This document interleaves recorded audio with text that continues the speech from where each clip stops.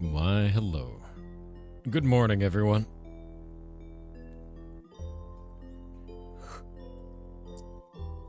I slept forever. I slept forever, dude.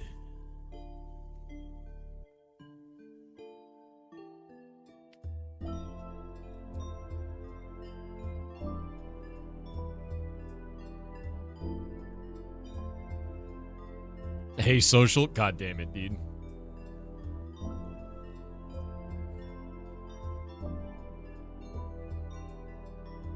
Probably got more sleep than yesterday. Oh, yeah, I did. Slept way more than I normally do. Feels all right, though. Not grumpy today.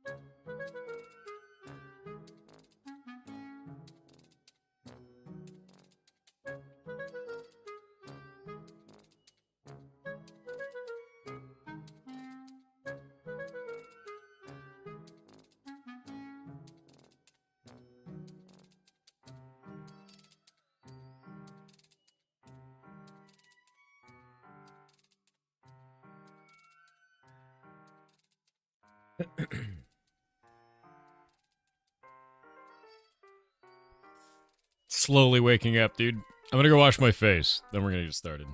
Also, I think I need a new water cup. This one didn't get fully cleaned in the washing machine. In the dishwasher, it looks like. Alright, BRB.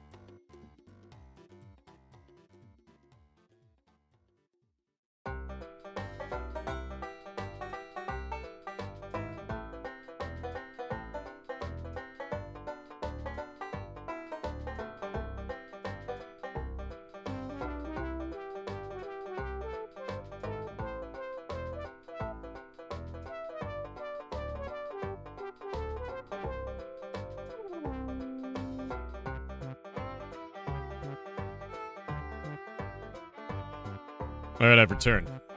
I had to wash my face and then get new water because I pulled my water cup out and it was gross in the bottom. Because the dishwasher didn't clean it all the way. So that was neat. Yeah.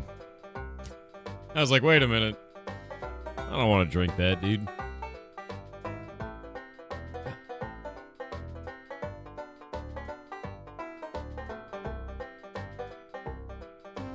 Peaceway, are you okay, man? News regarding Nemo. He did not have an allergic reaction as his Benadryl wore off this last time. So, probably fine. We think that it is likely autoimmune related to his amputation. That is the most likely cause right now. Cyborgs drink? I'm not a cyborg. I'm a real human. TM.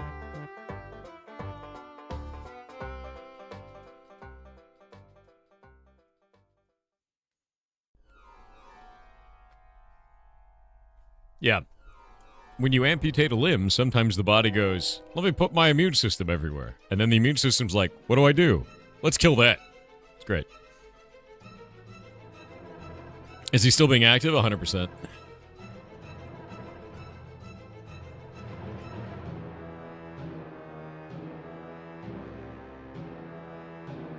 You're door dashing in because life won't fix itself? Do what you gotta do, man. Have you checked the trees outside for counter snipers? That would require me to open my blackout blinds. I can't see them. They can't see me.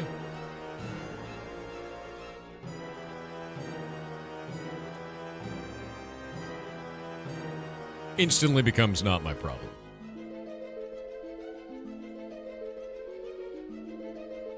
The biopsy came back, it's not cancer? Hell yeah. Thermal vision? Try it. Like I would give off a heat signature. You watch the Streamer Awards? No, I'm waking up to the answers to the Streamer Awards. I don't know who won. I have no idea. Yeah, I slept, dude. I had a good night's rest.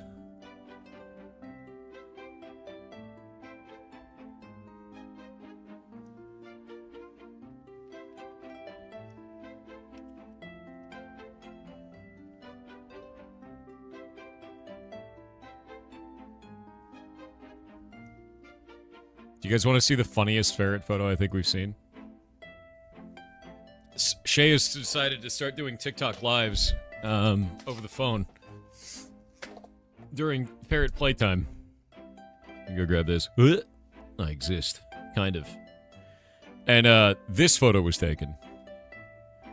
And it just looks like I'm Spartacus. It's really funny, actually.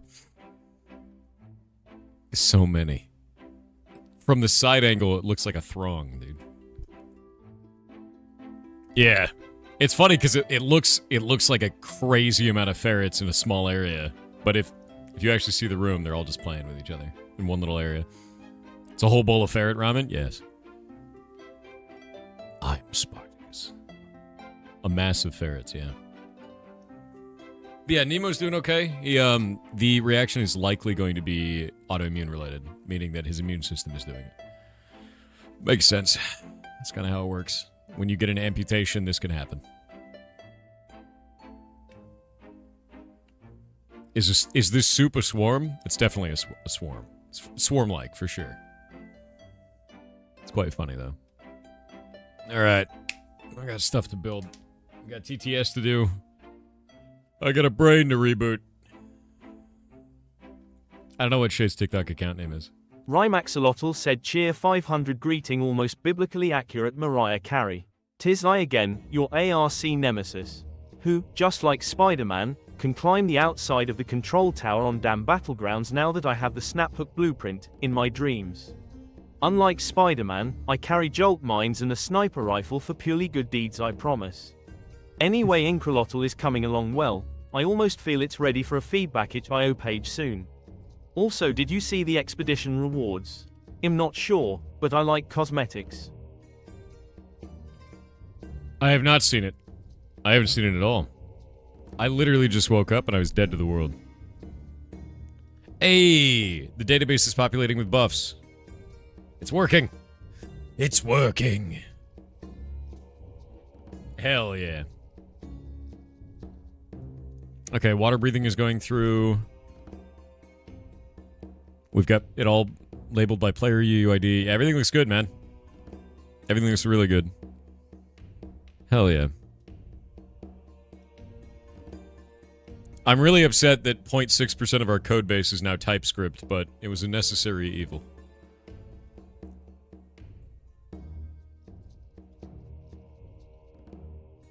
Jolt mines seem fun, though. Jolt mines. Yeah. Purely for good deeds. I want to see Increlotl, man. Let me see what you do. JavaScript. No, it's not JavaScript. It's TypeScript and Java. Why isn't Kill the Moon on your website? Because it's like a demo that was a weird thing that we tried, and it didn't work. That's why. Yeah.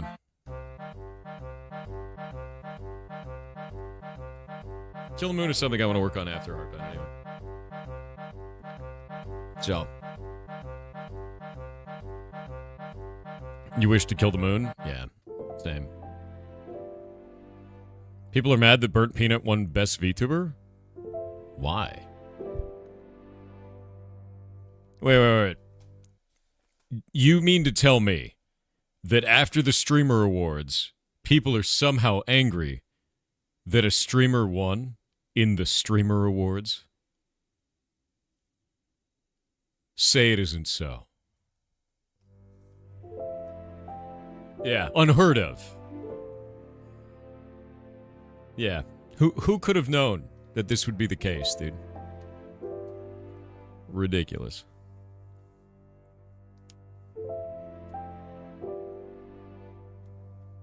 Let me guess, they're mad on Twitter, right? Are they actually mad anywhere else? Or is it just Twitter? Remember, Twitter isn't a real place. It's not a real place. Yeah.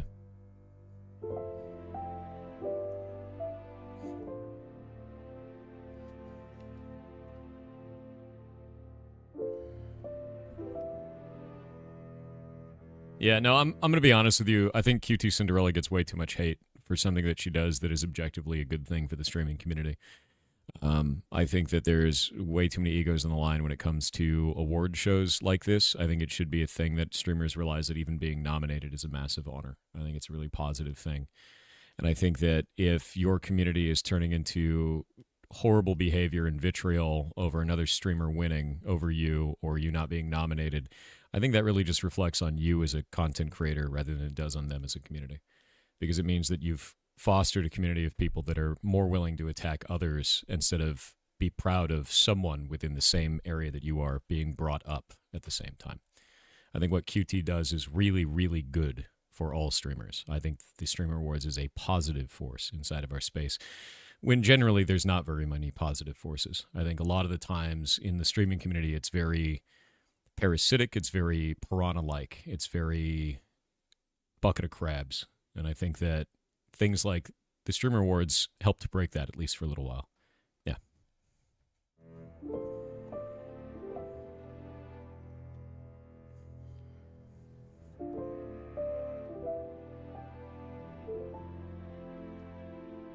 Someone had the worst speech? Dude, I'm going to tell you right now, I've done 2 of them at the Streamer Awards, and I felt like a dumbass afterwards. I blacked out on the first one. I don't even know what I said. Giving a speech in front of people on a stage is way different than talking to people on the internet. I may have lights on me right now. I may be talking to way more people than I was inside of that auditorium. But this is comfortable for me. Being on that stage, I was sweating buckets, dude. I don't even know what I said. Like, I don't ever blame anyone for giving a weird-ass speech on a stage. Not even a little bit. Yeah.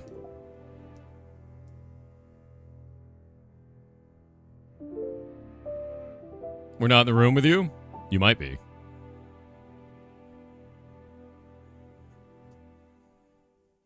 It takes practice or simply not caring? No, not caring comes through. It just takes practice. You're in Thor's walls, please don't be.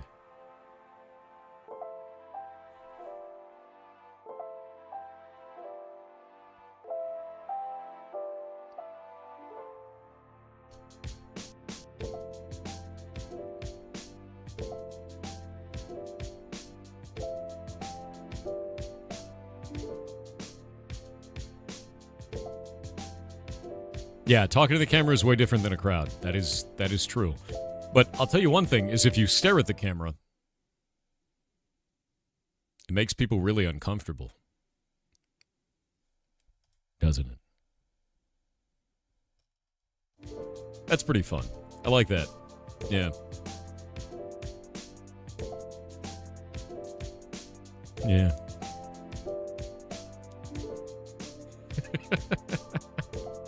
Karamak with 500 bits said, "Hey pirate. So, when you get your meat in bulk to freeze it, do you portion it yourself before the freeze or do you have the butcher portion it? No, If you do it, that might be a fun video to make for cooking with Winky, butchering a whole cow live on stream." That would be a lot of work. Berg. Yeah, that'd be, not only would that be a lot of work, I don't know how to butcher a whole cow into proper cuts, to be honest with you, because I'm not a butcher, man. Like, that's a lot of effort. Logging into the server, one sec. Yeah, now it arrives, like, fully cut. So, already portioned, already done, and frozen, so, good to go. Yeah, it's a lot of animal. I would need to change my entire garage into a butcher's operation, right? Yeah. I have no idea how to butcher an animal. Not like that. Like, I'd have to learn. Was Clad 2s? I think so, yeah. I only get, like, HyperX Clads because they last, like, 4 or 5 years for me. And they're the only ones that have, like, an over-ear kind of, like, foam thing that feels right, so.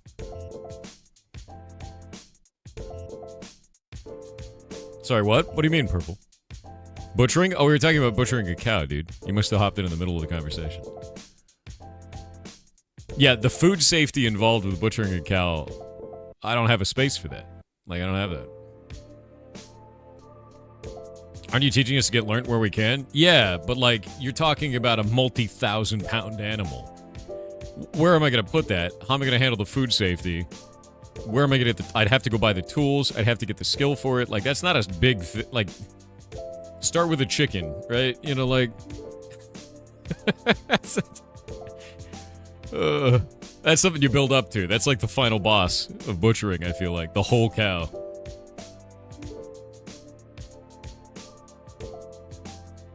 Do you eat the udders? Dude, I don't know if you do eat the udder. Is the udder edible? Some part of the back of my brain says that's fat in a rubber glove. And that's not edible. But now I don't know. I don't know. Yeah, I don't know, man. Yeah, is it just fat in a rubber glove? Because it looks like fat in a rubber glove.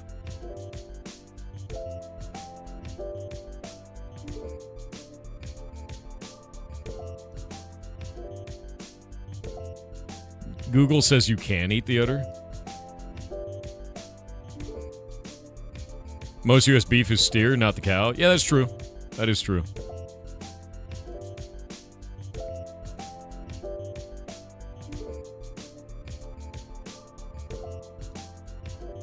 Yeah, it's weird. That's a weird one. The udder is the delicacy? Okay, hold up. No, you on YouTube, you explain yourself. Where is the udder a delicacy? What country? What dish is the udder a delicacy? I'm calling you out.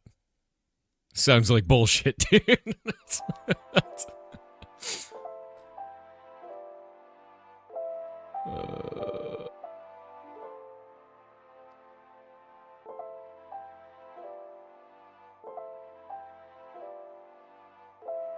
Ground beef can often be made with older dairy cows. That's true. Yeah.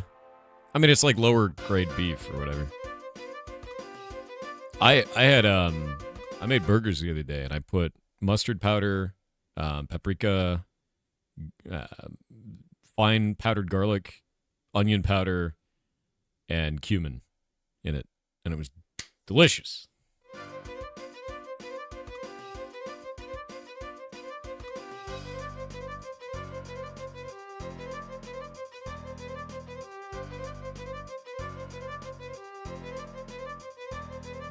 That's what the Google said? God damn it.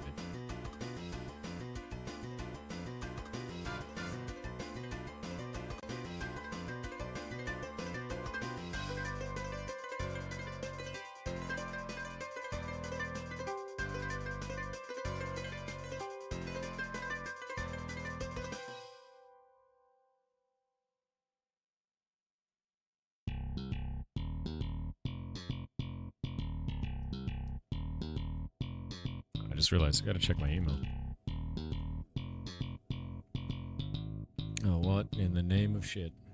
I don't need all these emails. There we go.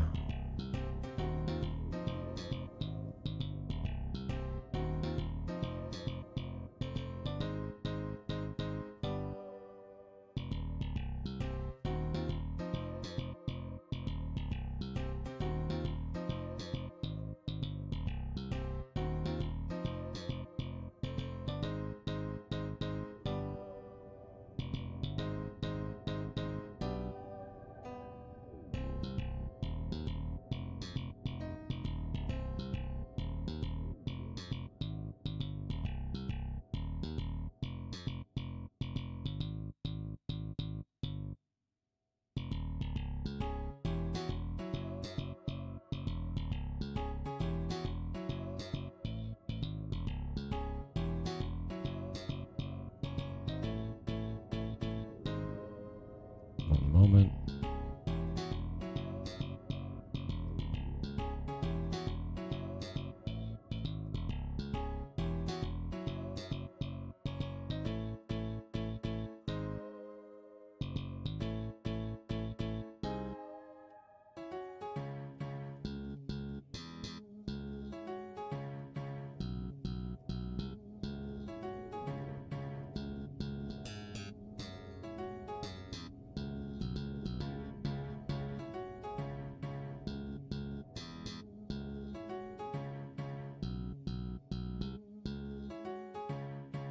Pulling this up. Looking at some stuff at the rescue real quick.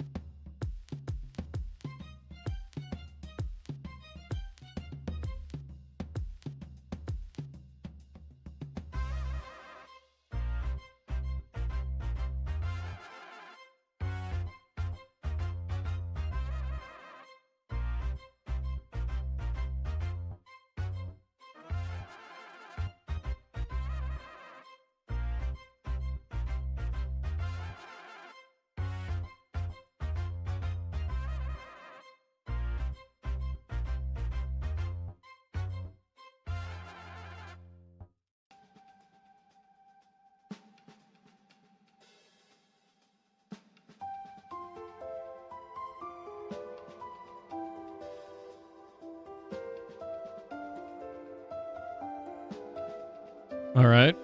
Let's see.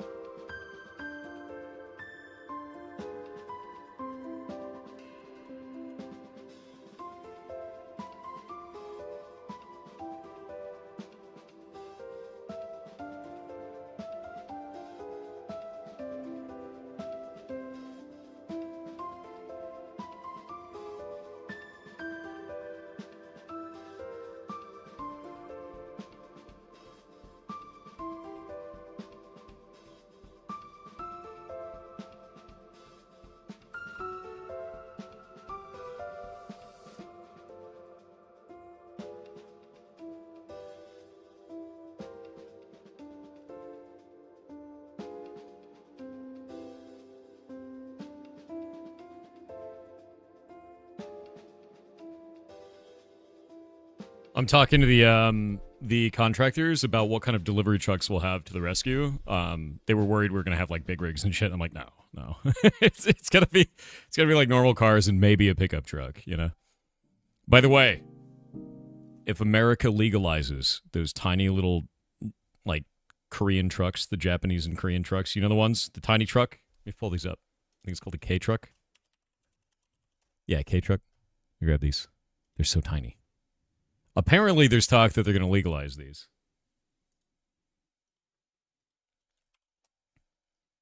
If they legalize these, I'm getting one for the rescue, because then we can move stuff from the big garage to the rescue building without Shay like having to, I don't know, dwarf fortress it over there. So I think it's good. Yeah, we're gonna get that. They don't get built in the U.S. You have to like import them. There's this whole thing with it, and it's like a mess. But I guess building them in the U.S. is what they're talking about. There's a whole thing where they're just going to become more available here, is the idea. Yeah. The import tax, they won't be cheap. They're normally like $2,000 to $3,000. So it's not like insane. Like a car is like $40K, but these are like $2,000 to $3,000. So it's like they have a full electric version. That's great. That's fantastic. I'd have to get, actually, to be honest with you, I don't think I'd want a full electric version. I think I'd want a gas version because we'd have to get the infrastructure for the electricity for it. Like I'd have to get that installed. I think that would cost more than the truck itself. Yeah. Yeah, they're not road legal. Yeah. Someone else has to do the work to certify them. Yeah, they're not road legal, but like, I don't know, dude. There's like shops 30 seconds from my house, and I don't want to walk there. If I could have that thing on the road, great. Yeah. It'd be about 1K if it's similar to Tesla. Yeah, but I don't want to do that. Also, I live in a rural area, so the idea of setting up like a power system like that without causing problems seems impossible. Yeah. Yeah, at the 3K range. Yeah, no, if it's 2 to 3K, like it should be for a K truck, like I'd be super down. So I'm really interested to see. Though those things have the same bed size as those huge trucks in the US, they have a pretty big bed size, and really all we need to do is put like food on it. Like ferret food, and maybe some cage parts, and then just go. Yeah. Maintenance, people think EVs are low maintenance. They're not. Yeah, they're super not. Yeah, they're not. Also, if the battery dies, the car is totaled. So that's the other thing that's neat. It also makes it really difficult for life-saving measures. They have to use different tooling to get you out of the car if you get in an accident. If it's an electric vehicle, it's a whole thing. Scary. Yeah, battery is basically the whole cost of the car. Yep. You've already warned your wife you're getting one when they're available? Nice. Yeah. Different per car where the damn cable is ran? Yep. They have 8-year warranties on the battery. Yeah. Do you want to know why I don't like that? Because there's people around me that have like their pickup truck from the 70s, and it's still running.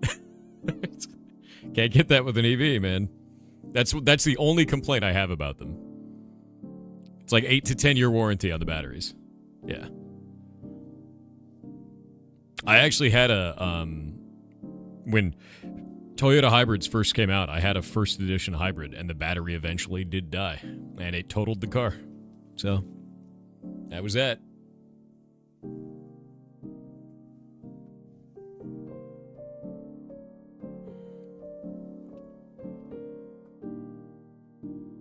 Your EV has a 15-year warranty. That's nice.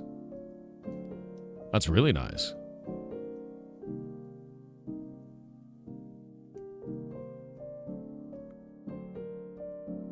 You want the 3-wheeled car? I don't want a 3-wheeled car. That's ridiculous. I think at that point it's like, just get a motorcycle. You're halfway there. You know what I mean? Okay, let's see. Bank guy. Twitch extension got approved. Everybody got paid. What is this? What? Oh, I love weird bots like this. They said, "Hi, Pirate Software. I recently came across your Instagram page, and I must say, your pirate-themed games are quite entertaining." What? Get out of here. You're a shitty bot. You're bad and you should feel bad. It's like a whole thing trying to like publish our pirate-themed video games. God, I hate it. You can't hate robots enough, man. Okay, let's hop into this. It's time to go fix some things. I don't know what yet. We gotta fix hunting. Hunting is mostly done, but I gotta fix the vendors.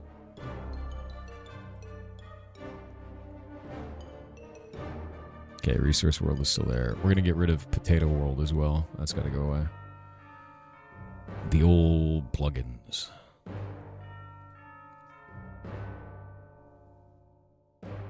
They made a new client for Minecraft? It's been like that for, I don't know, as long as I can think. Ages, man. Ages and ages.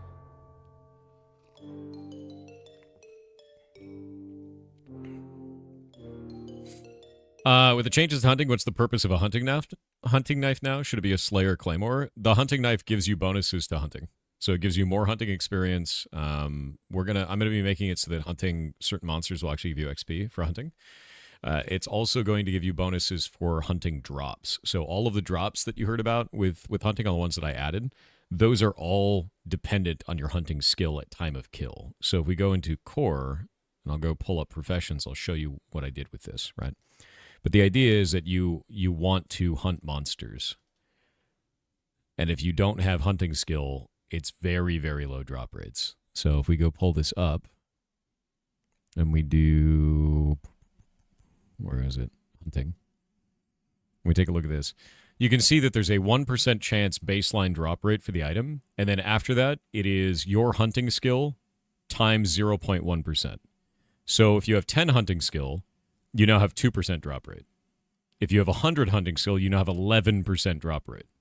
So it's dramatically better if you are a hunter using that weapon. I've also made it so that the hunting weapon is now baseline just about the same as a sword. I'm actually going to go through today and make them exactly the same as a sword, because the sword has extra bonuses like multi-hit and leap. The hunting blade, conversely, has bonuses to hunting. So I'm going to make them exactly the same damage between hunting tool and the sword itself. I need to do some tests today to see if weapon damage actually does increase the hunting weapon, because it should be, and if it's not, we have a serious problem. So yeah, somebody claimed that the other day, but I've never seen a ticket for it. Jake, can you actually check something for me on the plugin side? Are we scaling weapon damage for for tools using your weapon skill? Because if the answer is no, I need to know why, because that's really bad. Somebody claimed this, but I don't know if that's true. I thought we were doing it for all melee damage. I didn't think we were even pulling a classification of item for scaling.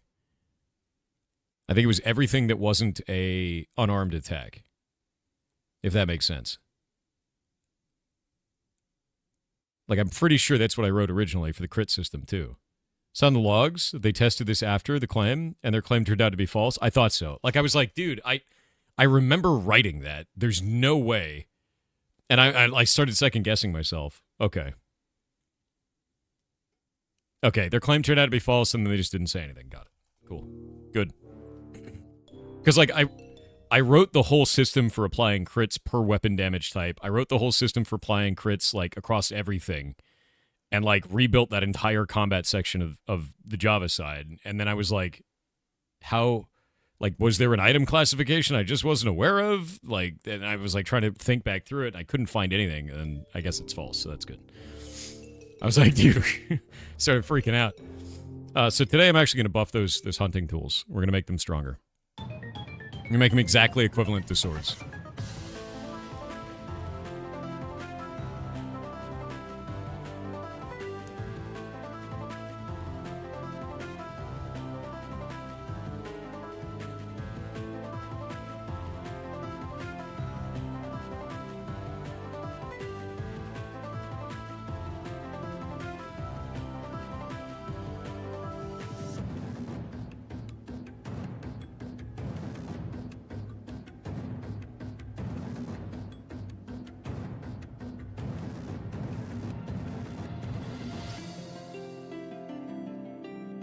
All right.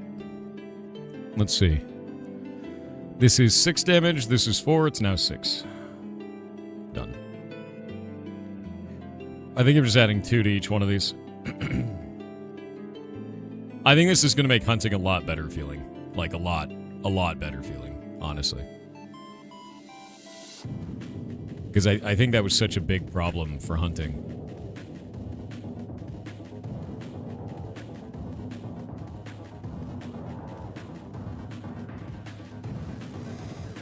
Oh, I should put durability resilience on them like a sword, too.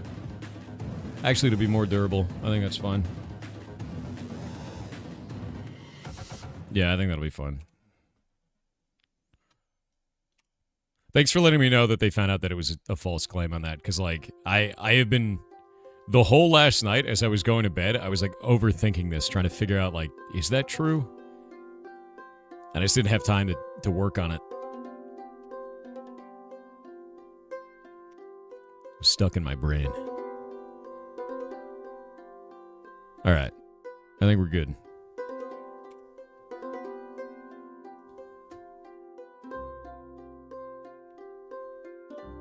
Do you have to compile your mod, or is it all interpreted? If we make changes to Java, it has to be compiled. If we make changes on the config, we can just hotfix it onto the server. Like this change that I just made here, that you just watched me do. What I could do now is, now that's loaded onto the server, I can go into game, which I'll do right now. Wait for it. Go into this and just do reload all. And it's now live. The changes are live for that. That's it. That's the whole deal.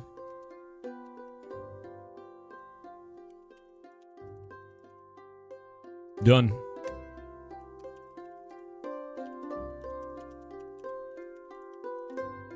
XP for hunting is broken. No, it's not. It's just not in the game right now.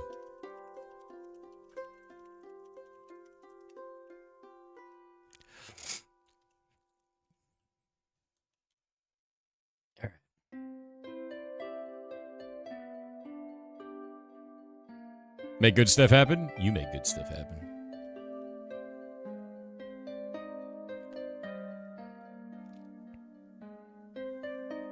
Alright. Nice. Nice do more damage now. Blood Warrior 2433 said, did you see that an 11-year-old now holds the Guinness World Record for youngest game creator, male? To confirm that he made the game without assistance, he had to make a game in front of one of their people.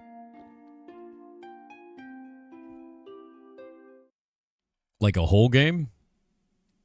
What did he do? What did he make? Like while somebody was watching? It's kind of wild.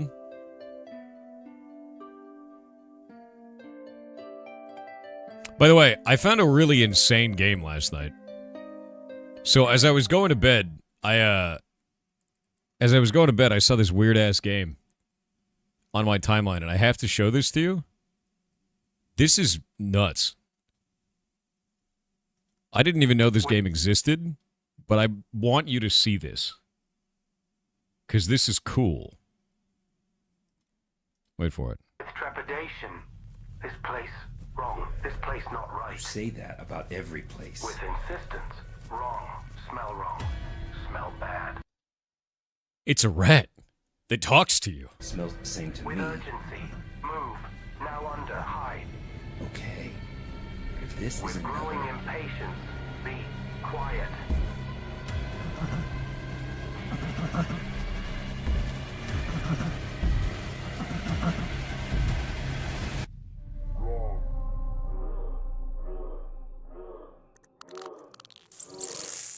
So that's horrifying. Yeah, the rat is like on your weapon and is talking to you the whole time. And it like, it's just a really interesting thing. Like I'm gonna play this. I'm gonna play this on stream. But I found this last night in my timeline, and then I was like, oh shit, like this is crazy actually. Yeah, and like that's the first time that I've seen a Navi which is like, you know, like a little fairy that follows you around, that isn't annoying. Like it's actually a rat that's like, I don't have the physical strength to do any of this. You have to listen to me. Like with growing impatience. Hide. Quiet. Be quiet. Like, I love that. I actually really, really like that. So, I don't know. I'm gonna play this when it comes out. I followed the dev, or I didn't follow him. I liked the post. I'm gonna follow him now, because this looks sick, dude. Yeah, no, this actually really looks sick. I liked it, and I retweeted it, because I was like, this is one of the coolest things I've seen in a while. And, like, the body horror freaks me out. There's a bunch of videos for it. It's called Animal Use Protocol. I don't know, dude. I dig that. Yeah. With growing impatience might become a vocal stim for me. With growing impatience. Exactly. I love that it just, because it's got a monotone voice, so it describes its emotional state and then says something. Like the Fallout dog color. Yeah. with growing impatience. Yeah, instead of, hey, listen, you have a rat that's angry at you because he's like, I can handle this. I can handle this. But I can't because I'm a small rat, right? Like, that's ridiculous to me. I love that. Have you checked out Vane at all? No, I don't even know what that is. Yeah. Angry Rat Navi is my favorite, dude. You have growing impatience for that. With growing impatience, release the video game. I think that's sick, dude. I love that. I really, really do. Let's see.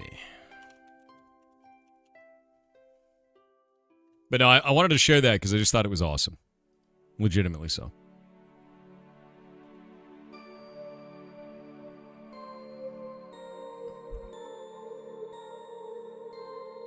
Alrighty.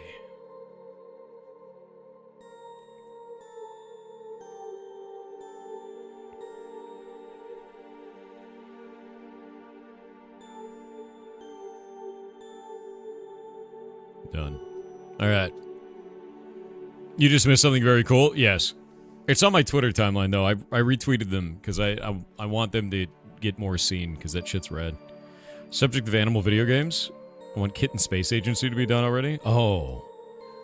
Kitten Space Agency. Oh, you said you got strung along by Kerbal Space Program 2. Dude, I'm going to be real with you. I think KSP2 just needed time. I think that it came out, it needed time, and the internet ripped it into pieces before it got that time. And that's it. Do you host pirate sites? No. What? Hi, nice to meet you. I'm Pirate Software. Piracy is an economic problem. It means that your game or software is too expensive in certain regions, and because of that, people will pirate it. More than anything else. Yeah. Kerbal Space Program 2 needed to not be rushed by the devs. It needed to not be rushed. It needed to have time, and I think it got neither of those things. 100%. Yeah. I think that's the biggest problem, man. 100%.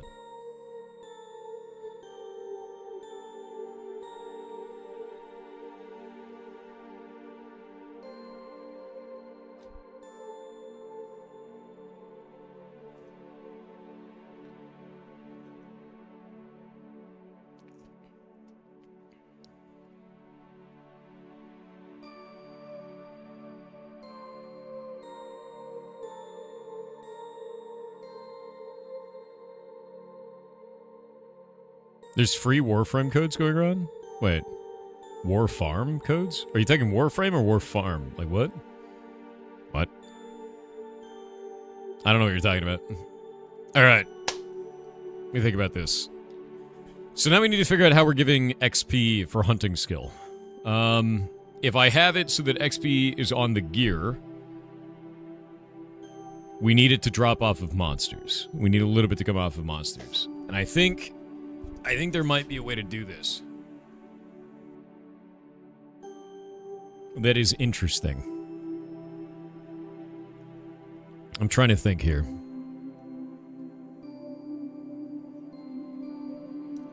We can make it based off of hunting skill. No. Maybe? I wonder.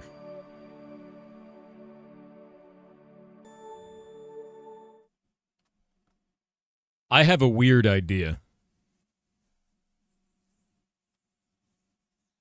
I have a really, really weird idea. I have like a super weird idea. I could increase the amount of experience that you get in a specific, like, profession based on the amount of skill you have in that profession.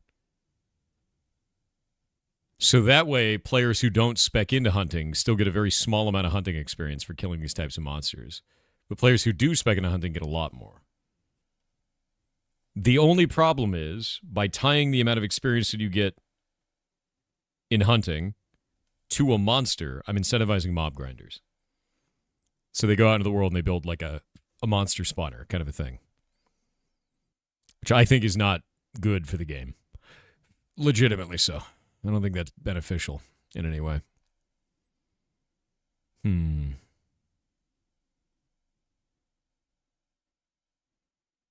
EXP amplification on killing the same kind of monster in a chain? Maybe. I was actually thinking about something the other day of something I want to implement on Hightail's side. Because one of the things that I noticed in terms of player behavior is that nobody ever uses lighting. They don't use torches. They don't use lights in caves because they just change their shaders to be able to see in the dark effectively. And I was thinking it'd be really interesting to add something like a sanity or fear mechanic where, like, you want to have lighting on your character. So, like, if you go into a cave, you want to bring a torch. You want to put lighting around because if you don't, there's some kind of detrimental effect. So I've been thinking about ways to do that, which would be really interesting. Does Vintage Story have something like that? That's interesting. I didn't know they did. Yeah. It does? How does it work in Vintage Story?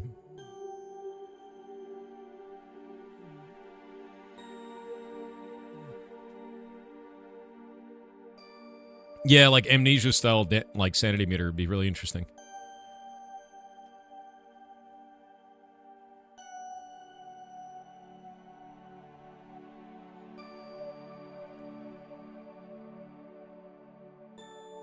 Why don't you add a monster that spawns in the dark and comes to get you? Because players would find a way to cheese it.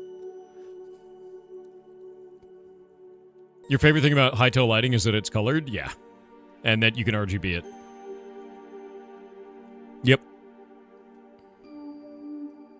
I've played Amnesia. Yeah, I played all the way through Amnesia. I really enjoyed it.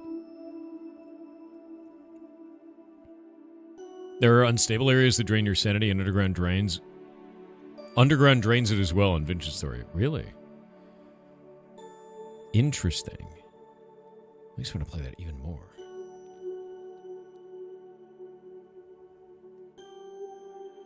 It's not tied to lighting unless changed by a mod. Interesting. Have you seen the insanity effects in Dredge? No, I haven't played Dredge. Yeah, I really want to play Vintage Story. Like, I really do. Why do you want a sanity mechanic at all? Because, like, what I want is I want to incentivize certain behaviors in players, right? Like, right now, we have lighting inside of caves. We have a whole lighting system. There's torches. There's all this kind of stuff, but nobody uses them. There's no reason to use torches in the entirety of the game because you can just change your settings to see in the dark, which is what most people do. They change their shaders to do this.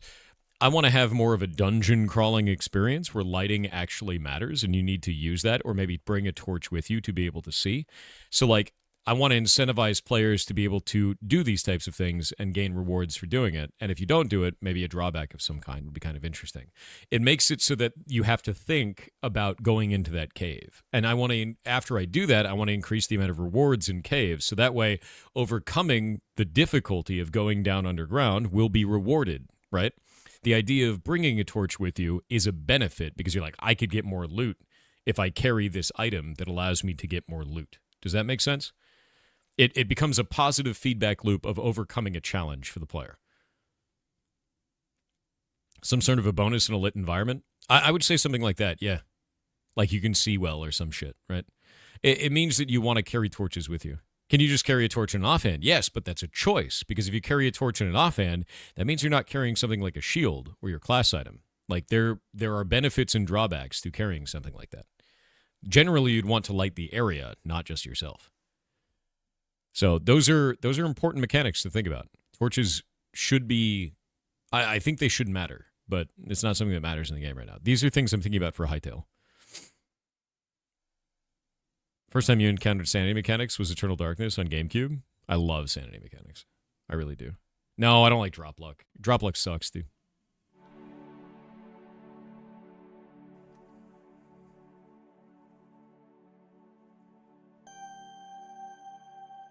I really hate drop luck, to be honest with you. How common is it to remove darkness with shader modifiers? Like nearly 100% of the player base. that's a Minecraft standard, my dude. Yeah, like almost every shader does this. Makes like ore glow and all kinds of shit.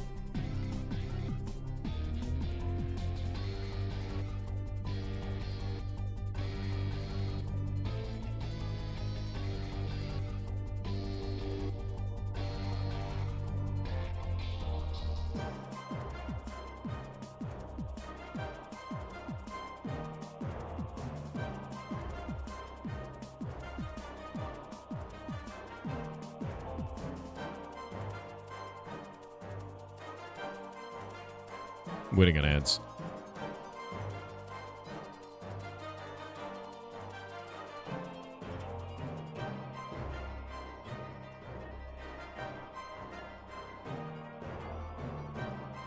Bad Monkey CW said good morning Thor Van Winkle. While you slept, the world turned. Ferrets wriggled and goblins did goblin things. You Yes. missed 200 calls from the Fracken 5.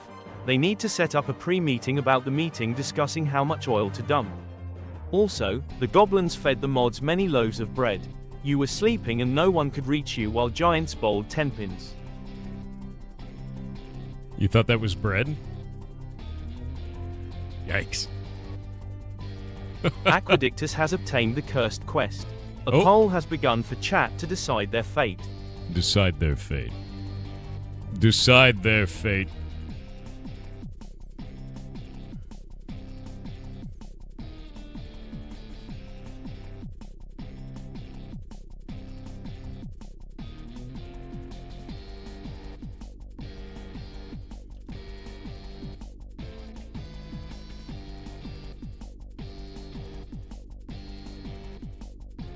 If it's writing, it'll be full of dad jokes. Yes.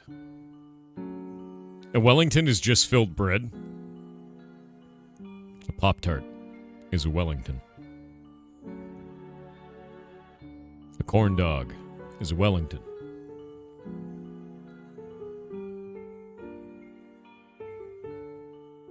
You yoinked it half an hour into the stream? No shit. Chat Ravioli has cursed is Aquadictus Wellington. with writing. Aquadictus with writing. 49% of the vote. Holy crap, dude. Fried butter is Wellington. Goddamn right. You go to the Streamer Awards? No. No, I stayed here in my house and slept. It was nice. Yeah, I did this thing called sleeping. It was enjoyable. Enjoyable experience. It's into my home. I don't want to travel and for the rest of the entire year.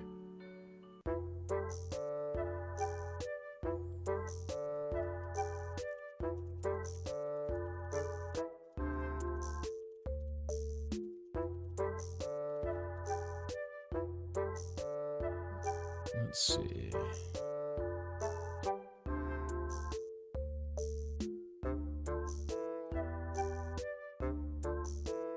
Writing quest.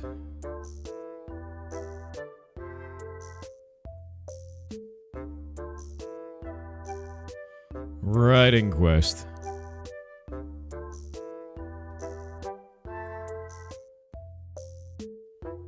Writing quest.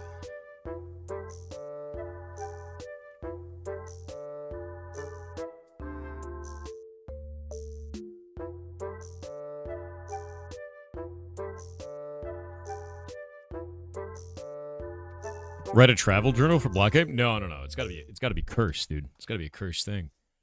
Gotta be a cursed thing. Like a horror story. Write about bread?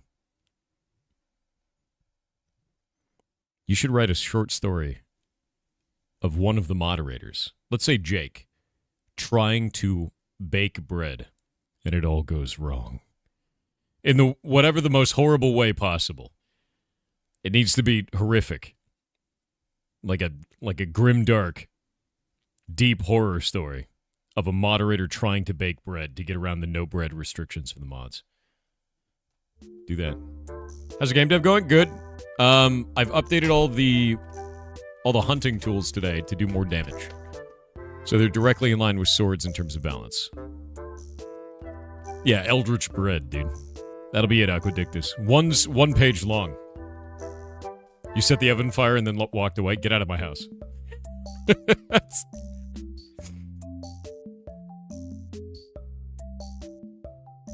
I think I'm going to do that. And, well, I've already done that. So I think what I'm trying to think about is we're trying to determine where should the source of hunting experience be. And if we want the hunting experience to be dropped off of monsters, is that fun and interesting? And I don't think it is. I think we should have a very small amount of hunting experience that drops off monsters. We're talking like 1 to 5. Very small amount of experience, right? And then I think after we do that very small amount of hunting experience, then we need to do large amounts for turning in the resources that we find to the NPC. Yeah. XP should come from turning in drops, IMO. Here's the problem, though. That means that there's no reason to wear your weapon. Right? There's no reason to wear a hunting sword if all of the experience for this comes off the vendor. You're only wearing it for hunting skill at that point. Is that fun? That doesn't sound fun. Right? That's kind of lame. There's Warframe Iron Mouse stuff? Cool. I didn't even know Iron Mouse played Warframe. Well, that's rad. Dude, hell yeah.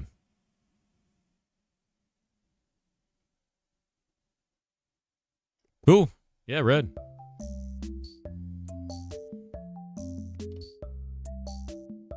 But increase your operates? I played Warframe for years, man. Yeah, armor gives skill. Skill gives an increase to drops, but here's the problem. How does a player know that? The only reason you know that is because you know what monsters I've implemented to make these drops, right? How does a player know that? The player would only know that if that monster drops experience normally and they go, oh, this is a hunting target. Right? So I need to think about this, about how I implement it. I think what I'm going to do is I'm going to do 1 to 5 hunting experience per monster, and then I'm also going to make them do the drop. So that way you, instead of, it shows you which monsters are going to drop this, and then we go from there. I'm going to use the bathroom real quick. Give me just a few minutes.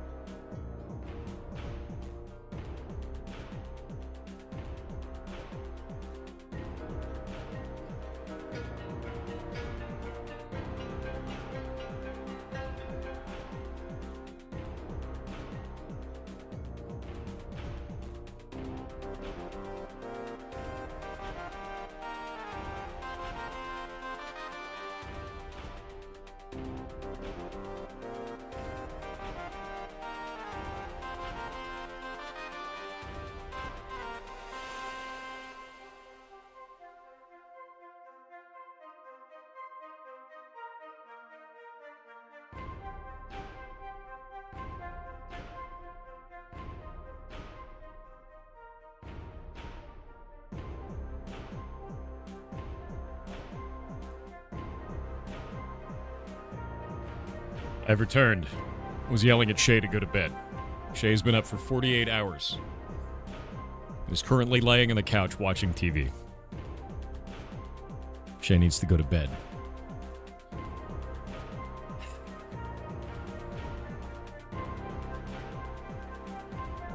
Shay has to go to bed.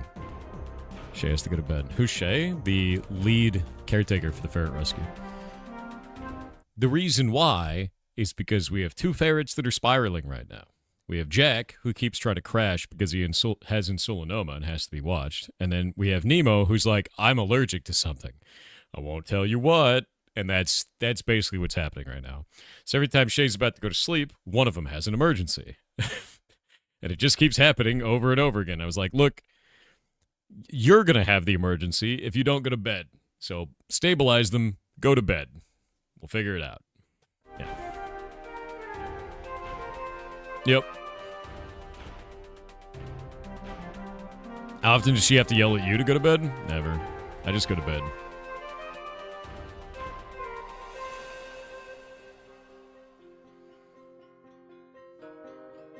Yeah, all we can do is stabilize them and then go to bed. Otherwise, I'm taking Shay to the people vet. Exactly.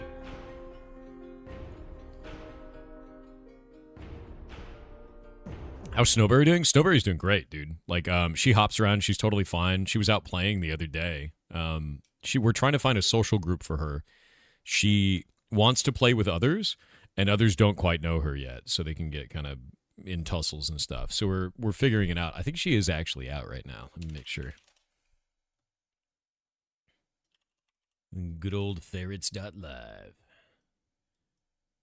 So, let me see. Is she out right now? Yeah, there's Snowberry. Yeah, she's out right now. She's very cute. I think she might be out alone right now. Is she eating something? What is she eating? What does she have?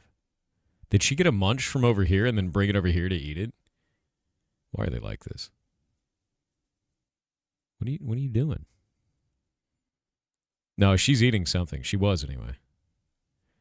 She's like, that was a food. Sneaking into the tube. Yeah, that's Snowberry. She's doing really good.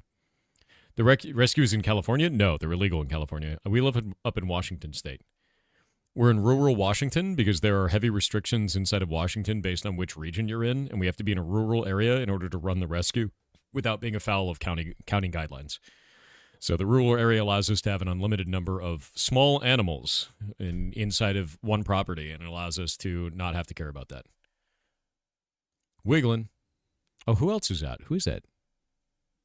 I can't tell from this distance. I don't know who that is.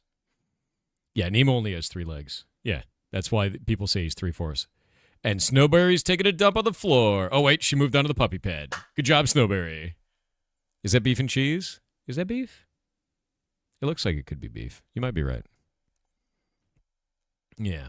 So that's the whole thing is we had to move the rescue into a rural area once we got more of them because there's county guidelines where you can only have a certain number of small animal, which a ferret counts as a small animal, on a residence based on the size of the land in the property and if it's rural or urban, depending on those two. And we're in a rural area with a land size of a certain amount that allows us to have unlimited animals, which is the whole point.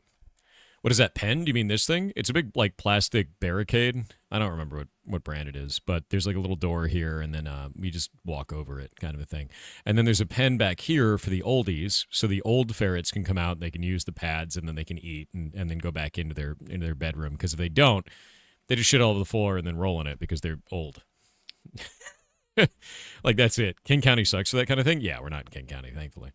But, like, that's sort of the whole idea with this, is it's like you have to follow county law, you have to follow state law, and you have to follow federal law, and we are following all 3, which is great. And then the contractor that we're working with normally builds veterinary hospitals, and they're getting all of the permits and everything for us, so we don't have to deal with that either. It's a whole thing. When you're running a rescue, it's all about legality, man. It's 100% about legal shit the whole way through.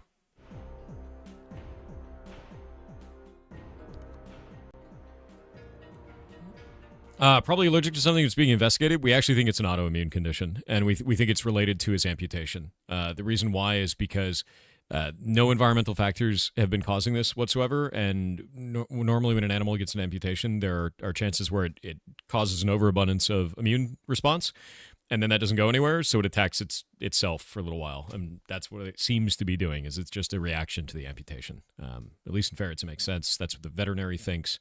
It fits with what we're seeing. Yeah, it just kind of matches, so. Yeah, but yeah, no. County law is what you have to pay attention to. Yeah.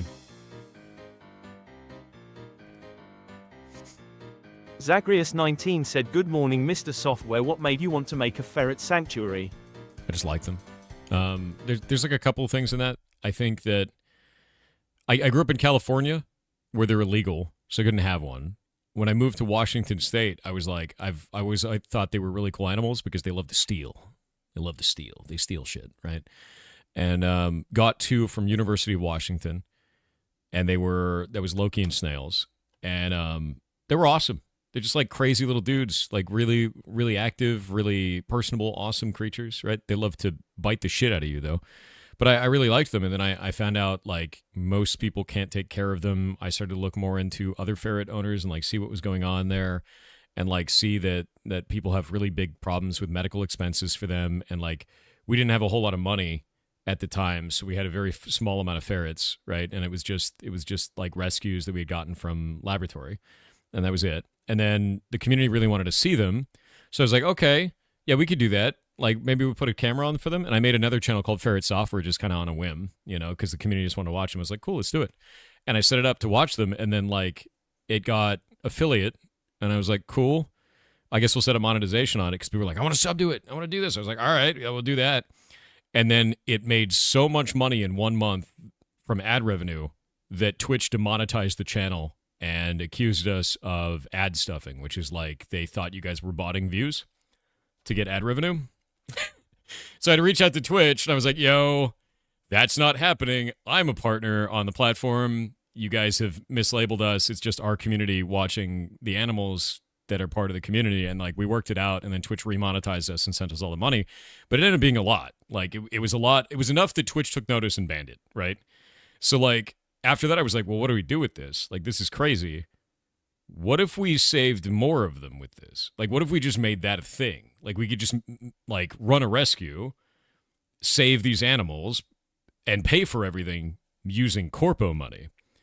And it worked. And you guys just kept watching it, and so we kept expanding the operation, and then we hired extra staff, and we moved to a bigger place and like got a larger area, and now we're building the largest ferret rescue in the United States. And it literally was just born of, hey, I want to watch the ferrets. And now it's like, we make corporate entities pay for animal welfare. Yeah, exactly. Which is like, I don't know, it just slowly evolved, right? Yeah. And now we have this website that details all of it. Yeah. It just makes me laugh, because it's like, this wasn't planned. You guys just escalated it by being goblins. You know? Yeah, the ferrets are stealing corpo money. Exactly. Which is great. You put some screenshots of the Dredge Insanity effect in stream chat? Oh, yeah, no, I really want to see that. I love the idea of a sanity effect, though, man. What is this?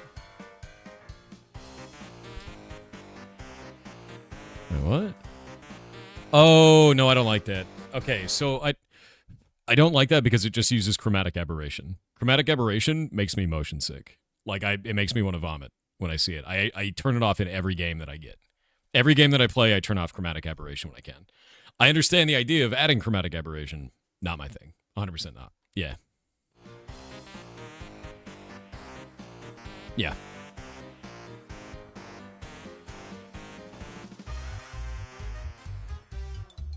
Makes more and more stuff happens as you go insane. That's cool. Chromatic aberration I'm not for, but everything else is cool. You make chromatic aberration in pixel art? Yeah, it's just filters. You split the RGB.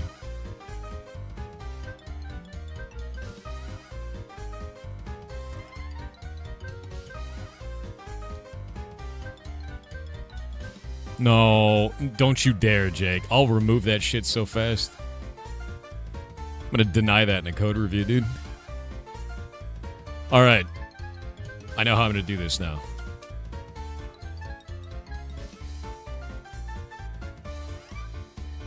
I know exactly. I've been thinking about this whole time. I know how I'm gonna do this now.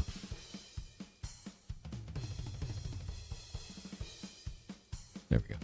We're gonna grab this.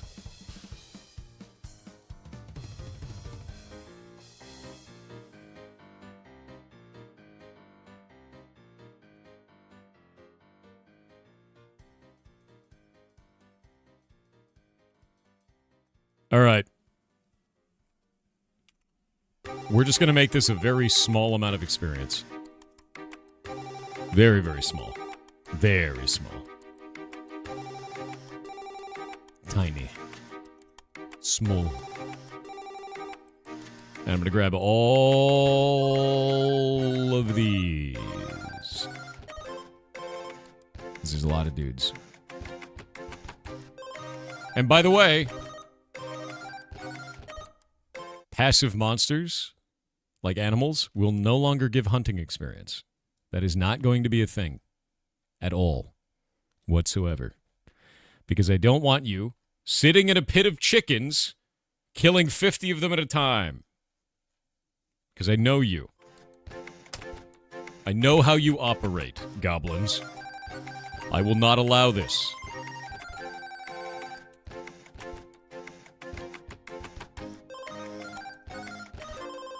What? No, we don't. Yes, you do. You sit in a pit of chickens, and you murder them hundreds at a time. I know you do this. Do not lie to me. No chicken maxing. Literal goblin behavior, dude.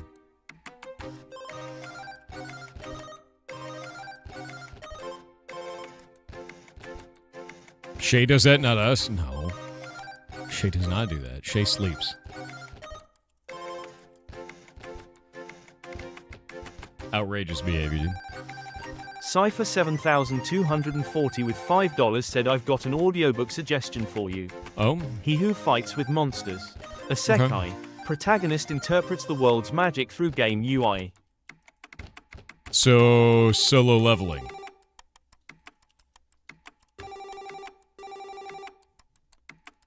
Am I missing something? Isn't that the same? Like, that's basically the same thing, right? A little bit of Log Horizon. I haven't seen Log Horizon yet. I need to. That's next on my list. I'm watching Dungeon Meshi right now. In fact, today, I may have enough time after the stream left to my own devices where I should be able to watch another 1 to 2 episodes of Dungeon Meshi.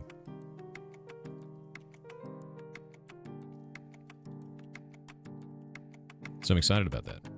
Yeah, Dungeon Meshi.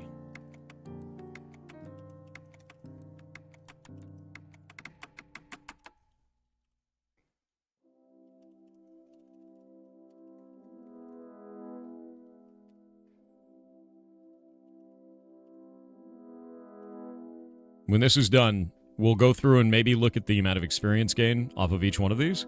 Because I think something like a ghost that's high in the air should probably be more hunting XP.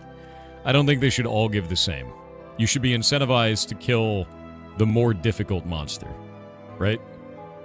Like, that makes sense to me.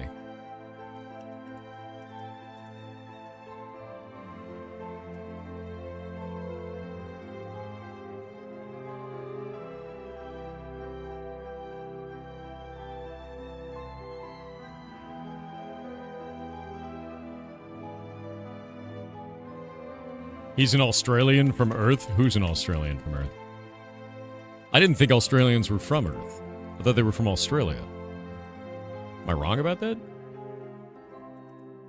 I said that's a different place.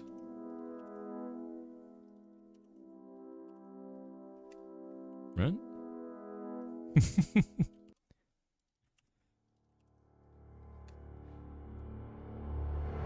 Naturalized Australians exist? Nah. You're full of japes, dude. There's no way. Impossible.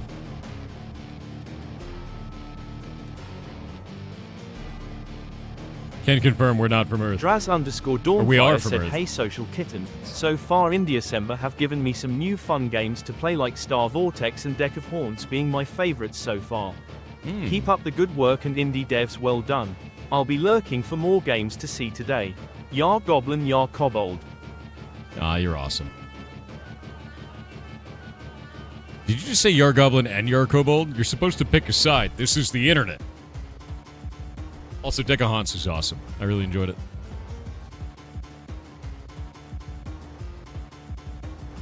Really, really enjoyed it.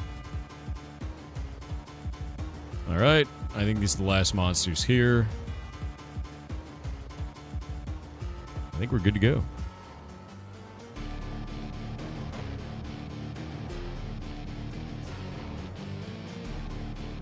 It's your right to fence it? I don't know about that.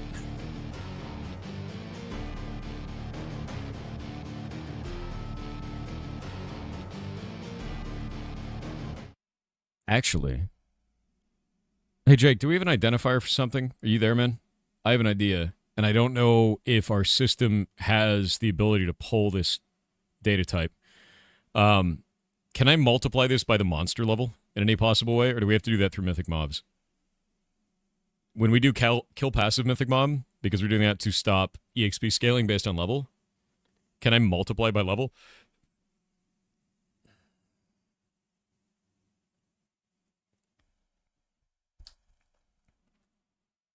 I don't know if we pull that data. Yeah, I'm not sure either.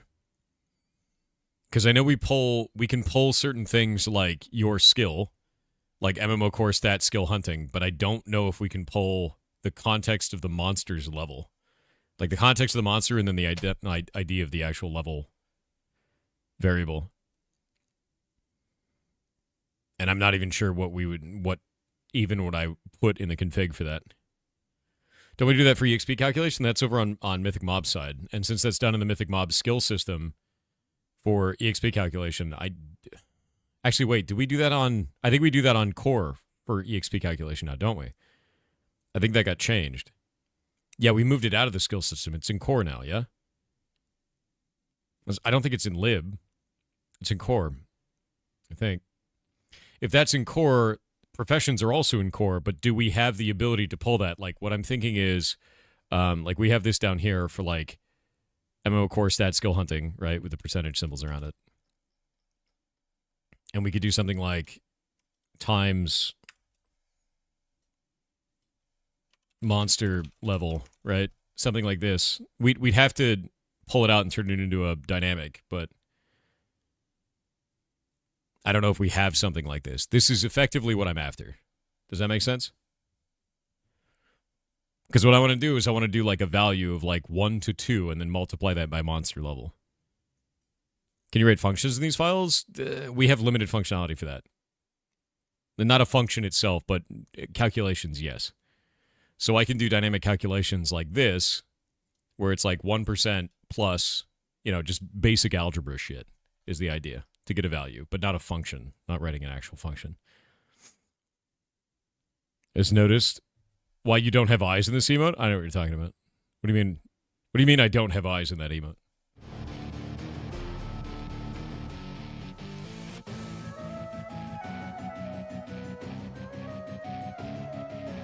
Because I think this is going to be a requirement for this.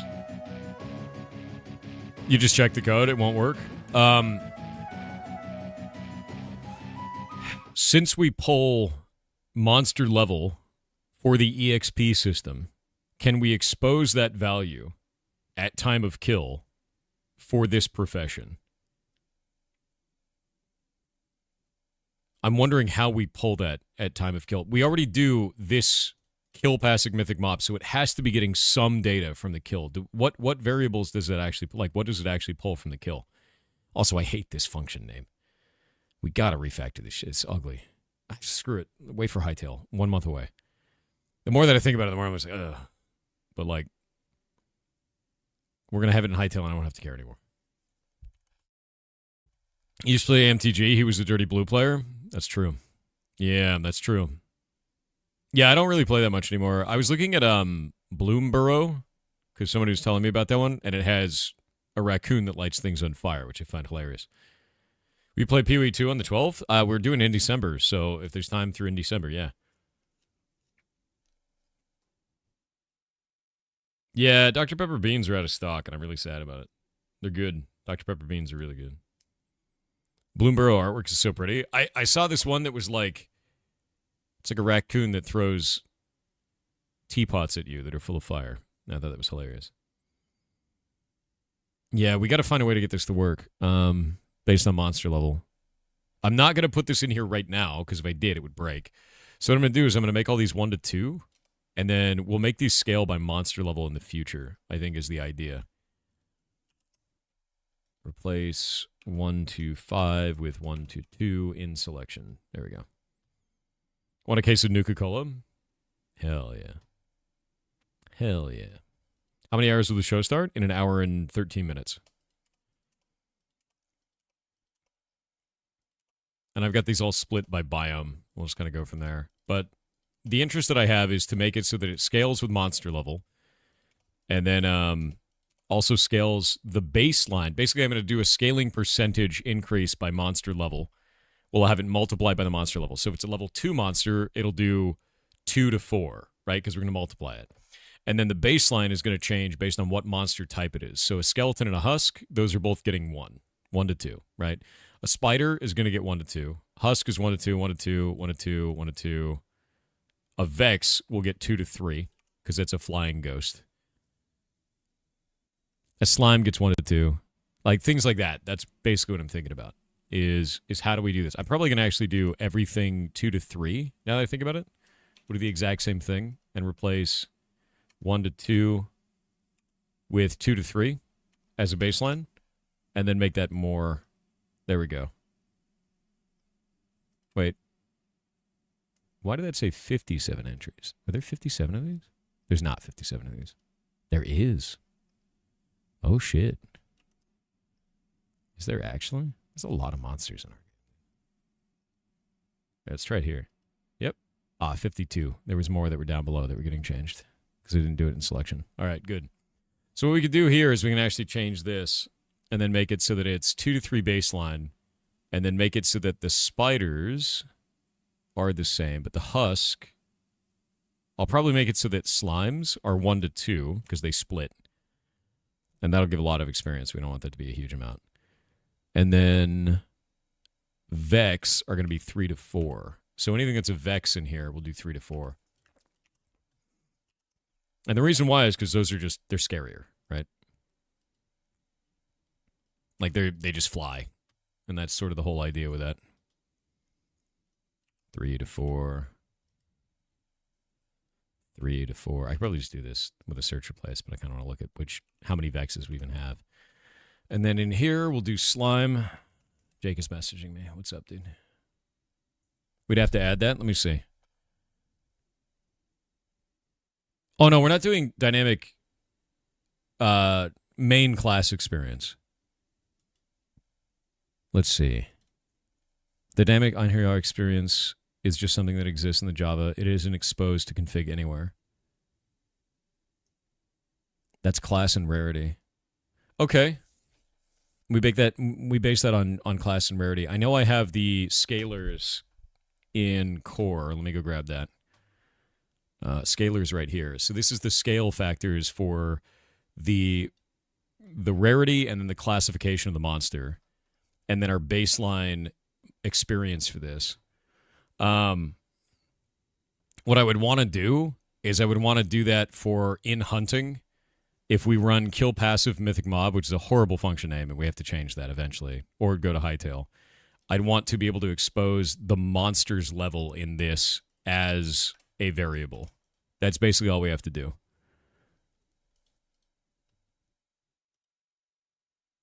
And I think that could be fine. Yeah. Because we already have the scalars for the other thing. I'm not worried about that. We'd be building a dynamic scalar for this. We'd have to add that in. All right. Can you put that on the list for stuff like for tasking? Because that's something that'll be required to make hunting feel correct. Because otherwise, you'd just be killing level 1 monsters forever. Like there's no benefit in killing a higher level monster is the problem. I don't like that. It also allows me to do things like scale these drops based on the monster level as well, So higher level monsters have a higher chance of dropping the materials that you want for hunting. I don't want players to feel incentivized to kill low level monsters over and over again. We have to scale this based on monster level, if that makes sense. Passive my thick mob, I know.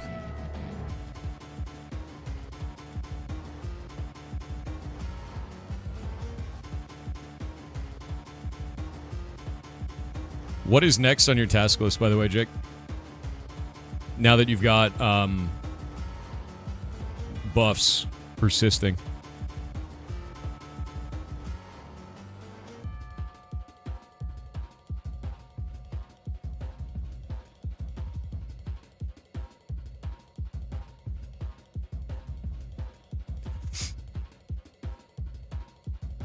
The corruption refactor? Okay, so the next thing is the corruption refactor. That's a big one. And the way that we're changing that is to make it so that each item individually reduces its own statistics, correct? And we talked about this a little bit. Yeah, so the idea behind the corruption refactor is as follows. Let me pull up the old MS Paint. Whoop. This is kind of the idea with this. We'll do a layer. We'll go do this. Do that. Yeah, there we go. So the idea is that if you have an item that is at 100% durability, right, you have no problems. Once you get an item to, like, let's say it goes to 50%, and then you bring it back to 100%, it will gain corruption. When you take durability damage, it does nothing. When you repair it, it adds corruption. Let's say that it adds 5% total corruption. If you have 100 stat on the item will now display 95 stat, right? And what we probably should do, and I want to see what this looks like visibly, is show the 100, show it crossed out in some way, and then show the 95, right? Somehow, to show that this is what you should have, this is what you have because of this corruption. I've already moved corruption into its own thing so that it will show as a header on items. So if we go and pull up a player, let's see who's online. We'll go open in Dragon Wing 0. Let's see if they have any. They don't have any corruption yet. Those ones have not been repaired since. Let me grab a new one. We'll grab Hawk 97. They have Onion Gear on. We'll grab Red VT. I'm going to find somebody who's repaired their shit. There we go. See how it says corruption on this one? It's got a little header for it, and it shows the amount of corruption there. So I've already moved it into its own header. I've already fixed all this up. The bigger challenge will be getting that to play nicely with corruption resistance, which I believe you wanted to keep. So the way that I want to do corruption resistance is that's also going to be on the item itself. So if you have, and I want it to be additive, we're going to make that additive. It's going to be so much easier to implement this way. So if you have 5% corruption on the item, and you have 5% corruption resistance, you effectively have 0% corruption. You just take whatever the corruption is minus corruption resistance off of it. Does that make sense? Yeah, way easier. You were thinking about players needing to affect the item with their corruption resistance that when they picked it up? No. The idea is that it's a defense stat only on that item, only affects that one item. And I'm going to remove this UI on the character, on the profile page. Overall corruption is being removed from the player. So we'll get rid of that. We won't have this anymore. Because I just don't think it's very fun. I'm also going to rework reputations to no longer give corruption resistance from the reputation. So I think it's just going to be a better system for itemization, is to make it so that the item itself is resistant to corruption 1-to-1, right?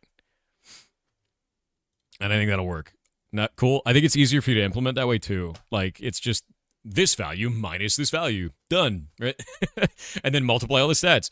I think the harder thing is making sure that our stats are visible correctly to the player. And the only thing I don't know, can we do crossouts in Minecraft text? Do they allow that shit? Can we do like this and then like show this value? I'm not sure. Yes, the quest do it. Okay, so if we do crossout text, perfect. So what we'll do is show the original stat, cross it out, show the new stat, but in purple. So we'll have the purple value, right? The one thing that you'll have to do that's going to be difficult with this is handling negative stats. We don't want corruption impacting negative stats in any way. So, like, if something adds hunger, we don't want hunger to be, additional hunger to be reduced by corruption, because that would create a really weird meta. So there needs to be certain stats under certain constraints that are not affected by corruption. So I think that's probably the secondary thing that this will need. So, like, when we have an item that adds hunger, we still want that to add hunger to the player. When we have an item that reduces movement speed, we still want it to reduce movement speed. And that corruption should not change that calculation. So if an effect is negative, it should stay exactly the same. Does that make sense? Basically, you know what we could use for that, actually? The polarity identifier. You know how we have the polarity identifier that makes the text red? If it makes the text red, don't apply corruption to it.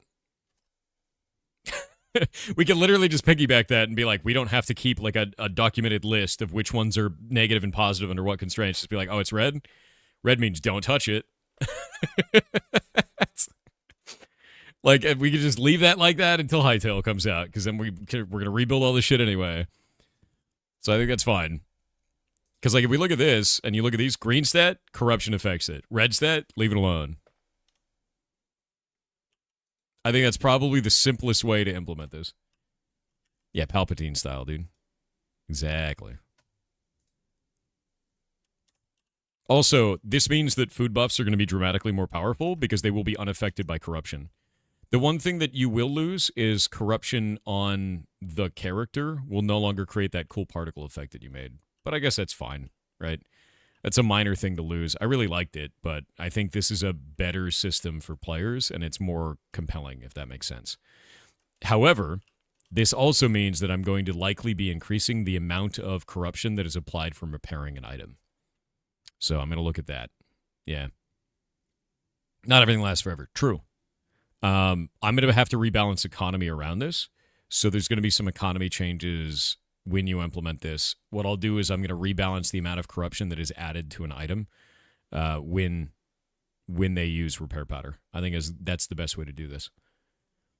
But putting the new stat in purple, I think, is the right way to do it. Yeah. Economy. I know, right?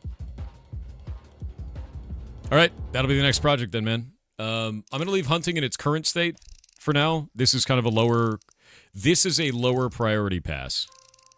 Although I feel like the lift on this one is really small for hunting. Actually, can you do the hunting change first? I think the lift on this one is very tiny. I'll get started on the economy stuff for corruption changes now, because I need to start feeling out what that should be like. But I think the lift on this is really small. Full Unicode support. It kind of does. Minecraft has a certain number of like emotes you can have. It doesn't really have full Unicode support. A lot of stuff comes up as question marks or like a little scrungly, ugly icon. There's a lot of icons that work, but not all of them. All right, rock on, dude. If you need anything from me, just let me know. I'm going to get to work on this. Got to build it. And I got to see if these even make sense in terms of drop rates and shit. I'm going to go make the turn-ins for these now. And I got to rebuild the quests, so hunting quests are going to change too. Wind-up wonders? Hell yeah.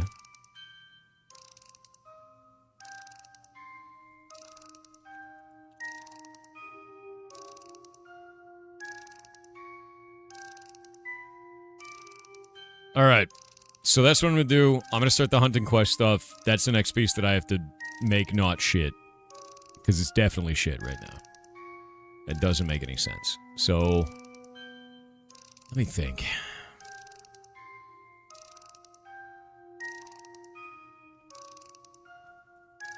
First off, let's do this.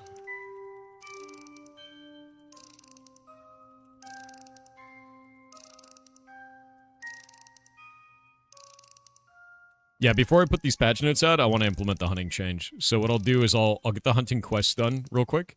I'm going to make them based on each one of the types of materials, so that way people can get a daily quest where they turn it in to get XP that way. And then I'll also make a research system where players can turn in unlimited materials for a smaller reward, which I think is going to be positive. I think we'll do that. That way, every time you find one of these, you turn it in, it's valuable in some way. I'll make it so the zombie ones are worth the least, the ghost ones are going to be worth the most. I think it's how that's going to go. Variable's a variable. You're a variable. R0WB0 with £5 said, "Morning Thor and Goblins, I've received news that Light Up the Town, the Ferret Xmas game, is available." Hey! Those devs never reached out to us. I would have loved to show it for in December, man. The game is beautiful. Let me see. Hunting zombie. The quests are now breaking. We love to see it, chat. They explode now. You're a variable? Dude, you're like 10 variables. Man, it'd be really cool if this didn't just, like, spin to win for 10,000 years. Skeleton. Look at this. Why is this SFTP server so weird, dude? Like, what? Really? I think it's reloading every file in this entire thing, and it has to reread them all with a delay per file. Every time I rename one. That's horrific. Like, look at that. Dude. Why is it like this?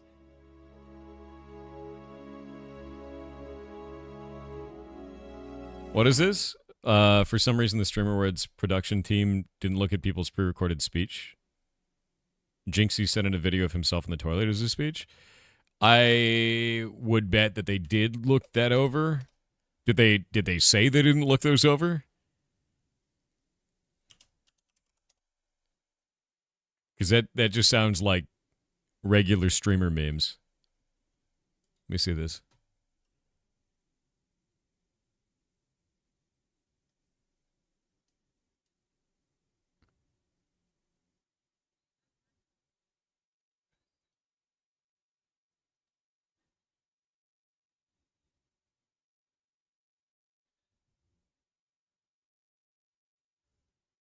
I don't think they cut it. That's hilarious, dude. I mean, like that. You can't say that they. The idea that they didn't review that before showing it. No, this looks like bombastic ridiculousness. You say the Streamer Words production team had to cut Jinxie's award speech after he showed himself taking a shit? No, it's a bit. It's obviously a bit. They didn't cut it. They played the video, and then it cut it exactly the funniest moment. That's like obviously a bit. Don't fall for weird bullshit on the internet. Like, it's like obviously a bit. Come on. Yeah, people when jokes exist. Exactly.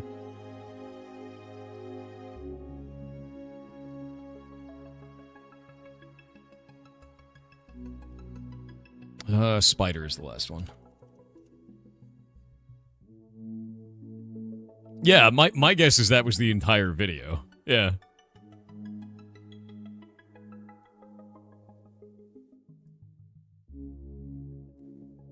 What if the statue for the Game Awards is Bloodborne, Soulsborne related? That's probably cope, I would say. But I believe it, you know? But yeah, to be real with you, dude, I think that anytime anyone does anything at any time on the internet, you're going to have some news agency on the internet that claims that it's somehow bad or negative or, oh my god, it's atrocious because the internet is TMZ. Twitter isn't a real place. Neither is Reddit. None of this is. It's bullshit. Don't fall for that bullshit. I think that video was hilarious. And it's very on brand for what Jinxie does. So yeah, don't fall for the trap, don't drink the poison. It's a meme, dude. Shit's a bit. It's a funny bit, too. Yesterday's roster of indie games were badass. They were super cool, dude. I need to add the new ones up today to my buttons right after I get this finished. So we're going to get that done. Let's see. What are they called? We gotta grab those items. Do not save that file.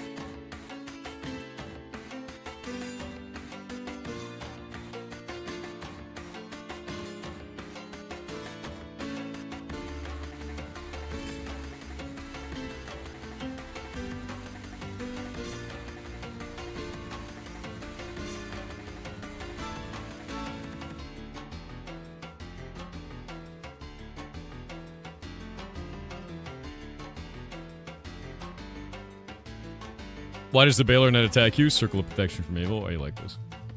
You like Kai's speech? He won an award and spoke about mental health and streamers respecting each other. That's good. I actually really like the messaging that Kai puts out, like a huge amount actually. I think his messaging to the world is really fantastic. It's very positive. It's very upbringing, and it's something I really enjoy. And he's one of the few that's like that, to be honest with you. So I really like that very, very much so. But I find that a lot of the times the Streamer Awards turns into a number of people that bucket of crabs over it. They're super negative. They try to tear each other down. They try to tear down different communities. They try to tear down QT Cinderella. They try to tear down everybody who's involved with the event. And really, at the end of the day, it's an uplifting event where different streamers get to be, shown to the world based on what they do. And that's not all the massive streamers. It's also small streamers too. People that are up there that only have like between 50 and 100 viewers also get invited to the show for different types of things, the awards that get given out for that. I mean, look at people like Mahoodles, right? Mahoodles got up there for an award as well. She was nominated for one. I wish she would have won, but that's awesome as shit. I think that's cool, dude. Yeah. The I Like Puzzle streamer one as well. Exactly. And that's like a huge benefit to them. Even getting nominated is a huge benefit for them, right? All of that is positive. There should be no animosity there whatsoever, but people will turn anything like that into a slight, into a negative, and you shouldn't fall for that shit. It's a waste of your time. It defeats the purpose of an event like that, and it adds negativity where you could just be like, hell yeah, I learned about new streamers that are cool, right? Or shared a funny moment with streamers I already know. Done. Yeah. Just because you don't win doesn't mean you lost. Exactly. There are millions of streamers. And by millions, I mean this. Let's go to, here, we'll go to Twitch tracker real quick. We'll go up here to stats. We'll go to active streamers. On Twitch alone, in the month of November, there were almost 6.6 million streamers. 6.6 million. And in some of these categories, there were 3 to 4 streamers nominated. Like, that's a big deal to even be nominated for that, dude. Like, that's enormous. So when you're sitting there be like, oh, they got snubbed. I can't believe everyone's a piece of shit. It's so awful. Like, let's attack people on the internet. You're an idiot if you act that way. The fact that they're nominated at all among a group of people this large for streaming is incredible. And there should be no animosity and negativity there. Don't turn something cool into something shitty just because you're being an idiot about it. It's ridiculous, to be honest with you. Yeah, it's dumb. It's dumb and I hate it. All right, let's take these items and put them in here.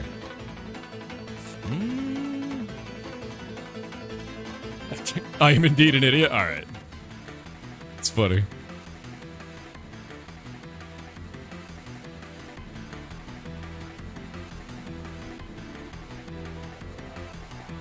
Pirate Gamer is a Minecraft guy now. We're working on a block game. It's an MMO server. I've been working on this for years. Work on it with Jake. Him and I just work on it together. Right now, what I'm doing is I'm rebalancing hunting because it sucked. It sucked ass, and now I'm rebuilding it to make it more fun, and completely retargeted it so it's no longer about killing kind of passive mobs in the game. It's now about hunting very dangerous mobs, getting materials, and then turning those in to unlock more and more powerful potions that you can then craft that buff you and also apply negatives. It's kind of a fun thing. Joinable server? Yeah. mc.blockgame.info. Actually, you could just type in blockgame.info inside of Minecraft and it'll take you right to the server. Okay. I think Veteran Origin City is running low on ectoplasm.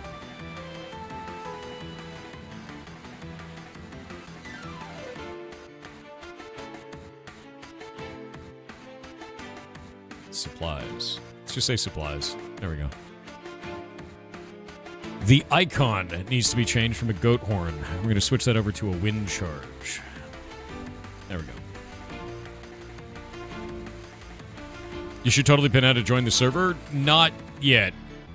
I have some things to work out first. I think we're going to have... Once I finish fixing hunting and Jake finishes the rework for corruption, I think we'll do that.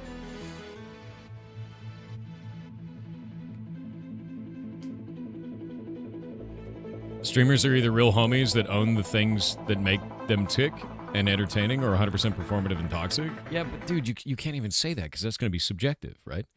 That's always going to be a subjective take, no matter who you talk to. Because someone who is like, man, this guy's a real homie, and then another person's going to be like, that dude's performative and toxic. And it's just based on their subjective opinion of the target. It's going to be different every time, man. So, like, you can't even say that, like, as a definitive thing. It's about how you feel about the streamer that you like, man. Yeah. You're super performative and toxic? All right, fair.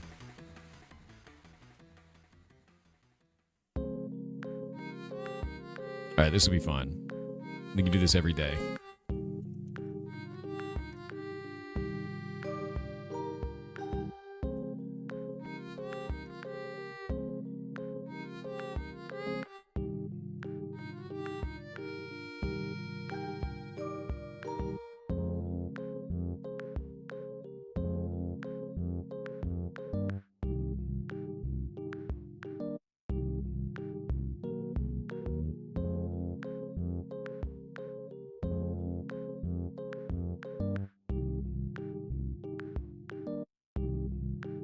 Fire at a homie, not a single ligma or a jab at Primogen's mustache this entire month? Why would I take a jab at someone's fake mustache? That's horrible.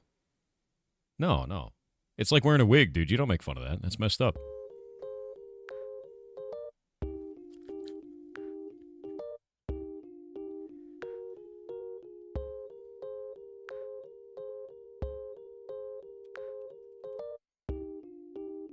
When will you wear wigs, dude? What if I was wearing a wig right now? You'd never know. Mitsunari with 500 bits said, "Yar cheer 500 good day social long furry nuddle lemon lord. I have to say I would love a community vintage story server. I love the game and its mechanics like napping tools out of flint or prospecting to find ores. But most of all the chiseling. I love the chisel tool." The chisel tool I have not seen yet. You know, I want to set up a vintage story server. I really do. That's something I've been thinking about quite a lot. So I will look into that. I will look into doing this.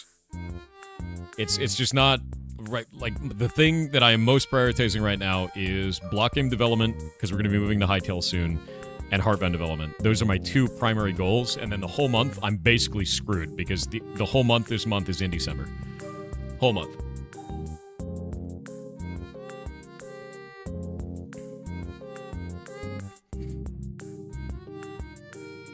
What kind of specs does your server have?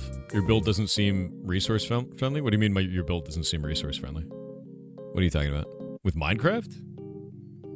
It runs like butter. What? What?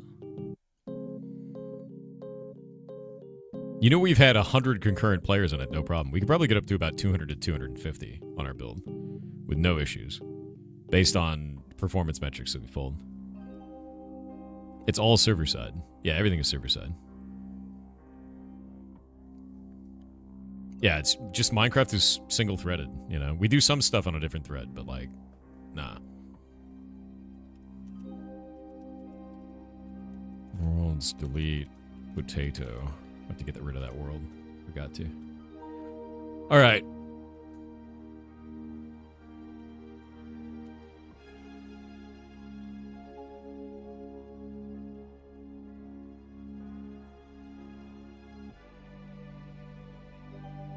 Is Queasy spelled like this?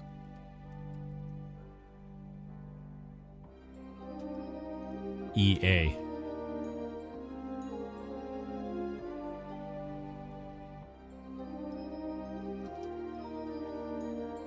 There we go. Harold has that. We'll save this. We'll move on to the next one. Let's grab the slime one. Hunting the slime.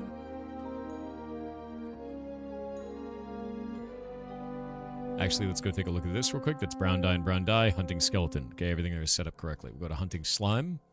We're going to do hunting slime in this. It's going to be a slime spawn egg for the icon. And the icon of the step is a slime spawn egg.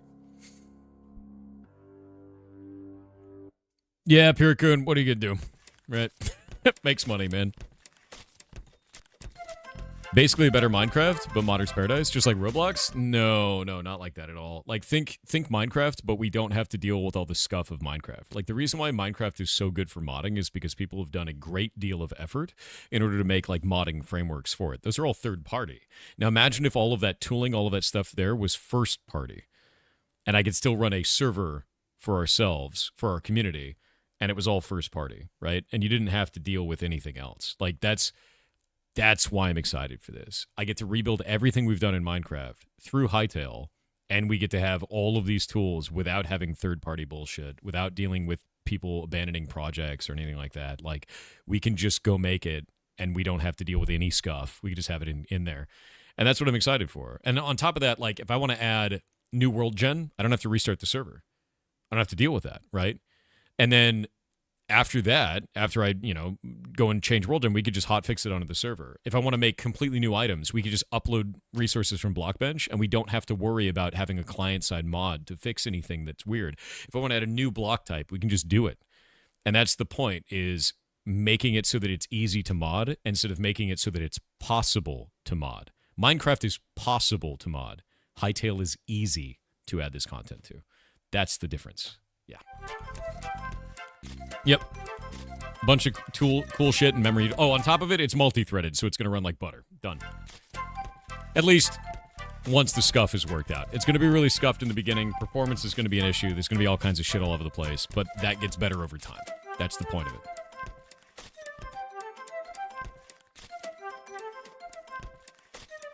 Will Hightail allow for many more players? The idea is that endgame, yeah. And the reason why is when you have a multi-threaded environment, you can do that. So if you go and look at something like Folia for Minecraft, Folia is from the people who made Paper, which is a modified version of the server, right? So like with that in mind, Folia, you can have 600 people on the server. No problem. And in fact, we've seen that. 2B2T did it, I think, for April Fools one year. They just had 600 people on Minecraft on a server, which is insane. Right? Like, that's completely wild. On 2B2T, which is like one of the most prolific chaos servers that exists. So the idea of doing something like that is really impressive. Now imagine if you didn't have to mod the entire game to get there. Imagine if that was just baseline. The biggest problem with Folia, we can't move to it, is because you have to update all of your plugins to work in a multi-threaded environment and work in the way that Folia requires it, which means no plugins at all had any support for Folia in the beginning, and they had to be updated to be able to do so. And that's sort of the crux of all of this, is like, we can keep building out these systems in Minecraft, but you're basically just trying to bash your head into a wall. When you have something like Hightail, you have an opportunity to have an environment where none of this is required. And the only thing that you have in front of you is, let's make some more shit, instead of, let's find out how to get that shit to work, right? So I'd much rather be finding out how that shit works, like finding out how to, make more shit instead of figuring out how to get that shit to work. That's all I want to do. Just make shit. Removes all the bullshit from the middle. Goober.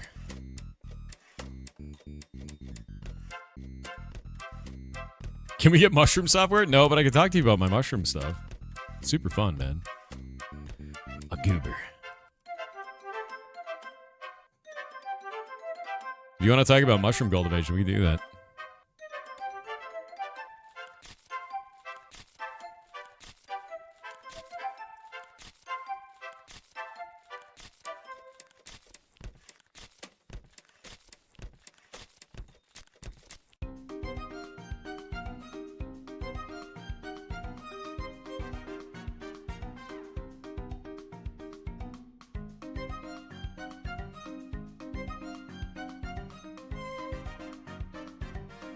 Why is the Twitch version better quality? I don't know.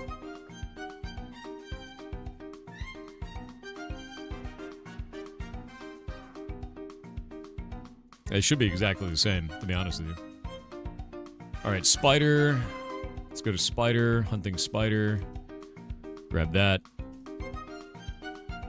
Like, I'll give you a weird example of this. Okay, that's weird, dude. Okay. Yeah, gone with that. Anyway. I'll give you a weird example of this. If we go to this right here, every material has to be a piece of paper. And then we change the model to what we want to. So that way that piece of paper, like that item, can't be used to like place blocks or anything like that. The fact that in Minecraft, the model of the item is actually the item, and there's hard-coded values into that item that we can't change, was the problem. But now with the item component system, we can change the model. That's a good upgrade for Minecraft. Like, incredibly good, actually. But in Hightail, we don't have to deal with that. We can just change an item to be whatever we want. And that's sort of the whole idea there, is it shouldn't be a system of excluding base functionality to get to what we want. It should be a system of adding those flags to the item to give it functionality that we do want, right? Like, that's the difference between these. Like, you could look at this, disable interaction true. We wouldn't need that. We wouldn't need to add these flags and to build this system in Java in the backend to stop it from being interactive. We would just be like, do I want this to be interactive? No, put nothing on it then. Don't give it the component. That's how it should generally be. But Minecraft isn't built for that, right? It's just not at all. It's built for playing Minecraft, and then the modding community has done this on top of it. That's all. It's a cool game. It's a cool tool. It's a better tool. But it's just not made for this. It never was intended to be this.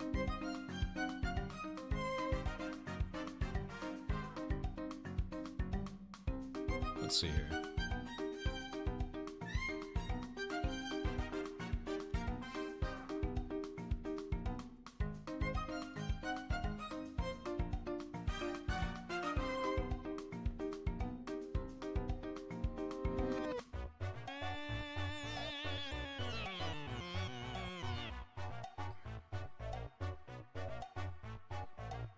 Have you tried out Hivescum yet? No, I haven't seen it.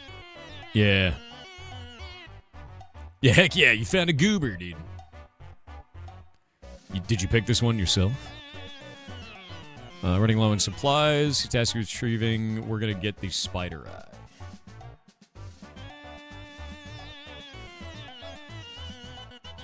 Hunting spider. Hunting spider. Spider eye.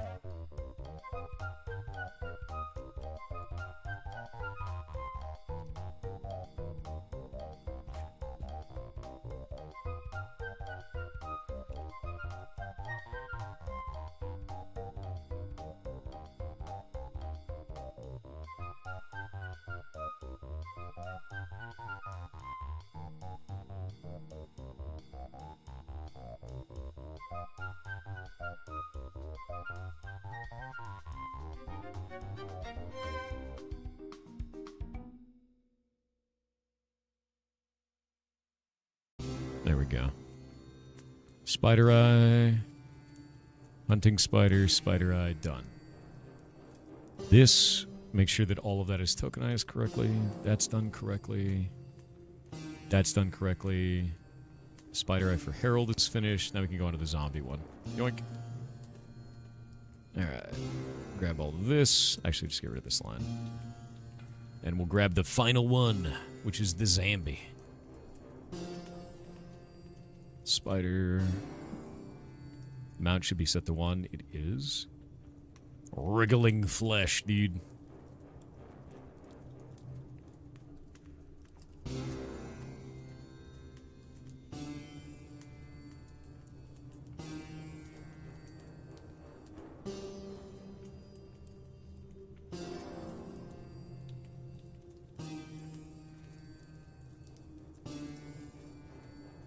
What are you talking about, Bucket? Is there a reason you're doing double apostrophes? Yeah, it's just our system of pulling this in, because this is just YAML, dude. It's a configuration file that gets pulled in. Think JSON, but tall, right? And with this, we're encapsulating in single quotes, so putting a double quote, I'm just escaping that. That's all. That's all it is. So I can be like, it's, but we have to escape it, so it's. Easy stuff.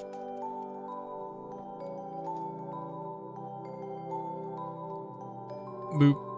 Ruchi the Shaman with 2 Brazilian reals said sup. Sup? Sup with you? Just because Java runs on everything doesn't mean it should run on everything? Yeah, but it's Minecraft. It's Java version Minecraft. Right? So, like, what are you gonna do, right?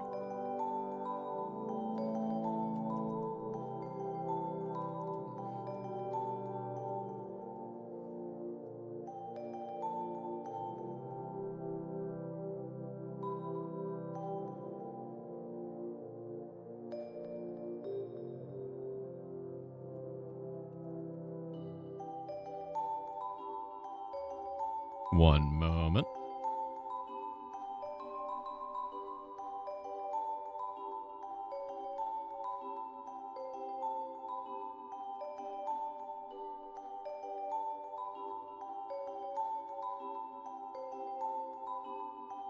Very cool.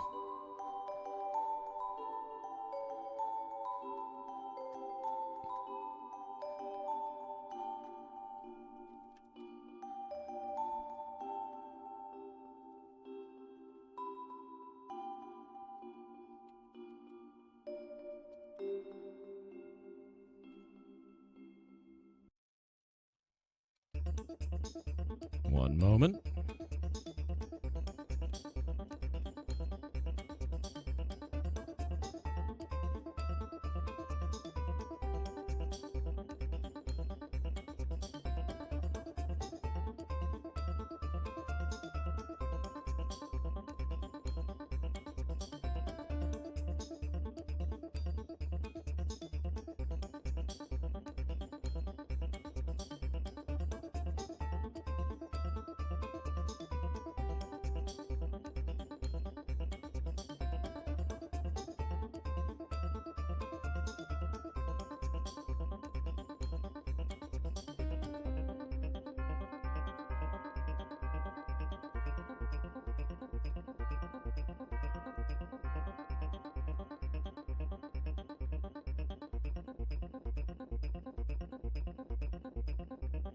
There we go.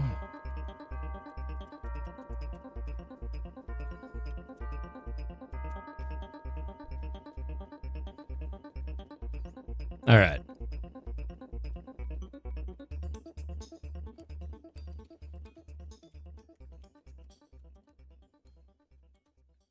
See Star Vortex at an update. Ooh. Thruster changes. I did not see the update. I didn't get to play it last night.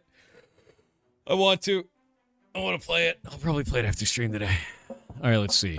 Thing has sick dance moves. All right.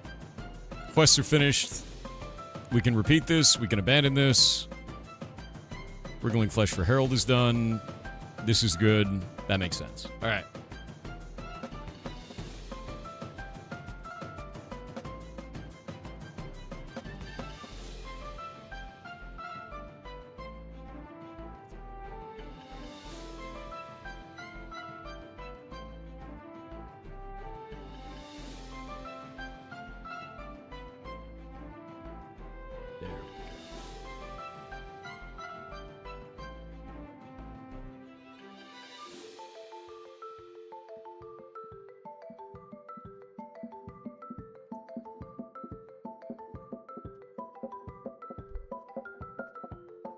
Make a parking meter transform? What do you do?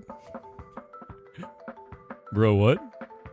You could stop working on block game and play it right now if Hytale comes out in a month anyway? That's not true. No. It's going to take us about a year to port because Hytale's not going to be ready with all of its systems right in the beginning. We're going to have to be working for... doing the porting to Hytale is going to be very slow at first. We have to make an item work. We have to make a quest work. We have to make a monster with in-game logic. We have to make an instanced world work. We have to make housing work. We have to make land claiming work. Like, there's so many features of block game that need to be ported, and players aren't going to be able to do that right away. Like, we need to build the universe for that to function, and Hytale likely won't allow us to do that at first. It'll be, hey, we ran into this blockade. Can we do a feature request? Hey, we ran into this blockade. Feature request. And the devs can fix bugs and maybe add features based on the things that we turn in. You know, and that's really what it comes down to, man. Like, that's not a simple thing. That's a difficult thing. So got to make instance chest loot work. Yeah, just like we did in the block game Minecraft server.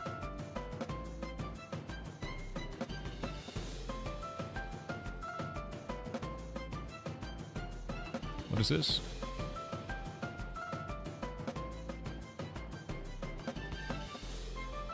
You've been suffocated by the echo chamber of everyone talking about the move to Steam for Ashes of Creation. You're wondering if there was anything might have been missed, like positives or negatives, than the general community is not talking about. I know you've kind of pulled a little bit back, but I trust your answer. A little bit back, you mean from Ashes of Creation? I may be playing on the 11th. The only reason why I pulled away from Ashes of Creation is because the in-game economy wasn't fun for me. And I was very public about that. Like, it just felt like shit. And I gave them a bunch of feedback. I said, this is how I feel about it. You guys really have to fill the role that you had up, because they had a role up for principal economy designer for like 2 years. It was available. And apparently they filled the role. And now the economy on the PTR feels great. So I haven't played it yet, but everyone who talks about it is like, this feels awesome. So I'm like, okay, man, like, let's check this out. Let's see what they're doing. And like, I'm excited to play it. And the move to put it on Steam is likely just to give more players. The thing that I'm worried about is the player base that exists right now is largely negative about the game. Very largely negative about the game. At the same time, they put a visual NDA on the PTR, which stopped people from releasing videos and content of PTR information. So they're going to launch on Steam at the same time as lifting the visual NDA. A lot of players won't have absorbed the information of the new economy on PTR, and they're probably going to rush to Steam and review bomb the shit out of the game. And, like, is that good for the game? Probably not. But is it accurate to the content that they're providing? Also probably not. I think they shouldn't have done a visual NDA on the PTR. I think they should have not done that at all. I think they should have just been open and let people make videos and talk about it and be honest about it, because I think it would have changed people's minds towards the positive on the game. And I think that was a misstep, honestly. So I'm waiting to see what it feels like on the 11th, and then we'll check it out together. We'll see. What is PTR? Public test realm. Yeah.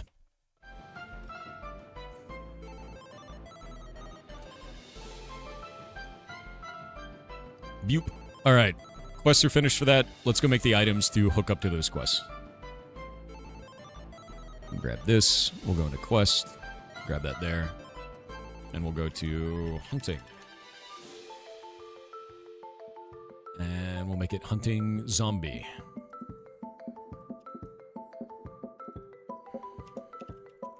There we go.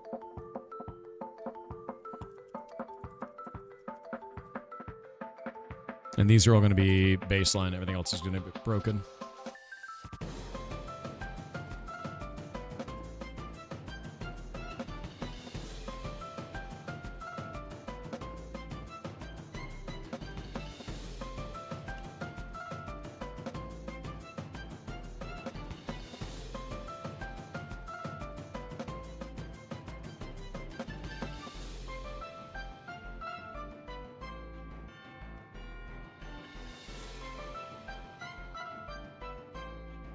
How do you get feedback from PTR players then? They have feedback channels. You just can't make a video about it, is the problem. And I just don't think that's a good idea, personally. I would rather, if you're going to have a PTR, just let people make content about it. I don't know. I think it's a weird move.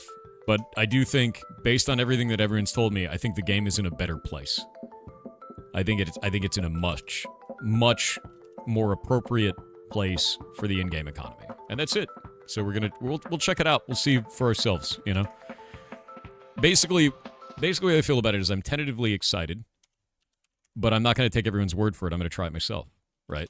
And like that's I can have hopes, but I want to see what it feels like to me, you know. And we'll see.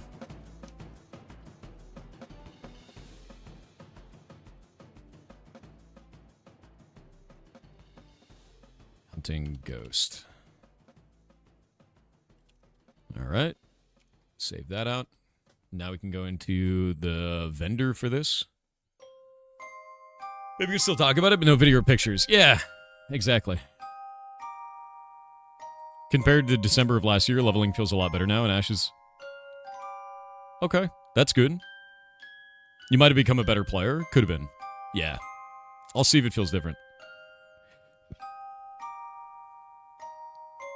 AOC made some good and weirdly bad changes even yesterday. Yeah, they do some weird shit. Yeah, they do some really weird shit.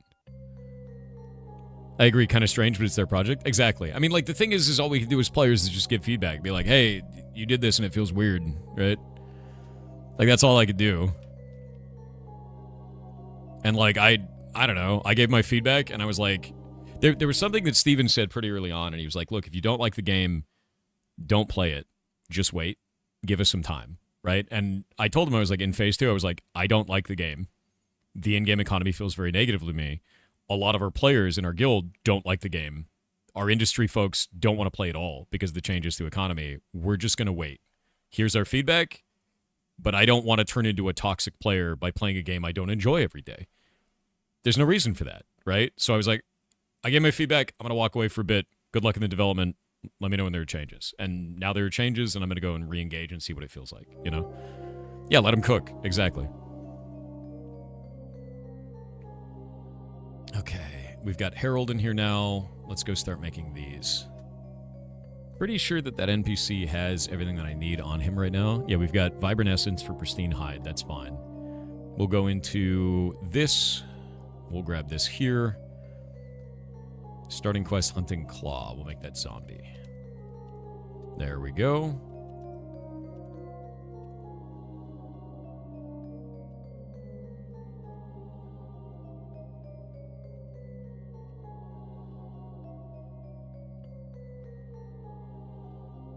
Okay, we can save that up. Now, the reason why I like our system, wait for it. Wait for it. It's alpha anyway, exactly. Everything gets wiped. It is really good progress from where it was. Good. That's great. Copilot, Jesus Christ, dude. I think the only plugins that I have are just ones that make it so that it's... Yeah, there we go. Compare tool is really good, and I think that's really all I end up using. 99% of the time, it's just compare tool. All right, this is finished now. We'll go into game, and we could do... And we have now, once it loads, hotfixed it into the game. Those are now all in. Nice. So these are now the quest items that we've made. I can go back here and debug tool it into my inventory. And does it work? Ah. Reload this. The quest is in. We can go into our quest system. So that's been hotfixed on as well. This is there.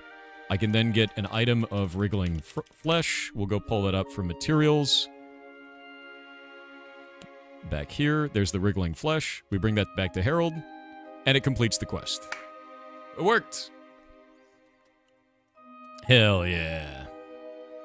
Alright, so quests are in. Everything looks cool. The text is going through. There's no oddities. And all these are finished.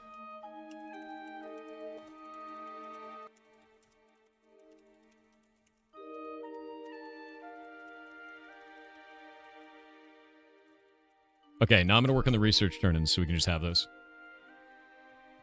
Ta-da! Advice for any goblins playing AOC on the 11th. You can link your Steam account now. Can you? I'm going to do that today. Yeah. Thaxoran with 500 bits said it's your good buddy Thax. I was wondering if you ever heard of a game called No Case Should Remain Unsolved. I think you would like it.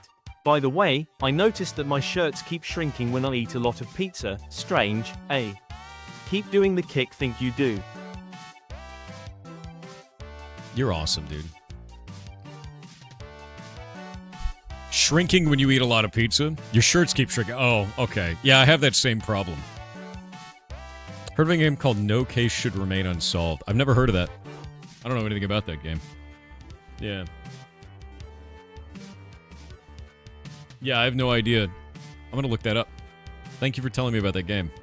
No Case Should Remain Unsolved. Is that like a investigation game? Let's go look at this.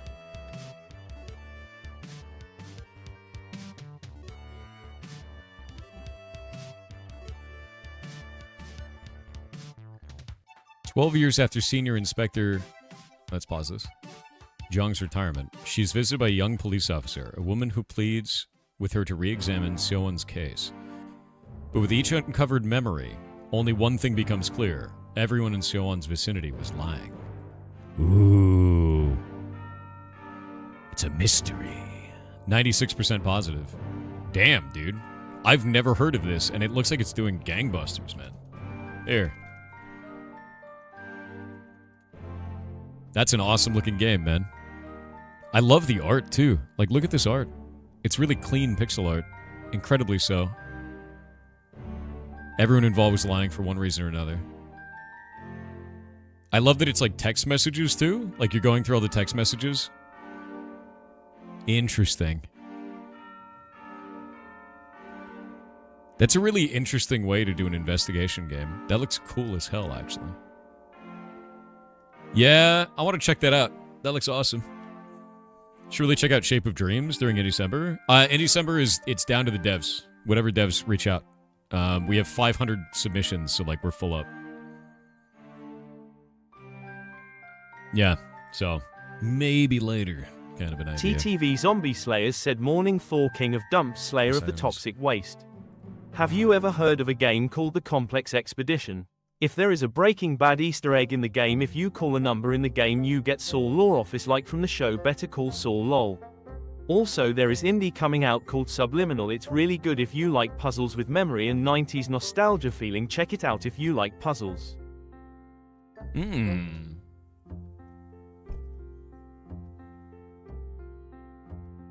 The Complex Expedition. There's another one I've never heard of. You guys are sending me all kinds of weird games today. Let me check this out.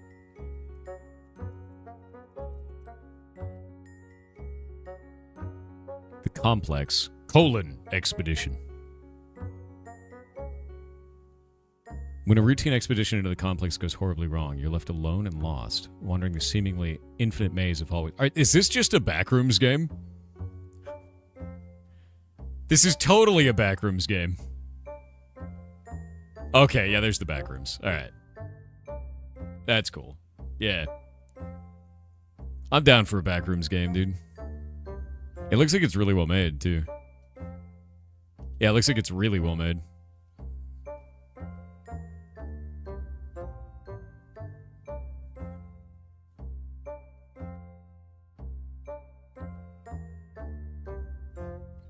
Check out if you like puzzles. Thor solving a Tetris... Yeah, flashback. Thor solving a Tetris-like puzzle in front of the dev in 3 minutes who didn't think anyone could solve it. Yeah, it's super fun. Oh, I love that one, too. I really enjoyed that.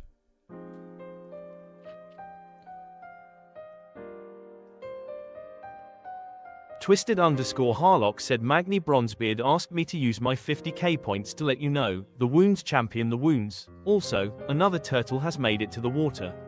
BAHAHAHAHAHA. Why you like this? No turtle. Did you know that quest actually had a really good bug where if you completed it, the last turtle that was still on land would actually turn into a neutral monster and you could kill it?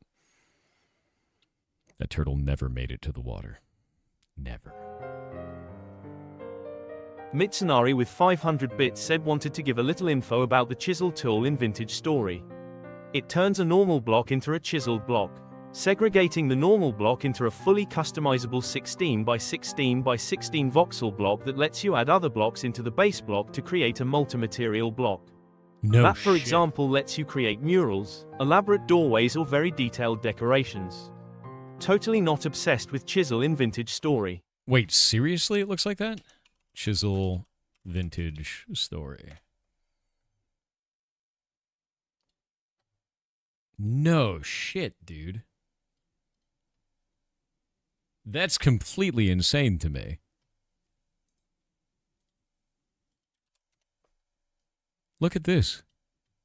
So you can just take a block and then just remove all the... Yeah, no, that's crazy cool. And you can use it on all of your builds as well. So people have made full-on murals using this. Look at this. Look at this mural. That's amazing, dude. No, that's really a very cool system.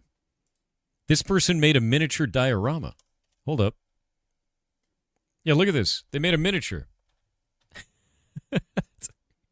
Using the chisel tool. What the hell, man? It also eats your processing? I mean, it would have to, right? You're turning a voxel into millions of little voxels. Like, what is that, 16 by 16? You got 16 by 16. You're getting another 256 blocks out of a block.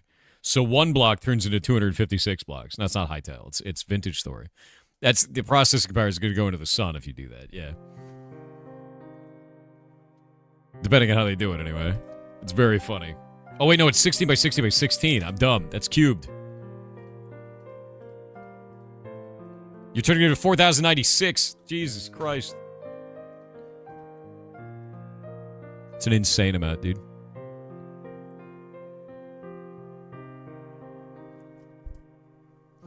Yeah, that's awesome.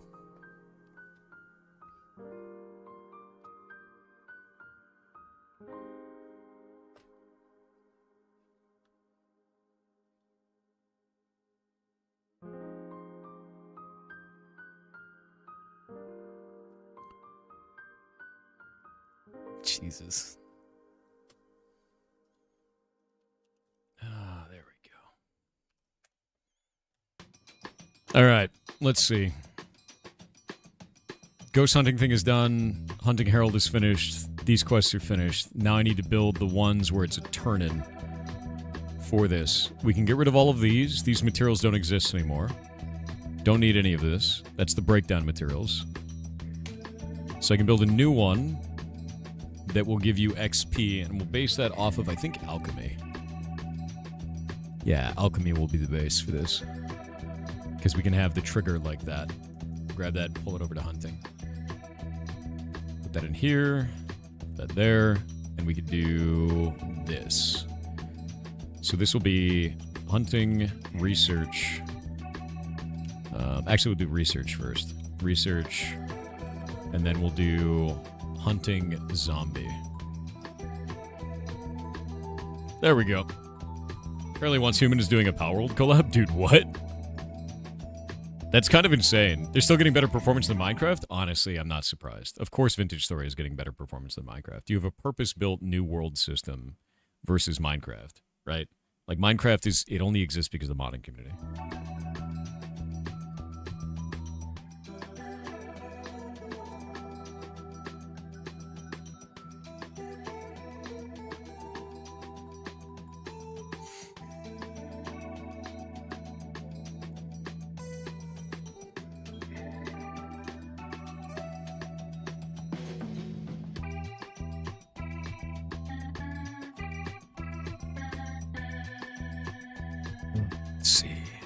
Get rid of all these. The ingredient is going to be this one material.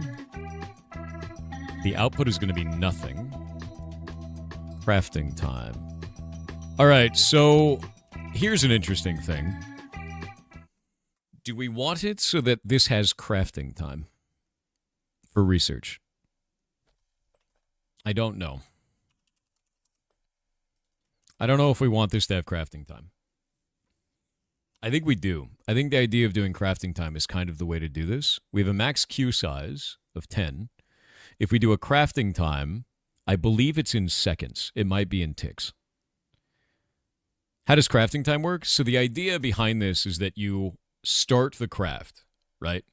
And then after you start the craft, it will go into a slot, and then that slot has a cooldown. It has a time period on it that it takes time to craft. In this case, the NPC is doing research. I feel like doing instant research is a little bit weird, right?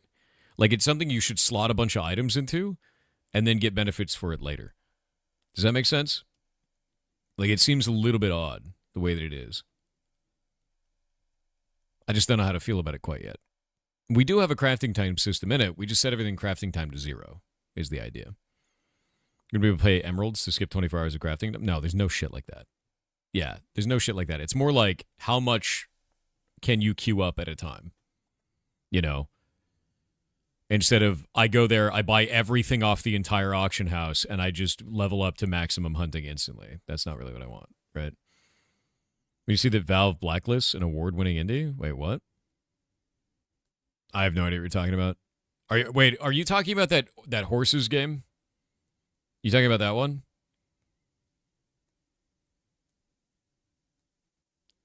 I think it's because of the content of the game. My guess is it's breaking TOS in some way.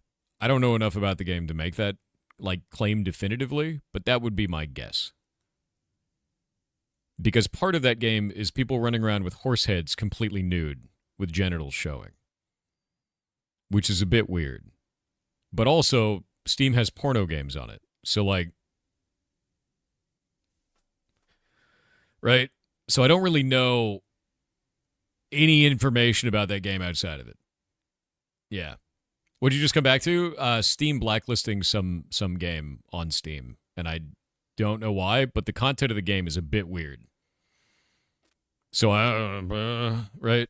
I don't like platforms blacklisting stuff, but, like, I'd like to understand more context because everyone seems to be enraged about it. And I just don't know enough information. There's a lot of claims, but not a lot of context, if that makes sense. I'd like to have context before I give a shit about the claims. There's context missing, yeah. There's allegedly a scenario where you can misinterpret about a younger person, supposedly been fixed and they're waiting for a new review. So they had a scene with a bunch of sexual themes that had a kid in it. Wouldn't really be surprised if Steam blocked them based on that. Like, obviously, you know? But again, a lot of claims, not a lot of context. I would like to understand what is actually going on. And right now it's really hard to do that because every content creator that's talking about this is just up in arms about big Steam blocking the sad little indie dev. Right? Like, I don't know what's happening there. And I can't make a decision if I don't know what the hell's going on. Yeah. No sexual themes at all. Nudity isn't automatically sexual. I'm going to be honest with you. When you have genitals out models running around wearing horse heads, that's a bit weird. I'm going to put that under the sexual themes category, is what I would do instantly. It's like, I know that you may not agree. You may believe that it's artistic nudity, but I'm going to put that under sexual themes, right? Yeah. It's just horsing around. I swear to God.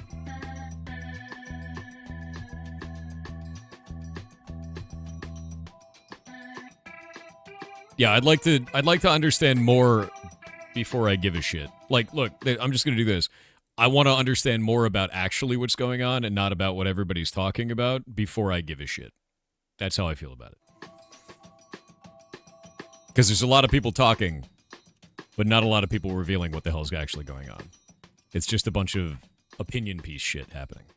And I hate opinion piece. Doesn't make any sense. Doesn't matter. All right. Skeleton, spider. There we go. Definitely sexual America? Yeah, it's very different here.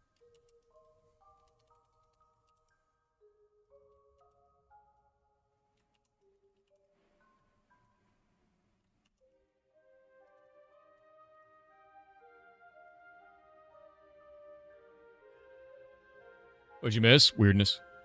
It's claimed to be an 18-plus game with minors in it. I know the claim is made, but does anyone actually have any real information outside of claims being made?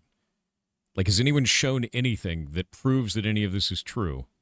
Or proves that Steam is actually blacklisting it? Or proves that Steam has actually made a response beyond opinion piece on the internet?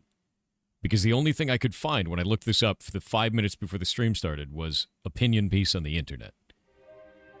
Right? Like, none of that shit matters. Like, it's...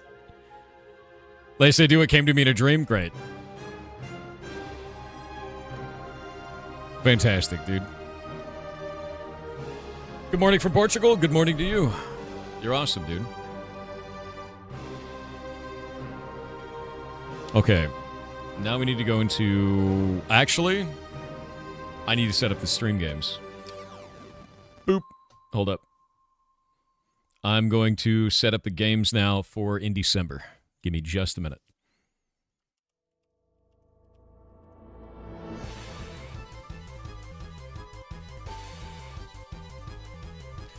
The old master list. What day is it today? It's the 7th. Ooh, we got a cool game today. And we have a sponsored game today. One of the sponsors has arrived. The Big Developer video game. All right. The third game of the day today is going to be one of the sponsored games. Understand that indies get in for free. That is the whole idea. Bigger games and bigger studios have to sponsor to get in. The intention for that is to make it so that all this stays free for free for the indies, and the sponsors have to pay money. Nice. So we'll do that for the third game today, and I'll let you guys know before we do it. Give me just a minute to set these up.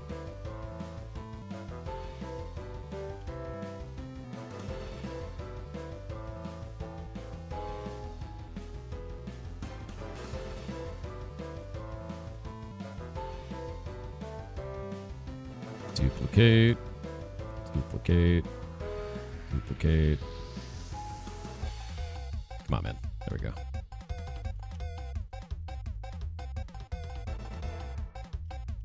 Hit OK on that.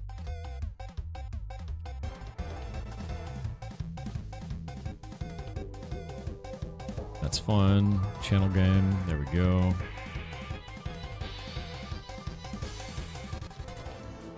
This game has 2 categories on it. I don't know which one's the right one. I hate when they have 2 categories.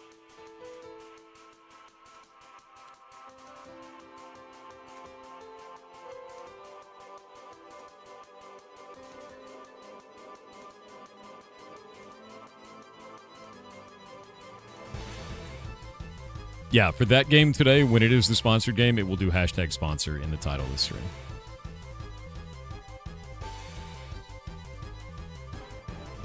As is required by law.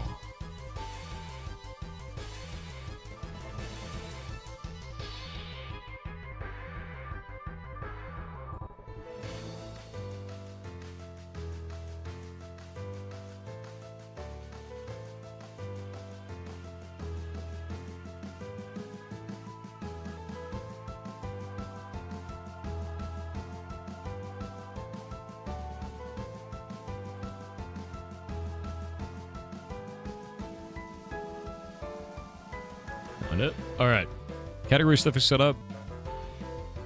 That's cool. I'm going to make the buttons now, and then we'll go from there. Button is done. Grab this one. That's going to be this. Grab this one.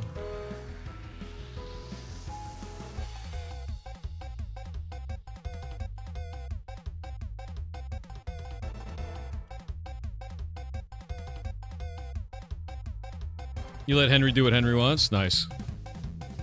Seen the game called The God Slayer? No?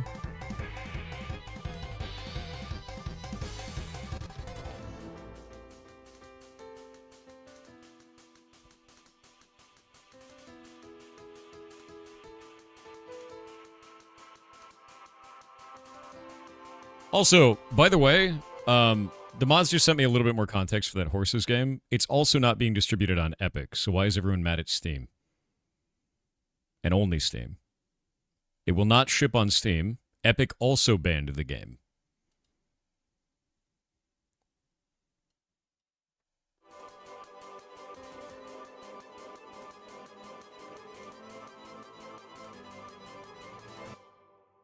The only statement from the developers is we are committed to producing challenging adult storytelling.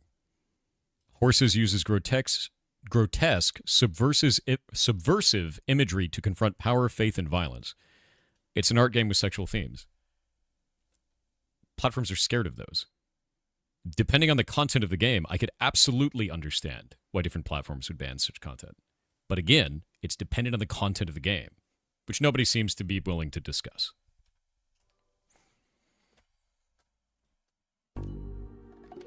Basic shit. All right. Almost everything is set up correctly. I'm going to go get game installed. One moment. Epic waited to the last minute to ban. They approved it initially. So, they still banned it. This game has a beta branch. That's funny. The bastard for the beta branch is hilarious. Proud of you guys.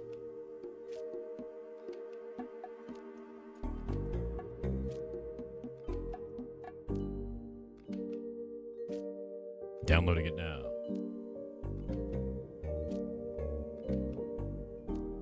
Library. All right. Add to in December. Manage properties. Let's go to the beta branch.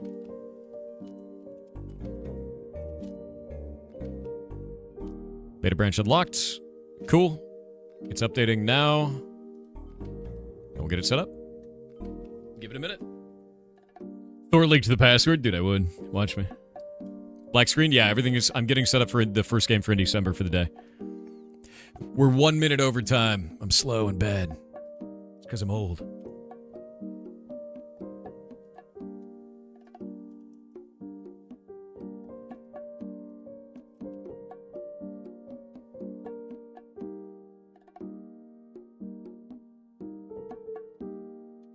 Grab this one.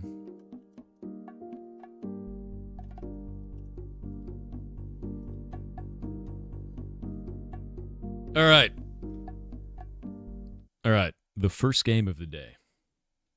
The first game of the day for in December. Let me go and exit all this stuff because I was working on block game stuff. I'm going to start it up. I'm going to get the UI and everything working. Use this one. All right. Doing the extended game. You lost the game while being soggy? God damn it. You're right. All right. Hold up. No. Stop game. All right. There's no audio? One moment. Okay, there is audio now. I'm making sure that everything is working correctly. You guys can hear the audio, kind of.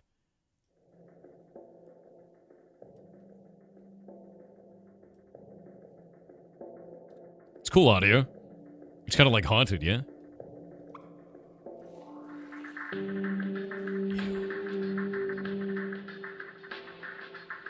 Alright. I'm going to turn the audio slightly down for the music.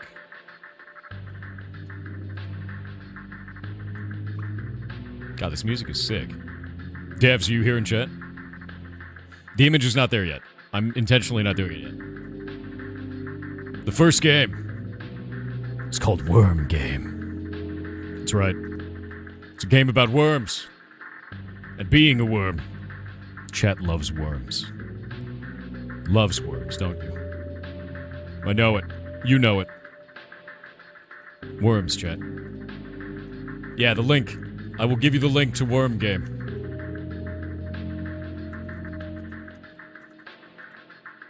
Oh my god, wait, it turned it... Oh no! Hold up.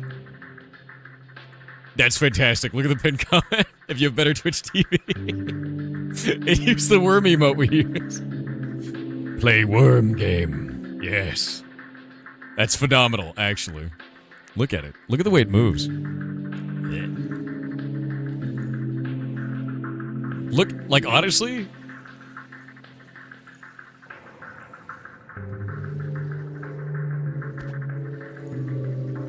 Oh, it's so good feeling. Hello, sir. You look like you'll eat me. You have a trail of blood behind you. You should get that fixed. It's probably bad. Avoid. Yoink. Worm. Yeah, it's kind of like wet, right?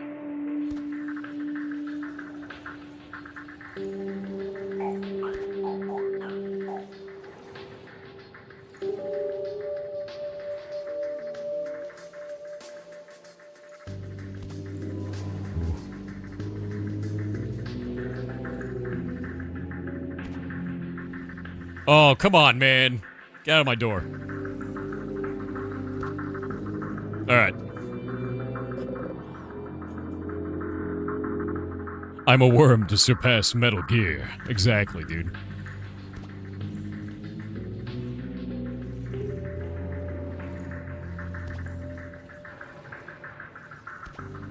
How close can I get to those worms? How close can I...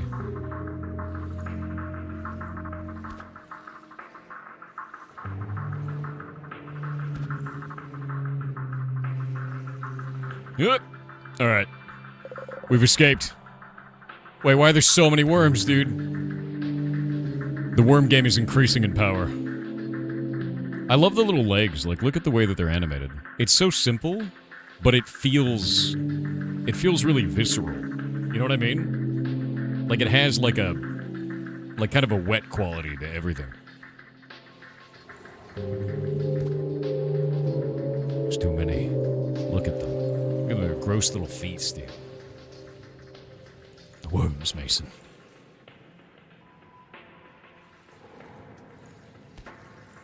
Ooh. I feel like if it touches me, I'm dead. Oh, come on, man. Get out of the door. Get out of the door. Get out of the door. Alright. Gotta wait for our moment. This is not good. This is not good. Carnivorous worms. Got it? I'm gonna become very small. Scrunching up on myself. Got it.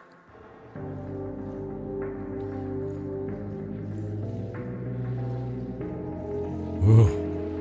Oh.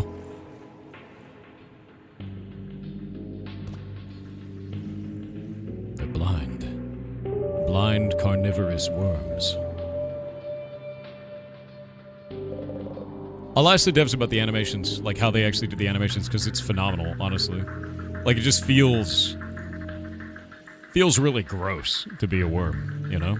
It feels worm-like. And this is increasing in difficulty, mostly because it's increasing in worms. And the performance is quite good, too, despite having so many worms. I wonder how many they could have on one screen.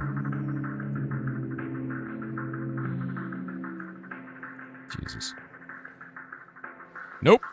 Almost. Got it. Oh, come on, man. Get out of here. Get. All right.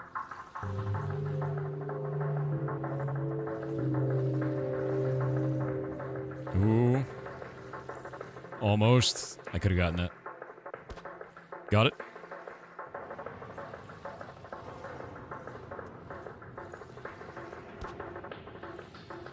Sick. There's so many. Oh, no, get out of my... Come on, man. This is my bedroom. Get. Gone, get.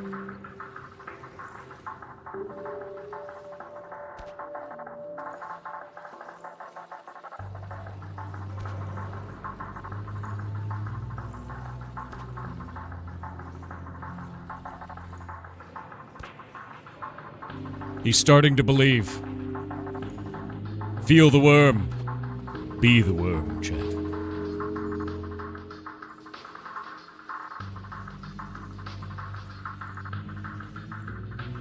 Oh god, no! Wait, what just happened? It bit me and I went back in time. No! Look at my dead worm husk. Oh, that's horrible. Oh god. My sad little worm body was left there. I died once. So, someone's entering the vaults. They made it through this. Wait, is that a recording of me? That is unironically a recording of me. It recorded a replay of my gameplay.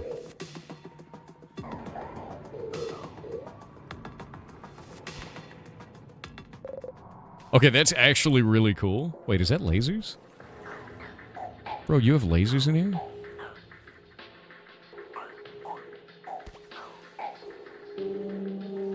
Oh, am I leaving footprints? I am leaving footprints on the ground.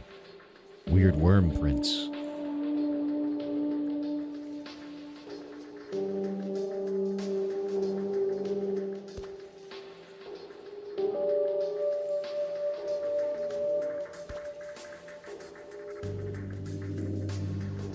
I can't wait to have worms and lasers.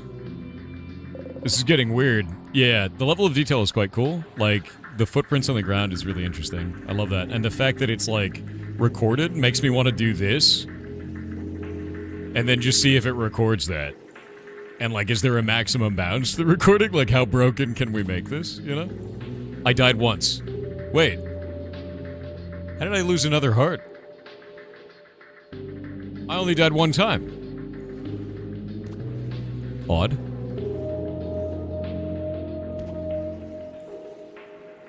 Yeah, that's weird. I wonder if when I started a new level, I started with 3 hearts. That might have been it. Look at the walls. The walls are meat, dude. Wait. Wait, are we a parasite? Am I a parasite? I'm probably a parasite, aren't I? I bet I am. I feel like a parasite.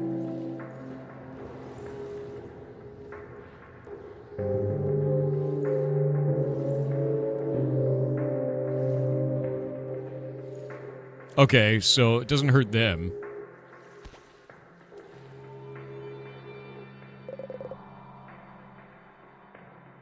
One of the hearts at the start lost 2 HP instead of giving? Wait, really? There was a negative heart? Is that true? It's a bit odd. Oh, this is complicated and weird. I love that.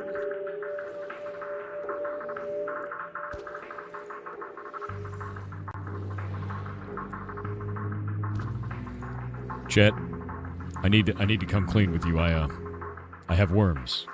Worm games, technically, but now you know. Yeah. I got them from Bajo, so it's fine. Yeah. We have ads. We're gonna wait on the ads. Am I inside of Bajo? That's the strangest thing any human being's ever asked me. But technically in this game, I would say yes. Yeah. Dadbit_gaming said, have you seen this game on Steam called Light Up the Town? No. It's a cozy game, and part of the description reads, yeah. Play as Bean, a precocious young ferret. Yeah, it's a ferret. Link incoming. https:// We actually talked about this the other day. A bunch of people from the community reached out to the devs, but they never responded. We would have shown it for in December. I hope that they do before the end of the month, because that game looked great. Yeah. Camcorder with 2000 bits said, okay, well, horses is a great prime reason why I am utterly terrified to make weird games. The exact reason why. Really? Why would you be... Dude, I'm going to tell you right now, go look at the content of that game before you absorb the fear from opinion pieces on the internet. Yeah. Go make weird games. Do it. Also, I beat the TTS queue. Victory is mine.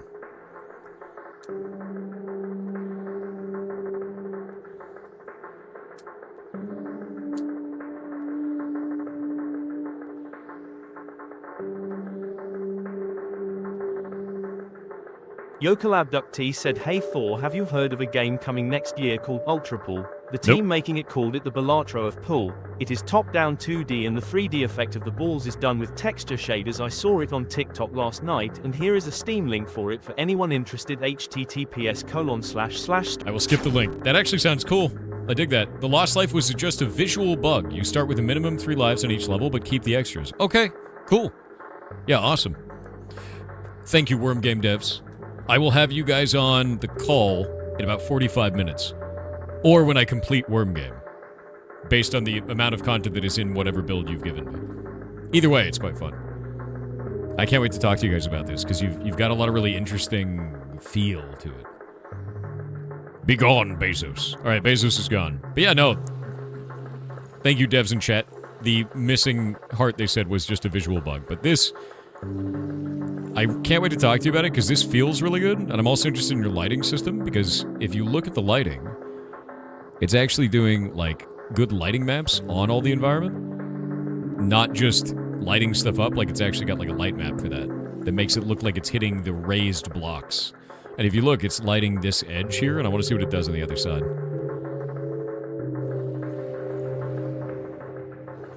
And as you can see, it's now lighting this edge. So they're using, like, a really cool light map, actually. Yeah.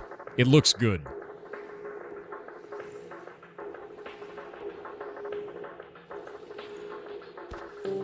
Hell yeah. Wormin. It is I, John Worm. Kind of like John Wick, but unfortunately a worm. But also terrifying. And powerful, as you can see. No, you leave. Oh my god, that door. No! Oh crap. Okay, the laser emitter has collision. That's bad.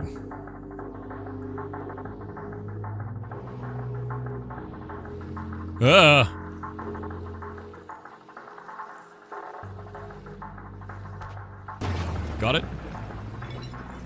Got it? There we go.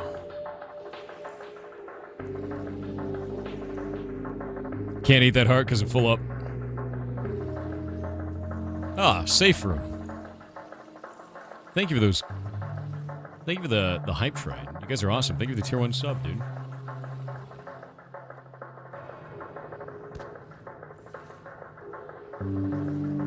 Oh. There we go, there we go.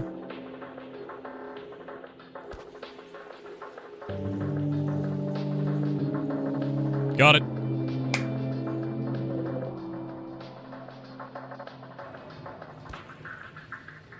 Oh god, dude. Why are there so many worms?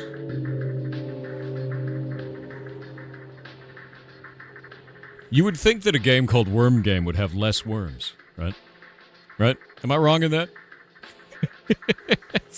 Thank you for the 10 gifted subs. It's super nice of you, man. You're freaking awesome. Thank you. Seriously, Savannah. Your name has 7 in it, by the way. Nope. He keeps coming to the doorway. Get out of here. Get.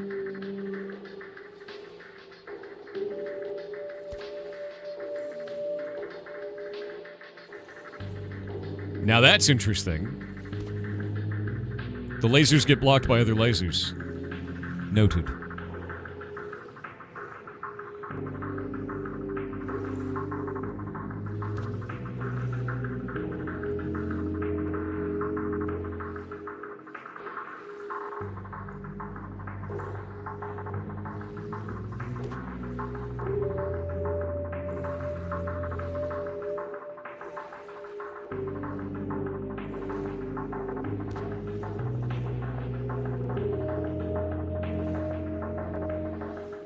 I love that your body is, like, vulnerable. Like, incredibly vulnerably shaped, right? Like, it's terrifying how vulnerable your body is, because it's, like, long and squishy, right? But you can scrunch it up to be, like, a smaller hitbox. But that means that you have to move in certain ways, like, if I dive past this, I have to go like that, you know?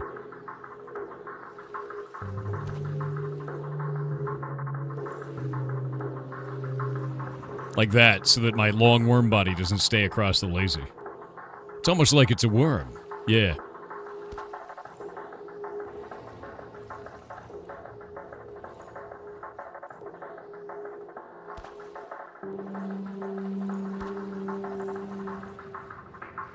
Oh, shit.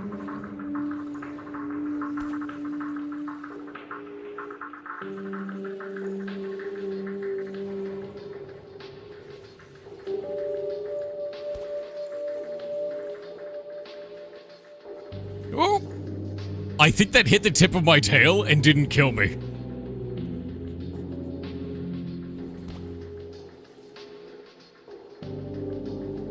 I think I somehow survived that.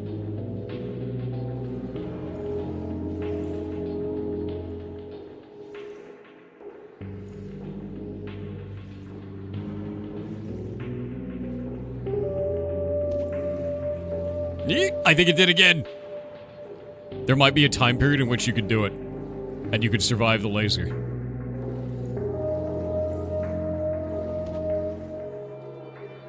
Oh. Non-vital tail end, exactly. George, dude, don't go. You know what's down there. It can't be done. I'm having a worm flashback.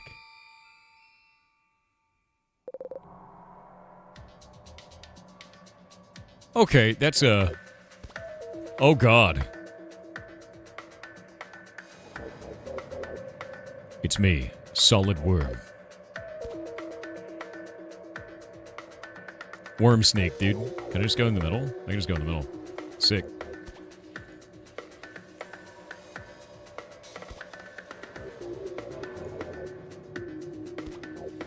Yeet. An eye, liquid worm. No. I like how we're, like, in a facility now. You know?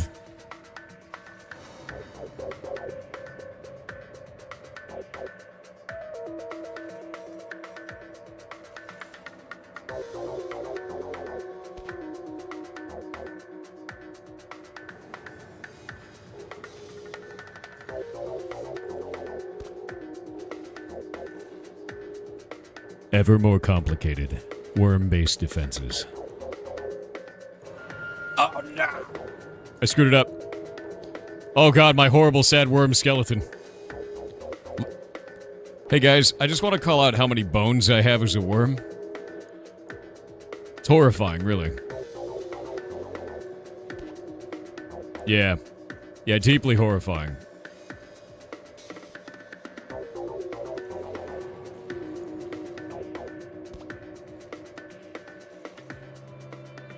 Worms don't have bones? This worm does.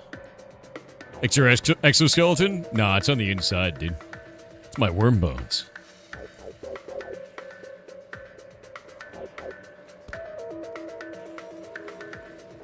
You know what kind of bones I have?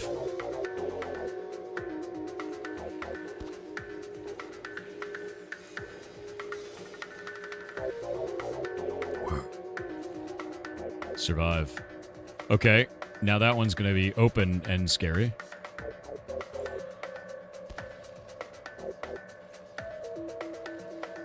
Got it. Carnivorous worm.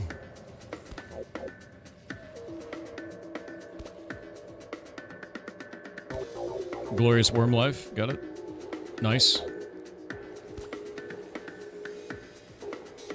This is crazy. I love this, that you guys are evolving on every one of these traps and every environment. Feels very, very spooky, to be honest with you. It is kind of terrifying. Got it. It feels really good, though, because the whole time it feels like unforgiving, but built in a way that feels quite right for that. And the evolution on the difficulty of this is also a bit randomized by the fact that you have randomized pathing carnivorous worms. I really like that. It makes me excited to see what the next mechanic is that I'll unlock, right?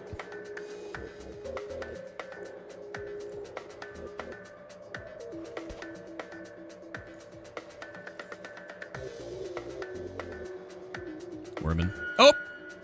I suck. Oh, god damn it. Oh, there's a way to cascade failure. I don't like that. Okay. Okay. You can totally cascade failure all of your lives. Look at my scrunched up worm bones.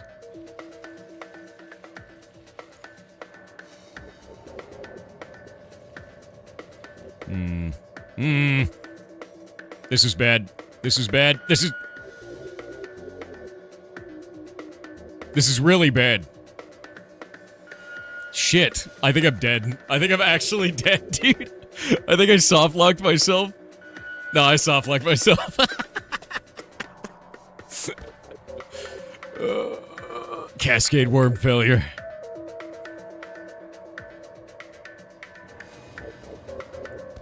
Pretty good.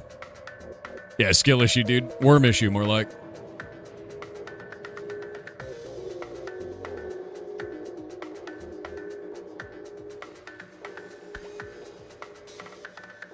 It had to happen eventually.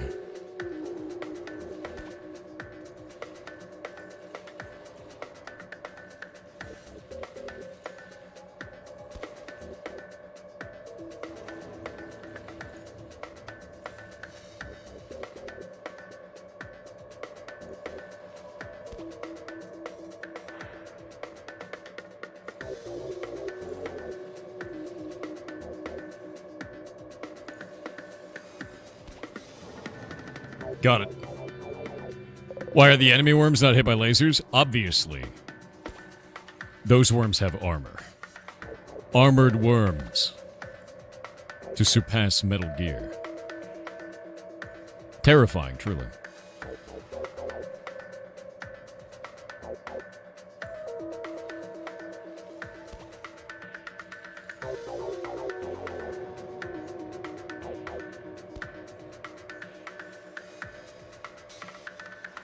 Wormin.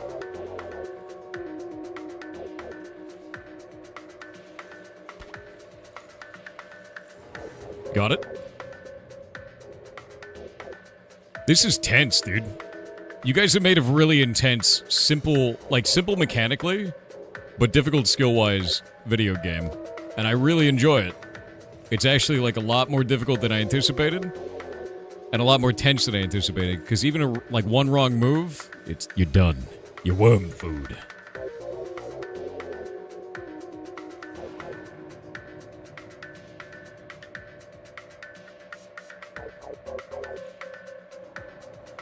Got it.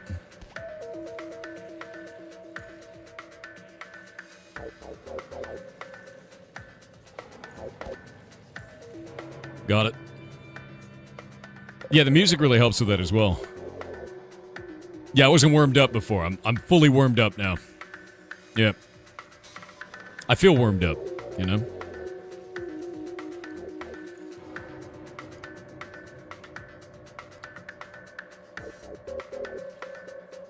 Come on, man. Come on, man.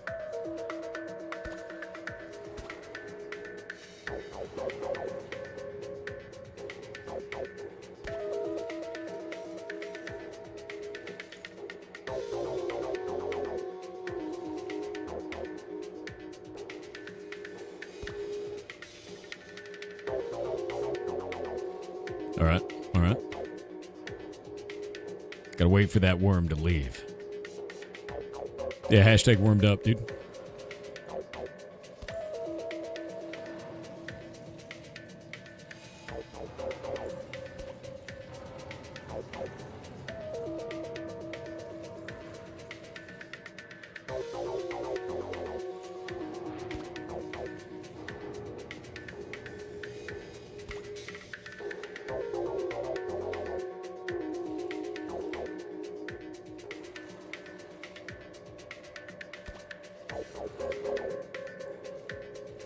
Yeet. There we go. Oh, god damn it. I was worming too hard. Alright. Wormed a little too close to the sun there. Yeah. Yoink. Alright. It'll be a neat speedrun game. I can't wait to see speedrunners rip this apart, because they will.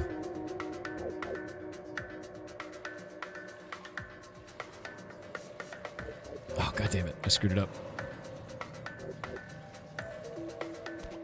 Got it. Wormed. Yeah, a speedrun game for this would be awesome. Caterport raised to the ground. Oh, Caterport. They're caterpillars. You're the one who caused the destruction of Caterport. The University of Caterport? But yes. And you and your partner were working on some kind of weapon? Funded by the government? It's not a weapon. The project was for clean energy. But considering the damage potential of this thing, I mean, it's basically a weapon, right? I mean, in the same way that nuclear can be a weapon, sure, but it's also energy. So you're saying this is a state-funded nuclear weapon? Goddamn news. University scientists confirm state-funded nuclear weapon. Okay, thank you. This is exactly how the news works. It's exactly how it works. The lasers are now yellow. And scary. Oh! Okay. Okay. Now they go back and forth. Look at this state-funded nuclear weapon, guys.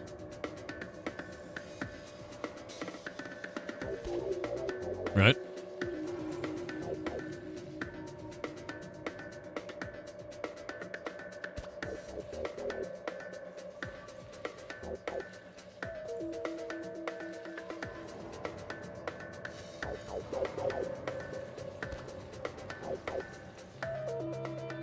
Yeah. Oh my god, wait, there's red ones and yellow ones now?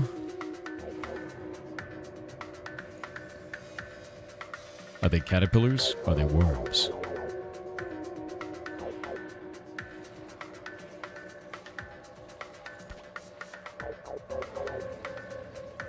Ah, shit. I was trying to rotate into it. It didn't work. There we go. There we go. This is getting a lot more complicated as we go.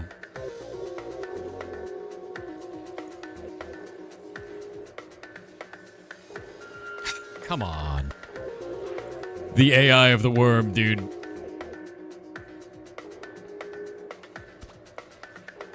I have 1 life left.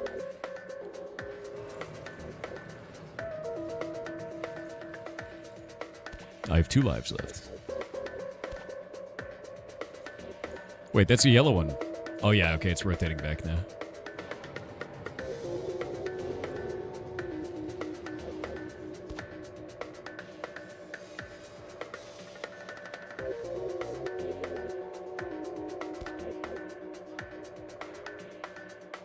Shit. There we go. Oh, wait, what? Okay. The laser was stopping it until the laser wasn't stopping it. Oh, alright.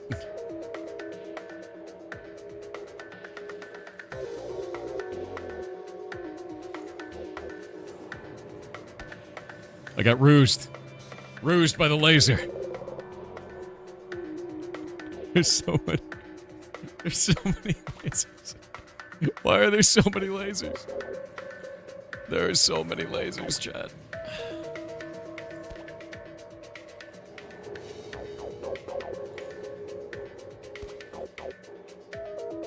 There's so many worms.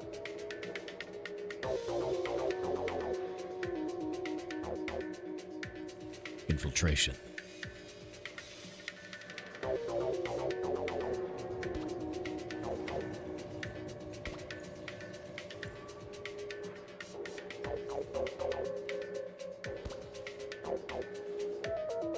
Ah, shit. Okay. Gotta worm it up.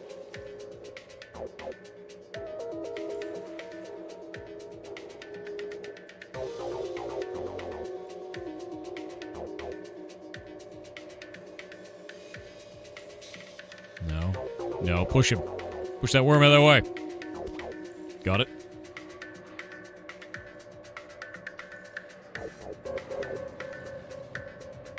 Terrifying. Oh, come on, man. Got it. You're wormed? Dude, I almost got wormed there. That's true. Really like the music. It's very tense. And it's like simple, but it feels nice, to be honest with you. I'm interested in their process for level design too, because it doesn't feel random. It feels very difficult, but good. And it doesn't feel unfair. It feels like each time I do this, I do have to kind of dissect the difficulty of whatever it is that they're doing. But there's also physics-related stuff involved. So I want to understand like the design of the carnivorous worms, because they seem like they're moving on a pattern. Because they generally stay in the same little area. They sort of move like an S formation, and then back in an S formation again, as you can see there. Ooh. Yeah, it's really interesting. Is it Unity? It might be Unity. I'll ask him all about this when we get on there. I don't want to spoil the interview by asking in chat. Yeah. Well, it's all math and physics. It's more a matter of how it's expressed, right?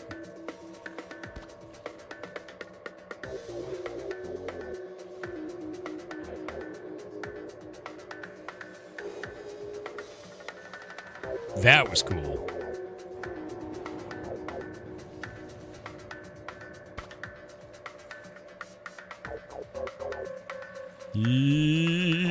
Alright.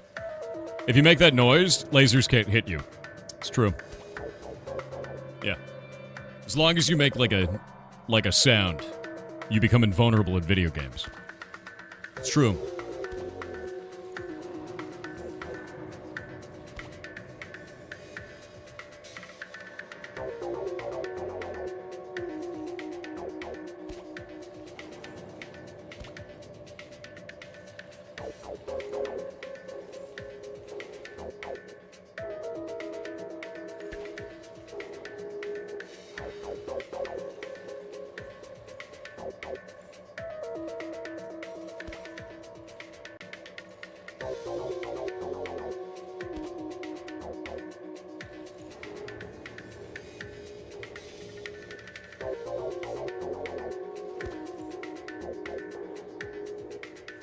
Nope.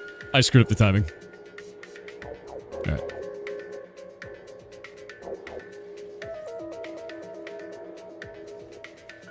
Oh, come on.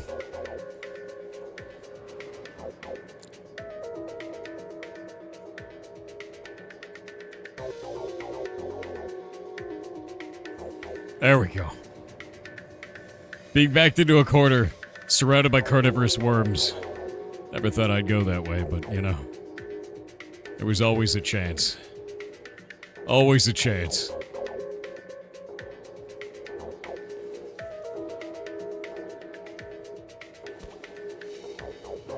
Got it. Next level should have glass walls the lasers pass through. That would really suck. Jesus. Settle down now, Satan.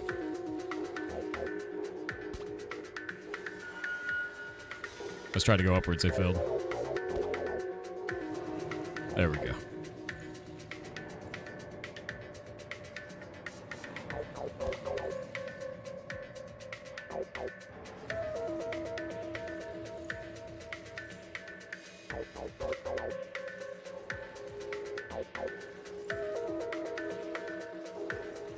I'm starting to see the pattern in the worms. Their movements do follow kind of a trend where they work, which is cool.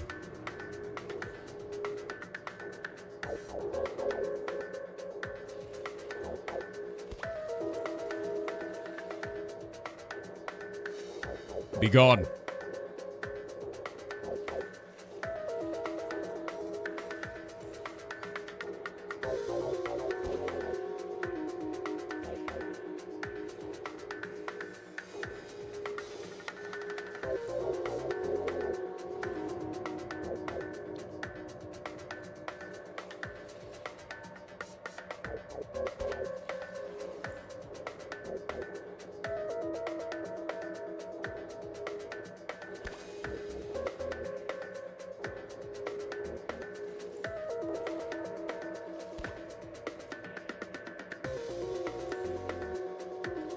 Got it. Yeah, here we go. No one's come this far. Except one person. You, sir. Correct. So I should know. Undoubtedly, sir. I'm gonna go kill the king of caterpillars. I soon will be the king. One Wormson. Yeah.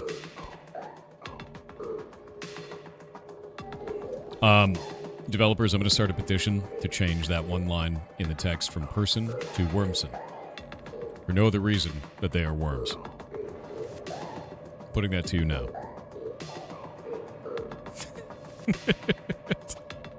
Wormson. Only one Wormson. Okay, we're in... Oh, it's a bullet hell now.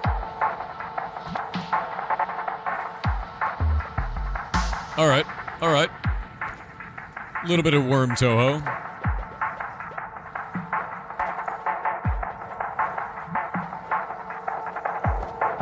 Honestly, easier to understand than the lasers. Yeah. But wait, it's gonna have that plus lasers. Yeah, it is. This is easier for my worm brain to understand. Aw, shit.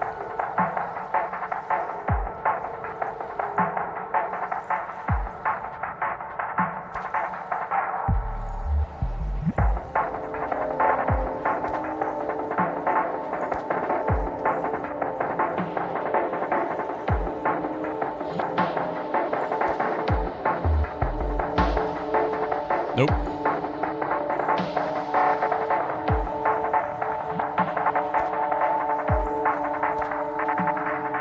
Faster. Faster.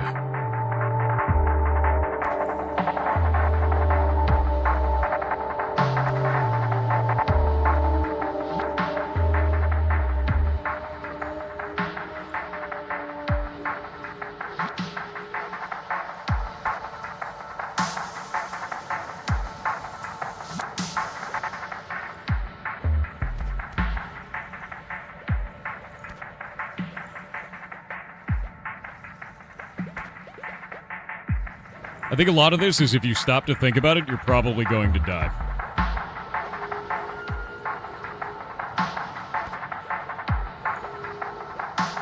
Like there, I stopped to think about it.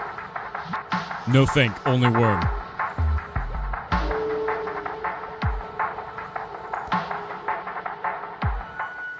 Ooh, that'll kill you on the tail. Alright.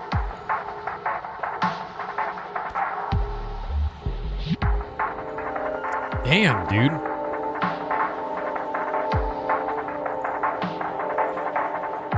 Alright.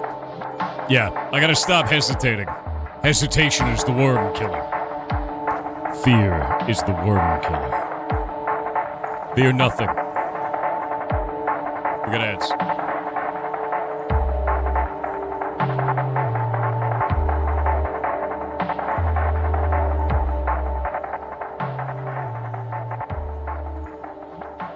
Turn it down just a bit. It started to get really loud. Yeah. Fear is the worm killer. 100%. Games like this just give me rage? Why?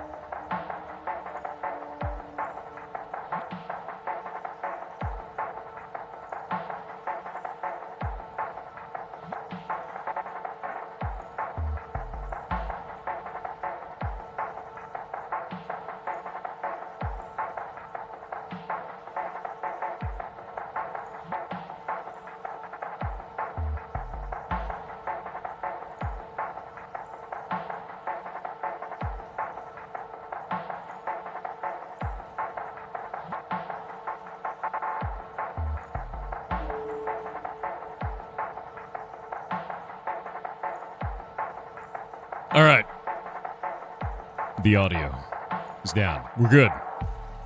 The worm volume was getting quite loud.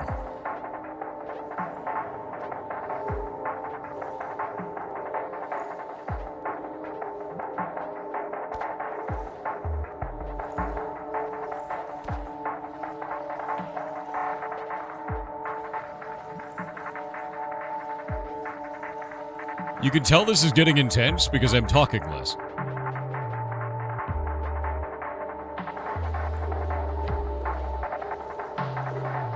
Wait, the orbs can hit each other?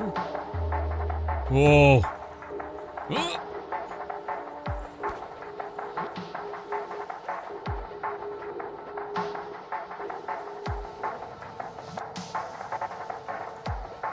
Yeah, the tip of the tail doesn't kill you. It adds like a purple exploding effect. For me, that's kind of cool. I dig that. A little bit hot. I'll wait for that. Oh, no. Okay.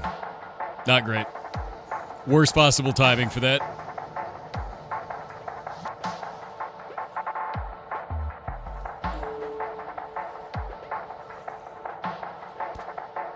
There we go.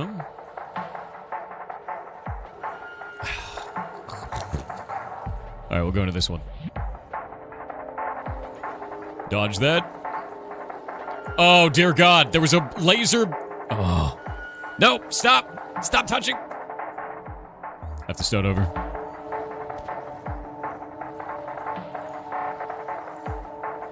All of the things together at once makes that terrifying, to be honest with you. I will get through this. I will become the king of worms.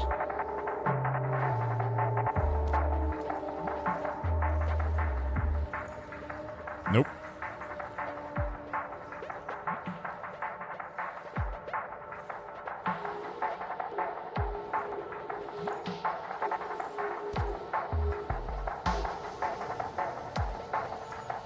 We're going.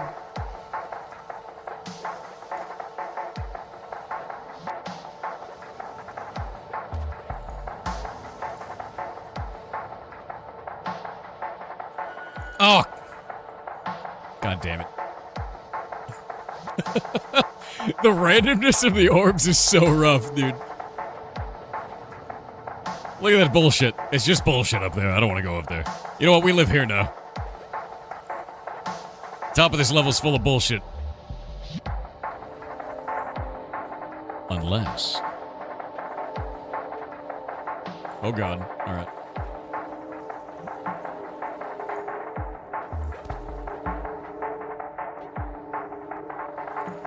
Got it. Wormed. Oh, there's always a pattern? Dude, 100%. There is definitely a pattern, but there's a little bit of randomization from the physics ridiculousness, which I can appreciate, personally, because that means that it's different, eventually. Only based because we have a spinning object, and then a laser that gets, or a ball that hits it, which is very interesting, actually. Alright. Like that, there. The orbs are the scariest part about this right now.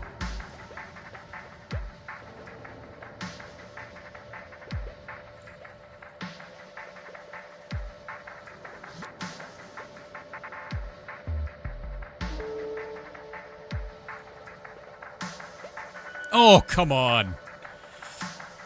The orb. Why? It's killing me.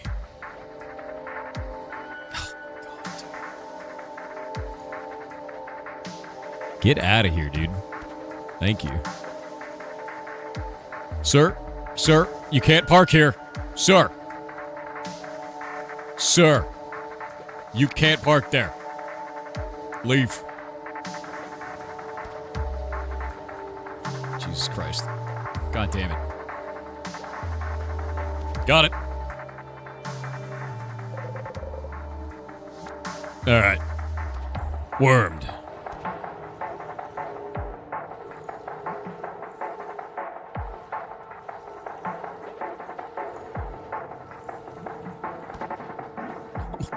can't park there. Get out of there. Alright, alright.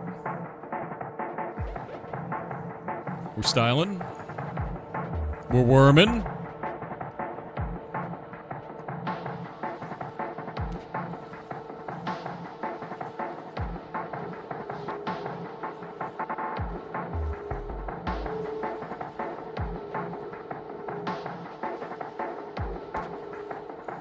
All right.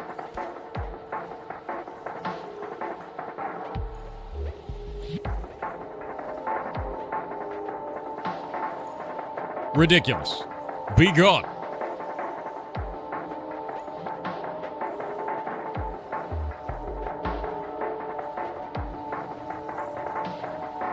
There we go. Just let some of them... No, another one went back in. Oh, I was so close. Fine.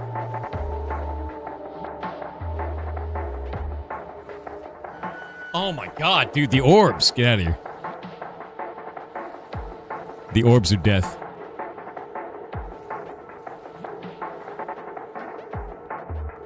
Oh, son of a bitch, dude. The orbs are the worst part about this, dude. Oh, I'm gonna lose to the orbs every time. They just have to click. Once they click in my worm brain. Nope. Once they click in my worm brain, it'll be fine. But right now, they are horrific to avoid for me. And they transfer between rooms, which makes them even more obnoxious. So they change the pattern for each room that we go into.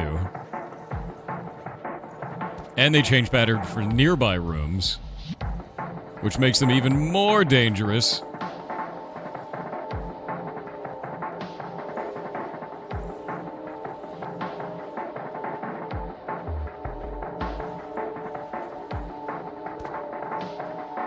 There we go. We're back to where I was. What is that? What did it bounce off of? Oh, come on.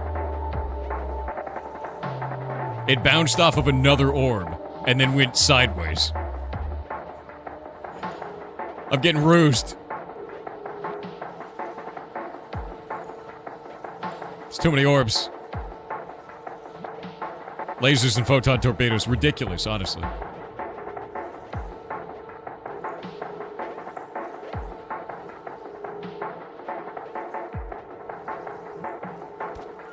Nope!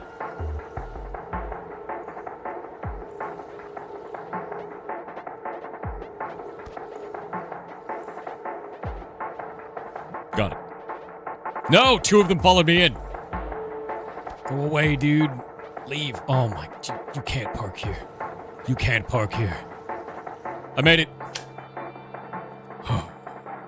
You might have put one too many orbs in this place? No, increase them, worm game. Involving believable details about quantum mechanics and analogies to wormholes is how we got this thing to produce energy willy-nilly. And now it could power the entire city of Caterport. Damn, you really are a genius. This is our best invention so far. And as long as it's slotted into this adapter, it's completely stable. Which, of course, it definitely is currently. Right. And that strap is like, for keeping it nice and slotted? Yep. So maybe we should, like, put it on the strap? Dude, this thing is shaking like... The horror. The deep horror. Mojito, thank you for the raid. You're having a good day. Alright. Now we have Frost World. Oh, okay. The worms have eyes now. I don't like that. I don't like that the worms have eyes. I don't like that. I don't like that the worms have eyes. Easy to manipulate, though. So that should be fine. Because I move faster than the worms with eyes.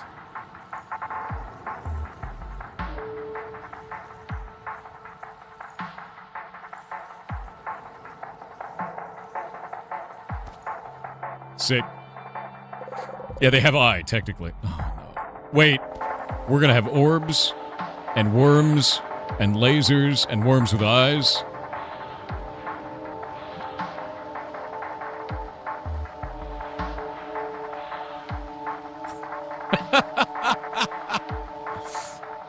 Did you guys know that this dev is actually a monster? Did you know that? Did you know that? This dev's a monster.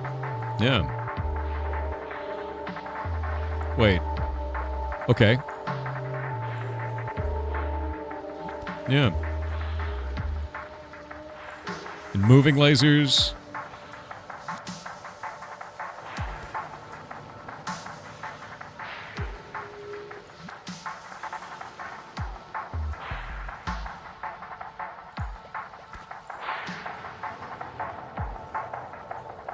Back and forth lasers.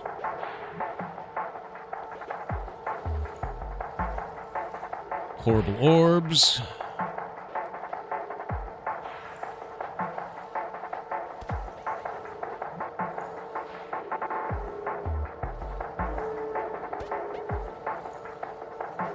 Got it.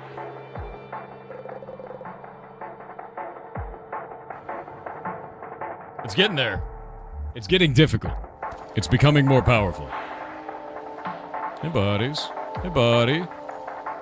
Hey, buddy, you can't park there. God damn it. No! I got stuck on the wall. No, not that way. Where's my mouse? There it is. All right. Oh, you know what? Let's just start this level over. I already lost 2 lives in the first room. I gotta get them both to go through this door. What are you doing, man? Get through the door. Come on. There we go. Just scrunched up on the wall. All right. Come on. Come on. Come on. Come on. Yeah. Yeah, there you go. There you go. Gone.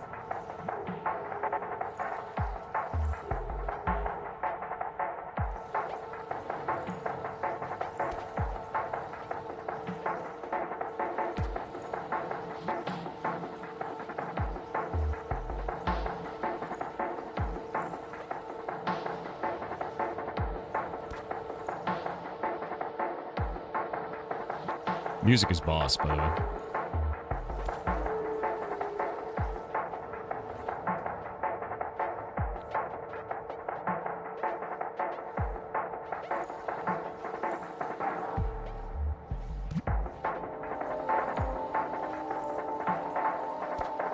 Got it.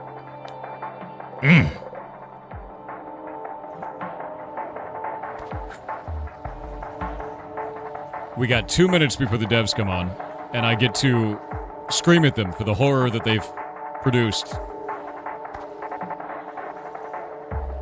Evil incarnate, I would say. Oh!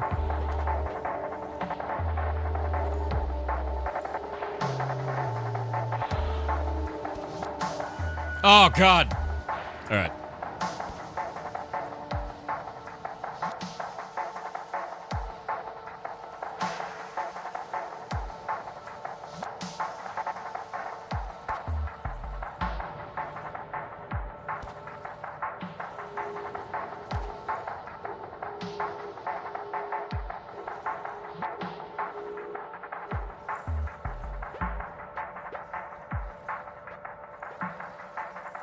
Ah! This way.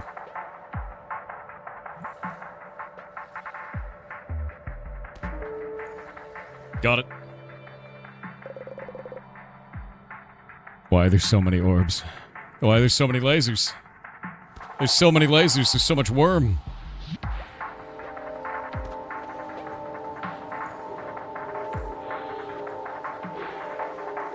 Oh!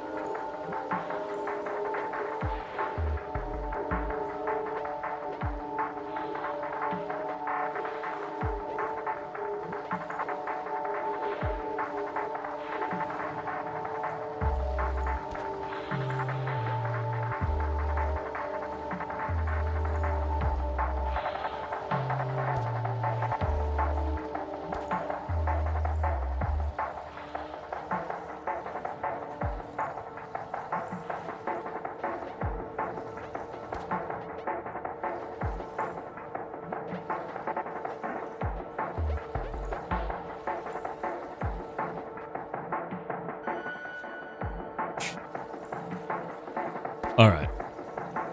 That one moment that the laser went through the door. I didn't think it was going to.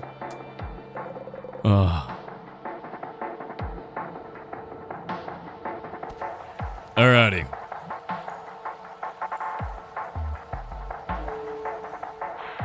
I'm gonna call them. Let me turn the audio down, and then we're gonna call the devs. Honestly, your game is red. It's super frustrating, which obviously feels like the intention. Like 100% the intention. Let me grab this. We're gonna go drop into Worm Game. There we go.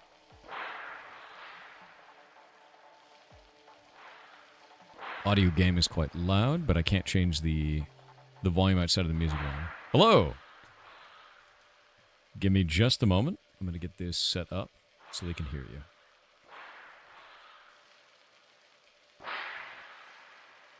All right, there we go. Turn that down.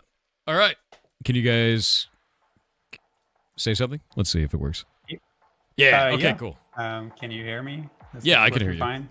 I can absolutely hear you. So, if you want to introduce yourself to the community, absolutely go for it. Tell them who you are, what you're working on. Hi, everyone. My name is Rune. I'm the developer of Worm Game. Are you a solo developer too? Yeah. That's awesome.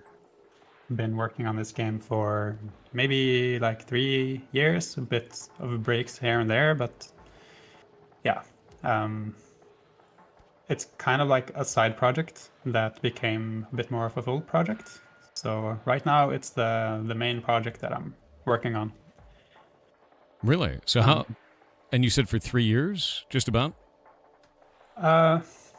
Yeah, I guess just about. But I've had like some client work, like some external projects that have taken some of the time away from it as well. So that's super fair. In the beginning, it was kind of like I was working on another game at the same time as well. So it's hard to calculate exactly how many. Yeah, that's super fair. And like it's crazy too. So you did all of the work on this. Like you didn't do any contractors or anything like that, or did you actually go with contractors for certain aspects of it, such as music, things like that? No, I made the music and the art as well. That's fantastic. Everything is like in-house, but I guess I borrowed some help from my girlfriend sometimes to just like. That's fair. Oh, geez, totally got a bugged cinematic. I'm sorry about that, but yeah. That's a bug cinematic? Well, I mean, they're all bugs, technically. That's completely, that's like that's the dialogue for the wrong cinematic. Yeah. Okay. No, this is the dialogue for the last cinematic. That's fair. Yeah, you can feel free to skip this one. Just click yes. Yeah, no worries at all. Yeah, I wouldn't be sorry at all. The way that I always feel about it is when we're doing these types of showcases, there's always going to be bugs. There's always going to be scuff. I'm always going to find something that's broken, right? And it's not that big of a deal, you know? Yeah, it's a work in progress. Oh, this is horrifying. What? Oh, I got my butt stuck on it. I got my butt stuck on it again. Stop getting your butt stuck. Yeah, you got a sticky butt. I must say, though, you're really good at this game. Thank you. I feel like I'm terrible at it, which I guess is sort of the point, right? We obviously want people to just feel terrible at this game, but honestly, I mean, it feels fantastic, and it feels like a lot of the environments are really just I'm getting screwed by my own inability to move the mouse in a way that makes sense more than I am by the game cheesing me. Like this is me just failing, right? Like that's 100% me just failing to move my hand correctly. And I think it's probably because I'm keeping a conversation at the same time, you know? Yeah, this is definitely like a 100% a focus game, for sure. Yeah, for sure. It's not an idle game. No. It's very precision based too. I really love the lasers. I love the way that the overall game feels. Like the different types of enemies have been really cool. I hate the orbs. You know? Yeah, they look very innocent, but they're not. Yeah. But yeah, to be honest, like I want people to feel like they're having a good time overall when I playing do. it. So if people are genuine, like, oh shit, like this is just stress and pain, then I probably would want to change something. But I expect people to be like very tense at the very least. It is definitely tense. I wouldn't say that it's stress and pain. I would say that it is tense, and it makes you think differently about how you move every time. And death is a learning experience in the game. None of that Yeah. feels negative to me. It is definitely rage inducing when something happens you don't realize will happen, like what just happened there. But that's because I wasn't respecting the way that laser normally moves. The game teaches you through visuals exactly how everything is going to work, and then it is up to my failure to forget that under certain circumstances. Yeah. You kind of have to die in order to learn what to do. Yeah, and I'm fine with that. Like that as a player feels correct to me. It doesn't feel like I'm being cheesed, if that makes sense. Yeah, it makes sense. Jesus Christ.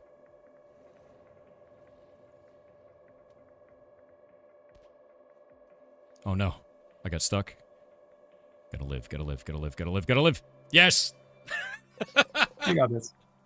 This is the most insane level so far, dude. So, tell me about your design process for this. Actually, no, let's talk about the roots. What made you want to make a game with worms and traps, right? Like, what was the beginning of this? How did you come up with this idea? Yeah, it kind of started out with just trying to make a Christmas gift for my sister's kids. So I was kind of like, I was just sitting down with a blank Unity project, and I had no idea what to make.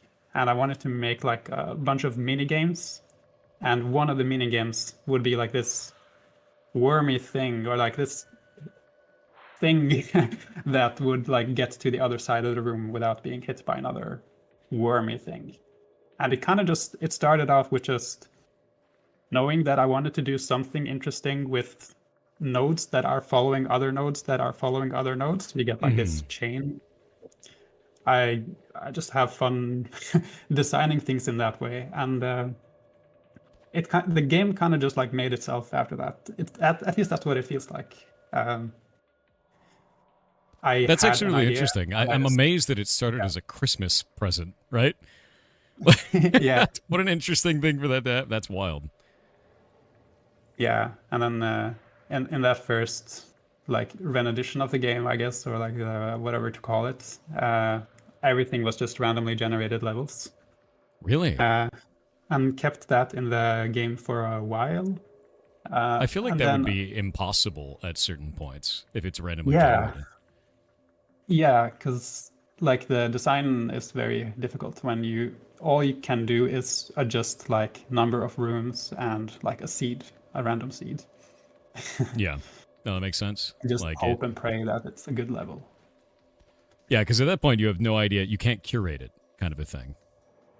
Yeah, you can influence it a little bit. Like I want more of this type of enemy and less of this other thing, and yeah. But in eventually, I kind of just started hijacking the random generation algorithm and made it possible to like tweak every single aspect of it. So every Makes room sense. can be manually positioned and whatnot.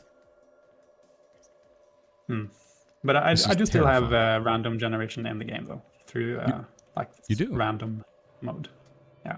That's actually really cool. I mean, like there's a little bit of randomness that I felt with like the orbs bouncing around because they're physics, so like weirdness is going to happen Yeah. there. Because I have Yeah, no it's idea. I have no idea where the orb's going to bounce if it hits another orb, for instance. I know that that's likely just based on like the spherical nature of that object. But as a player, it's like, Yeah. oh god, these are the scariest thing in the game because you have no idea what's going to happen. Yeah, you're right about that. Like, I don't even know what's gonna happen when two orbs bounce into each other as well. Because like, I kind of like hacked my own little collision response. In the beginning, I tried to make every part of the game completely like deterministic, and it's kind of important to do that in order to get the same outcome each time you play the level. Yeah. But I discovered that when just like using the standard Unity physics, there's a lot of like small things that could break the determinism. So it turns out that if you do the collision detection with like raycasts instead, you pretty much get a very deterministic result. So that's why that's why those collisions those bounces are a bit weird sometimes. Like it's just my made up rules for how they should bounce. That's fair though. I mean, like you found something you didn't like really the way that it felt, and you built something totally different. You know, and that's cool. I think that's valid and fair, and it makes sense. And as a player, like I'll sit here and just bemoan it for 10,000 years, but it adds to the game, and it's just another obstacle to overcome. It doesn't feel like it ruins the game in any way. In fact, it adds quite a bit to it, at least for me. I don't know. That's good. And I've been really enjoying it. The game's quite tough. I really enjoy that. How do you balance something like this? How, like, is it something that you just sit down and play it a ton until you're like, okay, this feels solvable? Yeah, I mean, I try my best to be like humble enough when playing it that I try to imagine like how it would be like for somebody who hasn't played over 1,000 hours of this. But I routinely fail at that task, and I need to either get my girlfriend to test it or other people to test it in order to find out if I'm completely wrong or not. And it turns out like at least 40% of the time I am completely wrong, and I have made something that is just too difficult. Way too hard. Yeah. That makes sense. I mean, it's one of those things where it's just like a feel check. But I do think that everything in this, to me, so far, I think you've hit the mark. It feels solvable. It just feels like I'm bad when I get hit, you know? Where it's like I approached a problem from the wrong angle, like this, right? Yeah. Where I should know that that's going to happen because I've seen that a million times throughout this. Yeah. Yeah, you kind of like eventually it becomes a little bit second nature to predict those kinds of things, even though in the beginning it's completely unpredictable. Yeah, in the beginning it feels like this is impossible. And then later it feels like, okay, I understand the pattern now. I can do that each time. And then it's just down to hand skill kind of a thing. Yeah. So with a game that has this many kind of like defined traps and features with this, have you thought about doing anything in terms of like player level design support or anything like that? Yeah, it's kind of like it's a wish list thing for me. Sometimes I'm tempted to just start in the middle of the night designing that, and in fact I do have a branch where I started making like an in-game level editor, just because I do want people to make their own levels and like post their own challenges and that kind of stuff. I think this game lends itself very good to like speedrunning and competition and getting the best times and stuff. And there's like some work in progress leaderboards stuff, not in the version that you're playing, but kind of in the game. That's still. cool. And I definitely want a level editor for that reason as well. That's really awesome, actually. Being able to, like, run your own worm tournament, right? Wormament, as it were. Wormament. Just find as many worm puns as you can. Always taken out by the orb. I'm getting better at this. This level is incredibly... It feels like I'm defusing a bomb right now. I know what you mean. Oh. Wait for that one. Wait for the death laser there. Ooh. I got a new timing on that one.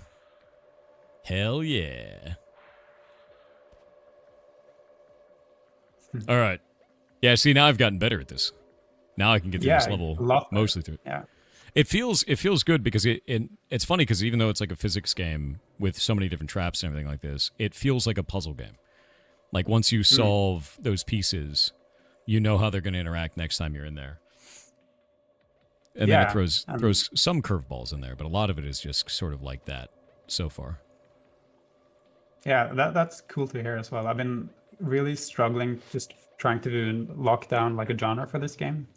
So I'd be actually curious to know what you think. Like, what is does it feel like a puzzle game? Does it feel like a more action arcade? Like I guess it's a mix, but It feels like an action puzzle game. It would likely fall under rage game for most people, just because it's yes, physics right. and death, right? But it's pretty Yeah. forgiving having the multiple lives. Like, it doesn't feel like super ragey. It's more one of those things where I could see people getting mad at it, you know, like normal, Yeah. as the internet does. But it is kind of physics ragey. So I would say action puzzle, at least for me, you know.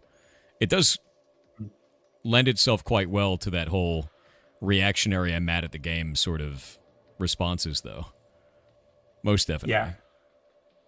Oh. Makes sense. No. Damn it. Oh, I thought I could scoot through. No, I'm dead. I put myself into a corner and died. Yeah, I would say it's a worm-like. Yeah. Yeah, I agree with that. Oh, cool. The moment I open that door, just put that in the next room. I love orbs. They're the best. No, honestly, I think this is fantastic. I think you're doing something really cool.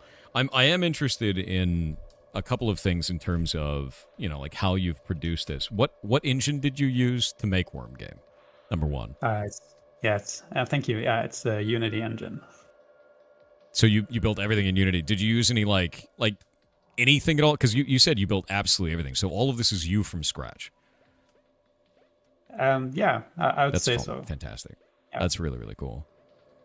I am interested, like, you don't have a publisher, you didn't go down that route. Is there a reason you didn't go down that route? It honestly, I don't know. Like it's something I might consider if there's like a very good publisher that becomes like a potential opportunity. But I don't feel very good about spending a lot of resources on chasing down publishers. I know a lot of people who have kind of like walked into a little bit of a trap as well with some publishers, and I'm sure like I just don't really know that much about the publishing game. But I'm going to tell obviously you right it's now, I don't think you need one. we got ads for just a moment. We have to pause for 2 minutes, but I'll talk to you a little bit about that afterwards. But I don't think you need one. I really don't. So I'm glad to hear that. That's good 100%. Yeah. And I agree. I think most publishers enter pretty bad deals with most devs. So I'm gonna wait. Or try to keep a professional interview while he's getting worm owned. Maybe a little bit. Yeah. Thank you, chat.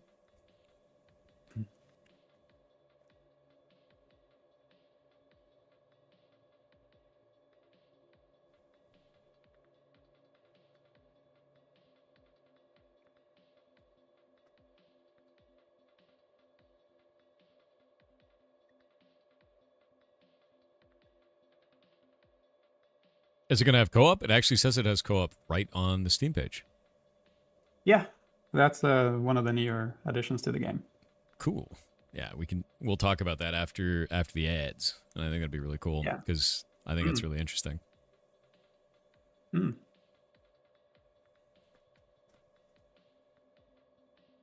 Yeah, legitimately though, dude, I think what you're making here is awesome. I think this is really thank cool. you so much. I think it's very, very fun. Everything's really readable. It's good. So you got very little to worry about, honestly. It's always such a relief to hear that. Yeah. Thank you. It wouldn't be a dev interview if you weren't owned by the game in the background. Thanks, bud. We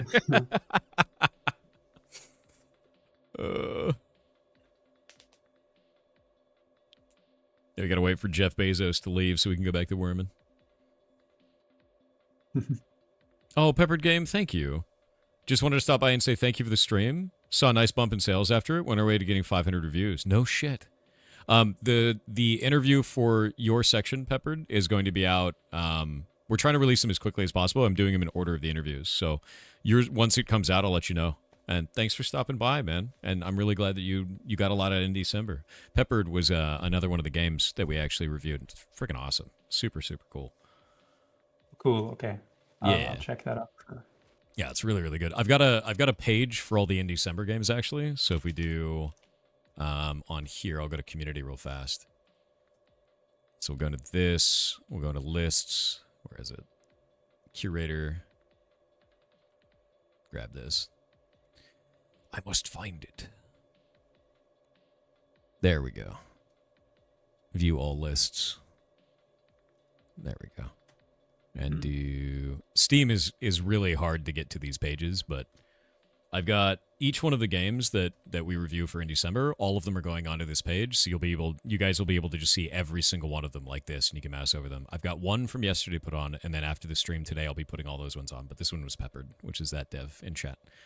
But yeah, so it'll make it easy for people to find all these games. I've also left an informational review on each one that says it was part of the In December Games show, so you guys can find that as well easily. And I'm hoping to put out like badges for this that people can put on their Steam page, because like we have a thing. Steam lets you do that in the bottom right corner to like show stuff that you've been a part of. So I'm going to make some of those afterwards and just send them to all of you guys so you can have them. And we'll do that. That's really awesome. Like, it's so helpful for all of us devs, like indie devs who haven't like gotten a lot of audience to get this. It's really cool. That's 100% my whole hope with this, to be honest with you. And before the ad break, actually, we were talking about publishers. So you didn't go down the route of the publisher, and you were kind of worried about it. You've seen other people get owned in the past. I don't think you need a publisher, legitimately so. Like, I think that what you're making here is already really, really cool. And usually what I find with publishers is they try to bring you to other platforms and localization. That's like the two best things that they can do. But you have very little in terms of localization. I think that's something that you could handle quite easily on your own, or even with contracting support. You know, like that's pretty much it. And the rest of it is just gameplay based, and it feels really, really good for this. Somebody in chat was asking if this has co-op, and there's a little section of video here. It does. So can you talk a little bit about the co-op feature and how this feels? Like how does this play through? Yeah, it plays like mostly similar to the single player, but in co-op, you kind of like take every other key. So the blue worm takes blue keys, green worm takes green keys. Okay, so you have to work together. It's not competitive kind of a thing. Yeah, it's not competitive. Yeah. I really loved this other feature too that you showed in there, where your leaderboards are going to be like ghost racing. Let me grab this. There we go. Yeah, so like This. there's already just like a solo racing mode in the game, which you can try like whenever you want. But yeah, this would all be like later tied up to the leaderboards as well. That's awesome, and I love that. And you basically just recorded every aspect of the gameplay. I saw that in the cinematic where it was showing my actual gameplay there. Can you talk a little bit about implementing that? Because that's awesome. Like being able to store the exact movements of such a strange body on a character is very interesting, and I want to understand the technical detail of how you put that all together. Yeah, like the simple, easy answer is that you like you just store per frame every detail about the whole game's state. But like I kind of had a different approach to it in the beginning. I had this idea that since the game kind of is like fully deterministic, that the only thing that we needed in the replay data is just the position of the worm's head. Okay. And everything else could be like determined just by the random seed of the level and the all the other settings, and it would just like recreate the circumstances exactly how you play them. Okay. But yeah, that was kind of it was beautiful when it worked. It was like wow, I can't believe that works. But it broke very often. It's like it didn't take much for things to like, oh shit, now the orb doesn't bounce the same way in the replay, and there was like a few other obstacles as well. Like the replay system has like scrubbing, like you can go forward and back in time, and that was completely bad when relying on just like the deterministic recreation of the game state. Yeah. Because like I didn't cache anything, so I needed to recalculate everything when going back in time or forward in time, and that that was not good. So I kind of like just revamped the entire replay system, and now it's kind of like as straightforward as you can imagine. You just you save everything that has changed per frame into a file, and read it back in one chunk, and then load it and step through it. That's actually a really cool system, to be honest with you. I think that's a really interesting... Oh, I died again. I think it's a really interesting way to handle it, because storing, like, even the elegance of just storing the worm's head and only the worm's head is very interesting. You know, like, that actually seems really cool. Actually, I want to try to blow up my character real quick and start this over so I don't get the ball into the next environment. You can also hit R, by the way. Oh, I can just hit R? Okay, cool. That is really nice. Oh, no, it's still going to go in there. Great. So everything is deterministic in the game. Every one of the interactions, everything like that? Yeah, at least it's like really supposed to. I've seen like a few cases in playtesting where like, oh shit, that was not supposed to happen. But I would say like 99.99% of the time it's deterministic. That's quite cool. I mean, like, that makes sense because you have... made it. Oh my god. You have all of these lasers and everything like this, but the enemy AI is also... I've noticed that the worm over on the right side there, the carnivorous one, kind of does like an S shape and then pauses and then kind of does an S shape back, and it looks like he would just stay in the exact same area the whole time. So it does make sense that it would work that way. And it feels good, you know, like it feels good for the player, even if it is highly complicated, you know? Like that's the biggest thing. The pattern may be complicated, but it does exist, is how it feels. Exactly. There is definitely a pattern to it. It's just a bit complicated. Yeah.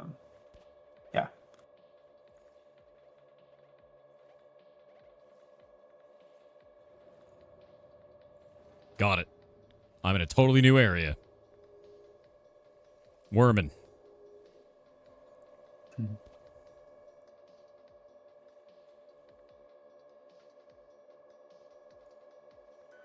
Damn it.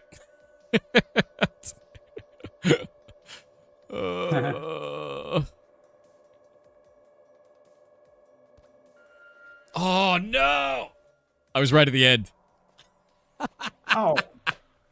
That sucks. I choked, dude. It's over. My worm body destroyed. Oh, why did I do that? I'm just going to start over. Yeah, restart.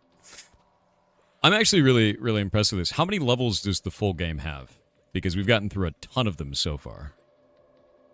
I think there's 11 chapters and 6 levels, so it's 66 levels.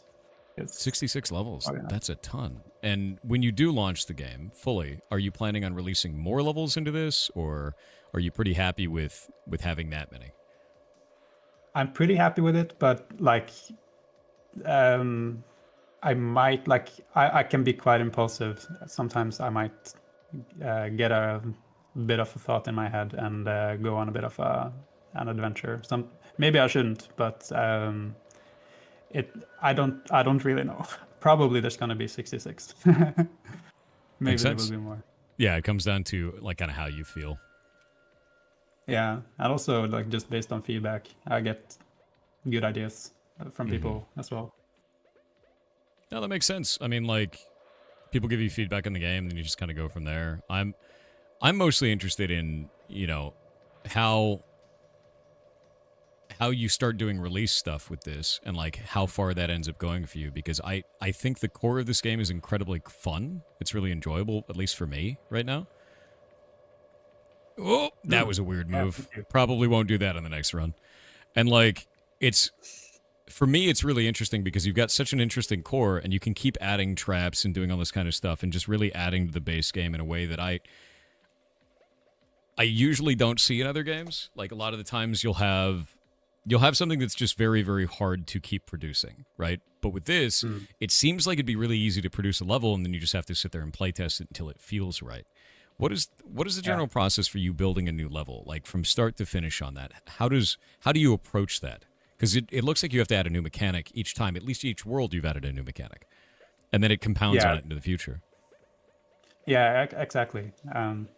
I guess it starts with like a new type of enemy or obstacle, and once I have that, it's just a matter of like the first level is only with that thing, except in like a few exceptions, but that's the basic recipe. And then for the rest of the levels, it just gradually incorporates more of what you have met before. And what I do usually, I start off just adding all the like enemies and the stuff that I want in this level into a list, and then I hit like, say I want 20 number of rooms, and then it I can auto generate like a starting point from my old like level generator.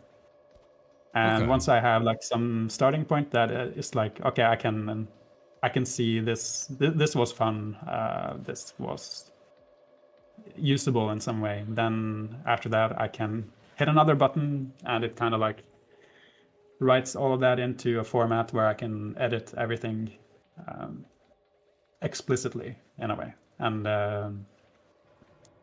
from there I just keep testing and tweaking things that feel too hard or doesn't feel exciting, it doesn't feel fun, and so on. Doesn't work. Yeah, whatever it's going to be. Yeah. What do you feel your game does the worst? And this is the hardest question that I always ask everybody. Is what do you feel? Because like every game does something that every developer's like, I don't know if that even works. I don't know if that feels right. That's a good question. I don't know, like I can be quite unsure if the difficulty curve, if that is right for the game. I'm a bit unsure if like there should be 6 levels for each chapter. I'm a bit unsure if things can get a little bit like repetitive sometimes, but yeah, I don't know what it does the worst. It's a tough one. Yeah, there's also like some inconsistencies in how the art style is. Like, that's kind of like a work in progress, but some parts of the game are kind of like pixel art inspired. Some other parts of the game are not really pushing that look that much. So like it's maybe a bit like there's certainly other games that pull off a more cohesive look for their game, and it's kind of like to be decided, I guess, how it's gonna turn out. I actually think it's really interesting because I've felt like this so far has felt like a very cohesive visual experience. Like I haven't felt that at all. Like it's kind of interesting because you have like lasers and worms, but you know, like visually it all has kind of made sense. Oh my god, I finally beat it. Like visually it's all made sense to me, at least. Like it feels like I'm going deeper and deeper into a facility sort of. Yeah. At first I thought I was inside of a body because it's worms and the walls look like meat, but you know, like interesting. Yeah. But then it started changing over to a facility, you know, sort of a thing. And now it's like laser grids, facility. I think it feels quite cohesive in terms of that. Okay, that's good to know though. At first I thought that my light on my head would actually cause enemies to go through. I'm interested in do you have something planned for the light on the head, or is that just visual flair to make it easier to spot your own face? It's kind of that, although people have sometimes given me ideas with the light that is kind of interesting. Like there's these like blind worms that don't see you, but like what if you shine a light in their face? Like can they somehow sense that? I don't know. Like there's stuff like that I haven't like completely said no, I will not do that. But it's just visual, looks cool, or visual looks cool. Yeah. Oh! Yeah, I guess. Oh my god, my tail. They're eating it. The tail was a really, really nice touch on that, by the way. I thought that's... Oh my god, the bouncing orb. Are you kidding me? The orb bounced into another orb and took me out. Oh, geez. Yeah, thank you. It's a kind of new addition as well. Really? So before, would it just Yeah. kill you, or...? Yeah, it would. It kind of felt a bit punishing, I guess. Just killing you instantly with the smallest touch of the tail. Oh, hey. I get a drummer worm. Nice. So tell me a little bit about this, of creating cinematics for your game. Did you build these directly in Unity? Did you build these like as a movie asset outside of it? How did you make these? And what do you do to approach these too? I made them mostly in Sprite, but there's parts of it that are rendered in Blender as well. So I Cool. made a 3D scene and just tried to make it look a bit 2D. So yeah, partly that and partly Sprite. You've created And, the most terrifying thing imaginable that I've just now seen. An orb that shoots a laser. Yeah, Okay. combining your favorite enemies. It's my two favorites. Oh my god. Oh my god, it's slowly rotating. This is death. I'm restarting. That's insane. What have you done? What cursed reality do I live in now? Wait. Victory? Oh my god. They're everywhere. There's your path. Got it. And this is all deterministic, so there is a timing for everything. Yeah. I have definitely solved all the levels, I think. What is it like to be a monster? How is that? I wake up every day at 6 o'clock and I just start planning out like the worst possible things that I could do. And, Good. I just pick like from the most damage to least damage in that order. It's pretty good. I'm actually blown away by that. Adding lasers to the orbs is just devilish. It does feel like I can overcome it though, like 100%. It feels like something that I will learn, and Yeah. it doesn't feel unfair. It just feels ridiculous when you first see it. And to be real with you, each of these kind of felt like a little bit ridiculous when you first see it, and Yeah. I like that. I think that's good. It's supposed to feel a little bit like, what the hell? Why? Yeah. Like that slow bounce there. Like, come on, man. Come on, man. So with you building these deterministically, that means that when you first start off and you place the object in the room, you have to give it some kind of a momentum as well. Like before it even, like as it spawns, and the momentum has to be the same every single time, huh?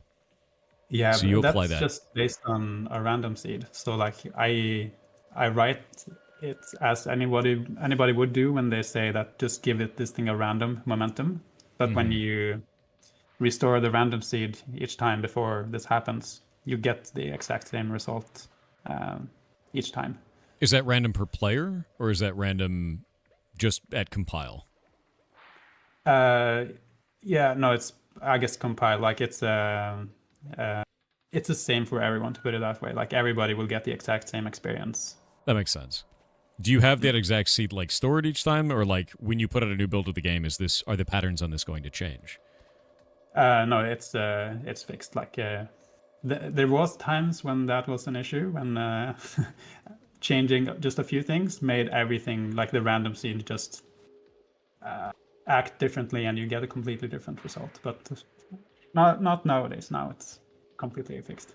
That's cool. Yeah, because like one of the things I was wondering with that is how do you run a speedrunning community if it changes every single time? Oh God, wait. Yeah. Because like a lot of that relies on the game being exactly the same. People will find new ways of getting through this, though. I'm just gonna restart. Lost too many lives in that middle ground. I got to learn how to do that one better. But I am interested in that. You know, like since you said that it is deterministic with that. No, this is a bad way to do this. Learning slowly the routine of these lasers here. Yeah. But no, I'm having quite a lot of fun with this. Legitimately so. Yeah, thank you. You're doing really good as well. I don't I think wouldn't so. think a lot, a lot half of these things. Really? I mean, like, for Well, me, this feels task. brutal, but, like, good, if that makes sense. Yeah. Like, there's definitely a way through each time, and I just have to find it, you know? Yeah. I guess it's more about like how fast you get these things sometimes. It's quite impressive. Well, thank you. It's very nice of you.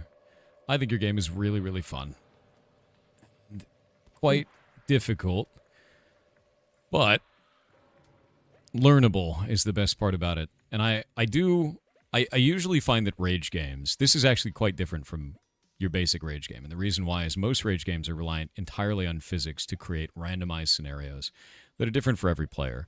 But you've done something different, and that's why it doesn't feel like a general rage game. It feels like a puzzle. And I like that. I really enjoy that. The fact that it's the same every time means that I can, dissect it and then just learn to get better. But if you do something like, say, Getting Over It with Bennett Foddy, right? Like that one, that is completely based on ridiculous physics. And there are patterns that you could do in there, but, like, they're really tight comparatively.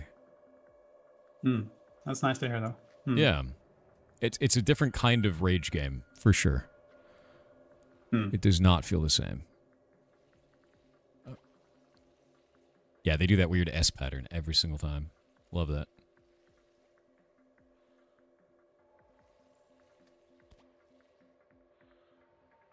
Making it, wormin'.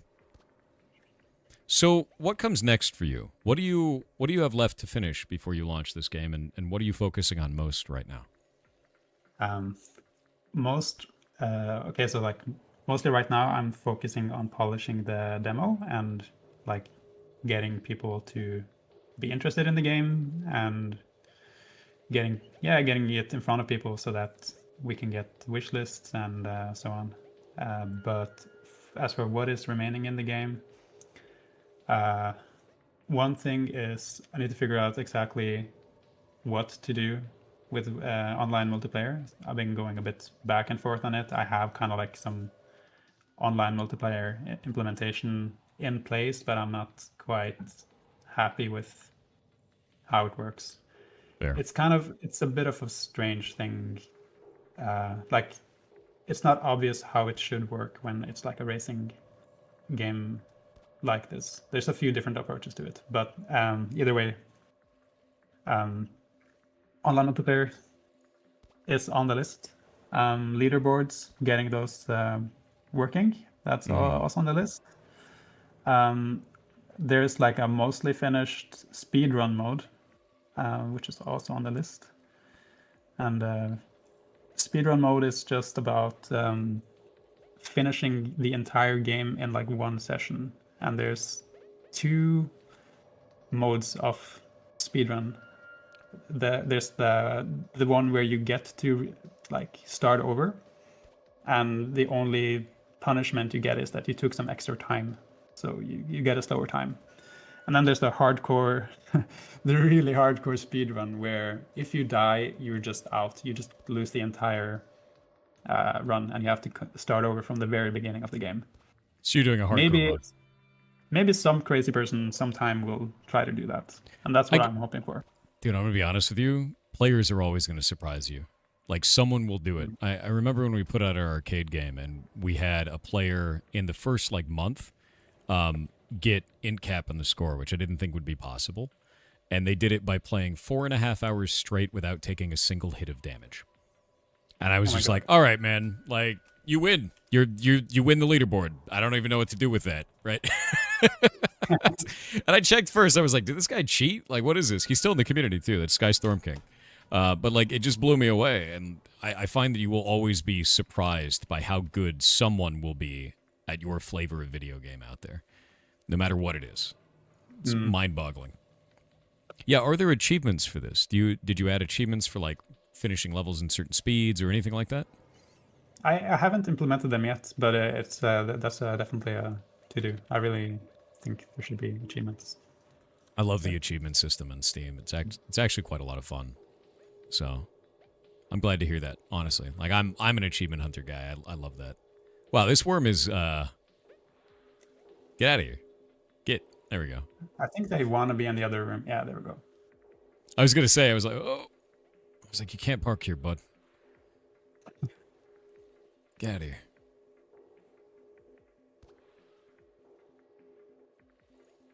Oh. Actually horrifying. Nope, greedy. Too greedy. Too greedy of a worm. Who am I talking to? I'm talking to the developer of this game. Oh, come on. Oh. Alright, there we go. Yeah, honestly, there's so much tension in this that you wouldn't really expect. And I'm really impressed with that. Because you've got kind of like every single environment is a puzzle to solve. Every single environment is difficult in its own right. Damn it. I thought I could do the same thing that I do every other time, and I could not do it in that room. Yeah. But it builds tension the whole way you're going through, especially the leveling, like number of level system. When you first started this, did you have lives like this, or did you just had one hit kill? One hit kill. That was how it was for quite a long time actually. I don't know if it's like a year or something since I added 3 lives, but it used to be very like punishing, and maybe it wasn't as hard as this always, but it kind of was as well. There was definitely some really hard levels back then as well. So it's actually technically possible to turn off that if people really want to have insta deaths. They are allowed to turn off their lives. Really? Is that like an option in here? Yeah, I've named it no rewinds for now. I think I need to change it to name though. But I would recommend not clicking it though. Yeah. Yeah, I mean, it'd be difficult, you know. I do really enjoy this though, as much as it is frustrating in its own right. It's frustrating in a fun kind of a way. In a you know, in a I have to solve it sort of way. Oh my god. This is madness. It's a worm dance. It's a dance that I don't know the moves to.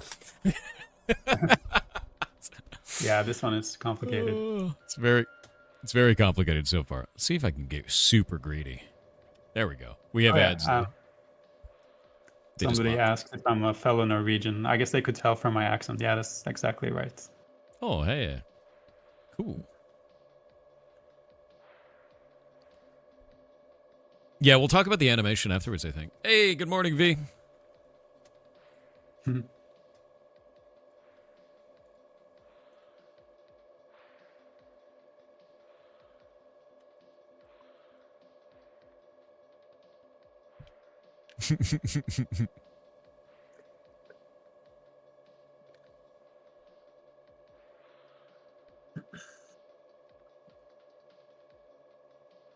It's visceral. Yeah, it is. The movement is too.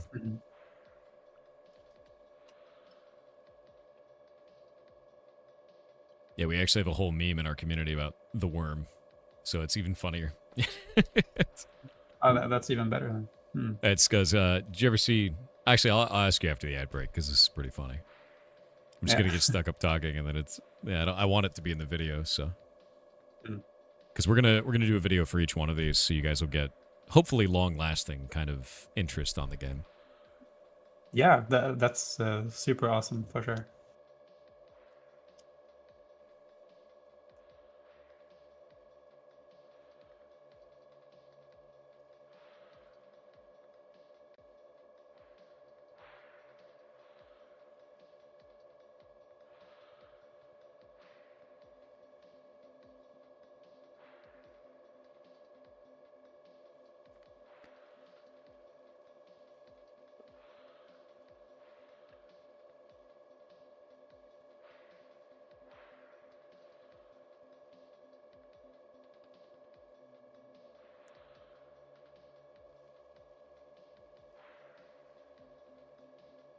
Let's see.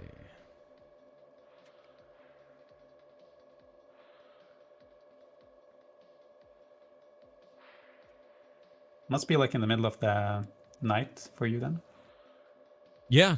So I stream actually from midnight till noon each day so that it hits the United States, most of Europe, and then Australia. So it ends up being a pretty global community here. Yeah, wow. That it kind of like sounds like a big sacrifice to to do that. Nah. I get to Nah. spend all day with the goblins. It's kind of it's a good thing, IMO. Okay. Yeah. All right. So, oh wait, I think I solved it. But can I solve it a second time? Is the real question. So, with all of that being said, I'm really interested in knowing and understanding how you did the animation on this. Right. So you have nodes following each other. Is what it looks Yeah. like to me, and then. How did you get that movement to feel fluid? Did it just kind of come together really easily? Did you go through a lot of iteration? Because it looks Uh, great and it feels visceral, you know? yeah, thank you. It kind of like the game kind of started with it feeling great, and that's why I chose to like, okay, this feels good. I want to make this a game. But I have done some stuff afterwards as well to like add some more nice things, I guess. Mm-hmm. Um, there wasn't a lot of iteration for the base thing, but if you see when you're moving, there's like a slight amount of like tail wiggling, like a bit of side to side stuff. Yeah, I can see that right at Um, the end there. yeah, yeah, that came a bit later. Um, um, it's like a little sine curve, I guess, a sine value that's just being multiplied down the chain of the worm's body, and like So by the time it gets just to the end, makes it wiggle it's a much bit. more expressive. That's cool. That's a great way to do that. I love that.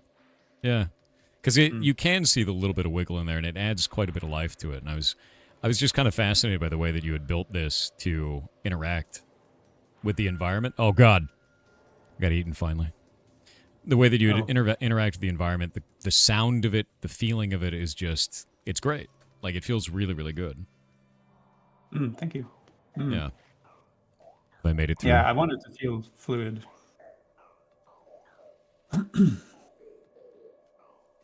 Oh, it looks like this one doesn't have the video of me. Yeah, that's too bad. What? Wait, what is that? What are those? Oh, yeah, that really must be that's the eyes. That's the eyes of the follower worms that are being sorted on top of the UI. Whoops. I Oh, that's guess. terrifying. That's really funny. I was like, what is it? I'm actually kind of glad it happened on the stream. Layering. I would never feel negatively about any of that, honestly. Like layering issues and scuff, it happens, right? This is something that I noticed on really early on. Your lighting system actually is lighting certain aspects of this along the edge, and it only does it towards the edge of the actual creatures. So like if we're here, it lights that side edge. I love the detailing because when we're over on this side, it actually does it there as well, and it really adds to these types of environments. So you've added quite a bit of polish to these, and I'm interested is like we have a lot of people in the community that are either just starting out as developers or they're just doing game jams and things like that. Can you talk a little bit about the process of polishing up environments and how you personally feel about what should you spend your time on? Because I could see you took some time to make that look nice, right? And it's like, when did you decide and why did you decide to take the time to do that? Yeah, it came like not all at once for sure.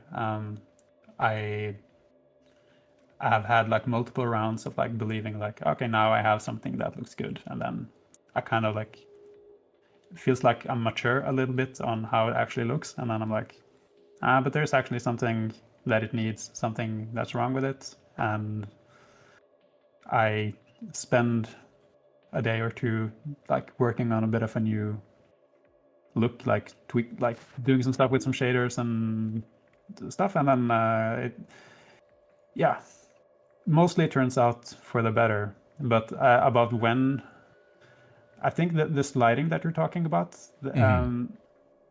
there was like an early iteration, maybe like 1.5 year back or something, but it's quite recent that I made it look, in my opinion, much better as well. I just stopped using Unity's own lighting system.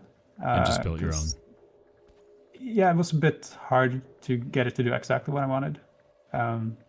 So it's a very simple implementation that I'm doing right now. There's normal maps on everything, and like very pixelated normal maps. Mm-hmm. And yeah, the lighting calculation is quite manual as well. And probably Yep. there's only a few like game devs who would be very interested in the actual technical implementation, but it's yeah. You'd be surprised. I actually love the way that it looks, so I'm pretty happy with it. Have you ever thought about putting out like blog posts or anything on like the features that you add to it? Because I think that would be some of this stuff would be a really cool read. Honestly, I like the stuff that you're doing with it. It's really interesting the way that this moves. Even you'd be amazed at how interesting small touches like this can be for people. Yeah, I have considered that. I have done like one or two videos at most, not nearly many enough. I know that people are definitely interested to like in devlogs and stuff like that, and I definitely think I should do more of that. Yeah, I've I think this is quite given cool. a lot of like instructions in Reddit posts in the comment section. That's fair. Yeah, I'm slowly making my way through. Oh, the orbs. Okay. There we go. I've made it somehow.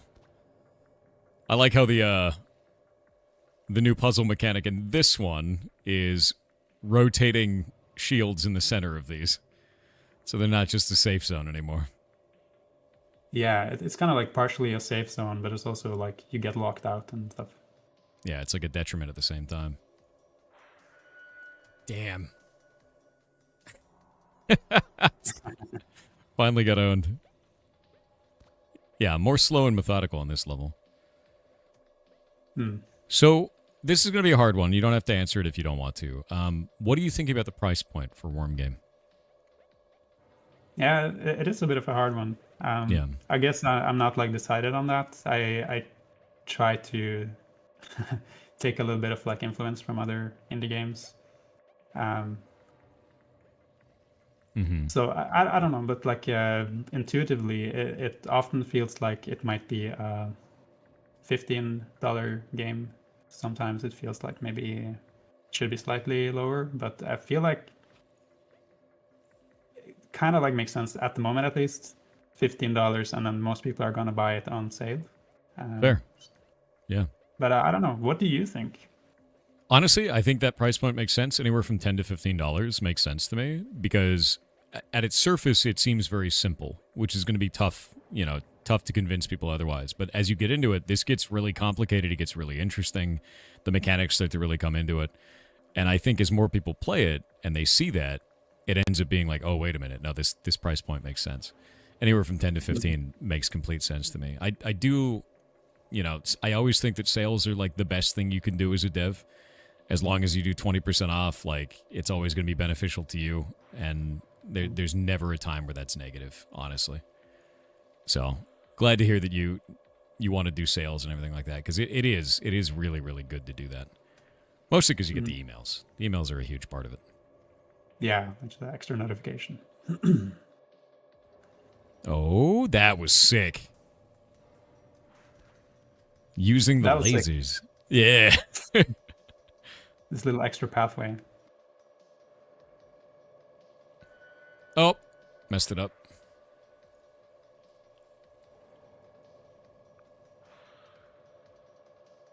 What? Oh, I got stuck in the wall. I was like, why am I not moving? All right, time to think about this.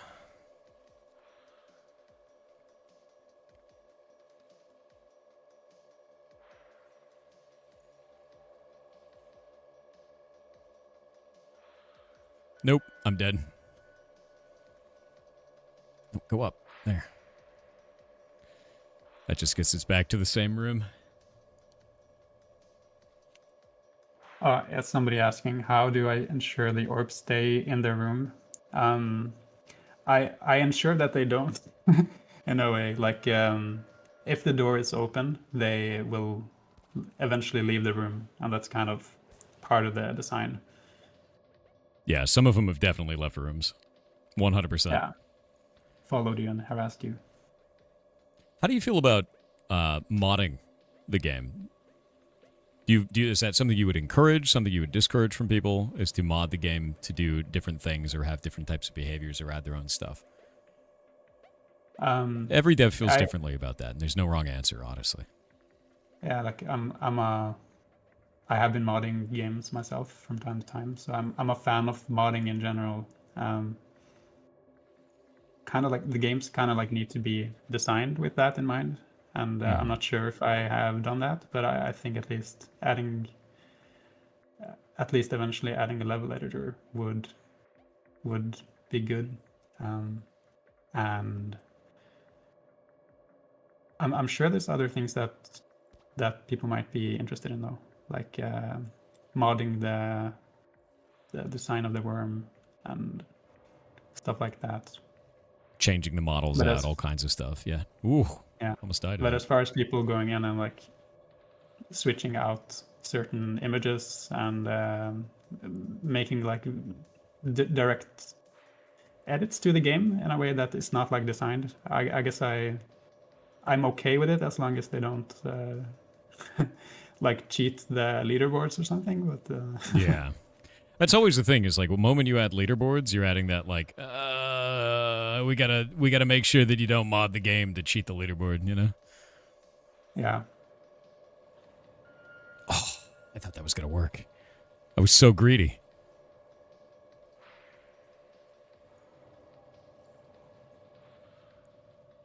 My greed. No! I understand how to do it now. I'm just not good enough to do it. My own hubris. My own hubris. It's fine, though. No, I'm really impressed with this, though. Like, I think it's got a lot of... like... I don't know. It just feels... It feels different to me, because I generally don't like rage games, to be honest with you. But like I said, this doesn't feel like a rage game. It feels like a puzzle game, like an action puzzle game. Yeah. Which is weird, because you wouldn't really expect that, you know? Oh! It's a rage game disguising itself as a puzzle game, just enough that it works, I guess. Maybe it is. Maybe I've been rused. I've been lied to. It is actually a rage game. How do you guys feel about it in chat? How does the community feel about Worm Game? Oh. Didn't die. Oh, I thought I was screwed there.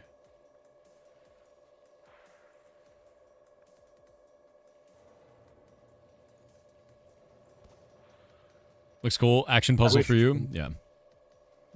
I wish Steam had a like rage game category.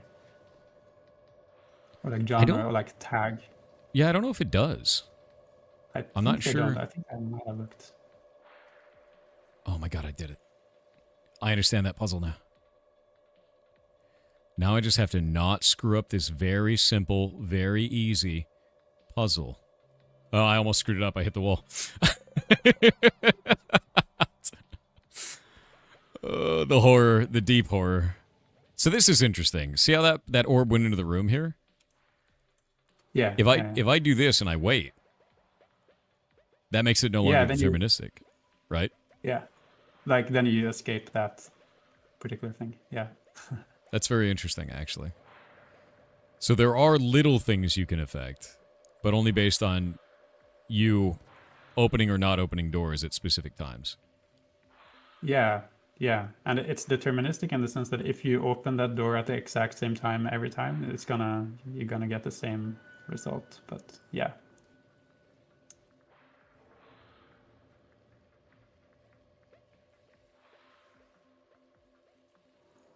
Got it. I love the worm skeleton being left behind. It's hilarious to me. I actually added this Super Meat Boy inspired thing where if you watch your replay, you will race alongside all your dead worms. And Yeah. That's quite funny. Oh my god. There we go. Oh. There we go. Honestly, I feel like a lot of the situations in this game, I just need to not be timid. Because the moment that I'm timid, I'm dead. Except for that one. Oh. It's kind of funny. Fear is the worm killer, chat. Never forget. So you said earlier you during the ad break you were talking about how you were from Norway. So you're Norwegian. Yeah. Are you based out of there now? Yeah, half of the year I'm in Norway and half of the year I'm in Vancouver with my girlfriend there. That's awesome. What is the indie scene like there? And I've been asking everybody who's an international dev, like, what is it like making indie games there? Because it's so different for everybody, depending on like how much support you have, like how much interest there is. Yeah, it's decent. I guess like Norway as a whole is not. They haven't really put their money on the games industry that much yet, unfortunately. They really should. But the particular place where I live, it's called Hamar. It's a good indie scene. It's kind of like one of the main hubs in Norway for indie games. That's awesome. Because there's like a game school here where people kind of end up in game companies or like end up making game companies after they're done. And that's cool. And the support is we kind of like rely on our regional film funds actually. So we have to share our funds with film and movies, documentaries. I just got on. So it's shared. Are you talking about like government funding? Are you talking about like grants kind of a thing? Okay. Yeah, like it's shared between the government funding. Okay. And these are grants. You can get development grants. I have gotten many development grants for different games. I have gotten like 2, I think, for Worm Game. That's awesome. Nothing huge. I've been severely poorly paid by that consequence, but there's definitely like some opportunities for Norwegian devs to get big funding with NFI, as it's called. Yeah, I've actually seen that quite a few times where local governments do like funds, like grants for everything. And it's cool to see that Norway actually has that. I know that I believe in Brazil, they're doing like tax breaks for indie studios. Like that's a big thing for them. And there was an explosion of indie devs in Brazil related to something like that. And then there's some areas, I believe Germany has one. There's a couple others too. I wasn't even paying attention there. But yeah, it's always a benefit. So if you are developing a game, look to see if your local government has anything that they can do in terms of grants that may help you out. You'd be surprised, You apply for a grant, they do that, and I'm just gonna get owned here. I'm getting lasered. There's too many bouncing lasers. Yeah. Oh nope, got it. Somehow lived. It is a mystery. But yeah, like it's definitely something to look into if you're a dev. Is make sure that you see if you have an opportunity for that, because you'd be kind of amazed at how common that is. It very much is. Yeah. Yeah, it is. And like if you're a solo dev, it's many people sit like alone in their own bubble, but it's possible to go out and find like the game dev community and share office spaces and stuff like that, and you can get a lot of useful information about this funding and that kind of stuff as well, usually. Yeah, there are areas where, like for office space, which I thought was really cool, like a collaborative development environment, where they like say, hey, here's an office. Like that's the grant. The grant is a place you can go to work as an office space with internet and computers and everything like that. I think that's fantastic. Yeah. Like Somebody's saying Australia has this as well. I love that. So in terms of international on this, the game does have very little in terms of text, but are you thinking about localization? And if you are, what languages do you think you would want to support the most? I think Yeah, I definitely want to do localization. I don't know yet which languages in total I should support. I think there must be like the big languages like English. I think actually a lot of like Russian people have been interested in Worm Game for some reason, and like just getting this to like Asia and like Japanese, Chinese. Maybe that's a good idea. I don't know. Like I haven't really given that too much thought. There. Yeah, that makes sense. I think that localization, anytime you release the game internationally, you're just increasing the amount of sales you get. Yeah. Bar none. You know, it's one of the best things you can do, especially for building community, because more people get more interested in it. And the orbs, the death of the orb. All right, fine. Every time there's a death, and I'm just like, oh, you got to be kidding me. On some of these, it's got owned for no reason. That's quite funny. This room, by the way, diabolical. That's outrageous, to be clear. Oh. Somehow lived it. All right. I know I could do that in the future, I guess.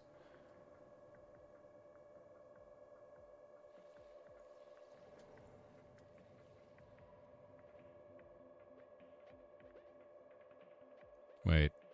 Oh, you've offset it. Oh, God. I forgot I did that. I probably will change that. No, leave it. It's monstrous. Okay. It's a monstrous thing to do, but leave it in.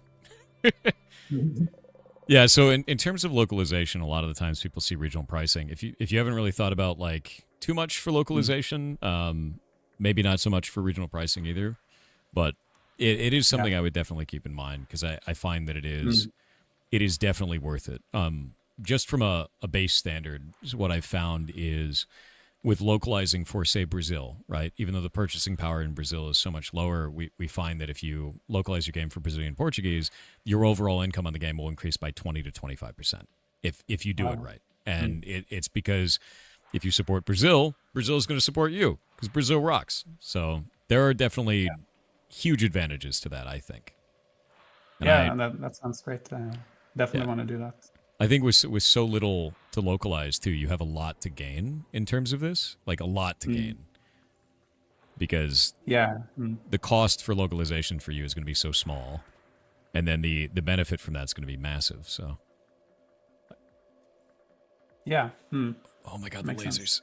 Oh God, the lasers! The terror! No! I got stuck in a pit.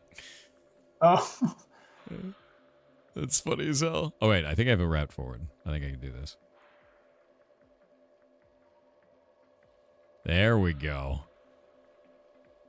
Oh, my God. All right, I did it. Somehow. Against all odds. That's impressive. All right. Oh, God. Okay, we have a beam boy. There we go. Deep horror is all I feel right now.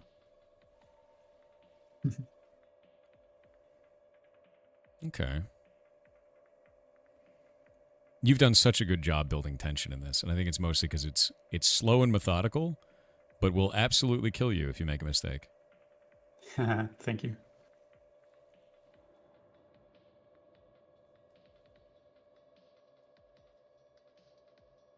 Come on, man. There we go. Nope. Shit.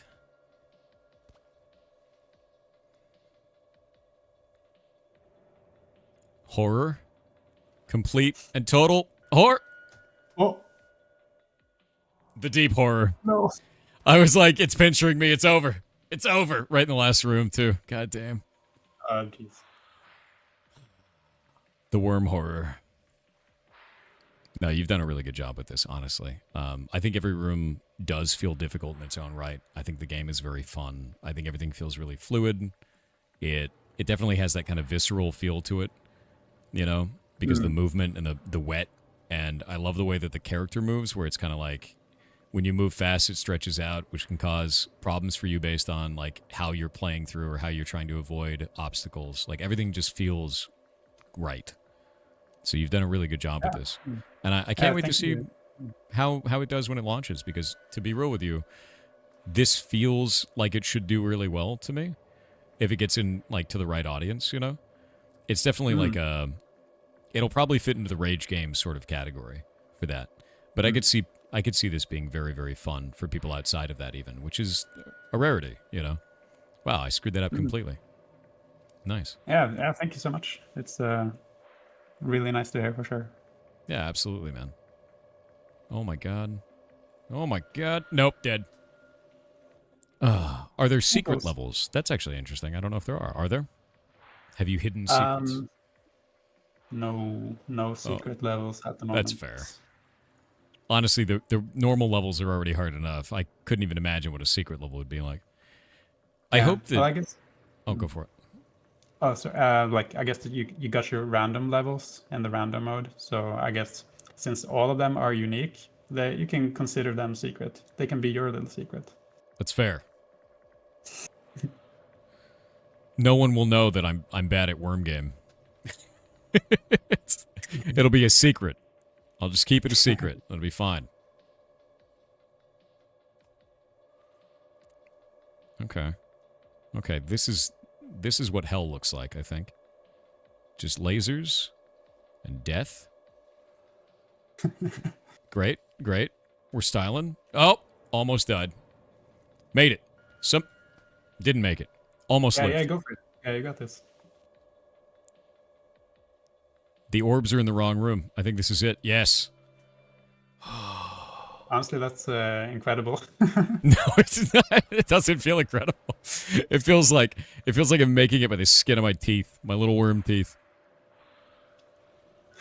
Nope. Did that too harshly. Do this instead. There we go.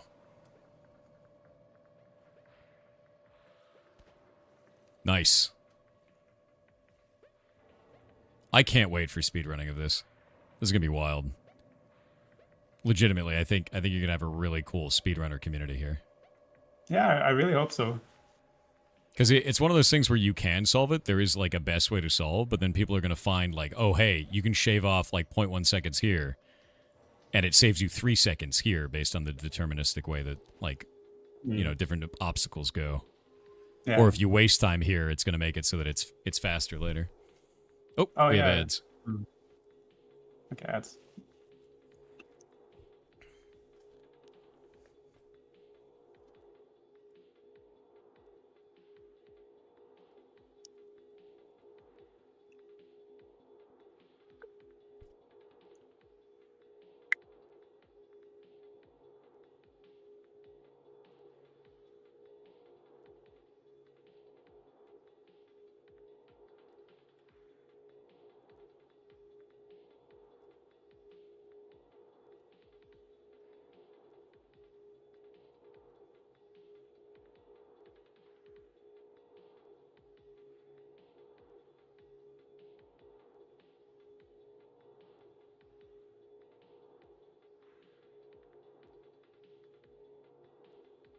One sec. Grabbing some stuff.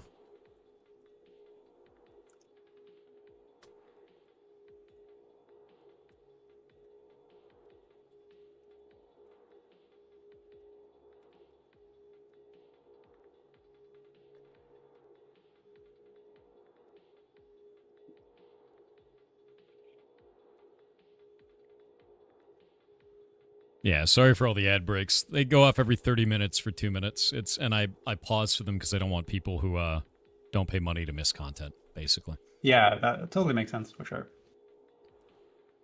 No worries.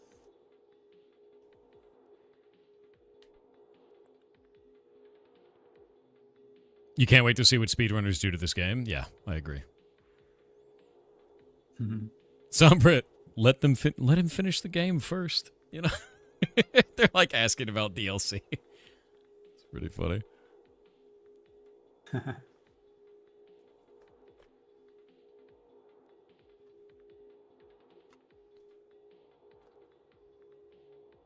All right, we are back from the ads. So, with all of this being said, we're almost at time now. Is there anything you can give as advice for any developers that are out there that may just be starting out? You know, may just be starting their journey on this kind of stuff. What is the biggest piece of advice you have for them? That's a good question. I think, like, I have some advice that I have not followed very well myself, which is why I can give it as advice. That's the best kind of advice. Yeah, I guess, like, test your game a lot very early and make sure that people are actually interested before you make a huge commitment, like mentally make a huge commitment to it. Worm Game was kind of like, it was started in that spirit. It was supposed to be a small side project. It kind of became bigger, so that's where my advice falls apart. But I still stand by that. I think it's very common for like passionate indie developers like myself to just like feel like you got to make this big. Yeah. Your big dream come true, and most of the time it might be better to just like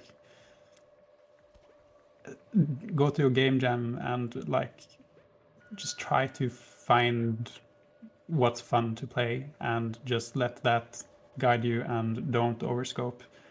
It's like, I know everybody says this, so it's not like very tailored and unique advice from me specifically. It doesn't matter. I mean, like, even if it's not tailored and unique, that's totally fair. And it's, you know, reiterating the same advice of others is never a problem. Honestly, I think it makes complete sense because overscoping is absolutely something people do all the time. It is important to stick kind of rigidly to a size of your project and make sure that you understand the time cost of anything that it is that you're building, for sure. So I agree with you. Yeah. I really do. Yeah. Also, start marketing like as soon as you have something that looks pretty fun. Don't wait for things to be perfect and wait for your visuals to be perfect. If it looks to people like it's going to be fun, just start trying to build community as soon as you can. That's like something I really did not do. I kind of stayed in a bubble for a long time, and then only recently I kind of started trying to get people to also see the game. And that's why Worm Game now is like very much behind. I feel like we don't have many wish lists, and when the game is like getting close to finishing, we're still like so low on wish list that we just have to like wait and like get more attention, and we have to spend a lot of time on that. And it's better if that is just with you by default in a way, if you know what I mean. Yeah. It's one of the things I always tell people is like make a Discord immediately. Like just make it day one. And even if your game doesn't look amazing yet, it doesn't matter. Like just make it day one and produce a demo, you know, and get it out there and start talking to people. Because like you want to set up all the buckets for when people are interested. You don't want to have to play catch up for when they become interested. You know, like have it there, have it ready, just in case. And maybe your game right now doesn't explode, but maybe the next game you make explodes. You know, maybe that's more interesting to people. And then you have all those buckets ready for that too. Yeah, exactly. But I think what you've made here is very fun, and I think it's quite cool. And I think when you have a level editor in this, I think it will be very easy for you to garner interested community because they'll start to share levels with each other. And that's a big deal. You know, that immediately allows community creation. Anytime you have something that's like, hey, come be creative, make a worm level, you know? Yeah. Thank you. I think it's going to help a lot. I think your game is cool, so it works. Yeah. One more piece of advice, and this is like a very small, not that significant, but adding sound very early to the stuff that you make, because I feel like it immediately tells you so many things that you only were that you were really much lacking before. Giving sound gives like so much game feel, and it reveals like lots of issues with how things feel, and it even helps you like debug things. In my experience, like if you add sound, if something is like happening lots of times without you realizing, and it's like, okay, but you can hear the sound repeating, like of course, there's a yeah.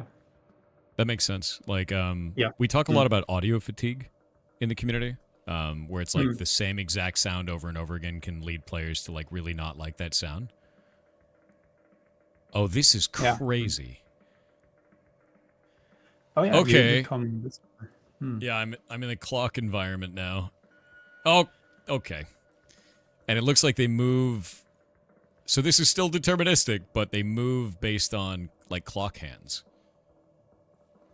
Yeah, you could say that. Oh, that's Although terrifying. they move counterclockwise, but yes. Fair with me. Yeah. I can't wait to be dodging bullets and oh no. I can't wait to dodge orbs and worms and all kinds of shit while I'm also doing this. Yeah, Oh! it's really fun. That's rude. How dare you? Oh, it's just a trap. Yeah, like sometimes you get totally clamped, and you just like had to kind of avoid that situation to begin with. It kind of shouldn't sucks have been- actually. No, it's whatever. Like the way that I felt about it is like this is inevitable. I thought of this being a problem when I walked in here, and I was like, maybe this thing's gonna crush me, and then it did. So it's one of those. Yeah.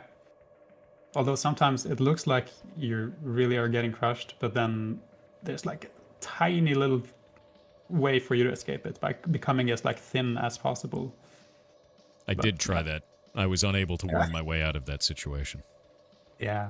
Yeah. Will this be released on mobile? Yeah, that is the plan. It started out as a mobile game. That is something Really? I forgot to mention. Well, that's cool. Started though. out as What- that's why the rooms are shaped like a mobile screen. Nice. What other platforms are you trying to target? Is it just Steam and then mobile? Or are you doing Mobile, actually? Steam, I really want to do Switch. That's something I want to do, but because I think a lot of people would enjoy co-op on Switch. Makes sense. Other than that, I don't know exactly which commitments I would want to make yet, but I'm just trying to like find out what people want, like what platforms people want to play this game on. I think on this on Switch would feel really good if I had like twin stick controls for that. Like just kind of moving the worm with a joystick would feel really, really good.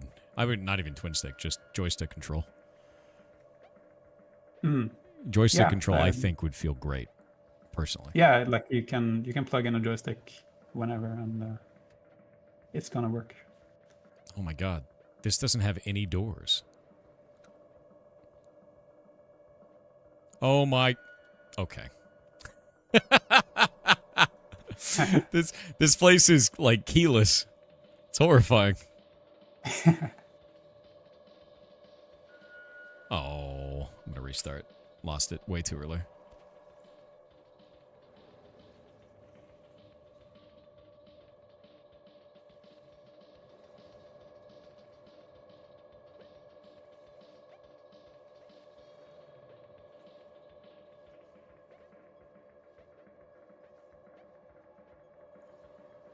Oh no. Alright, we're going back. I'm trying to stay away from these orbs. Oh, alright. Oh, that's Nope, awful. The orbs are rough, dude.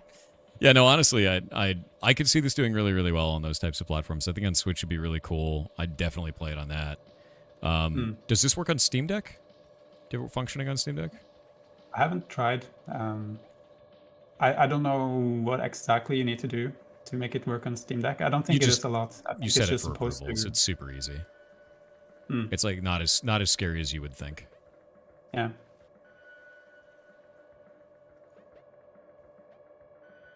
All right, dead. Oh, This no. one is definitely a pretty good puzzle on this. It's kind of insane. Okay. There we go. I just had to wait for that, and then there we go. Yeah, I love this, man. I think you're making something really cool. And I think that the fact that it just keeps evolving to be more difficult has been a lot of fun for me. So nice job. Yeah, thank you so much. And I have a question for you here. Like, what do you think about the earlier levels? Was it like getting boring at some point? Since like No. it's mostly worms in the first 6 levels, and then you kind of like with spinny lasers for a while, and it takes a while for you to get to this like more hectic stuff. I don't think it was boring in any respect. I think the way that it felt to me was the moment I felt like I had conquered a mechanic, you threw another curveball at me as a player, and that felt quite good. Because it showed me immediately like, oh, you think you beat that? You didn't beat that. Right? Like that's how it felt. And I don't think that's a bad thing at all. I'm trying to get this early part solved. But yeah, like none of that felt bad. It just felt like I was playing really poorly at first, and then I'd master a mechanic, and then you'd be like, well, here's another one. Now do both of them at the same time, right? Yeah. And like that just feels good, because then when you do finally overcome it, you're like, hell yeah, like that felt great. Some of these feel hectic, but they only feel hectic at first, and then kind of after that, you get used to it, and then that hectic falls away, and it becomes more about you having the proper, I guess, like motion control, like hand-eye coordination to do it right. And remembering things like that, where like that laser just exists for like a quarter of a second sort of a thing in that environment. Or remembering that lasers can block other lasers and that the dotted line is not scary under certain circumstances. In fact, the dotted line is safe, is the only safe spot under certain circumstances. Like here, But then there, you have to realize, like, that's not going to be able to do it. Hello, Calrus. Thank you for the raid. And I think for me, like, that feels very good as a player. It feels like progression. It feels like personal progression rather than it feels like gamified or mechanical progression with, like, any type of power-up, if that makes sense. Yeah, it makes sense. So personally, I like it. I feel like some people would probably get really frustrated with it, but if you're frustrated at that, you're frustrated because you have a skill issue. It's kind of how it feels. It's totally fair to be to just like get too frustrated as well. Like Fair. There must be a bunch of people who are just not the kind of game that they would enjoy, or like the kind of workflow they would enjoy. Yeah, 100% fair. For me, I really enjoy this, but that's just that was a sick move. Felt good. Oh, I know that's the right way, though. Okay, hold up. No! The orb. It's always the orb. This takes patience. I mean, it doesn't even really take patience. What it does is it takes knowing when you can push your advantage. Because there are certain situations where you can push advantage. There's certain situations where you cannot push advantage. And it feels good because of that. Because if you do push your advantage in the situation where you're supposed to, it feels great, Like here, push my advantage. Here, wait, Oh, and fail, because I'm bad. There we go.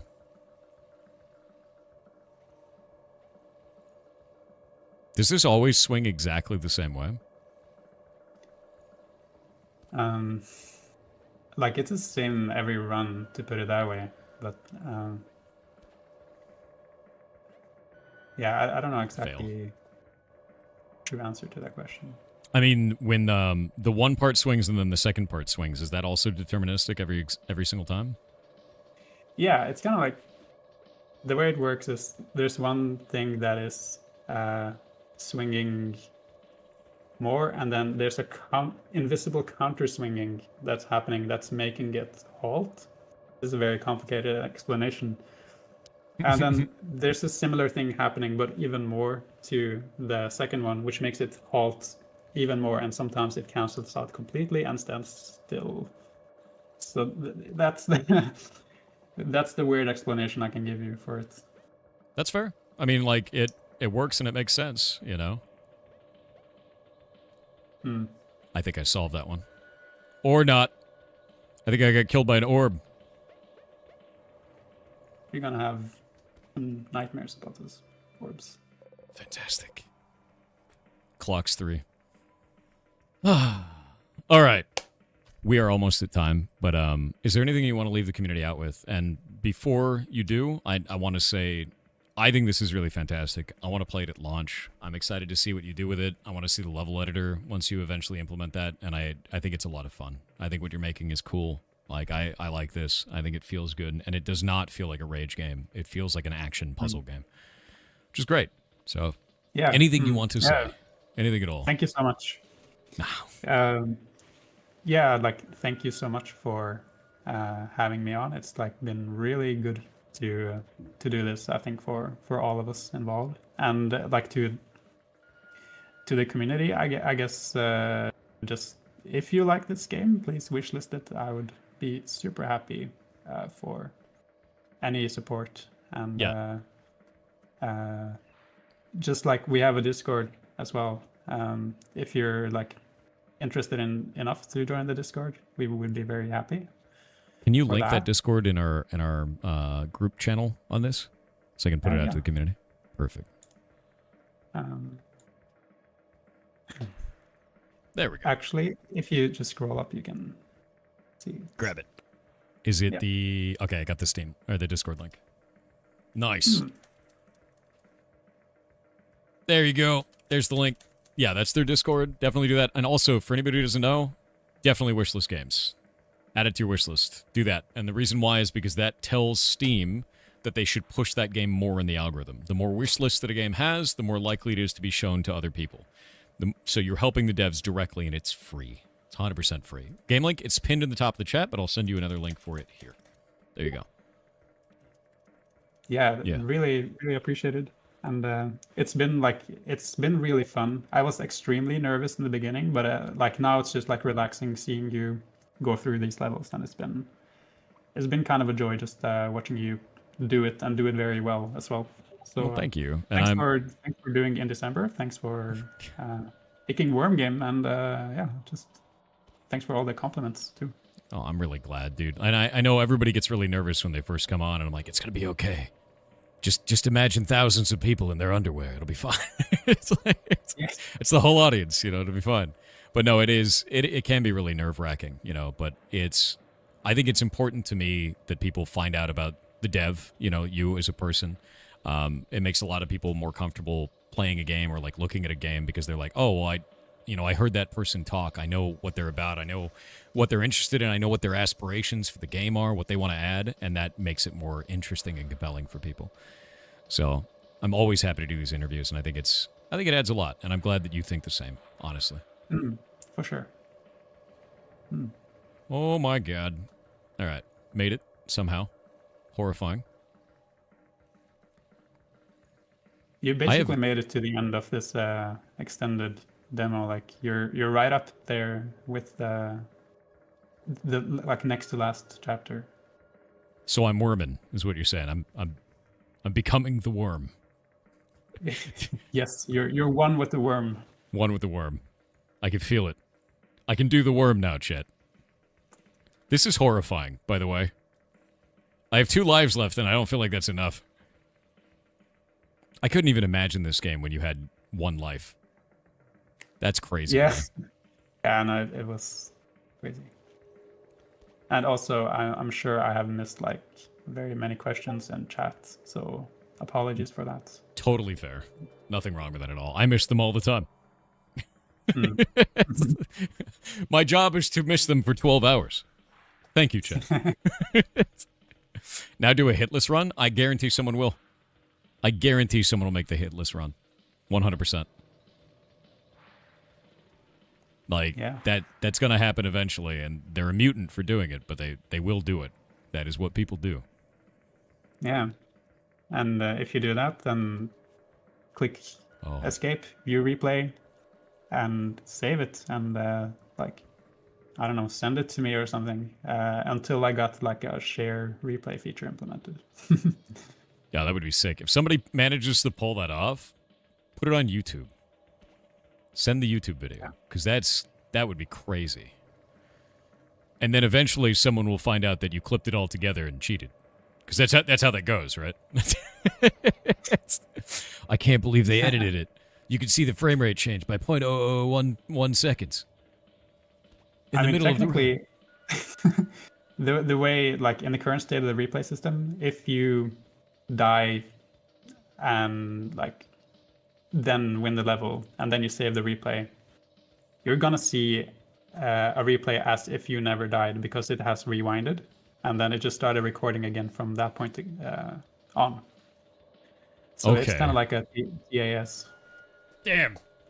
I got owned. Well, I want to thank you for coming on. I want to thank you for all the kind words. Your game is awesome, and I hope it does really well. I really do. Thank you so much. And Yeah, make sure to thanks so wishlist it, guys. And I will talk to you later. But thank you. Seriously. Yeah, thank you as well. See you All right. around. See you around then. Bye-bye. This game is cool.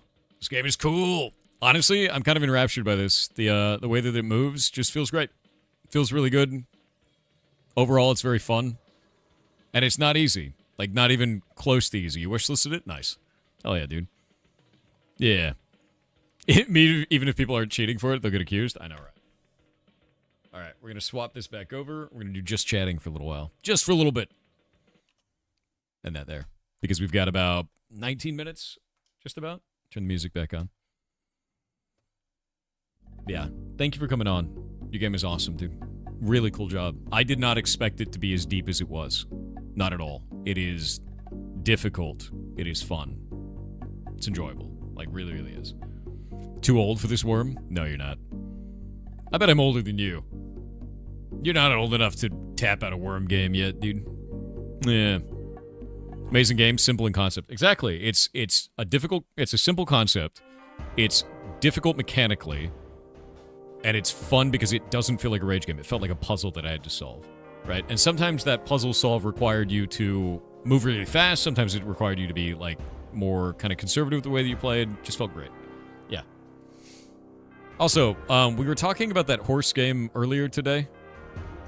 The one that got banned on Steam. So I was looking through their FAQ. There's, like, a weird thing where it says banned on Steam, like, no horses video game, right? And I know a lot of people are making, like, weird takes on the internet of, like, oh, this is censorship and all this kind of shit. The game called Horses. I'm going to tell you the reason it got banned right now is this is what I feel it got banned for. Let's go pull this up real quick. This is horses.wtf, banned from Steam. Didn't just get banned from Steam. That's not the whole story. It also got banned from Epic Games. So right after Steam, like 24 hours before release, Epic Games pulled it. Steam pulled it, and they said, no, we don't want to deal with that. So if you go all the way down here, did Steam specify what content was problematic? No, they said that they didn't. But here's where no one is talking about this. We think the ban may have been triggered during the initial Steam submission by an incomplete scene on day 6, in which a man and his young daughter visit the farm. The daughter wants to ride one of the horses. In-game horses are humans wearing horse masks. By the way, the humans wearing horse masks are completely nude with genitals. They had a scene with a naked adult and a child in the same scene. Of course Steam banned the game. Are you insane? It doesn't matter if it's a sexual scene or not. That's going to get banned on the platform. This is not a surprise. So I'm amazed that there's so many things on the internet that are like, oh my God, it's censorship. Ah! But like, no, dude, like you can't put that in a game and expect it not to get banned. That's come on. It doesn't matter what gender the horse is, dude. It's an adult human wearing a horse mask and a child. Of course the game is going to get banned. Like, this is not rocket science. It is not rocket science. Like, come on, dude. I just don't understand. I don't understand why people would think that is surprising in any way. I feel like sanity has left the room if we think that's a surprise. Yeah, that's hilarious to me. Yeah, people really defending this? A lot of people are. They're like, I can't believe that Steam is banning this game from this prestigious indie dev. I was like, dude, the content of the game, of course the platform's going to ban it. Like, that's completely insane to me. Yeah, it's super strange. So no, I am on the other side of the fence on that one, dude. If you don't want your game to get banned on a platform, maybe don't include content that's like that in the game. Because, like, holy shit, that seems like a no-brainer to me. Yeah. Platform curation and censorship are not the same thing. No, they're not. Yeah. Imagine all of the local laws that they would have to jump through in terms of hoops to allow that content to be on there in the first place. It has nothing to do with anything else. Like, that is, no, you can't do that. These platforms have rules against this for a reason. Yeah. They removed it, but during the initial submission, it still had contents. Yep, takes time. Like, that's it. And I'm going to be honest with you. I'm on the side of the businesses to ban that. If they don't want that on their platform, they don't want it on their platform. I wouldn't want that on my platform. I get it. 100%. Why didn't GOG ban it? Ask them. Right? Yeah. Ask them. Ask them why they didn't ban it. No idea. But to be real with you, if you put that kind of content in your game, you are expecting to be removed from certain platforms. There is no way that all platforms will run a game like that. None. That is wild to me. Yeah. Yeah. Yeah, there's no way you could publish that on Steam. Just because one place doesn't ban it doesn't mean it's okay universally. Bingo. If it was Steam, they wouldn't get a second chance. Oh yeah, they didn't get a second chance. Once it got removed, they're not being allowed to release anything else on that. Yeah. GOG, where is GOG based? I'm actually interested in that. I don't know where it is. Yeah, let me look. GOG is based in what country? It's based in Poland. I don't know what the local laws are there, but here in the United States, you're going to run into some serious problems. You're going to run into some serious problems in the U.S. Yeah. You missed something? We were talking about that horses game. Basically, every content creator is talking about Steam censoring a video game, but then we went to go look into the content of that video game, and it contains a scene with a nude adult wearing a horse mask and a child. Not a sexual scene, but they're interacting. And, like, you can't do that. Like, you're going to get banned from platforms for producing content like that. There is no way that you could possibly spin that to be like, oh my God, Steam is censoring me. Like, no, dude. Like, when you make content like that, you're going to be banned on certain platforms. Are you sure it's a child? Yes. Yes, I am. It says right on it. Go pull it up. There we go. All the characters in the game are clearly older than 20 years. This community. Oh, goddamn ads. Go away, Bezos. Okay, we'll talk about it after the ads. But no, they explain right here. Yeah.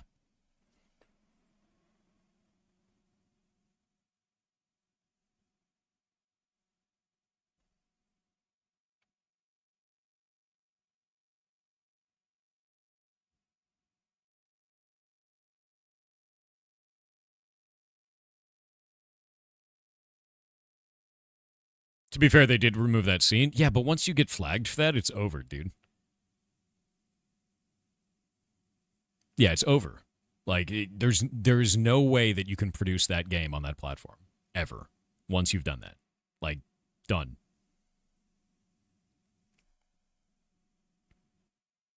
There's absolutely nothing you can do at that point. Like...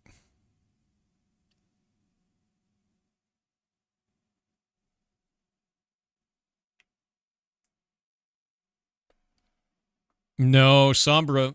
See, there you're being... I'm going to be honest, you're being dishonest with that statement. You say guns are okay, but the natural naked body is not.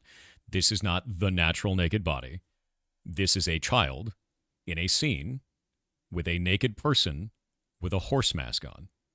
That is not just the natural naked body. And if you think it is, you may not be ready for the internet. Just going to be honest. Yeah, asking to ride said naked person as a horse. That is very different from just the natural naked body, friend. Yeah.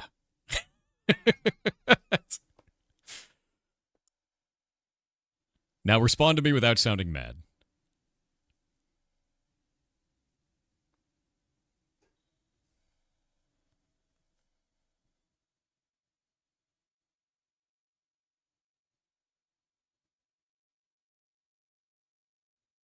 All right, ads are over. Be gone, Bezos. We'll talk about this in full because I've seen some really wild takes in chat, and I'm just going to shut it down. They said all characters in the game are clearly older than 20 years old, as communicated by their appearance through dialogue and documents that you will encounter in the game. We think that the ban may have been triggered during the initial Steam submission by an incomplete scene on day 6, in which a man and his young daughter visit the farm. The daughter wants to ride one of the horses. In the game, the horses are humans wearing a horse mask. They say that it's over 20 years old, but he says a daughter, young daughter. I have no idea what that model looks like. So you're saying that, now understand something, gets to pick which one. What followed is an interactive dialogue sequence where the player is leading by a lead, as if they were a horse, a naked adult woman with a young girl on her shoulders.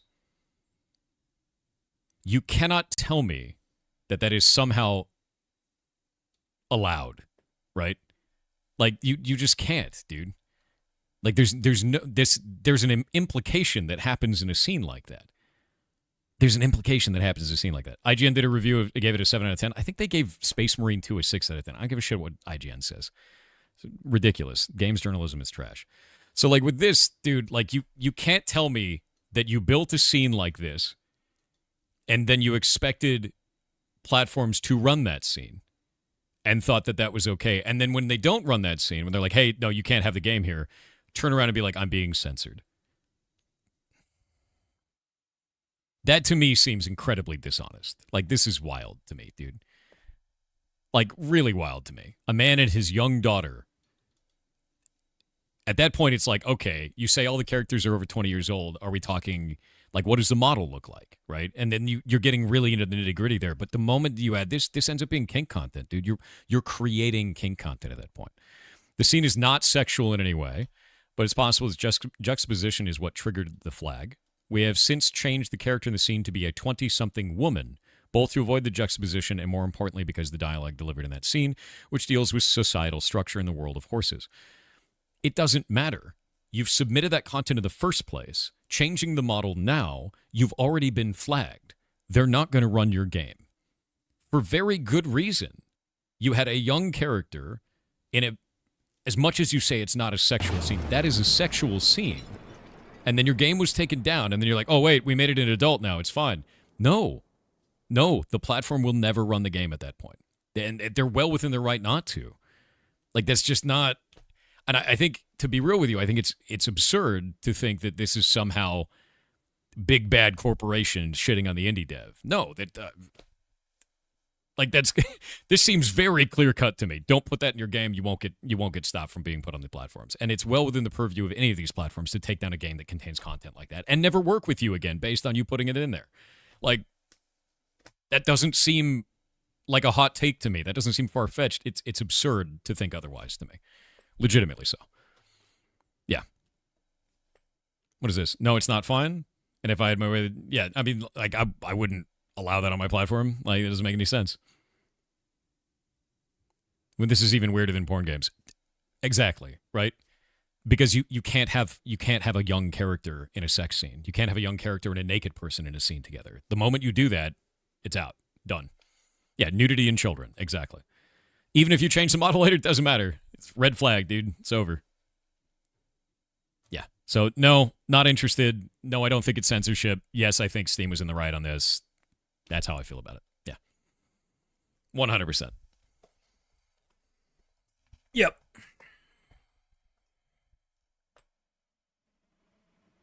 Yeah, exactly. That's the other thing, too, on this, is they say all of the characters are clearly older than 20, and then they're like, oh, we changed the model to make it an adult. Come on, dude. Like, stop it. No. And I'll link this to you guys so you can have the understanding of this. Yeah, all the models are over 20, except for this one, which we changed after we got banned. I just can't with this shit, dude. Don't do that. Yeah. And I'm gonna watch as the internet tries to shit on platforms like Steam and Epic for this, but I think they made the right call for that. 100%. Yeah, 100%. Thanks for digging in on this one. Yeah, because I just think it's gross, dude. Like, I really do. I don't think you should... I don't think anyone should be mad at a platform for removing content of that nature whatsoever.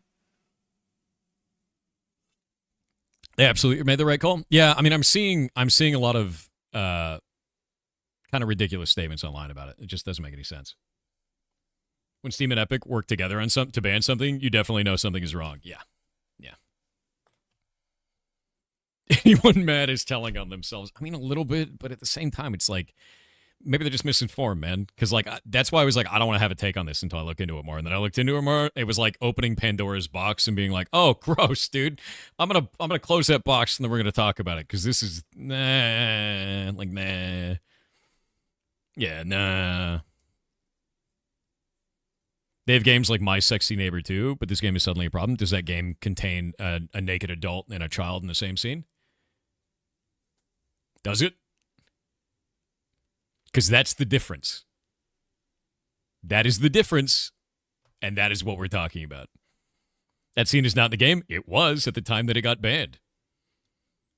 That's what we just had a whole conversation about. And now Steam doesn't want to work with them, which is well within their purview. And I think that's fine. There's plenty of weird shit on Steam. Yeah. This was too weird. And I think that's fine. You regret hearing about this game? Yeah. Now, can anyone be defending this? I haven't seen a good argument for it yet. The only argument that I've seen is, but what about this other porno game? Did the other porno game make a scene with a naked adult and a child? The answer is no, so it's not the same. Yeah. That's the difference. That's the whole thing there, man. Doesn't matter if they changed the model. Doesn't matter if they updated it later. You had a scene with that. It's over, dude. It's over. Yeah. So, nah. What game is this? Horses. Yeah. What happened? We were talking about a game that got banned from Steam, and the general feel of the internet that I've seen is that Steam is engaging in censorship. So we looked at the content of the game. The content of the game is, I'd ban it. That's it. Yeah. And the dev was famous? Who gives a shit? Like, it doesn't matter how famous the dev is. It doesn't matter how prestigious it is. If you produce content like that, you're going to get banned on some platforms. And they're well within their right to not work with you anymore after doing that. Done. You know, like, I just, whatever, dude. Like, I can't honestly entertain an argument where this would be okay based on the content of the game. Yeah. Yeah, for me, it's crossing a line. And the only argument that I've heard from it is, well, it's art. No. I'm going to say, for me, subjectively, that's not art. That shouldn't be on the platform. Yeah.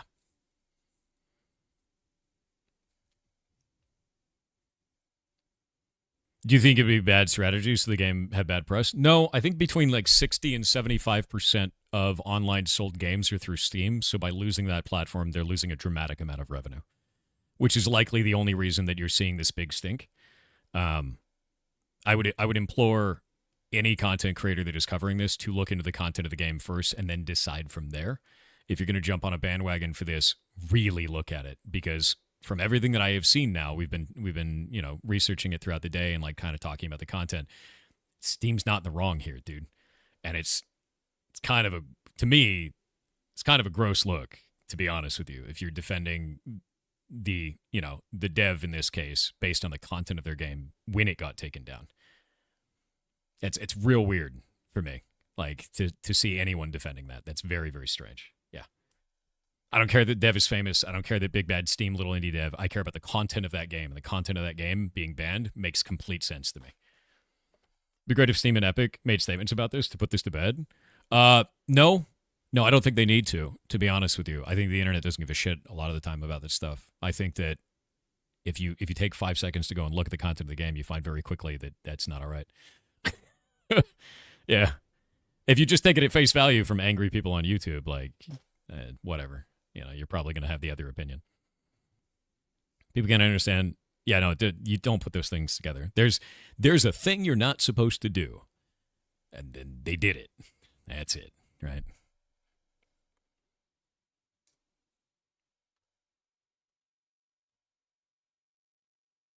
It's not a real person, nor was it a child. No, gone. I'm done with that. That's outrageous, dude. Yeah, no. That is incredibly gross. That is a disgusting statement. Yeah, no. Not interested even in the slightest.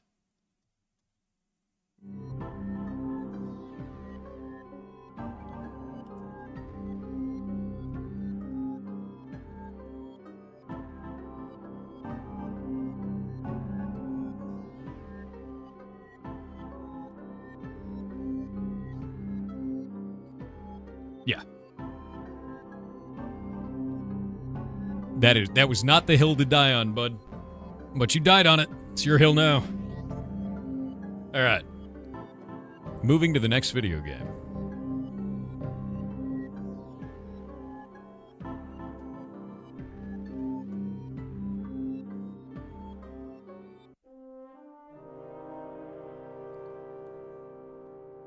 Are people trying to get speed banned? Fine with me. If you want to get banned dying on that hill.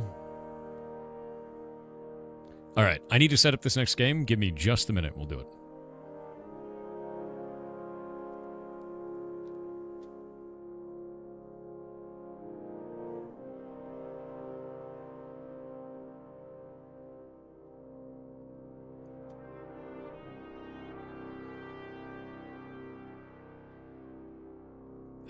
Let's see. The game has been swapped. We're going to push it to this. I'm going to pause this. I need to grab the music for this. Where is it? One sec. Grab this. I believe this is the next one. I want to make sure that it is. There we go. Installing it. One sec. Really excited about this one, actually. TTS first? We can do TTS while I'm doing this. Yeah. Red__VT said, I don't know if you know about this game called Kingmakers. It's the literal definition of bringing a gun to a knife fight. Link warning in 3, 2, I 1. saw Kingmakers. HTTPS:// Kingmakers is that one where you like ride around with a shotgun in medieval times? That game looks hilarious. I love that. Absolutely love that, man.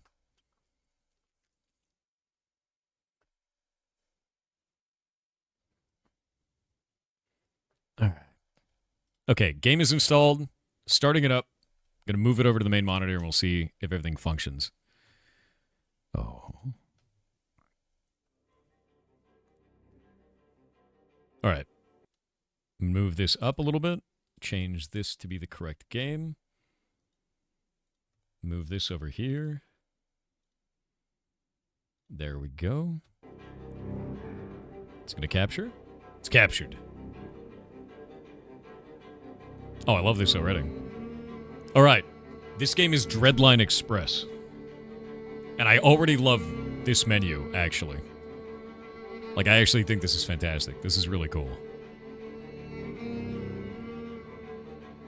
Look at this. It's like tarot cards. That's fantastic. Yeah, it's a really cool menu. Like, I already dig that, man. Awesome job. Oh, there's a wrong version, but you sent another key. Okay, don't worry. I'll go grab the other version. I'll go grab the other one. Where did you send it? You sent it in our group channel? Let me go grab it. Where is it? It was not in the sheet. Oh, there it is. Hold up. Activate.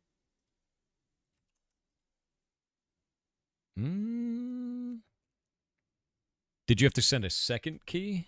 Because the first key, I think, gave me this. Pretty sure. Is there another key? Ah, there it is. One moment. Library. Games. Activate. That's actually the key that I used. So that key that you gave me this. Let me try it here. Okay, there we go. Now it's done it. Yeah, I think you gave me a key for the demo. That's funny. It happens. Don't worry about it. It's very funny. Yeah, the first one installed the demo. That's why I thought it was correct. All right, that second one worked. Buy the demo. Your demo. Now what? Is the demo free? Yes. Yes, it is. All right, we're going to start it back up. It is beginning. Let me grab properties on this. We're going to change it to Dreadline Express. Change that to Steam. Change it back to Dreadline. Hit OK. Is this going to work?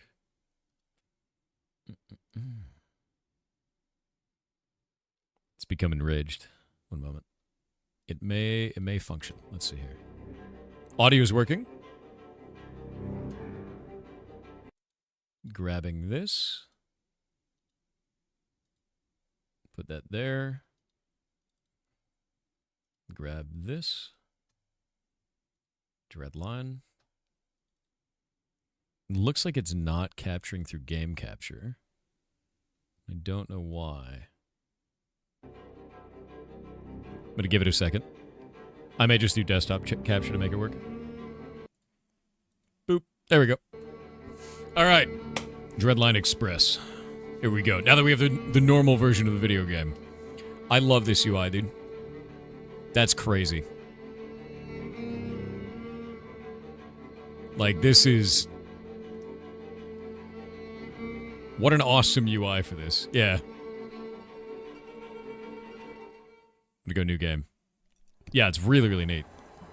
We need them links. Let me send you a link for the video game. One moment. Let me grab this. Here you go.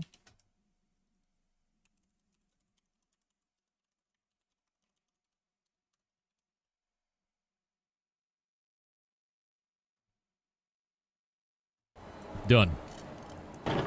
Oh. This seems like I'm currently horizontal.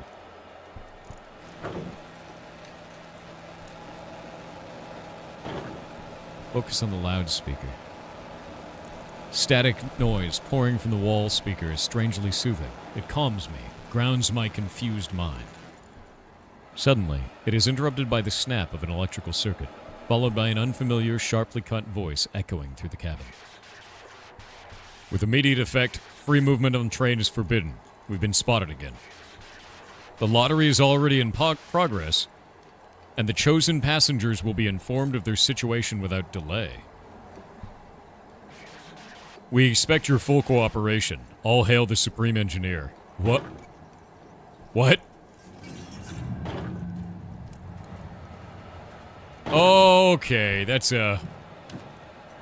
looking good outside today, I think. The pitch black darkness is transforming. It swarms, breathes, and pulsates. An amorphous mass made up of thousands of tentacles. The steam locomotive at the front slows down under the terrible strain. Sticky sprouts are trying to make their way inside. The thin window glass is the last barrier separating me from that monstrosity. You know, that's fine. Let's just look at some items. Let's not look out there. A bad idea. It's raining octopus again, yes. Several miscellaneous items lie scattered around on an improvised storage area. It'd be safe to assume that they belong to me, and yet I can't remember a single one of them. There's a piece of paper sticking out of the books. I'm drawn to it by an unspoken compulsion. Rose Mather, my beloved wife, born 1917, married to me 1937, killed. What year is it?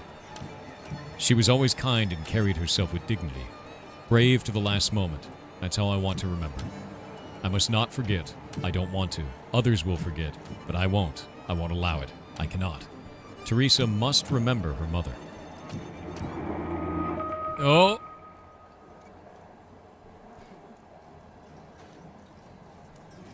Okay. I'm gonna take it in my hand. Wait, let's flip it. Like a broken vase, I glue the pieces of my life together. I had a wife, born in the year of 1917. She seems to have died here, on the train. How it happened, I don't know. In spite of my best efforts, I've forgotten. But I loved her with all my heart. I failed myself. I failed Teresa. If I take it in my hand, what happens?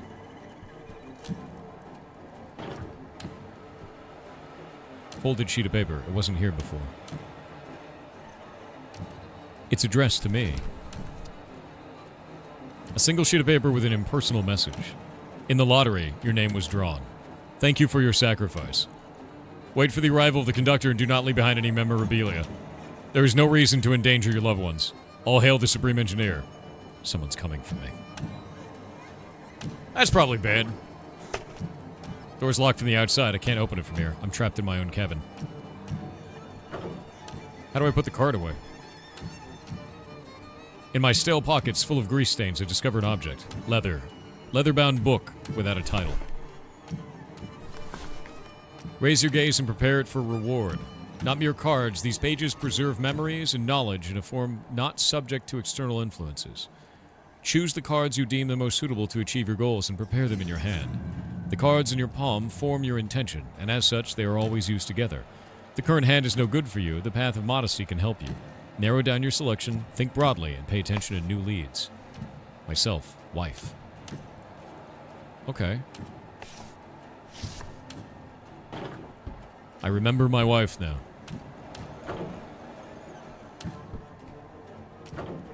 Cabin is lit by a warm candlelight. In other circumstances, it would seem cozy. I can see the original electric lights on the wall, and somebody has put them out of commission. Flip the card. Light has been our guide since the beginning of time. Within its reach, the unknown becomes tangible. That allows us to discover and learn. Here on board the train, human light is so much more reassuring, an invisible barricade protecting the fragile mind from the incomprehensible outside.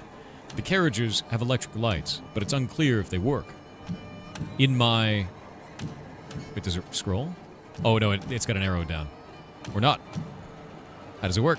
Oh, there we go. We can scroll with the mouse wheel.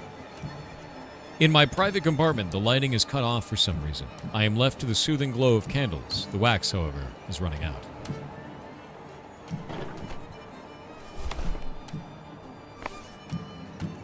There we go.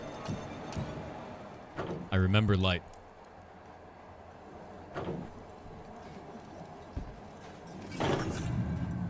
Tiny objects dance to the rhythm of trained sleepers across a once elegant piece of furniture. The worn piece of wood is covered with many scratches from countless former users. But some grooves are fresher and deeper than the others at first glance. Remotely, they give the impression of a coherent text. However, it is not possible to read in the dim light.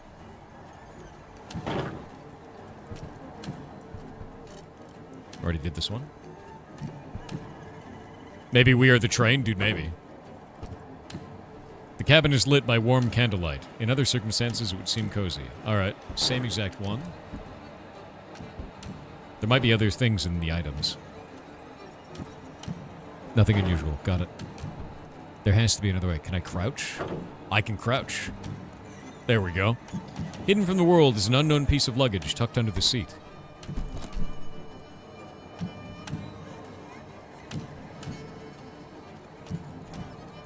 Sturdy leather, covered work case. Wear indicates active use. A numerical row locking mechanism guards the contents inside. Should I know the combination? Crap. We have a... This is an escape room. Alright. There's got to be a note somewhere. There's got to be some information about this. Wait. Her date. The dates. 1917.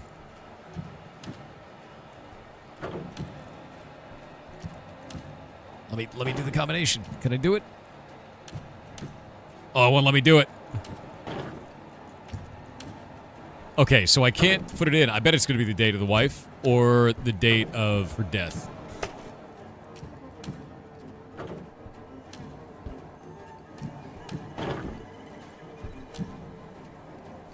Let me try this.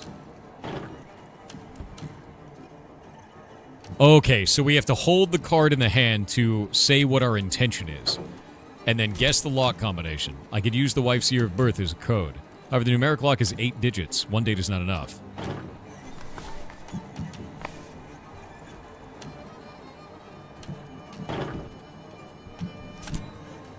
Perhaps if I grab the nearest candle, I might be able to read the lines. It's flickering light. Now I get it. This is sick, dude. Yeah, the light for the table, exactly. Hidden secrets emerge. With no small effort, I set to reading. Teresa Mather, born 1938. Boarded, 8 years old. Beloved daughter.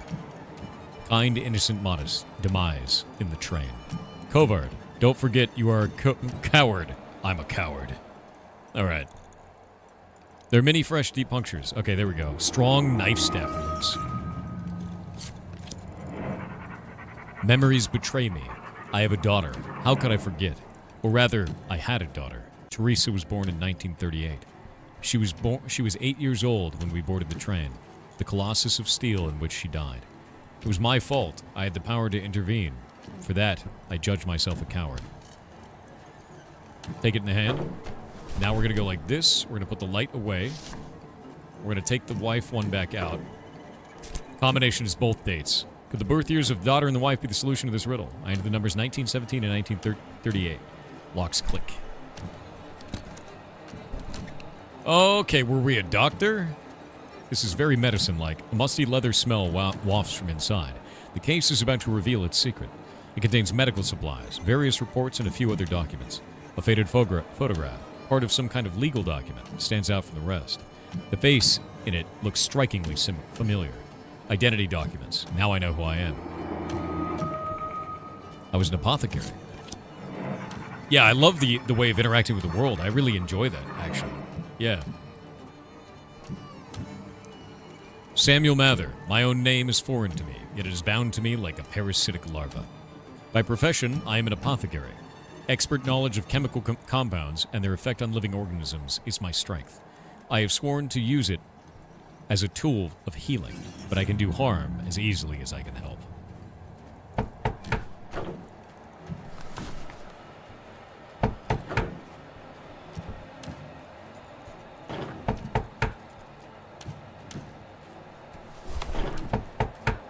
I know. Could use light.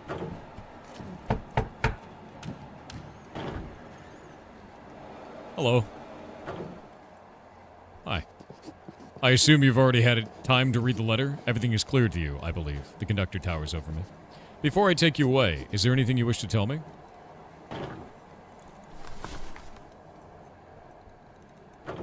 Offer my expertise.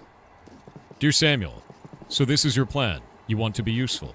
But we don't need any help on this board.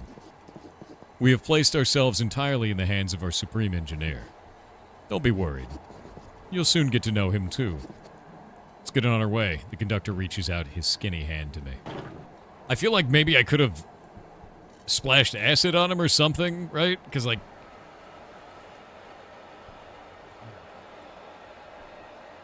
I feel like I could have. We've got ads. We're gonna wait. Because I'm an apothecary. I'm an apothecary. We could have done something.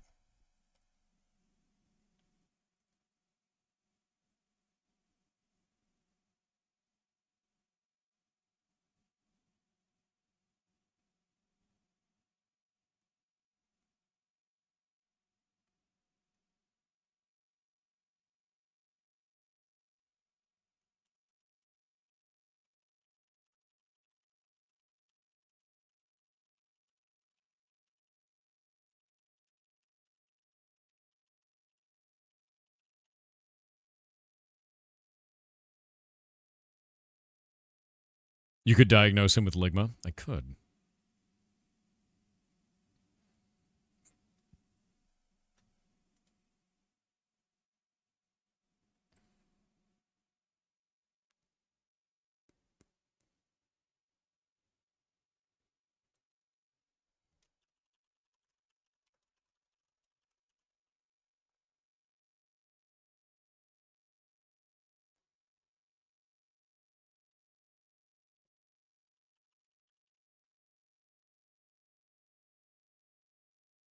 Oh, I'm excited to play D&D with Winky, dude. I very much so am.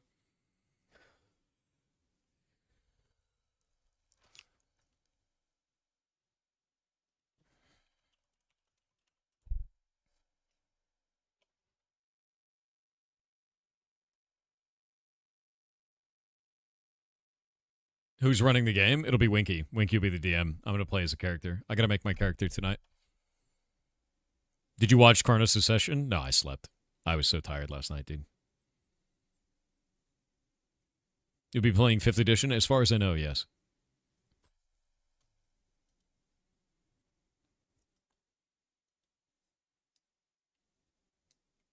Can you make your character on stream?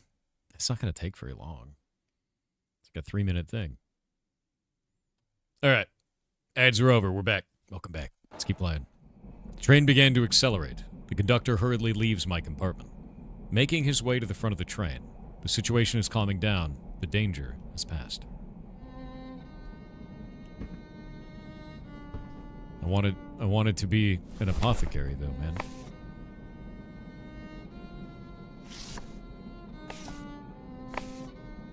I feel like I should be able to glean something else from being an apothecary, but I guess technically this is effectively giving me an item that is what an apothecary would do in any given situation, right?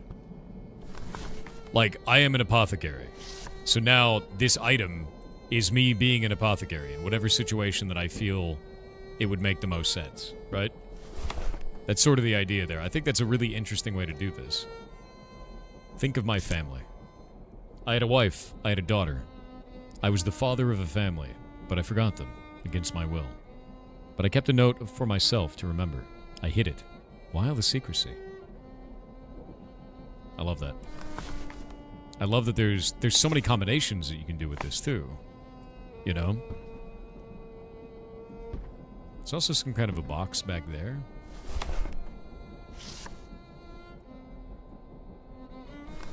Like, there's a box behind this.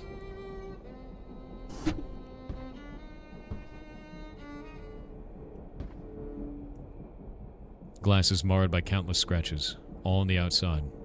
Through the yellowed filth, I watch a sky I don't recognize. An alien sky that chills me to the bone. Ooh!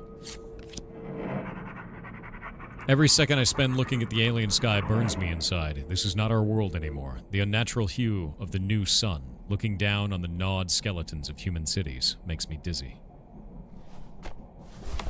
Is that an environment thing? The outside world. Okay.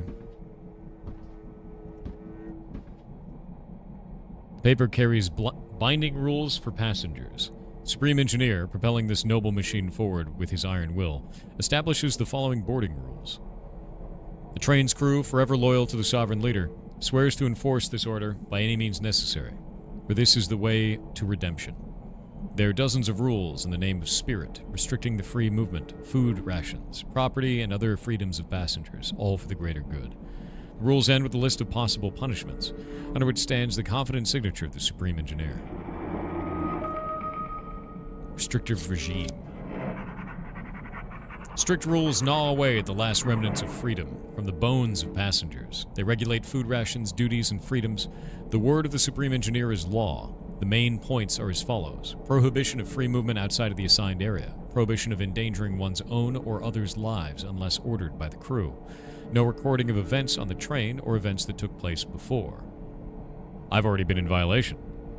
The train crew, conductors, are responsible for enforcing the rules. No price is too high.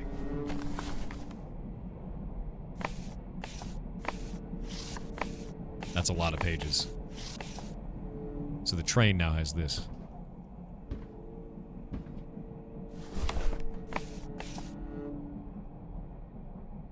Seemingly abandoned luggage, some are empty, most are full of personal belongings. They become memorials. It's hard to guess what fate awaited the owner of this particular briefcase. There was no need. Even in the weak light, it is obvious that I would not find anything interesting here. Focus on the unknown light. An unnatural light dyes the dead world in crimson. The color of blood spills onto the car, on the walls, on the luggage, on me. I feel disgraced by it. Hi, man. Are you doing cool over there? A sad man with bloodshot eyes sits at the table. I have a talk with him. Young sir, the man's gaze is unexpectedly firm. You haven't spoken to me during our entire journey. Now you won't even introduce yourself and demand something from me? You'll have to forgive me. But that being said, I refuse to be of any use to you. Countless bottles of various spirits cover the tabletop. Some of the labels are familiar to me, others I'm seeing for the first time. All bottles have one thing in common. They're empty, to the last drop. There's not even the faintest trace of the bitter alcohol that one would expect. Why their owner put them on display here is a mystery to me. Alcohol bottles. Mute figures made of glass, empty and without purpose. Yet here they are, displayed in front of one of the passengers. Is this a sentiment? A string pulling the mind back to times long gone. A materialized remembrance can take many forms.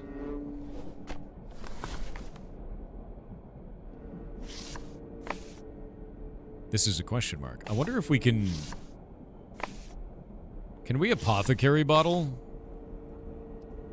Hey man, I just want to go back in my room for a moment and maybe create a bomb. Nope, I guess not. You know, like maybe just make a weapon of some kind. Because since I'm going to be sacrificed momentarily. What emotion do the bottles evoke in me? Oh, there we go. I remain free of any emotion. I don't dislike alcohol. I don't crave it either. Sight of empty bottles, or empty glass bodies doesn't give me the slightest urge. Introduce yourself. The man looks sternly again, but eventually his features give way. My pleasure, Samuel, offering me a hand to shake. My name is Garrett Wilcott. The profession of an apothecary is a very noble one, widely respected. I regret that the same cannot be said of my profession. I'm a judge, or at least I used to be, before I got on this train. Nice. So we got more information. Crime and punishment wage an eternal battle against each other.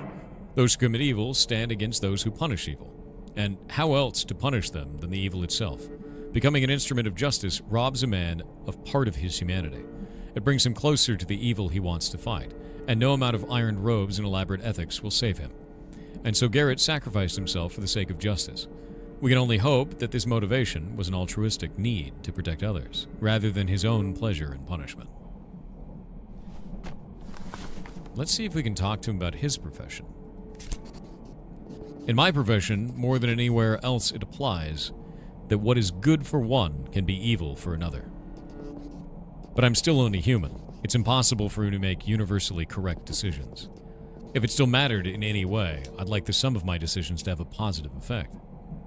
Okay, that's fair. And makes sense. Talk about family. Family is everything to a man. It's legacy. It's meaning. At least, that's how I used to think about it until recently. Are you interested in anything specific? Would you like to tell me something about your family? Or are you asking about mine? Smart. Let's do this. And let's do... Judge. Let's ask about his family. I love this system of interaction. I think it's fantastic, dude. Unique, too. Weird and unique. Yeah. This is one of the few topics I'm not going to discuss with you, Garrett shudders. He seems to be fighting some sort of internal struggle. Okay, fair. We're not friendly enough.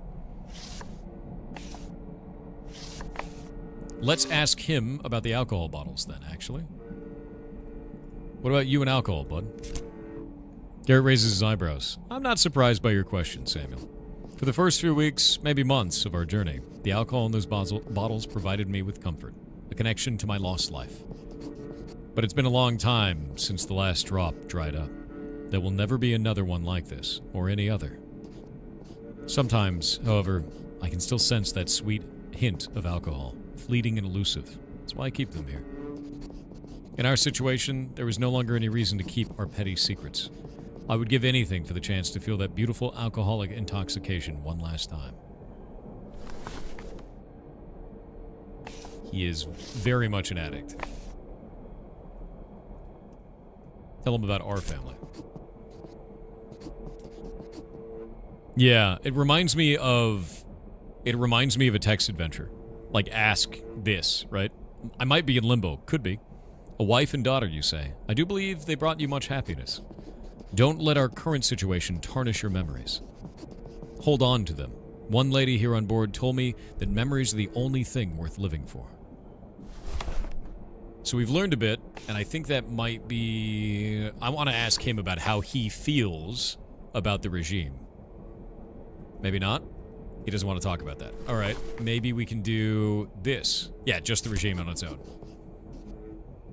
I understand what you're asking, Samuel. You know, people need order, rules, and laws so they don't stray.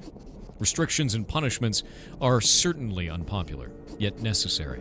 If you're intelligent, you will comply, hand over control, and spend the rest of your life in calm. As far as I'm concerned, I'm extremely glad that I no longer have to bear the burden of choice. I have no ambition to disrupt the order here. Fair. A few blankets hung on a wire form an improvised wall, sort of shelter providing the passenger on the other side with an apparent sense of privacy.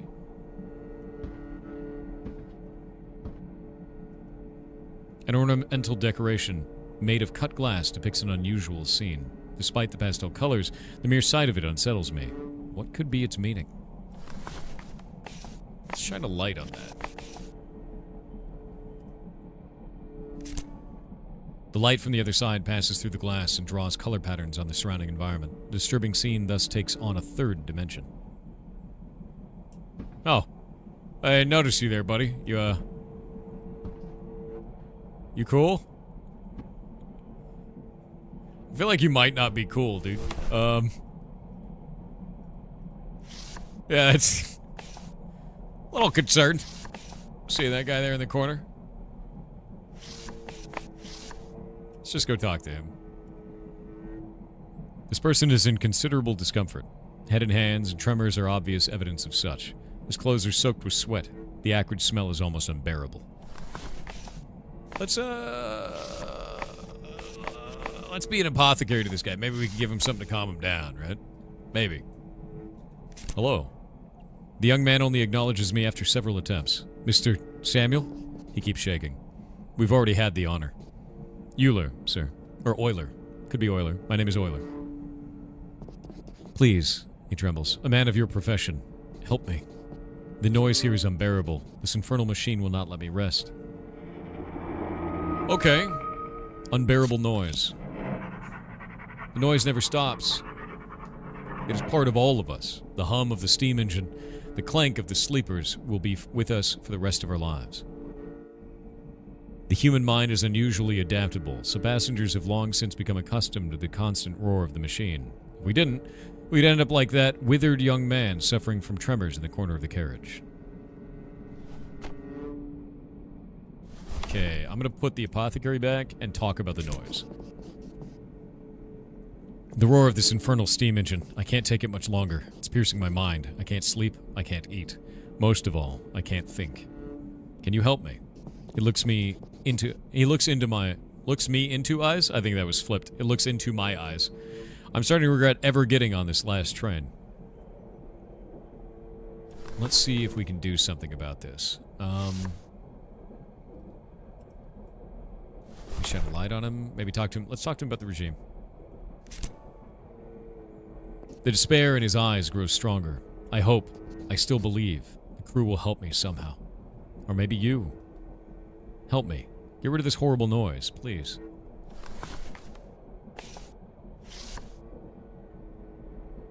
Why don't you go over by the judge? At first he looks confused, then he remembers the man on the other side. Yes, I don't know much about him, except perhaps that he's very proud of his bottles.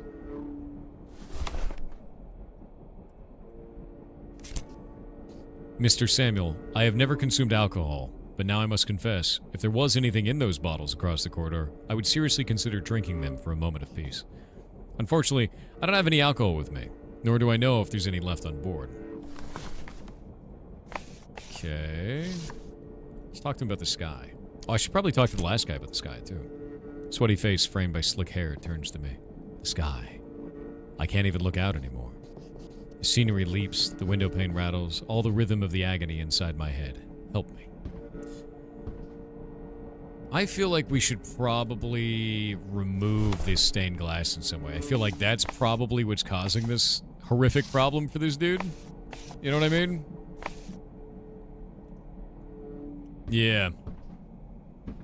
Like, I feel like that's exactly what's doing it. Like, this is shining on him, and it makes me feel unsettled to look at it.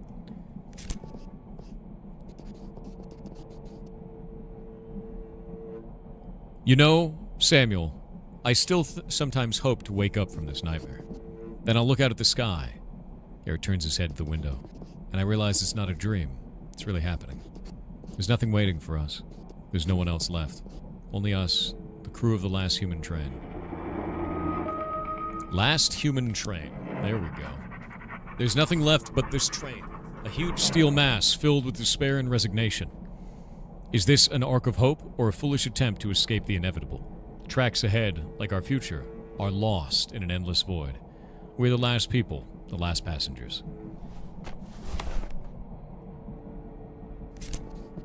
My knowledge of the matter is modest, but one thing is certain. The world as we knew it is over. And this train, our train, is the last vestige of human civilization. We must not stop, or even slow down. Never. Garrett seemed to recite this phrase mechanically. I still haven't decided whether the steel behemoth is our salvation or our prison. Let's talk to him about it. Yeah, it's a bit Eldritch Horror, right? Oh, I've looked outside a couple of times already. Locomotive Bavarian class. I can't remember. The noise of that devilish machine never stops. The rails pound. The walls creak. What a creation I have helped to make. Help me from this noise, please. He helped to make? He helped to make? Sir? Explain this to me? Yeah, that dude definitely looked outside.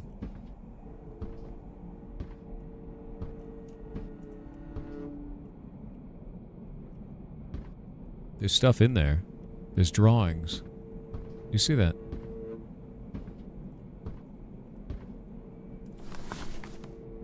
I'm gonna introduce myself. Leave me alone, the man at the other end snaps at me. Voluntary isolation. There are thousands of reasons to go into seclusion, but often just one is enough.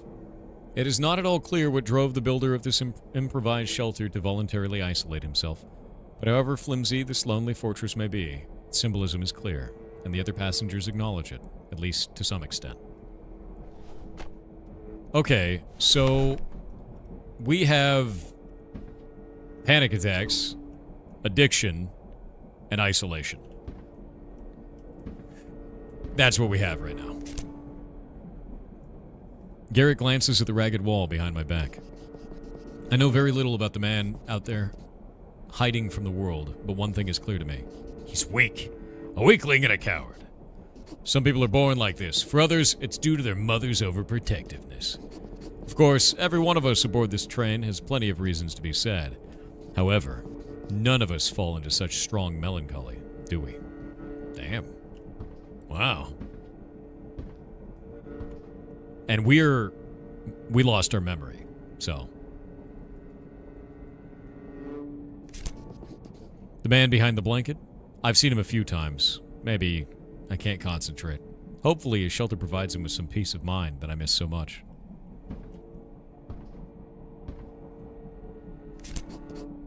Leave me alone. Okay.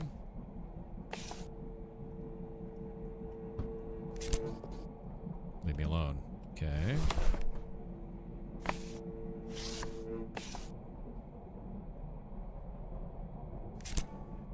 I have no means of convincing the man inside to talk to me. But I give up on vain efforts. Alright. Well, we learned about something by talking to him, at least. There's something over here, too. Very strange door. Door's locked. From the other side comes a clicking sound, the origin of which is unclear to me.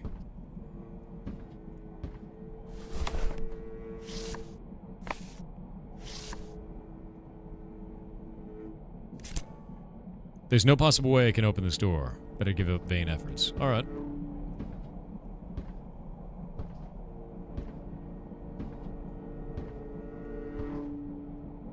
Shine a light on the rules. The lantern hanging next to it illuminates the rules well enough. I can read them without any trouble. Supreme Engineer propelling this noble machine forward with his iron will. Okay, so it's the same thing as before. Restrictive regime. Can we do damage to things? That's the big question that I have. Ah, here we go. Several papers are pinned to the wallpaper and wall lining. As far as I can tell, it's some kind of mathematical calculations and equations, but it's not within my ability to understand them. Every single paper is signed Euler P. Meadow. Combinatorialist. Miskatonic University. Miskatonic? Miskatonic? Ooh. Love that. Let me see if I can pull up anything for this. I love that. You know that name? You know it from H.P. Lovecraft. Yeah. Well, P. Meadow, a name belonging to an obviously brilliant mind, a consciousness capable of peering behind the curtain of the universe and seeing the grand order in chaos. Combinatorics is the science of ordering, selecting, and enumerating possibilities. It reveals the true magnitude of the potential of an individual and quantifies our destiny. Show interest in combinatorics. These are my notes from before. I don't know what they mean anymore. That horrible noise. I'm paralyzed. It's unbearable. Help me somehow, please. Let's talk to them about combinatorics. Nope. Maybe you. You mean the man in the corner? I don't know anything about him. He doesn't talk much anymore to anyone. However, he doesn't seem to be lacking anything. Lacking anything.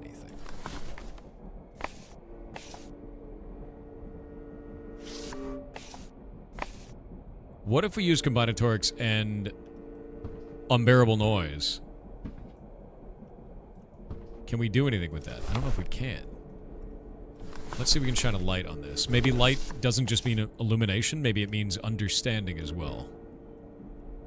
No, it doesn't.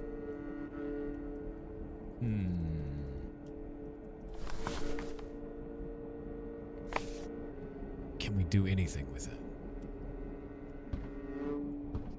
Okay, I'm going to try to go through the next door. Mr. Samuel, be careful. You know that freedom of movement is restricted here. Studying the boarding rules thoroughly. They're displayed on the walls. Stay safe. Door is locked anyway. Okay. Well, that's interesting, because they were supposed to sacrifice me, is the whole idea. Wait. That's a box.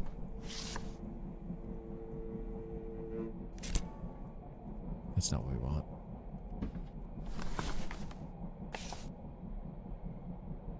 Look at the sky. Same thing that we said before. A red moon grinning at a conquered world. A moon? So a moon showed up. Is that how this started? Yeah. Alright, so a little bit of understanding about this. It looks like a moon showed up, swathed the world in eldritch horror. And this is the last train. Yeah, the medical bag is the only thing I can think of. If we use this, I'm going to try... Let's see if we can do that. We can do something with him, right? And we'll go back to our tools. Maybe there's something to do that there. Is there anything that we can do for this guy, for the unbearable noise? Search for a calming substance. Bingo. In addition to the recorded knowledge needed to produce various medicines, the case also contains several potent substances. Amongst the powdered ingredients and dried herbs lies a lone vial of brown liquid. Last remaining dose of laudanum. I should use it wisely. There must be more than one use for it. Okay. Tinctures of opium, used to cure many ailments. That is, until they were banned in the early 20th century. And yet, one innocent-looking bottle is found amongst my inventory. Consumption of the substance causes a shift in consciousness, feelings of euphoria and peace. It relieves both physical and mental pain. Yeah, but it also makes you really addicted to opiates. I mean... we could do it.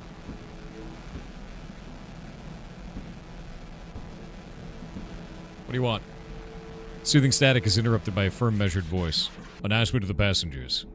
Our providers in the dining car have just finished preparing today's rations. Food will be distributed at the conductor's office service window. Begin approaching it one by one. Respect the order determined by your place in the car. Mr. Mather will approach first. To the Supreme Engineer, our gratitude. Let's fix you. The young man licks his lips greedily and seems lost in thought. He is clearly hungry, but eventually he notices me and reacts. Laudanum. The young man's eyes dart around as he begins to recite mechanically. An opium tincture, a narcotic for sedating the body, relieving pain and inducing a feeling of bliss. Why are you mentioning it, though? Do you have any? Please, my head isn't working properly in all this noise. You need to be more specific. I am an apothecary, and I have laudanum. Actually, no. Laudanum for the unbearable noise. There we go. What a kind offer. Really, I appreciate it immensely, especially coming from you. However, I don't use addictive substances. The young man suddenly grits his teeth as a new wave of pain overwhelms him. No, you're right. I'm willing to try anything. This is no longer endurable. He swallows the contents of the offered bottle. Young man's troubled features finally relax. Comfort. Peace. Thank you. Okay. Did I only have the one?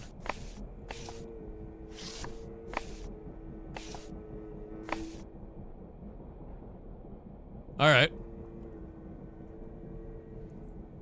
Euler's arms are relaxed and he looks calm. His tremors have ceased. His clothes are soaked with sweat. The acrid smell is almost unbearable. Now let's talk to him about combinatorics, rather. Combinatorics? Yes, he recalls. Before the train, I worked at the university studying probability, quantifying possibilities. I probably won't be able to do that for a while now. Your laudanum is blurring my mind. God damn it! However, if you're interested in something specific, Mr. Samuel, I may be able to understand my old notes and find what you seek in them. Ask for the meeting. I made him drugged out. Yeah. There was one dose, yeah. The person in the seat is mumbling something. My calculations. My equations. The secrets they hold. I can't finish them. Can't do it. Oh, that dreadful noise. Wait. Why would he be upset about the noise? We already fixed the noise.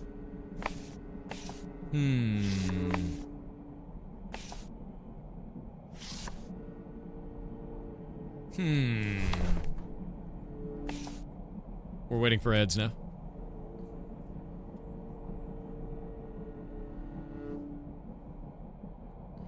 Give the alcoholic some alcohol. We don't have any. Yeah, we have none. None at all. We have bottles. The alcohol bottles, the empty ones. I'm gonna use the bathroom real quick. Give me just a minute.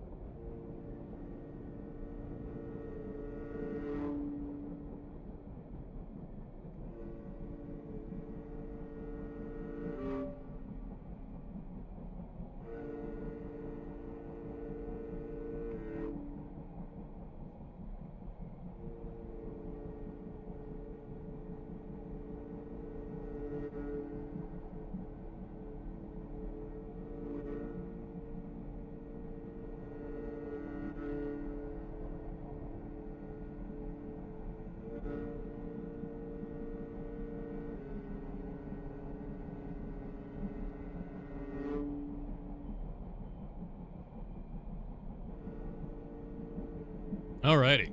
I have returned. We're back. Alright, so we've given him the laudanum. He no longer has the unbearable noise. Let's ask him about the unbearable noise now. The noise doesn't bother me anymore. Thank you, Mr. Samuel. I can finally enjoy the ride. The last human train. It's beautiful here. Okay, he talked about the last human train.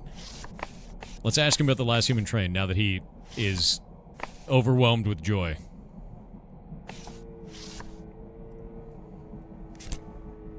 The young man's face brightens further, and he begins to talk. Bavarian Class A2 locomotive, serial number KB STS B S36 NR367. A beautiful machine also called Vow-Bearer. Vow-Bearer, we're going to remember.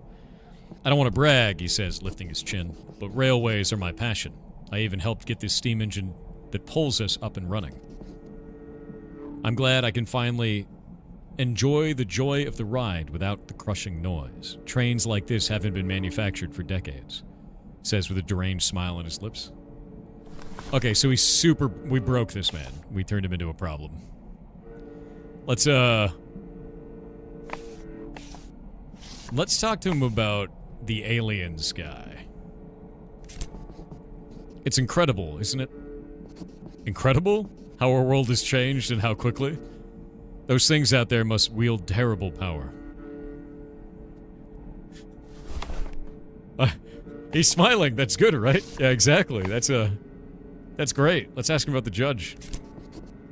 You mean the man that crossed the hall? Of course.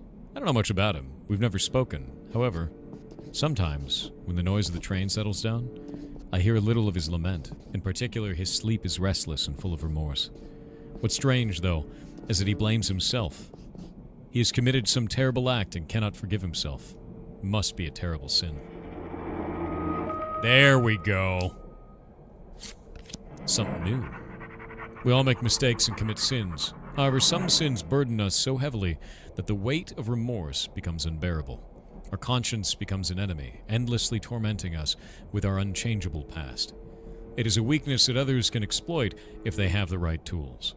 A person can be completely destroyed by their sins or stripped bare and exposed. Garrett's remorse gives him no peace. He must have done something terrible.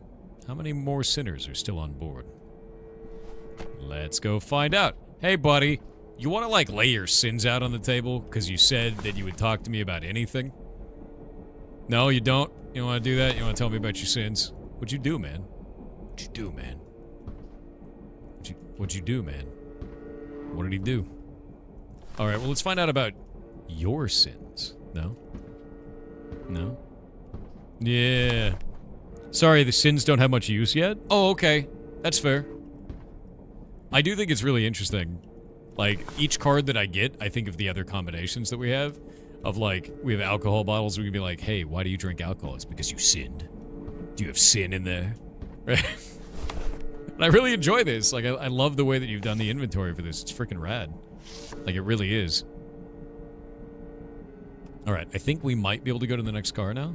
Maybe. Oh no, we can't. I thought we were supposed to for food, but I guess not yet. Yeah. Okay. So I do have to use something with him. I'm going to talk to him about my family. Yeah. Supposed to do something with the food? Well, I don't have the food yet. Oh, it might be the other door. Could be. You had a wife and daughter. Okay. But why are you telling me this? Is there anything relevant for me in this? Wow, okay, that's kind of shitty behavior. Family? What do you mean? You trying to tell me something about your family? What are you getting at? I was trying to ask about your family. Let's talk about your family. There we go. Strange question, you know. I never really cared about relationships. Math was everything to me, and I don't regret it at all. Okay. So he gave up family for his passion of combinatronics. And it's interesting because I think we're practicing combinatronics by playing this game, because we're combining different concepts and ideas to talk to each one of the characters. Oh, here we go. Ah, Mr. Mather. It is good to see you again. As a form of apology for a recent misunderstanding, I have taken the liberty of personally delivering your rations to your cabin. You will find your plate hidden under on one of the seats. I'm sure you understand that I would hate for a passerby to get a hold of it. Bon appetit. Hey, can you tell me about combinatronics? You can go now. The food is in your cabin under the seat. I wish you a good appetite. Can you... What if I shined a light on you, dude? What are you? You're definitely... That's not human. Whatever that is, that's not human, dude. You can go now. The food is in your cabin under the seat. The other passengers are waiting. Fine. Hey, man. A little scary. What's up, dude? Oh. At the very back, in the layers of dust and cobwebs, lies a silver object. Hey. Oh, it's got, like, bone in it. That's great. A tray with food, as the conductor said. Okay, here's what we're gonna do. We're gonna use our apothecary knowledge to make sure that this is not poison. Okay, I guess not. Next to the plate of disgusting mush lies a piece of paper. A letter.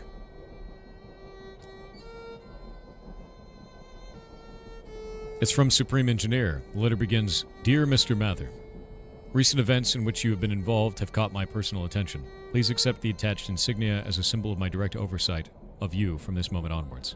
Now eat in peace, and as clearly as possible, visit your conductor. He has already been instructed and will explain everything to you. Until then, do not speak to anyone. Do not put this matter on hold. Okay? Last thing on the plate isn't food. Or that thing on the plate isn't food. The sight of the burbling abomination causes me physical distress. The pungent smell makes my head spin. Membership insignia. A symbol of the totalitarian regime that rules the train. It is a badge that the crew proudly wears on their chests, signifying their superiority over other passengers. I was given an insignia by the Supreme Engineer. I should think very carefully before telling anyone about it. Interesting.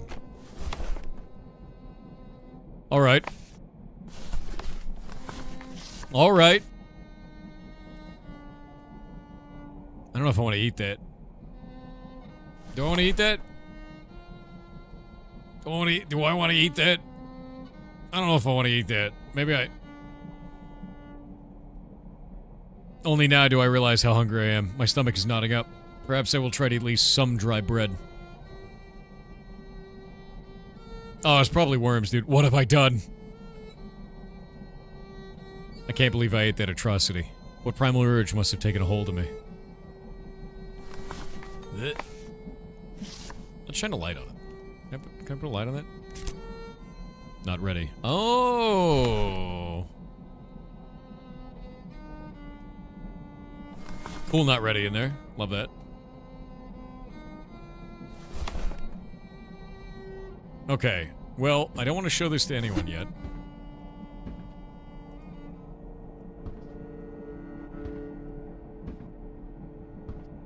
He said don't talk to anyone.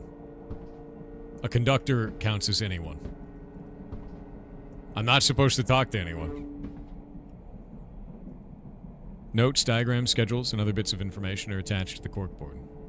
I guess he said give it to the conductor, yeah. I'm not entirely familiar with the arrangement system, finding it difficult to navigate. However, if I know what I'm looking for, I believe I'll be able to learn a lot. Combinatronics. Not ready. Okay, fair. The judge.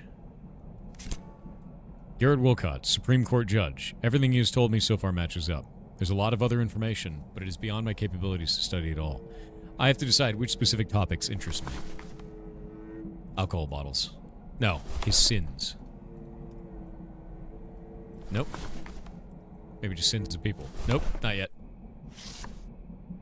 I'm gonna talk to him, see what happens. I want to show him the insignia first. Because he's a conductor, he'll know what that means. Take a look at the conductor. We're gonna talk to him first. The conductor notices me looking at him. Mr. Mather, of course. I have something to tell you. As you know, this train demands sacrifices. You have almost experienced it yourself. It is a prerequisite for safe travel. Until now, we have been guided by lottery, but now our leader has decided otherwise. Randomness will no longer suffice. You, Mr. Mather, will choose the next sacrifice. I can understand why he chose you. However, I am merely a servant. Glory to his will. Ah, shit. Ah! I've been given an unprecedented responsibility to choose the next human sacrifice, to decide about fate. In this task, the conductor here is to be at my disposal and comply with me in every respect so that can fulfill this task. Thus commands the Supreme Engineer. I am truly superior to the remaining passengers. I am life and death.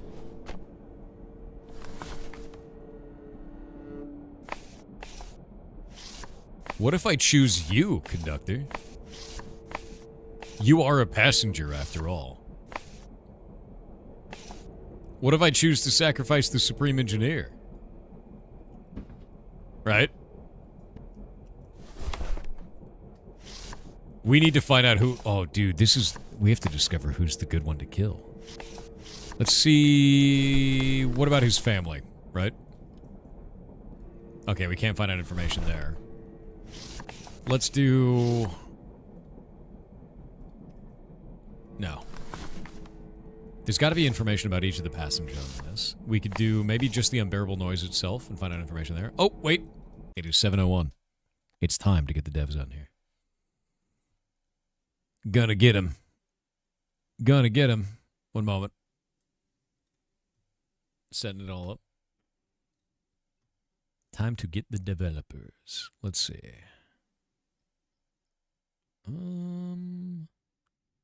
Where is it? You are already in the channel.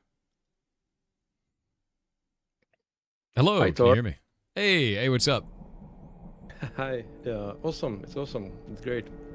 Yeah. Would you like to introduce yourself to the community? Tell everybody who you are? Yeah, of course. Just before that, I will tell you get right at the end of the current content. Or Oh, okay. you had some really great ideas what other combinations to do, and yeah, congratulations. Now, if you go out of the office, you will see a nice congratulations screen. Oh, And that's very funny.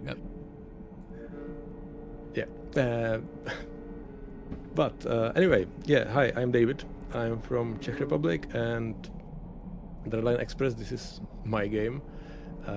It's a free-time project. I'm working as a software engineer in my daylight, and during evenings and weekends I'm making this thing. It started at the beginning of 2024 with a lot of conceptualization and pre-production, and I would say about year and a half it's in full production. So yeah, this is it. And I started to work it as a solo developer, but I'm really bad with any art related things, so I knew I will need to get some help. Mm-hmm. And currently the team is 8 people big, which is absolutely stunning for me, because I didn't hope anyone would join me with this. But now we won some prizes in Czech Republic on some conventions, and people keep writing to me if they can join the project. So yeah, I'm really proud of this thing. I think you're making something really, really cool. I've never seen a game that has interaction like this. The idea of using cards, and it kind of feels like you're using combinatronics, right? Like from the game itself, of like being able to combine different concepts and ideas to evoke a reaction and things it's very interesting. Yeah. It's incredibly interesting, and I think it's cool because it plays into the story of your character having lost his memories, but you can use these to remember to talk about that one specific thing. It's quite interesting.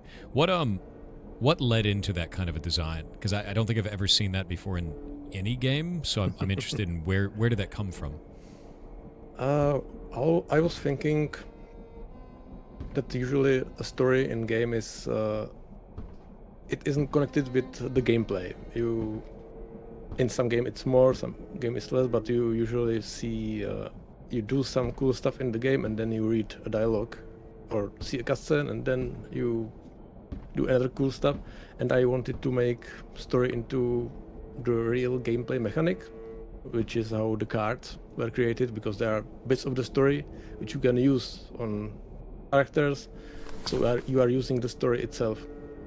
And another thing is I sometimes get disappointed by the usual adventure dialogue options, where if the game lists 10 different options before you, you often choose what's best for you objectively, but not the thing you would choose as the character. And I wanted to do it other way around, so you have to figure out the combinations, you have to discover the dialogues, and you will probably miss a lot of things, but it will be your story. It gets more immersive. Yeah, I noticed how much it expanded out as I met each one of the characters in here, being able to interact with them and like ask them about their life and the different choices that I'd be able to choose along that. And it was really down to, how do I ask him about, his addiction? You use alcohol bottles, and it's talking specifically to drug, like the judge for that. And how do I bring up that concept to another person to ask them about his addiction? And this is so interesting, because it's not just that specific phrase, it's like that concept and what different characters react to when you bring up that whole concept together. And that's surprising. It kind of feels almost like a choose your own adventure sort of route, or like an old school text adventure, RPG. And like that feels awesome to me, because I love text-based adventures. They're super fun. So the idea of doing that with cards in hand in kind of like a fully realized 3D horror environment is very interesting. I think you've done a really cool thing, you and the team have. You did a really great job with figuring out a lot of combinations. I had a team member on a chat. We were looking together, and he was surprised that he didn't discover a lot of combinations you discovered. So I love it. Great job. Well, thank you. No, I think the game is very fun and very interesting, and it's such a novel approach to doing this. Like, how have people reacted to this so far? Like when you guys have played out there, because you won a bunch of awards and stuff. The general public, what have they given you as feedback so far on this mechanic? Because I've never seen it before. Yeah, they usually get really hooked into the game really fast, because it's their story. I want the player to be the centerpiece of the game, and you are the movement power of the story, of everything. And when you are in charge, it's not just about consuming some story, it's about discovering your own story, and it works. So people get excited, and often when they finish the demo, they ask me about things like, what will happen next? What will be what is behind the door? And then they tell me, don't tell me. Yep. I will wishlist the game and play it myself. But they get really invested into it. Yeah, that's exactly how I feel about it, because like the universe that you're crafting here is quite cool. I'm very into Lovecraft. I'm very into cosmic horror and Cthulhu. I love that, and you've woven that into this in a way where it's unique. Yeah. The idea of being bound in a train in a world completely destroyed by that is quite cool. And then the power dynamic between the characters ends up making it really interesting. So yeah, I find myself sitting here being like, I want to use all these cards. Give me the rest of it. That's kind of a thing. Are there more cards yet to discover? Are there more cards in the demo that I have not found? Show me the album, maybe. I suppose you probably have all of them. Okay. Yeah, I believe so. You are good. All right, cool. Yeah, because and that's the thing. Yeah, go for it. You even got the Sins card that doesn't have the final art yet.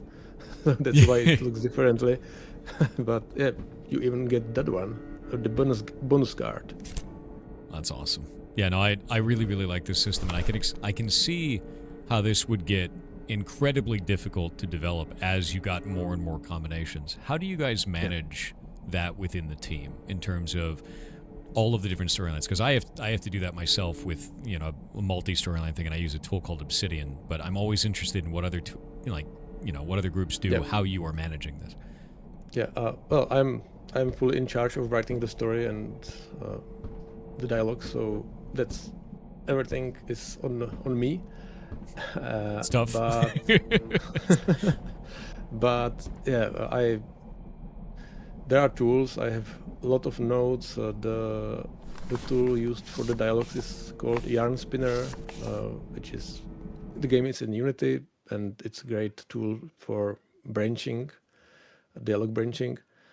So, and I have some tables and analytics, custom analytics tools built in Unity. But in the end, I need to have it in my head, and yeah, only when I really have the world of the game in my head, then I can write the dialogues. And a lot of playtesting. I have few notes from your playthrough, and each player who is playing the game, I check which combinations he wants to use, and if it makes sense and I don't have into the game, I edit. Well, that's fantastic. I mean, that makes a huge amount of sense. And yeah, Yarn Spinner's been used for a lot of stuff. I just pulled it up on stream here. Yep. It's been used for a ton of things, even like Night in the Woods, Dredge, which is, this is great. Yeah. Here, I'm going to link this out to chat. We have a lot of developers in here, like people that want to make different stuff or starting to make things. So definitely check this out. And I'll link out the one. Tool. I'll link out the one that I use. Pull this up. I end up using Obsidian because I think it's better for what I'm doing, but let me link this out too. What Obsidian does is it creates little like nodes, right? And then you can write a whole page on that and you can mind map it. For me, I need like a visual thing. I've never used Yarn Spinner before, but I love this. It's fantastic. And it's free. So yeah, free is great. I was thinking about Obsidian. I know it. Yeah, the mind map is awesome. I also tried to use some diagrams, and still kind of finding the way how to do it best, because it gets exponentially bigger and harder. But yeah, it's awesome. Yeah, I think that's the thing. Like the way that you've put this together feels very cohesive for a player. Like the only time that it started to fray at the edges is when I had so many cards, and it was clearly like this is the end of the demo content. Yeah. Mm-hmm. Yeah. I used to write some short stories or short novels, but this is different kind of storytelling. This is more like node-based. I have one file for each of the character, and then I put all the possibilities or all the dialogue choices you can make, and this helps make it cohesive, because when I see everything one character can say in one file, I usually write it's the same thing. So the characters should be believable, and and the interesting thing is that you have beginning and the middle and the end of the game in one file, in one dialogue tree. So that's tough. that's tough. It is, and that means when I play the game, I get to the ending like in 2 minutes, but it's about the discovery. So yeah.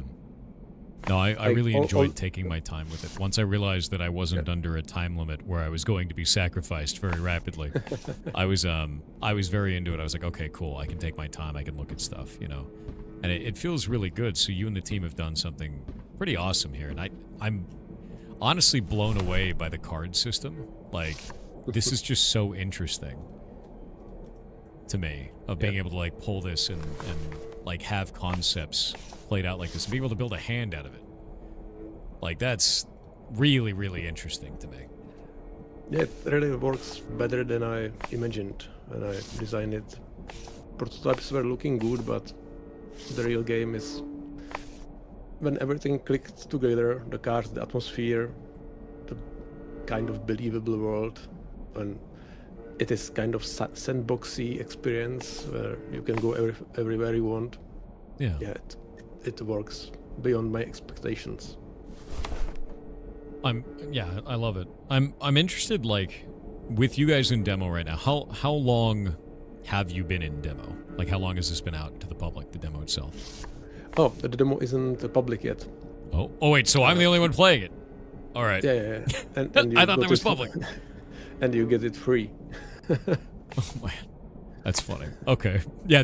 No paid demo. Oh my god. Are you kidding me? I didn't realize Yeah, it was but, exclusive. I didn't know.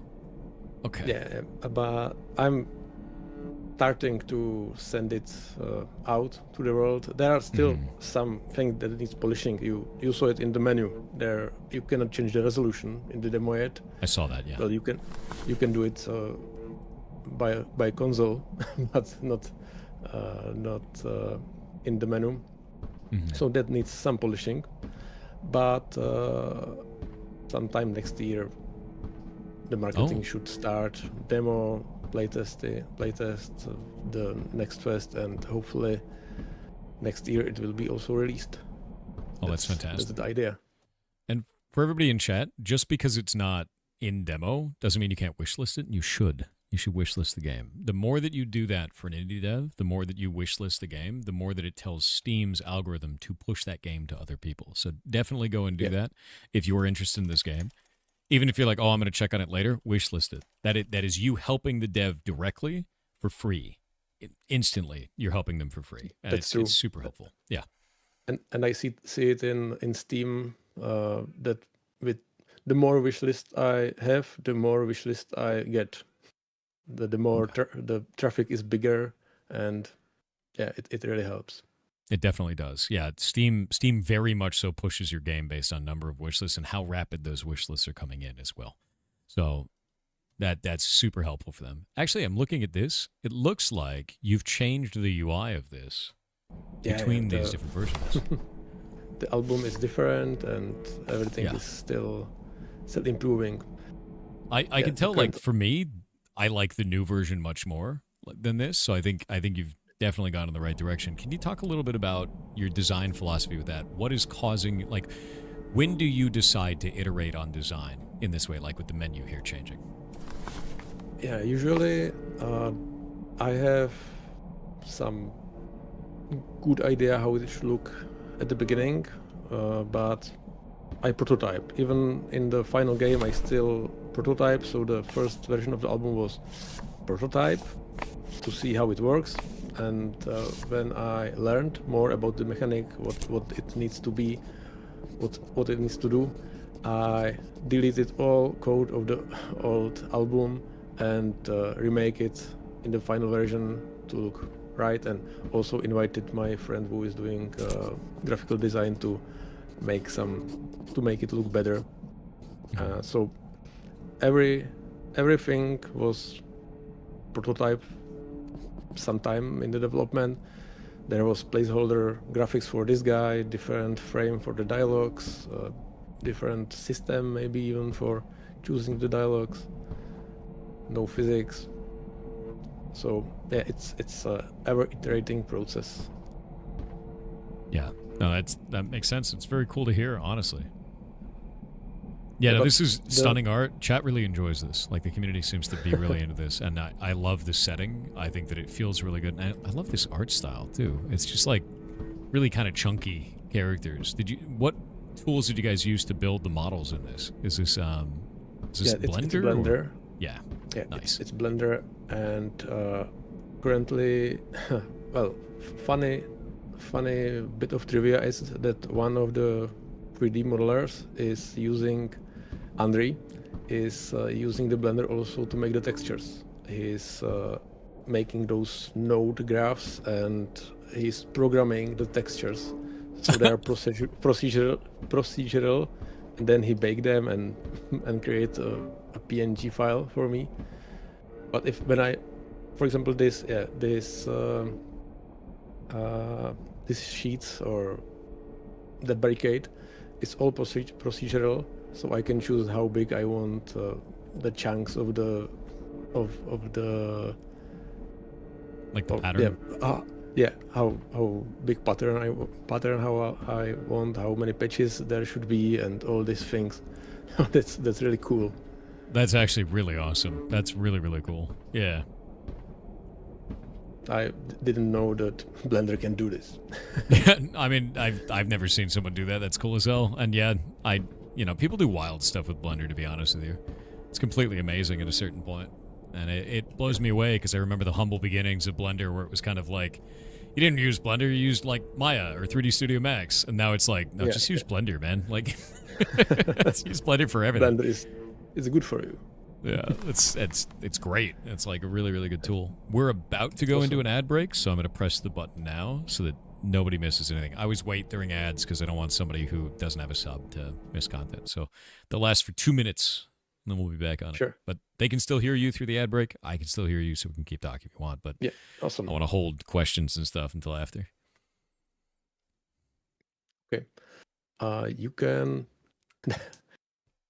there is one...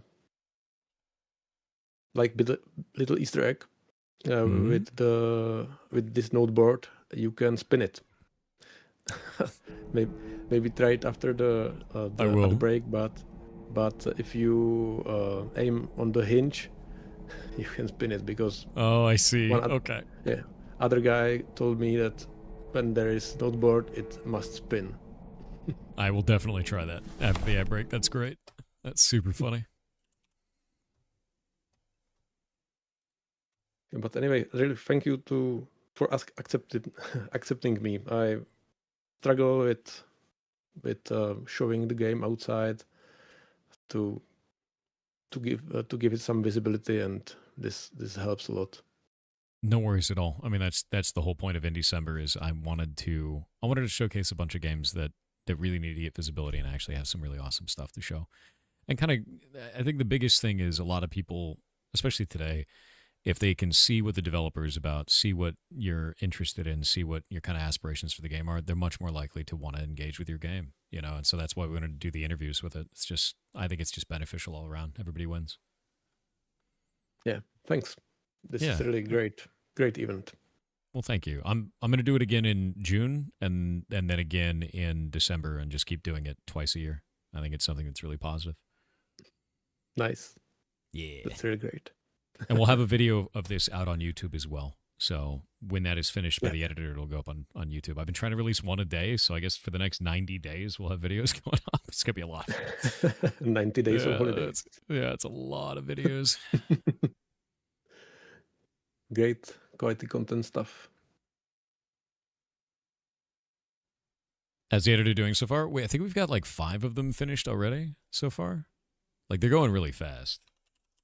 Shadelock is producing the videos faster than we're doing games now, it seems. Well, faster than we need them, rather. Because Star Vortexes comes out today. Feast and Soulmates are also both finished. So those will go up. And they've all got, like, cool graphics and stuff like that. All right, ads are over. We're back. So, during the ad break, you were talking about spinning this. I have Let's give it a spin. Hey! So you just have little... do you have anything else hidden like this throughout this? Not yet, but it's in plan to make all these little Easter eggs and interactive environment. Yeah, now you start looking at everything. If you can, what you can do, right? I love that this outside door is all chained up too. Like it just kind of adds to the environment each time, and it's a ridiculous number of chains and locks. Yeah. You know what the inspiration is? Oh, as far as I can tell, it's H.P. Lovecraft. But if you'd like to go into your inspirations for everything, go for it. But I mean, for those door with the chains. Oh, for this. Obviously, Silent Hill, The Room. Okay. Yeah. I thought you meant like the game overall, but yeah, no, that's cool, man. Like this, it does look deeply horrifying and fits the theme completely. Actually, can you talk a little bit about your inspirations throughout this game? Because of course, I'd love to know where all of your ideas for this have come from. Like, how did they get mashed together? Because the scene is great, the setting is awesome. I really enjoy it, especially the iconography too. Thanks. In Czech Republic, we really like trains, So that's one thing. Really? I didn't know that. Okay. And but the inspiration for the story and atmosphere, I really love frictional games, mainly Soma and other bits. And I like deep psychological horror that scares not by the monsters and jump scares, but with the story. And usually the story is somehow deeply connected to one of your own fears, deep fears, like fear of your mortality and losing your loved ones, and these funny little things. And I wanted to build something that that will build this fear or this worry in you, and then give you some final punch and makes you really scared.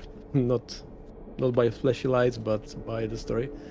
So it's built on this premise, and with some of my internal deep fears in mind. Each one of the passengers is can represent a view on things or on life which I had sometime in my life. And yeah, so a lot of internal motivation. And of course the Lovecraft is it's sprinkle on the top. I love his cosmic horror in its true meaning, which means there are forces which are not you cannot shoot it to head by shotgun. Yeah. It's just, it's there, you can do anything about it. You are even so little you cannot understand it, but it's there and it's changing your life forever. So this is what I wanted to build. I love that, honestly. Like, I'm a big fan of not having a jump scare instead of a horror game. Like, making it psychological horror and making it so that it's cosmic horror. That's fantastic. So I'm very happy that you've gone that direction. It's rare to find games like that too. I find a lot of the times, a lot of them will try to do a light horror in that direction, then still throw jump scares in. So yeah, there are few nice jump scares. And if I want to do something, like when you turned around and there were those people standing, the passengers, that is not jump scare, because there is no stinger, no loud music, but it's just surprise. It's still, yeah, it's surprise. And I like this style. It's like Ari Aster movies, which they give you some surprises, not jump scares, and it works. So that's my direction. I love that direction for the game. That actually makes me really excited for it. And yeah, I caught the Lovecraft reference earlier, the Miskatonic University. I was like, oh, all right, yeah. it's quite good. I really love that. And I think that's cool. I think it's really cool to have those types of ideas and combine them in this way. And I think the restrictive environment really comes through with also kind of the oppression, that you have for the factions in there, the restrictive regime. That you can feel it in everything in the game. Yeah, and you might notice some discrepancy between the passengers. Like the Garrett is not yet. Garrett is okay with the regime. Mm-hmm. He kind of doesn't mind it. The Euler, not sure now about the pronunciation. I have it written somewhere, but he is pro-regime. He really likes it, and then there will be other point of views on the same things. So you can learn about the same thing from many point of views, and that should be interesting. That should make you as a player think about things. Yeah. I love that kind of difference where you can take the same concept, bring it to multiple characters in any way that you want to format that, and then do it.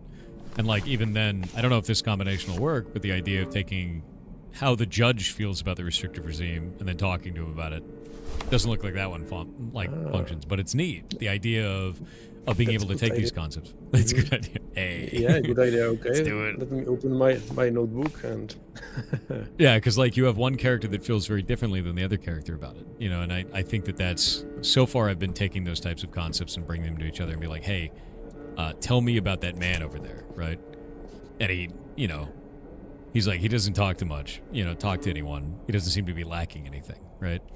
And then you can go over here and talk to him about the same thing. And he's like, oh, I'll tell you about myself, right?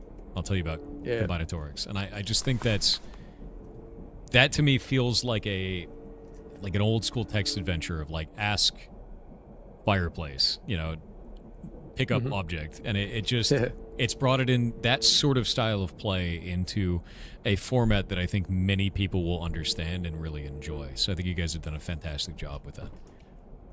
Thank you. Yeah, and there will be moments where you learn some secret from one of the passengers, and then it's up to you if you go to other passengers and just tell him his darkest secret, and the world will react to it. Well, even now in this demo, you have one big choice. You could have given the laudanum to the Garrett instead of Euler. I was thinking about that, because I could have given it to him because he's a very addictive personality. He's addicted to alcohol. He said he'd love to have alcohol to get him out of this place. And if I gave him laudanum, I could just do that. But I gave it to this guy because it calms him, even if it's, addictive opiate substance. But whatever, it's the end of the world. Have fun. You decided to play the good guy. Yeah, I could have just given it to him and then had this dude just completely out of his gourd, and then that guy just actually having a horrible time. But I love that there are choices like that. You only get the one bottle too, Exactly. You still have the card because that they're presenting an idea, but if you try to use it again, you get the dialogue that it's already used. And there should be some better indication later in the game when we finish everything. But even that there says I've already used it. Yeah, I love that. Exactly. And I love the idea that you can choose two concepts like I am an apothecary, here is laudanum, you can take this, right? So it's almost like speaking from authority at that point, that it's not just discussing laudanum, I am giving you laudanum as an apothecary. Exactly. Very interesting. And I want those bigger decisions to be... There have to be at least two cards. If you play one card, it's about speaking broadly about the subject, and there is no risk of you changing anything you wouldn't like. But if you choose two or more cards, there is a risk this is some choice you cannot get back. Yeah, that makes sense. I really like this. So, is there anything you want to talk to the community about? Actually, wait, before that, you said you were going to launch in next year, and you want to do the demo next year as well. What have you guys tried so far in terms of marketing, and where has it been really difficult for you? There is this conundrum of it's good to launch a demo with a lot of wish lists to give it traction, but for this type of the game, to get wish lists, people need to play it. So how that's like it's difficult. Yeah. You are in a loop. I need to get demo out, but to get the demo out, I need wish lists, and for this, I need to get the demo out. So we call that I guess in English slang, it'd be catch-22. Is what it's called. Yeah, exactly. And so I'm trying to more write about the game on the social media. I have a Discord channel where I post some behind the scenes materials about it, and trying to record videos and everything. But the game, the day have only 24 hours, and I have day job, hobby job, wife and kids, so it isn't very easy. Yeah, no, that's fair. That is 100% fair. It's very difficult, but I think what you guys are making is really cool. I hope that it hits critical acclaim enough that you can breathe a little bit easier there, right? I think it's the biggest thing for me is I understand the difficulty in that, and I hope that events like this, we'll just keep doing this, and I hope that this adds a lot of eyes onto what you're making, because it is unique, incredibly so, in a way that I find compelling. I'm going to play it when you launch. This looks awesome as hell. And I really I enjoy will the send you setting a and key. gameplay. Or Hey, you no, already don't. have a key. Oh, you already gave it? Damn it. It's true. I was going to buy it. Wait, I can always revoke it. Just Revoke ask it. me. Revoke the game for me. Do it. Burn the key. I know you can do it. I know you can. I know the Steam page for it. Burn my key. I'll buy your game. Do it. Thank you. This is why I'm trying to reach to events like this and to give the game some visibility. So Yeah. it means a lot for me. Really, Yeah, no, thank you. absolutely. I am interested. I don't know what the general pricing for games is like where you're from. You said it was Czech, yeah? Yep, yeah, Czech Republic. How We have Euro. how are yeah? No, Do you use Euro through Steam? I'm pretty sure. yeah, on Steam we have Euro, even though we use Czech crowns as a Okay. currency in the country. But yeah, we have Euro, and there were some in the chat I saw people get that it resembled the mount washing. So I'm thinking about similar pricing as the mount washing. Probably. Okay.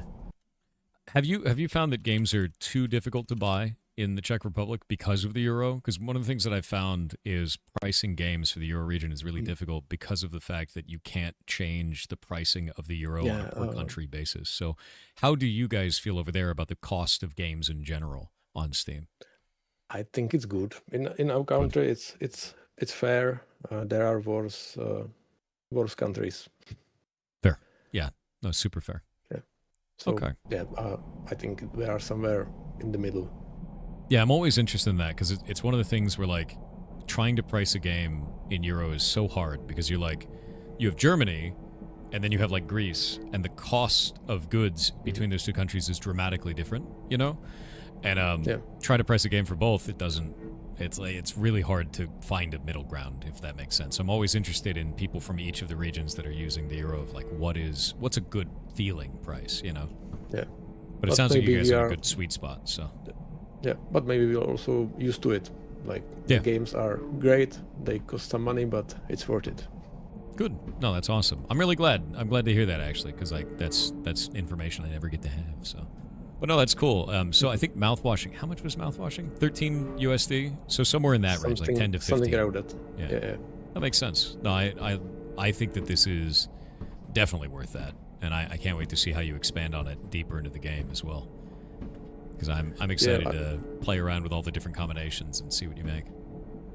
I will see how many hours of the gameplay there will be in the end, because it's hard to estimate. Currently I'm thinking something like 3 to 4 hours maybe, with some replayability, or maybe even bigger replayability, because you have more choices, and if people won't be as clever as you you won't get all the cards, so there will be still there will those 3 spots in the album will maybe motivate you to play it again or something like that. That is already what's happening. Because I was like, I need to find more of these, man. Oh, I want to find them. Please give me the cards. Have you I know this is kind of a weird one. I don't know if you've heard it before. Have you thought about making physical cards for this? Like something at like conventions and things like that? Because like these are really cool, and the idea of having one in my hand, like if your game gets shown off in person, just seems neat, you know? In fact, when we are at convention, we have physical cards with wishlist QR code at the back, and that's cool. and we have few illustrations which we printed, and for next convention we are planning to print another 4 illustrations, so it will be also kind of unique. We also have train tickets. You have this train ticket for the last human train, which has unique number, and there is a link for the website on it, and people really like them. And you cannot play the game without having the ticket. I don't make the rules. This is how it is. So yeah, I really like these little things, and so doing it. Yeah, the train ticket idea is really cool. I will say, the idea of a last human train makes me wonder if there's other trains out there in the dark. And maybe not human, right? Yeah. This is just the last human train, guys. There's other ones. Don't worry about it. Yeah.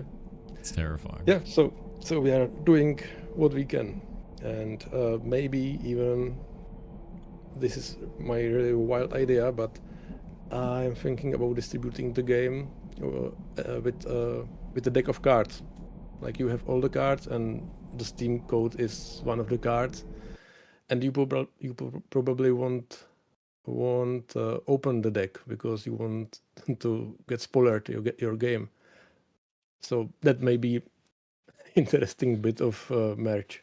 That's actually really cool. Like, I know Limited Run does stuff like that. I was actually just going to go look up. Like, Limited Run does these really cool packages for those types of things.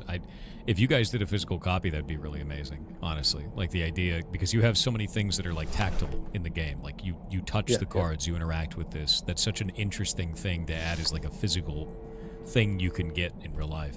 I think that's fantastic. Having a a train ticket, having that kind of a thing, for like a special edition would just be awesome. So that's cool, man. Yeah. Like these are really cool ideas. I'm excited to see what you do.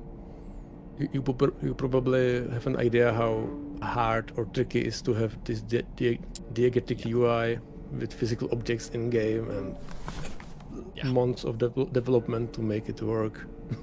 The moment that I nice. saw your menu, I was like this. I was like, dude, like that's like, are you kidding me? Like this is nuts, actually. So yeah, no. The moment I saw that, I knew we were in for something really cool. Because you've spent so much time on just building these small things. Normally, a game will just be like, here's a menu. And this is like, no, we have a whole cutscene, we have a moving card, flip it over, and then put the menu on the back of it, Like, that's very impressive. It's very, very cool. The game is a lot about guiding the player without telling him exactly what to do. And even the menu is part of it, because some players didn't flip the card and they obtained it in the game.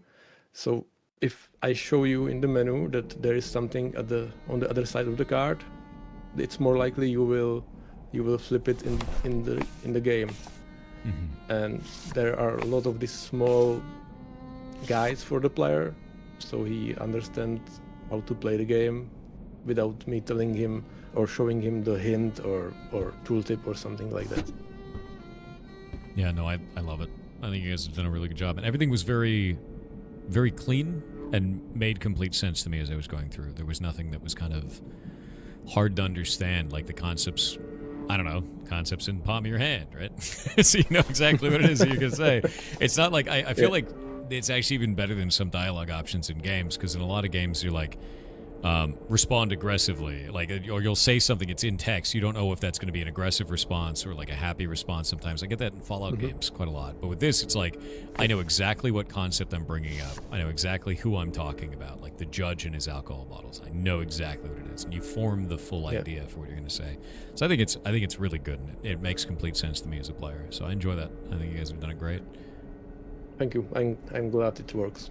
I really am. Yeah, I'm just kind of blown away because I've never seen it before. It's awesome. Well, with that in mind, we're almost at time, but that being said, is there anything you would leave the community with that you'd like to tell them? Anything at all? Yeah, follow me, join the Discord, spread the word if you think this is the game. Yeah. Some friend of yours needs to hear about, tell him about it. And yeah, retweet it or share it. That will be really, really great.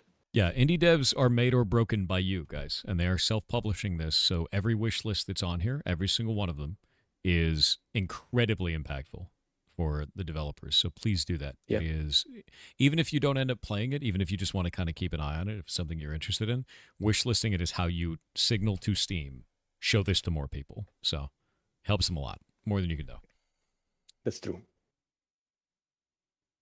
Well, thank you very much. Okay. This was awesome. Your game is really cool. I'm excited to see this launch, man. And I hope that you guys hit a lot of, I hope that you succeed, because this is great. Thank you. And thank you for having me. And thank you for a great audience. I read only a few of the chat messages, but it seems people really like it. So that makes me absolutely happy. Don't worry. They'll also claim that I also only read a few of their chat messages. So it's. I hope you I have understand. I hope you have a wonderful day, and to say thank you to the team as well. You guys are doing awesome stuff. Can't wait to see the rest. Yeah, I will tell them. Thank you so much, All right. and enjoy the other games. Yeah. Bye. See you around, dude. What an awesome game, dude. Like, this is really, really cool. That is such a novel idea of being able to communicate concepts this way.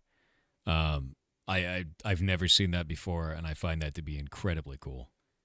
Really, really well done. Awesome game. Yeah. Goodbye to the developer. Yes, indeed. Can you post a link to Steam again? Yes, I will post it here again for you. It's got a really strong atmosphere. It does. Yeah, it's quite cool. The dev was super nice. Yeah. You just missed the second game? You did. We were playing it for an hour and 45 minutes. It's great. It's actually a really, really good game. And we'll have it up. Don't worry. It'll all show up on YouTube. I'll be adding it to the list of games on here. I'm actually going to go add some of those right now. So give me just the moment. I'm going to go list all of these out because I have to manually add everything. It takes forever. The old curator list. Let me see. View all on this. No. Grab this. View all in here. And then go to lists. Oh, no. I have to do the administrator thing. And then manage reviews. There we go. And now we can add. Now I can show you this. One sec. Set up. Put it to just chatting. Turn the music back on. Boop. Done. All right. Now we can put all this together. But no, these games are freaking awesome today, man. Like, I loved Worm Game. I love this. Like, I love it. It's great. Like, super great, actually. Let's see. I'm going to add Worm Game. I don't think I added No Players Online yet. No, I have not. Yeah, there we go.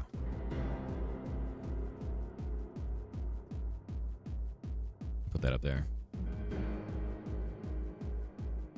And then we'll do the next one, which is Dreadline.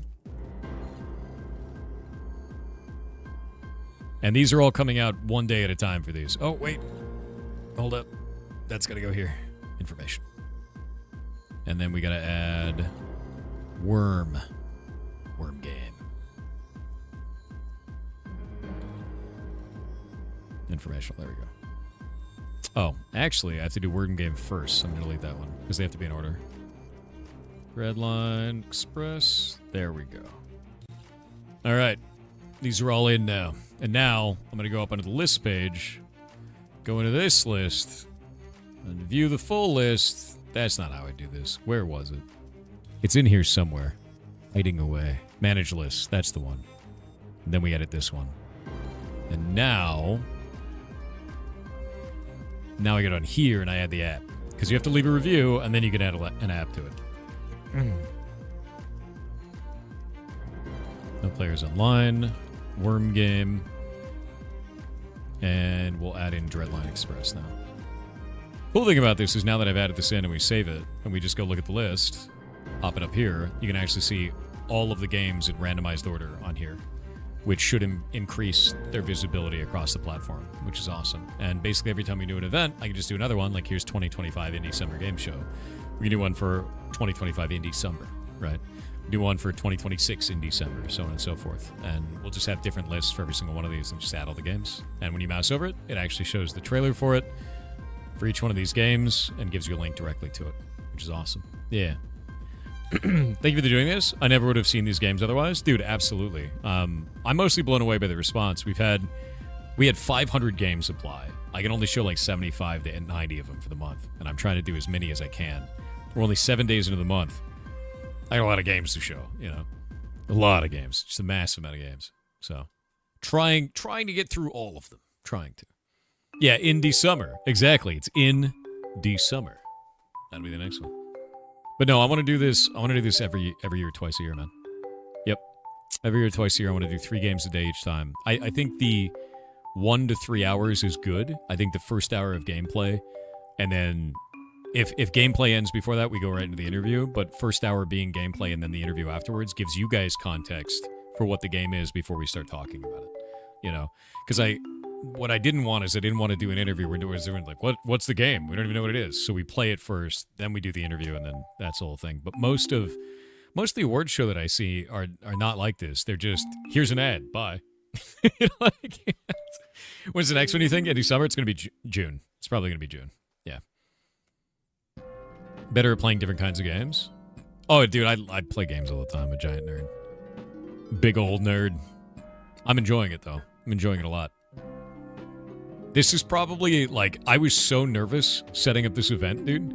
I was so nervous even fathoming the idea of doing this. I was like, everything's got to go perfect. It's got to be like this. And, like, I'm so glad we did this. So glad we did this. It's been a lot of fun, man. Drovac007 said, "Hey Thor. A friend just shared this with me, and apparently if you ask ChatGPT for a seahorse emoji, it will have a meltdown trying to give you an emoji that doesn't exist." Some of them do, but not all of them. But yeah. ChatGPT 4.0 does that. 5.1 I don't think does anymore. So far, the games we've seen have a certain level of completion. Has there been any submissions that are really, really early, like still missing art and stuff? Yeah, Grimfog was like that. We saw Grimfog pretty early. I actually just had the video come out. It's like more of a collection of ideas rather than a video game right now. It's more like, here are all the things that I want to do. Here are all the concepts and features that could exist. And then, like, they're all kind of scuffed, right? Because it's super early. And we talked to the dev about it, of all the ideas that they wanted to put together. And, like, great. Totally fine. Yeah. Many providers had to patch that. Probably cost millions, all for a seahorse emoji. Yeah. The other one was that they thought strawberry only had 2 R's in it. That was pretty funny. Or that blueberry, I believe at one point, blueberry had 1. That was funny. ChatGPT 5.1 calls you kitten for some reason. Probably because you've trained it to do this.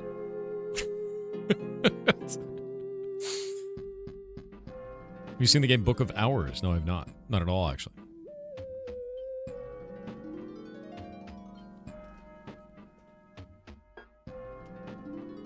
Seen the new Starship Trooper game? No. Did you train us to call you kitten? No, you just did that on your own. Because you're monsters. That's why. Yeah, goblins. Complete goblins. Social kitten? God damn it.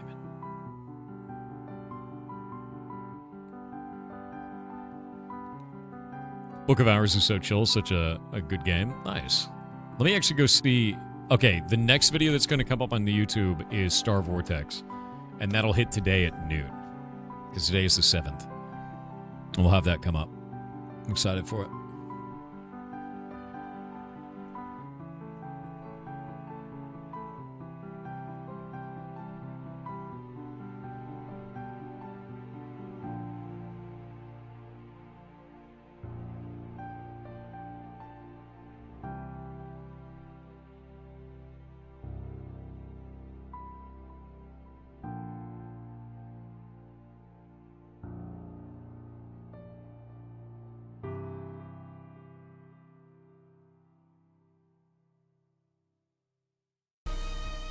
Yeah, there we go.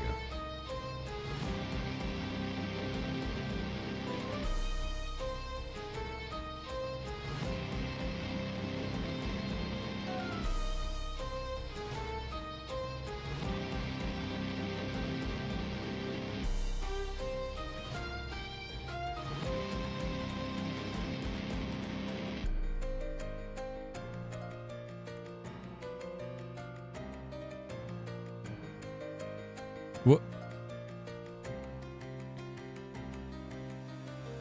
I've seen some of the weirdest comments on the internet these days, dude. It blows me away.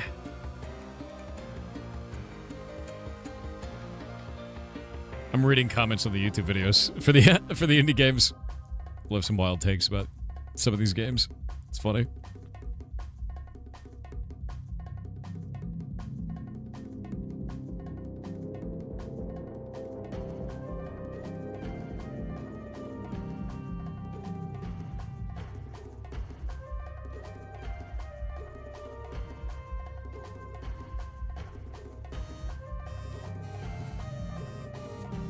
There we go. Yeah, no, it's super weird. Someone was saying that Solar Punk looks like old school RuneScape. And I was like, that's definitely not what that looks like, but okay. I was like, oh yes. That screams old school RuneScape to me. You know, like, okay. It's just like, what dude, are you alright? Like, what happened there, man? Yeah, that's weird, but alright. Cool. Yeah. That's very strange. The internet is depicted by very well in an old movie called Labyrinth. Oh, you mean with the Goblin King himself. In that movie, it goes by the name Bog of Eternal Stench. Yes. Yeah, Labyrinth is great. We actually have a poster for Labyrinth somewhere in the house. I don't know where it is.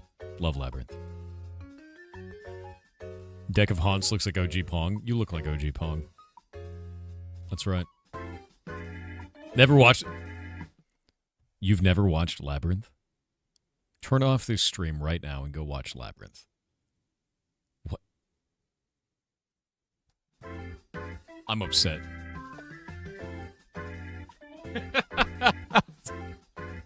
Mikaket said, I am so excited to see the sponsor of today's stream. I can't believe it. Finally, we get to see Thor play Raid Shadow Legends. No. Thor, you are finally part of the club. Raid Shadow Legends. No. Chat. Play now for free. I would never take a sponsorship from Raid Shadow Legends. I actually wouldn't. I wouldn't do it. Yeah, I know. Yeah, no. I wouldn't do it. Wouldn't do it. I wouldn't do it. I would want to meme on it too hard. Like, that's why. I would want to meme on it. Not even for a milli.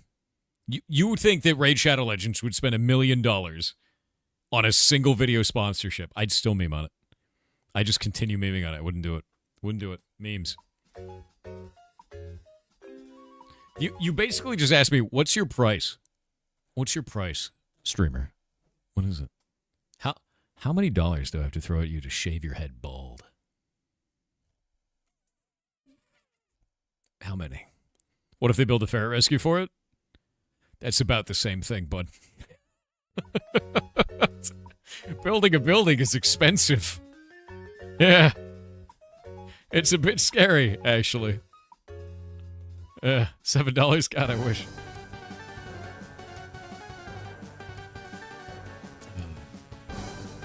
What about accepting it and shitting on it? I'd do that. If I could shit on it.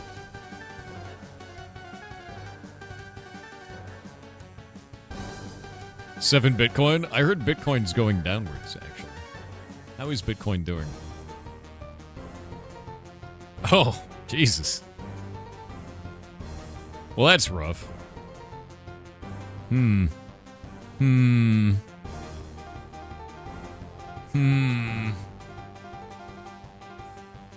124 was up there, and then it's having a problem.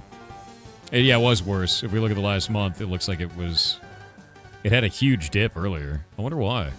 That's a fear dip. Somebody was afraid. I wonder what it is. Ta-da.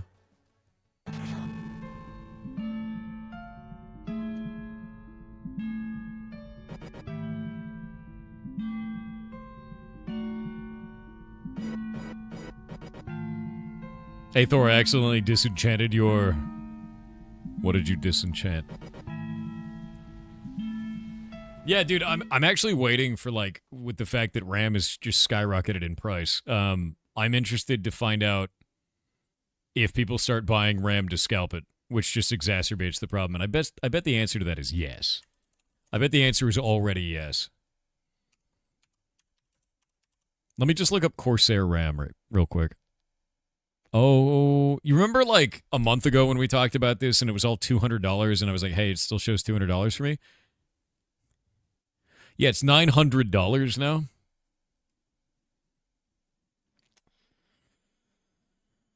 For the same RAM? Yeah. Jesus Christ. That's bad. Do you guys want to see something awful from my own home? You guys want to see something terrible from my house? You ready for this shit? You ready? You ready? I looked up in my house, which gamers don't do, and I saw this. And I was like, that's gross. I'm going to clean that. So I took it down. It's the vent for the air filter intake. And I realized that the people who installed the air filter did this. Do you see that? That's a filter that's the wrong size. So what they did was they shoved it in there and they folded it to make it fit. So now I have a new filter that's arriving tomorrow so that I can put it back in there. This filter is 16 inches wide and filled with gunk.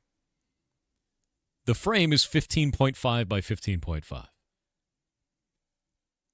I don't know what made them do this, but it's horrifying. Every 6 months? I'm aware now that it's supposed to be every 6 months.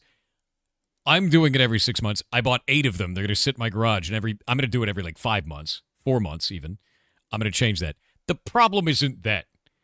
The problem is that these guys did folding at home unironically. That's the problem that I have with this. This is insane to look at. So that was in my house and no longer is. That's been my week. Yeah. That's what I got to do this week and just be like, what's wrong with you? Yeah. Is that a real photo? Yes. That is I took that with my phone. Horrible. Did it not work? I don't know. I bet that a normal filter in there is probably going to be dramatically better than doing whatever the hell that shit was. Yeah, it's gross, dude. Yeah. Ugh. Your AC unit's probably thanking you. Yes. Hashtag no filter. Technically, right now, it's hashtag no filter. There's no filter in there. But I had to take the whole cover off of it because guess what I found out right afterwards? If there's no filter in there and you put a cover over it, the wind speed going into the machine is just the right speed to make it whistle. So then you have a constant whistling ringing through the house at all times. So now it's just a hole in the wall that sucks air inwards, which is great. Yep. It's fantastic. Love it. Yeah, I love being a homeowner, you know, like the house whistles, contractor folds a filter into the slot on it, like you don't find out for 6 months. It's great. It's great.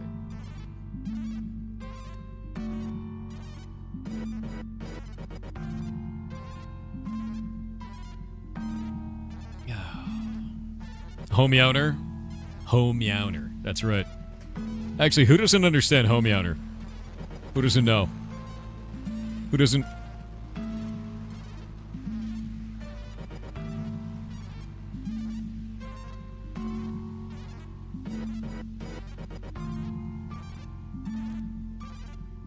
Yeah, see that right there?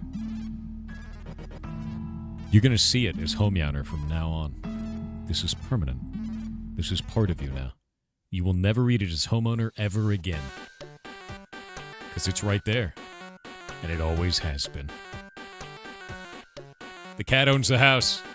Cat always owns the house. Why do you think he acts like he owns it? Because he owns it. Yeah. Except for Meatball. Meatball owns nothing. All right. Research systems. Dev work time. We got an hour before the next game. And I have to finish this. Meatball is Thor's cat? No. Meatball thinks he's the house owner. You know what happens? You know what happens when I come up to Meatball? When I walk into the room and Meatball's in there, he looks at me and he meows a cute little meow and then he rolls onto his back like, I'm not a threat. Pet me. Pet me. And if you pet him, landmine. He will absolutely eat your hands. 100%. Cats. 100% cats. Yep. Monster. The belly is a trap. Cat belly is a trap, yeah. You want to know something funny? My old cat, Gadget, she actually liked pets. And if she was laying on her back, you could take your hands like this and put her on her belly, and then she would reach her arms up super high, and she would just do this more and more and more the longer you went, and that was it. And she would just turn into like a giant, stretched, ridiculous cat. And so it was never a trap. She'd never bite you for it. Yeah, she wants the belly rubs, dude. She was great. Awesome cat. You have a cat named Theodore that does that? Yeah. Yeah, I had her for Had it for 18 years. Long time. Long time.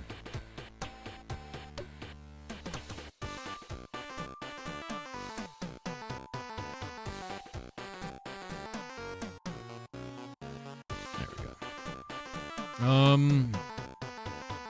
I need to think about how we're going to do this crafting station. I need to know if I want to do crafting time on this. Not sure yet. Here's an idea for you guys. What do you think about the idea of taking the same resources, but making it take longer for them to research to get better reward? Like if I have you turn in research hunting zombie, like this material, you use it, you get an immediate reward, or you spend an hour on it, you throw it into the vendor for an hour, and it gives you a greater reward at the end of that hour. But there's limited slots. How much extra? I don't know. We'll figure it out. Do you like the idea of this? That sounds good. You like it and you skill leveling? Because if I do it for this, I can do it for everything. I think it'd be actually really interesting. Can they be tiered so both happen? Yeah, you could do them both. Totally fine. Because you'll have 10 queue size, 10 slots, and then we can do like research hunting zombie quick, like research quick, right? I want to set up this to say crafting time 60. I just need to see if it's something that I need to see if it actually does a thing.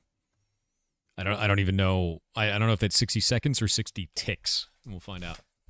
Sounds like a good idea. I don't think I've seen that before, so I'm interested to know, like, does that feel good? Has anyone tried that, you know? It's like same resource, but now you spend longer on it and you have limited slots. So you could have long-term research and instant research, right? Yeah. What is the incentive to do it quick? You got a whole bunch of material. You just want to get rid of it. Maybe you just want to spam it through. You don't want to wait, you know? Because you only have 10 slots is the idea. Maybe I'll make it 5. Make it 5 slots. Having instant long-term sounds nice. Yeah, I'm kind of into it. I think it's kind of interesting. Greetings, Thor, crew, and chat. Have yourselves an excellent Sunday. You have yourself an excellent Sunday. Now what? Now what? You like 5 better than 10? I do too. I think I'm going to do 5.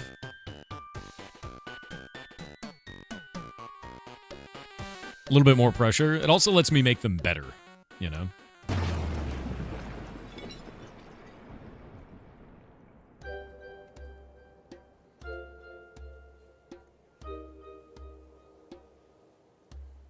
Boop.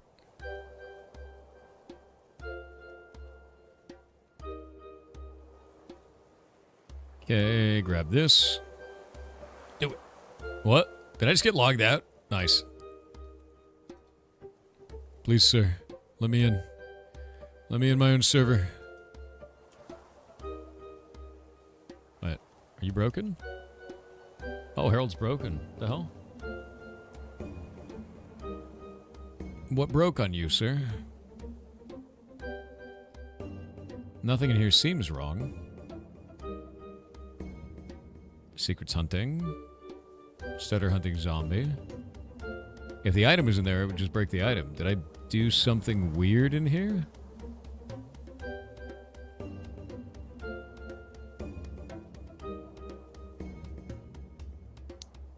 I may have done something weird. I don't know what I did. Huh. It may be the output. Not having an output on that one is a little bit odd. I might do this.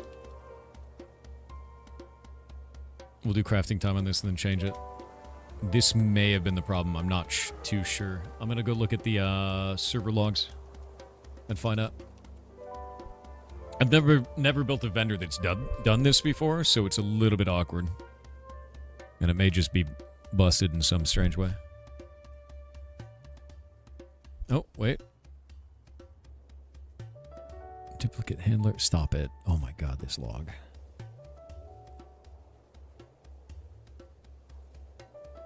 Okay. That's annoying. I'm not going to get anything from that because it's just constantly spamming.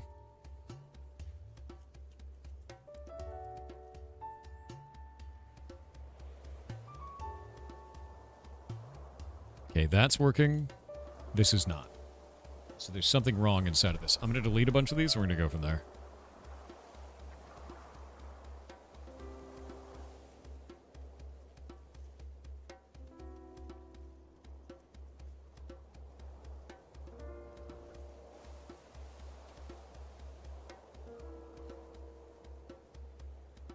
Yeah, January 13th is early access for Hytale. I'm so excited for it. How porting over the plugins work? We're just rebuilding everything from scratch. Yeah, we're just making everything new. We already know what we want to build, so it'll give us a chance to just do it all from scratch. Yeah. Yeah, we can do that, Million Lights, but I just wish that their service didn't have problems. That's what I'm wishing for. Okay, so it is likely that there's no output provided here. That is going to be my guess. So, let's try this. We'll put the output to be here. Save that.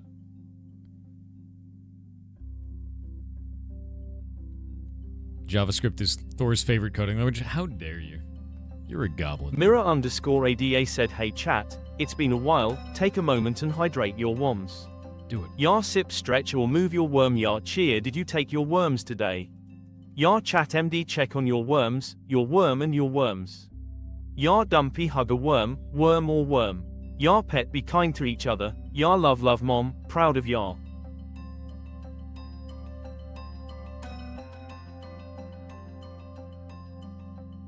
Okay, so it is that. Crafting time is in seconds as well.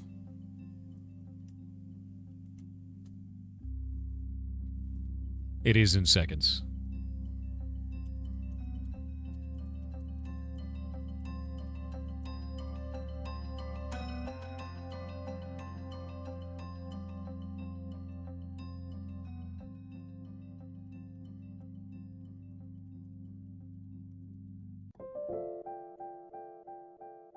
All right.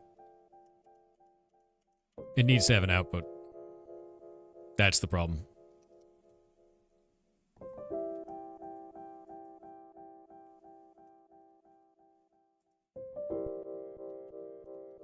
Yep.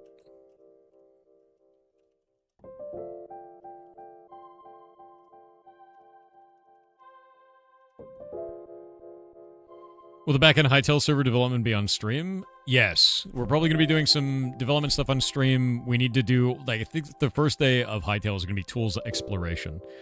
So I'm going to be sitting either in a call or on text with Jake, and we're going to be talking about each of the systems. We'll go over how we're going to approach porting. We're going to play around with some stuff in the engine itself and just, like, go from there. Well, we have to do investigation first and see where it's at, you know? I'll do that all live. I think it'll be a lot of fun. Do we have another game today? We do. We actually have a sponsored one today for in December, so it's one of the sponsors that has paid out so that other indies can, you know, be up there for free. And we'll talk to them a little bit later today at around 45 minutes from now. So, yeah. Hytale unboxing stream. Exactly, dude. That's exactly what it is. So if we don't have an output set, can I set an output in another way? Let me go look at this. I know I've had other ones in the past with the golems. Yeah, stone. Stone was one of them. That was with the repair powder, but it was something I did for nothing. Was it gold? Metal. That was the one. Currency, gold, currency, gold, currency, gold, currency. Oh no, we actually gave items every time. Wonder if I could do an output of nothing. I don't think I've ever given an output of nothing on a character. Or it's a consumer only. Let's see what we can do here.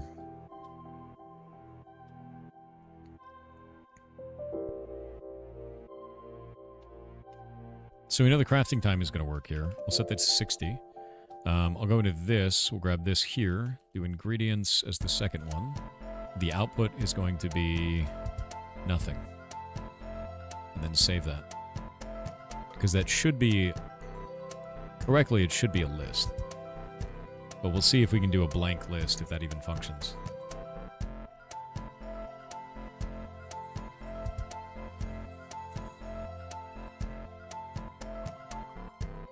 Okay, it does. Kind of.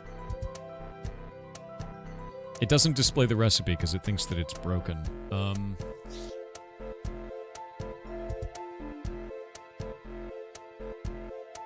A claim ticket's a good idea. Yeah. We do some kind of a claim ticket for it, give them an item that can be consumed that gives you hunting experience. Research result. we give them an item that is a research result item. So when you turn it in, it's a consumable that gives you stuff, right? Research notes. I'm going to make that. We'll do that in consumable. That's a good way to do this. Then it doesn't give you the XP directly. It gives it to you as an item. Ooh, and then we can make it so that some people just want to run research and they can sell those items on the auction house. That would be cool. Yeah, we could do a page for it. I think that would be really awesome, actually. Yeah, no, I dig this. This would be fun. Yeah. Yeah. Economy. Hashtag economy.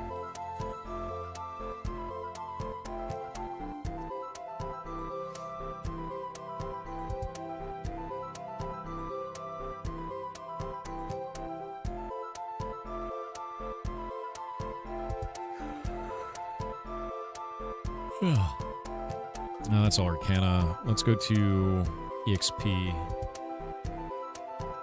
There we go. Do it like these. So these right here are reputation tokens, and they take 0.5 seconds to eat. I think it's too long. We're going to change this down to 0.1 so it goes really fast. The gummy mummy, dude. Because we're going to eat like a ton of them, right? Like you want them to go like a bunch. So what we're going to do is do reputation tokens. We'll make those easier. Get rid of that. Get rid of this. Get rid of this. This. This. That. Oh, wait. What happened here? Save that. Did I get saved? Huh. Keep this one. Close that.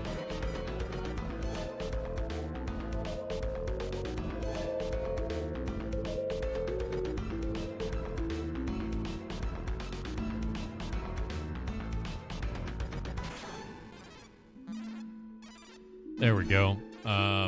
We will add new things in here. Reputation tokens, we're going to make a new one called research tokens. What? I clearly hit Control-C on this. Thanks, though. Research tokens. We'll go to this. Grab this. Exact system.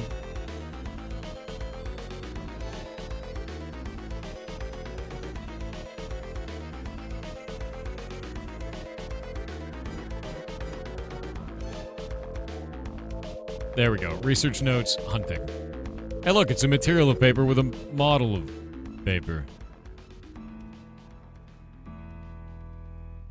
Alright. Actually, I'll make it look like a map. Because blank maps look really cool, comparatively. Because we just have it as paper, it just looks like that. But if we do it as a map, it's got that edge around it. So map. Map. And we'll have them turn in... You'll have to turn in paper, I think is the way to do it. Yeah. I think it'll consume paper as part of this.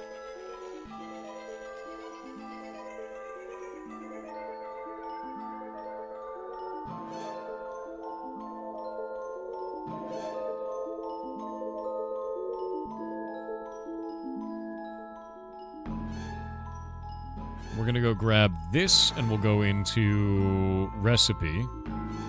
Every recipe has the same text if it's full of knowledge, tasty heretical knowledge, and all kinds of stuff like this. There we go.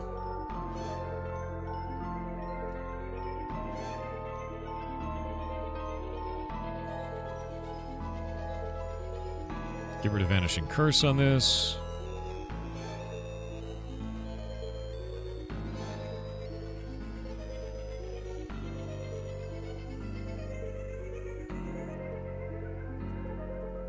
Grants profession experience when consumed.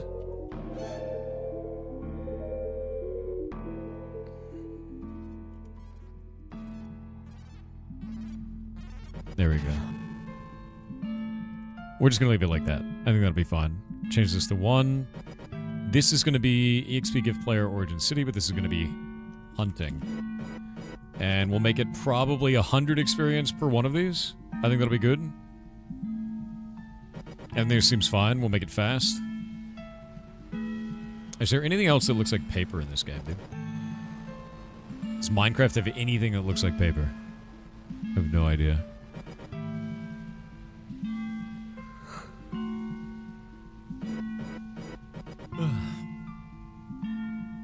Snow?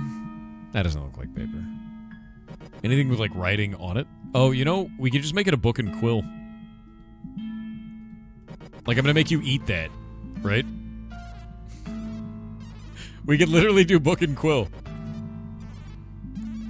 I think that works, right? You just chew it up, dude. Eating a book? I mean, yeah. Eating a book to consume knowledge? You don't like Harold? That's fine, whatever. Book and quill makes sense for research, yeah. Banner patterns might work? Let me see. Okay, that's kind of cool. That might work. Is there anything else that looks like it has writing on it? I don't know if there is. I think it's just banner patterns, man.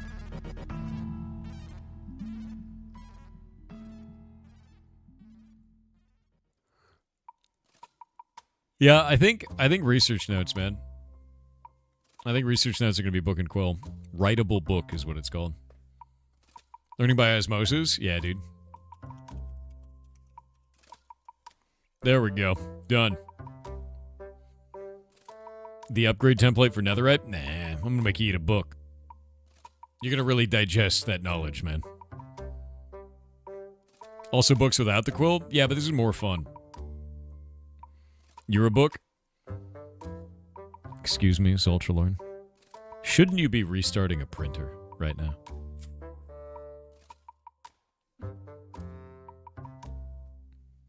Isn't that what you do? You lost your job. Wait, are you full of shit? Hold up. Did you actually lose your job? Like, unironically? Or are you memeing? I never know with you. You messaged me? Bullshit. Where?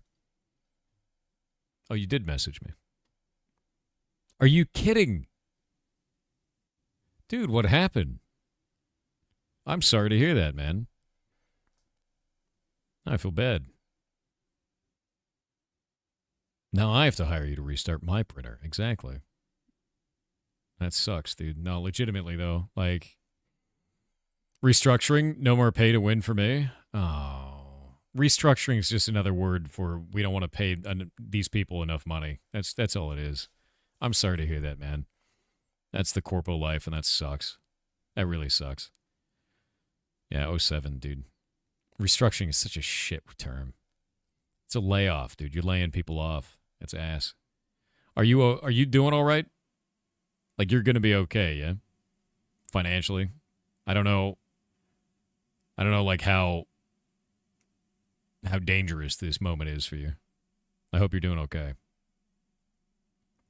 Who's Ultralord? A big dork ass that's been in the community for like 50 million years. His whole job, like his whole thing, what Zultralord does is he comes here and he wants me to make fun of him for the day. And then he leaves sated, crawls back into the sewer, and then eventually comes back out and does it again.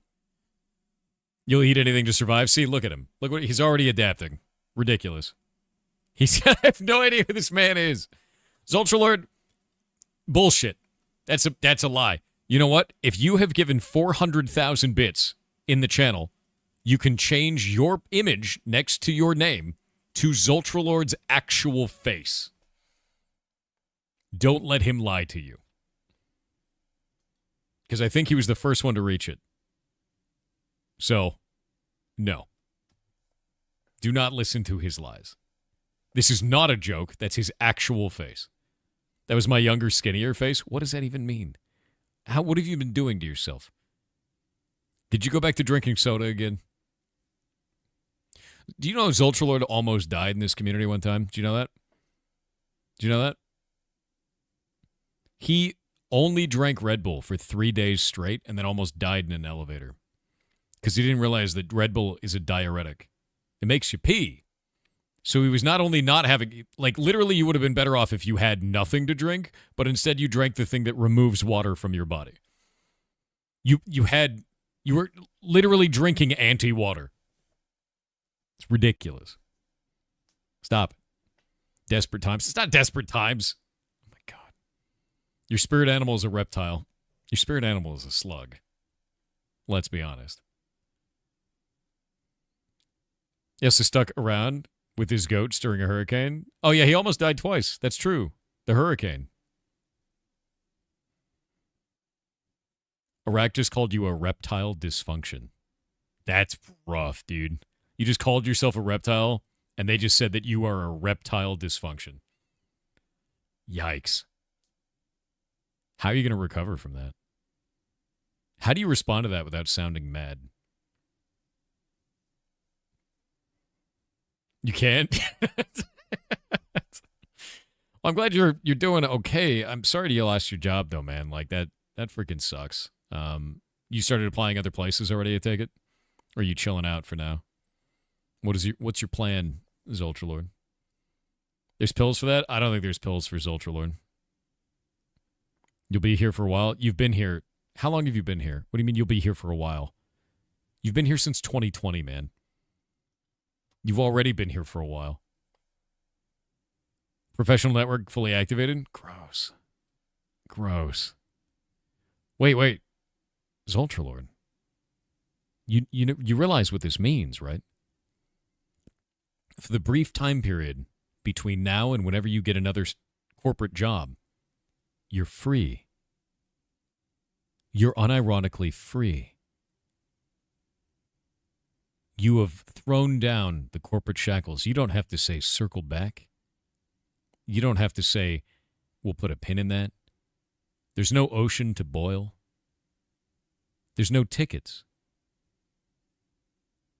You're free, man. What are you going to do with it? What are you going to do with the freedom, Zoltralord?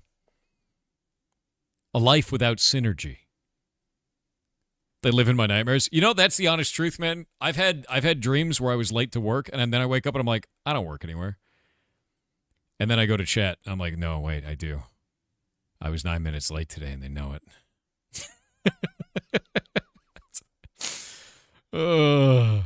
It's ridiculous. Oh, yeah, dude, you don't even have to read your email. I have to read my email. Holy shit. That's wild. I hope you're doing all right. I know, Zoltralid, I know that a big part of, your whole life and existence was answering tickets as a sysadmin, and that losing that definitely is super devastating for you. Definitely. So I hope you're doing all right. This is the Titanic soundtrack, printing resumes. Nice. You guys should give Zoltralord a job. I promise that it won't be like putting a parasite in your office. Promise. Promise it's not like that. Definitely not. It's definitely not like a corporate parasite at all. Hire Zoltralord. It's a good idea. This man's lying to you? I said it wasn't like that. Are you saying you are a corporate parasite? You're not supposed to tell them that until after they give you a paycheck, dude. That's supposed to be secret, Don't bring it up in the interview. Oh, wait, Zoltralord, this means you get to use my question in the interview, man. The golden bullet question. You finally get to use it. You hear that, company? Zoltralord is on the market. Nice. It's why you never made it to senior sysadmin? Oh. Yeah, you shouldn't have admitted you were a parasite. It's a bad idea. Zoltralord for lead moderator? All right, Zoltralord, if you can beat Kronos in a duel, you can have his job. Understand, though, he's British and will definitely win. He has his ways. Yeah, that's how it works, dude. It's kind of like Highlander. Like, whoever beats the last lead moderator becomes the next lead moderator. So, there's no beating Kronos. I've seen him play Eve. Yeah. You've seen him play Eve on his main. Not on the rest of his ults. Same here. How will you use Zoltralord's skill of being shit on once he's moderator? How would I use that? Well, I'd probably not give him the job and then continue to shit on him. Is how that would work. I think that is probably the true and correct way to handle this situation. Yeah. Love Kronos, but do not envy his job, dude. He works a lot. He works his ass off. He gets to deliver bad news. That's what Kronos gets to do. And he gets to deliver good news. And you know what else he gets to do? He gets to wrangle my calendar. Yeah. You know what my calendar looks like? A goddamn war zone. Yeah. You know what managing my calendar means? Getting everyone on it. On the calendar. It's a nightmare. It's a complete nightmare. He tells you when to shower? No, I do that. That's my job. My job is to take a shower and show up. That's what it is. I can't show you. It'll show you all the in December stuff. Can't do that. Does Kronos keep all the bread? He doesn't get bread. Yeah, it's not allowed. Me and Thor can't be professionals working together. It just can't happen. Our only dynamic would only... Dude, it would be an HR violation. You working here would be HR violation central. It'd be me shitting on you and getting an HR violation, and you shitting back on me and getting an HR violation. We can't exist in the same space. It doesn't work that way. That's not how our friendship is, Ultralord. We've known each other for 5 years, and all we do is shit on each other. Constantly. On Discord. Like, dude, Zoltralord will try to call me on Discord, and then right after he calls me, he's like, dude, I'm in a meeting right now. Stop trying to call me. It's getting weird. And he's the one who called me. He's been doing this for years. It's ridiculous. You are ridiculous. Yeah. It is. It's circular shitting. Let me find one of those. Yeah, no, dude. You son of a bitch. I'm gonna leak this DM, dude. I'm gonna leak 2 DMs that you sent me. I'm leaking them.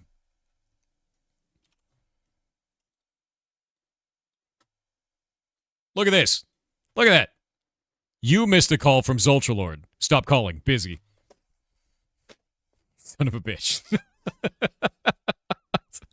You do this all the time. And you know what he did right after that? This. What the hell is that? What is that? It was like 3.5 hours later. And it was edited. I don't even know what it was originally. What is a shonk dongler, dude? You're a shonk dongler. You're like 5 shonk donglers. I swear to God. Ridiculous ass. What's a shonk dongler? Zoltralord is. That's what he is. Yeah. It's awful, really. Like, it smells horrible, honestly. Yeah, unfortunate. It's unfortunate that you're like this. I do, memes and jokes aside, I do hope that you get a job again soon, man, if you're printing out those resumes. Yeah, you made my day, man. Thanks for the lift up. This is, I told you, he comes here because this place is like Dick's Last Resort for him. And if you don't know what that is, it's a restaurant where if you go there and you're like, hey, I want a double cheeseburger, they're like, yeah, you do, fat ass. And then the rest of the time, they just rip you. That's all they do. They put a dunce cap on your head. They make fun of you the entire time. This is what Zoltralord is here for.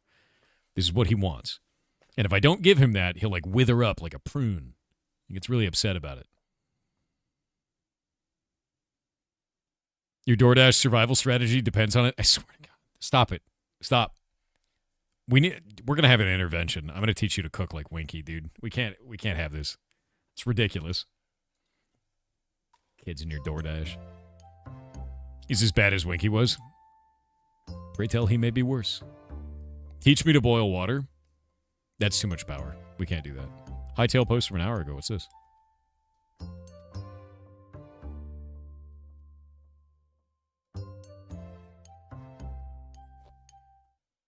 Hightail farming? Is that cotton? Peppers, tomatoes, carrots. What's that? Is it carrots? What is that? Hold up.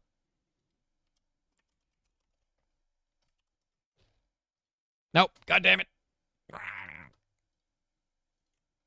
There we go. Okay, that's definitely cotton. That's definitely peppers. Hell yes. Tomato. Pumpkin. It's a pumpkin. Is that eggplant? It's purple. Eggplant. Is that like a radish? That might be radishes. What the hell is that? I too want to grow the cube. Corn. Corn.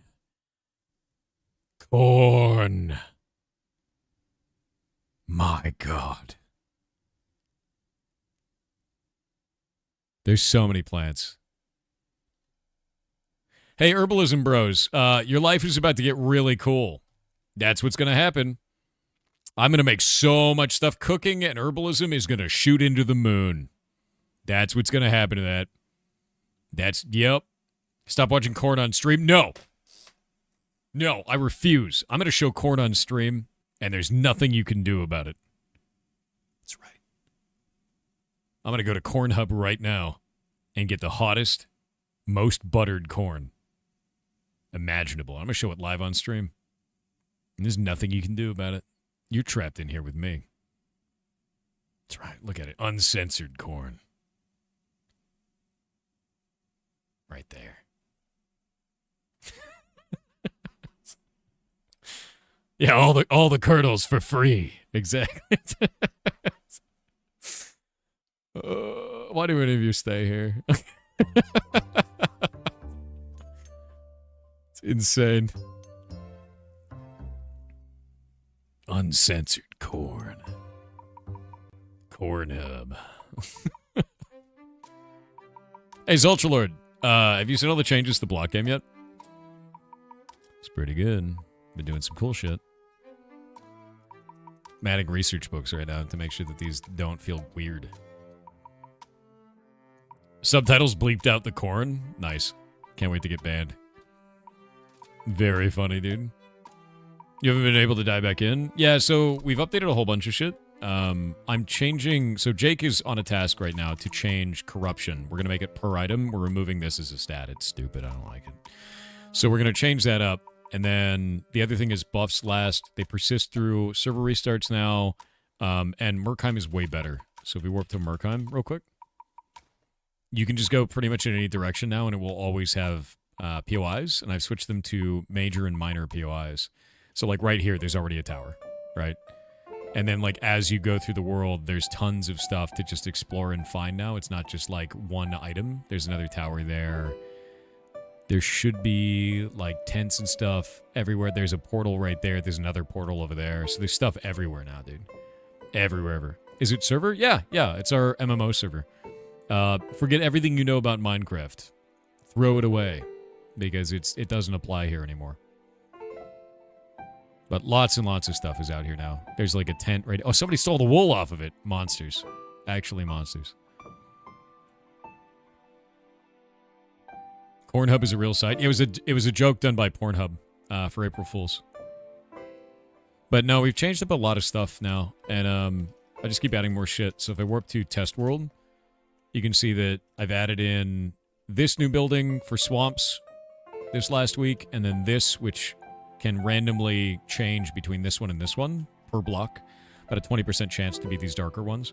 And they drop archaeology materials. And now I'm changing all of hunting because hunting sucked ass. It was bad. Like, it was really bad. So I got rid of it. And now we're changing hunting right now. It's going to be way better. Way more interesting. Boop. Yeah, I know Cornhub is a real site. Oh, wait, Cornhub is a modding site for a farming simulator? That's weird. And funny. Yeah, no, hunting sucked, dude. So what I'm doing right now is I'm making it so that hunting gives you a number of different potions. We have the potions finished. They are called concoctions. And what they do is they make it so that you're more hungry for 10 minutes, but they also increase your stats pretty dramatically for 10 minutes. So it's pretty good shit. Like, they're really interesting. And my hope is to... make them work really well for the player. I'm actually going to increase movement speed on every one of them going forward. So make them all very good. Yeah. One of Polish Electronic Selling Company done a P-Hub marketing campaign. It's so weird.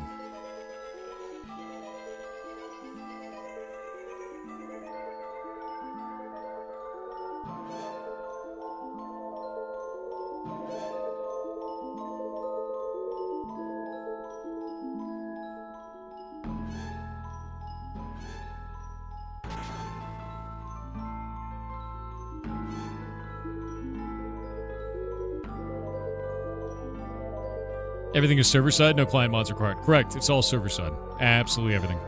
I have the shale. Yeah, no, I have shaders installed on my end, dude. Those are complementary Unbound or whatever the hell it's called. If you do exclamation point shaders, you can see them. But no, all of the changes on this server side, there is no client side mod that you have to get. Everything is on server. Yeah. Are there shooting things in Hytale like guns? I'd hope so. If there weren't, I'd be really surprised. We're gonna have magic anyway.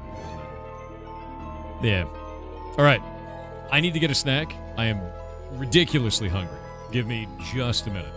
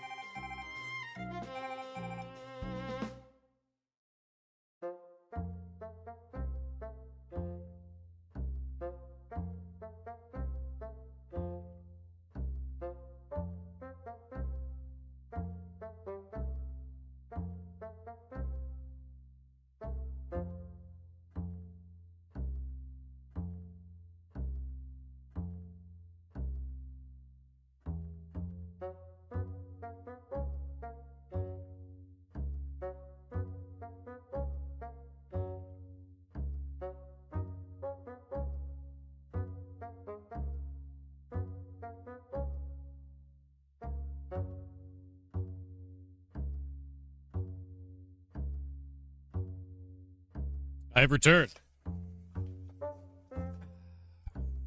I'm eating a snack. Doop doop.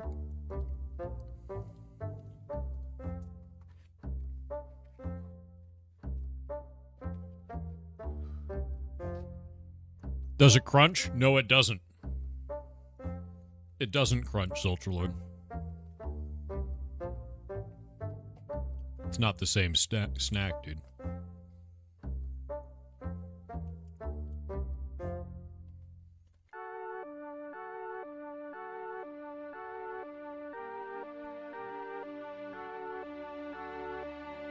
How was the hot sauce? It's good, dude.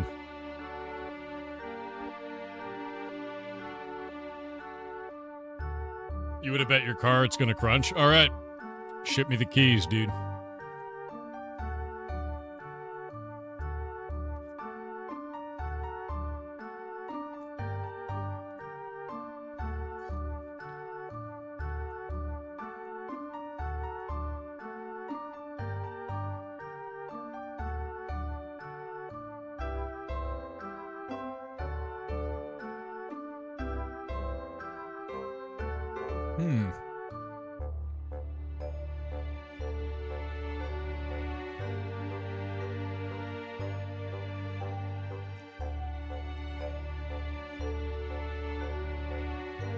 Alright, so what I need to do is I need to make, I guess, this one.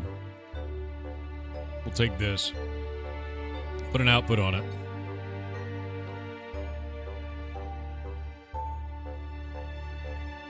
And we're going to have it be consumable research hunting.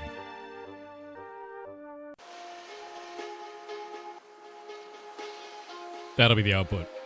And I got to determine how much of that it gives. Because I don't really know yet.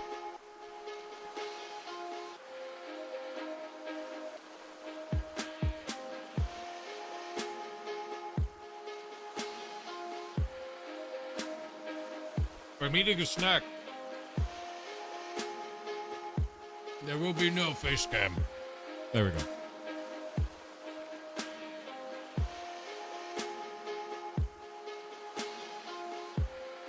What kind of snack? You'll have to guess. There's a drink and an eat.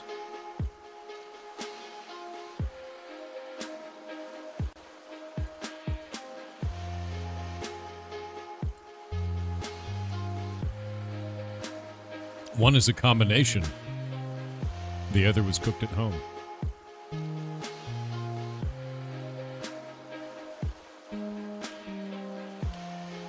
It's not turkey meat. That's all long and gone. Pho? I wish I could make pho at home. It always turns out just slightly wrong.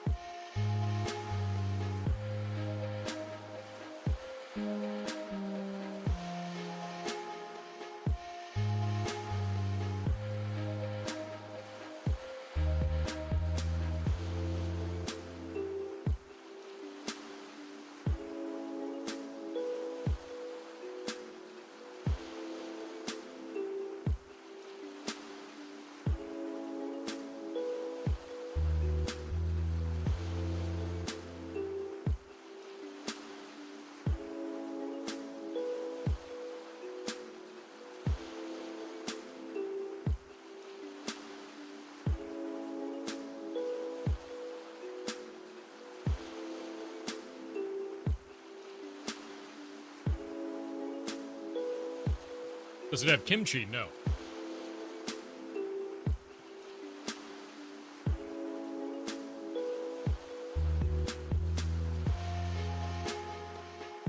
If it did have kimchi, it'd be improved, though. I think. Ramen? Nope. It's not bulldog ramen. It's not ramen at all.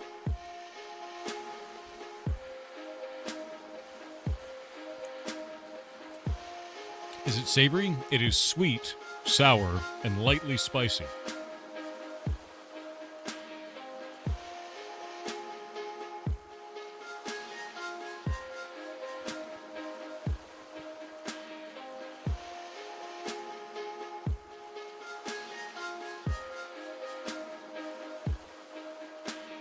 Upon me? Oh, I wish. Reuben on sourdough? Also wish. A fruitcake? If your fruitcake is sour, it's time to throw it away. I don't know if it can go bad. Yeah. Reubens are super tasty.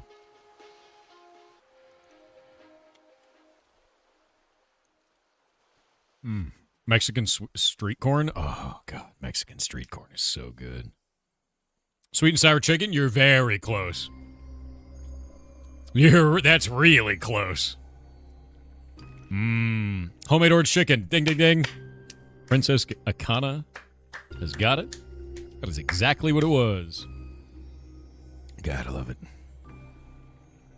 Love it, love it, love it. It's gone.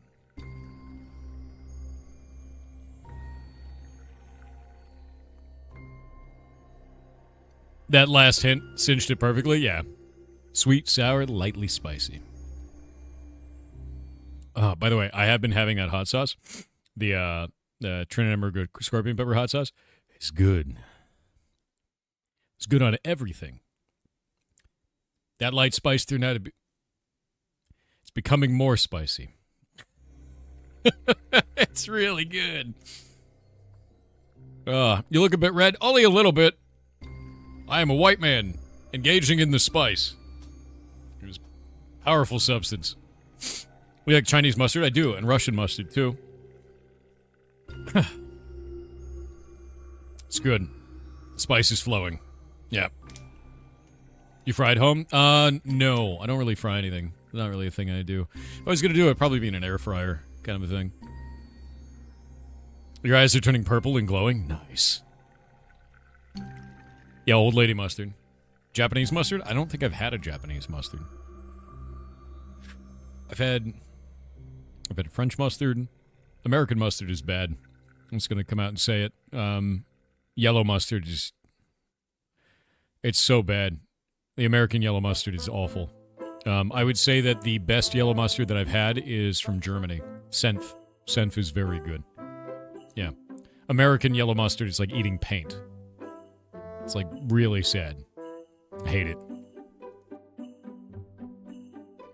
Like French's yellow mustard, it's awful. Yeah, no, it's not good. Are you upset by this, Ultralord? What, do you just sit there and like eat yellow mustard? I know you. You definitely do. French mustard is great. I agree. Yeah. American yellow mustard is just not good, dude. Oh. Worm game. Pound cake of American mustard. Faxoran with 500 bits said, "Hey Thor, it's your bug Faxoran again. What's up? A story to inspire, hopefully. Did you know if you add 1 plus 2 plus 3 etc. all the way to infinity it equals -1/12? This came from someone not schooled but self-taught. The theory has been proven by other mathematicians.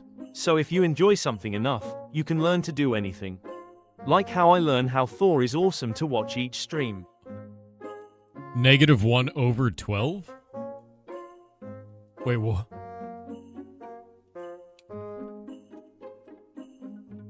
What?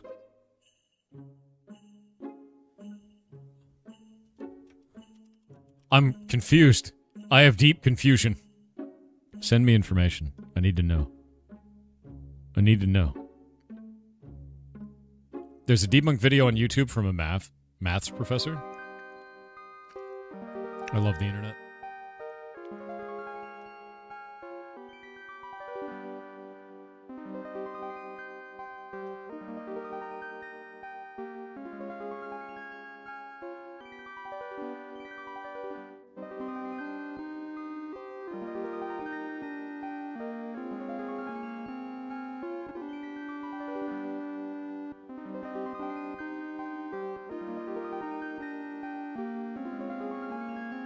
Cheddar with apples are good, but not ketchup with cheddar. Do you just say that cheddar with ketchup is not good? Have you ever had a grilled cheese sandwich in your life? What do you mean cheddar and ketchup isn't good? What's the matter with you? Jail. 10,000 years dungeon. Immediately. What is this, man? Okay, it's gonna be one of these, like, insane math theorems. That's wild. Jail. Ketchup is bad? No. Ketchup with high fructose corn syrup is bad. Ketchup with cane sugar. Delicious. Ketchup. Ketchup is good. Get not shitty ketchup. I used to have ketchup with high fructose corn syrup all the time, and I would get heartburn constantly. I switched over to the cane sugar one, and I don't have problems ever anymore. Like, it is like night and day, 100%. Yeah, not shitty ketchup. It's really good. Yeah, not a huge fan of ketchup, but it's not horrible. There is a low sugar, cane sugar, not high fructose corn syrup variant of that in the U.S. that actually comes from I think it's Hunt's. But it's good. It's actually really nice. I like ketchup that is less sweet and uses actual cane sugar. Yeah. Ketchup and cheddar? No, ketchup and cheddar is good. Good. Fry sauce. I'd rather have, like, to be honest with you, marinara sauce for that would be just fine with me. But ketchup is it's tasty. Is it Heinz? I don't know, dude. I don't look at things anymore. I don't know stuff. All I do now is in December, man.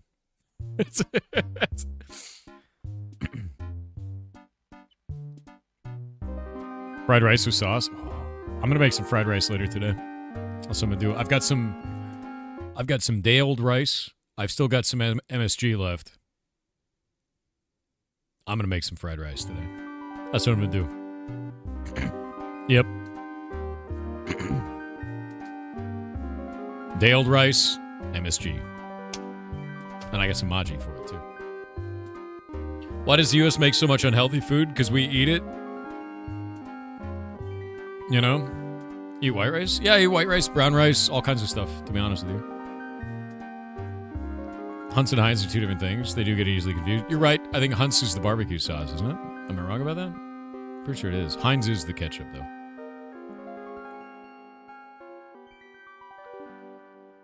Yeah, this is gonna upset the European mind. Are you ready for something horrifying about American cuisine?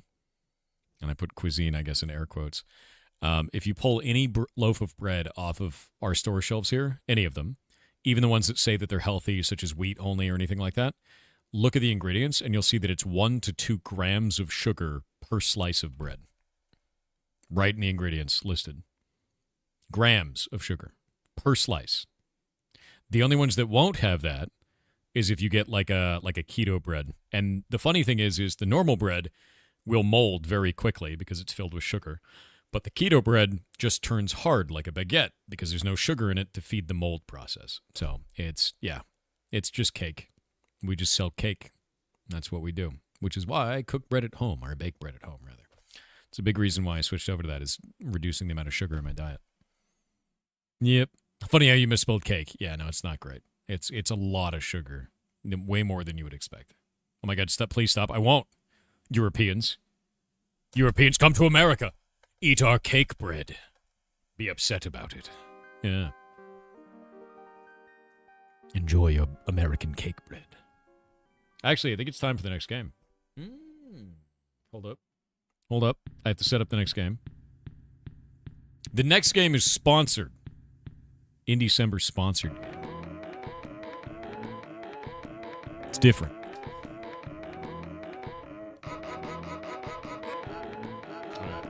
Get everything set up.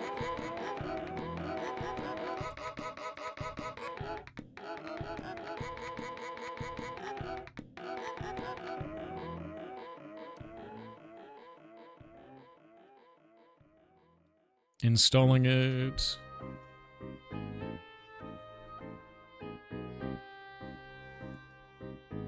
We should have a dev on for it, I believe. I'm going to make sure.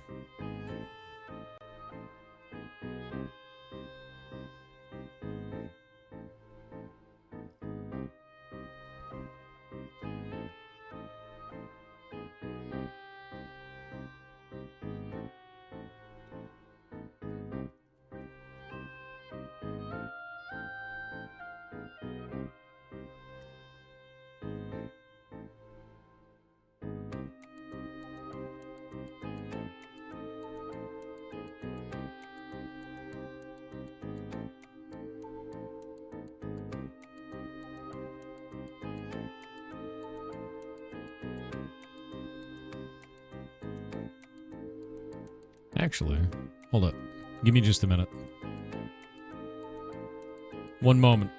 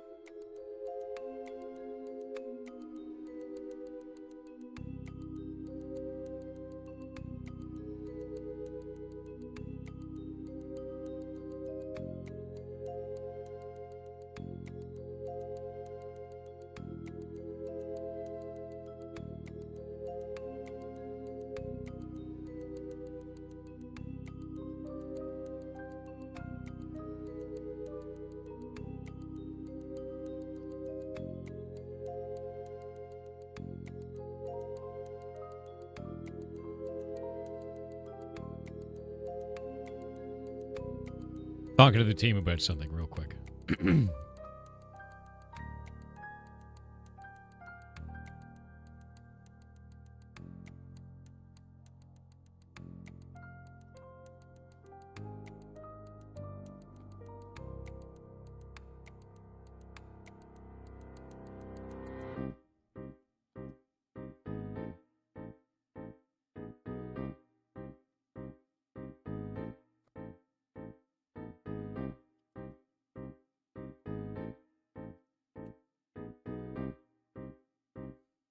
Waiting on the old Kronos to respond.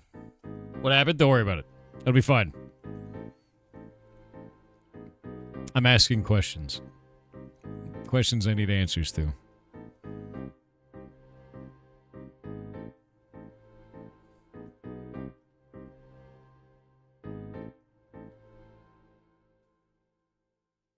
Hold the line. Is that a Winky?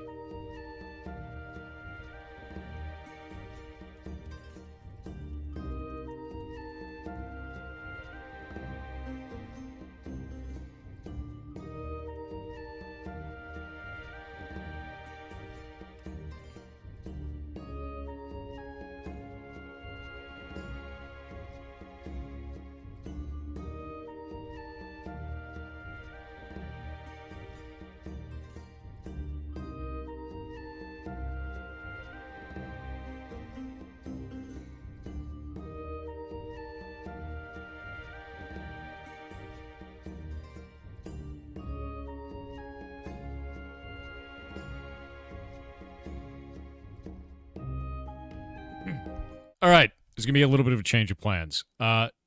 It's not going to be sponsored by this game. We're going to do it for free.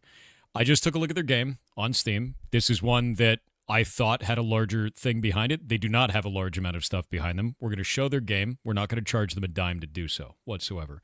This is a one developer. They don't have a publisher with them, and they're making this game, and they have a smaller community. Not taking your money. So devs, if you're here in the chat, free, 100%. Not going to allow that. Yeah, that's what I was talking to the team about, because I'm like, this doesn't make sense. That's not what this event is about.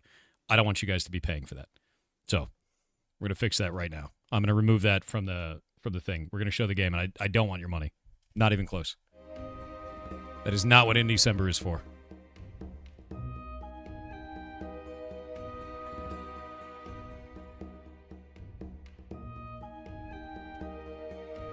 Done. Fixed. All right. Okay. So, the video game. If I can click it. Boop. Grabbing it. That's nice of you. No, it's just, it's important to me. Like, I don't want this kind of event to be something that's like a paid for event for indies. The idea is that it removes that barrier and we make large companies pay for those. You know, it's not fair. A lot of indie devs just don't get the kind of visibility that they need on the stuff that they're doing, and it just doesn't make sense to charge a massive amount for that. It just makes no sense. So I don't want their money. I want to show their game.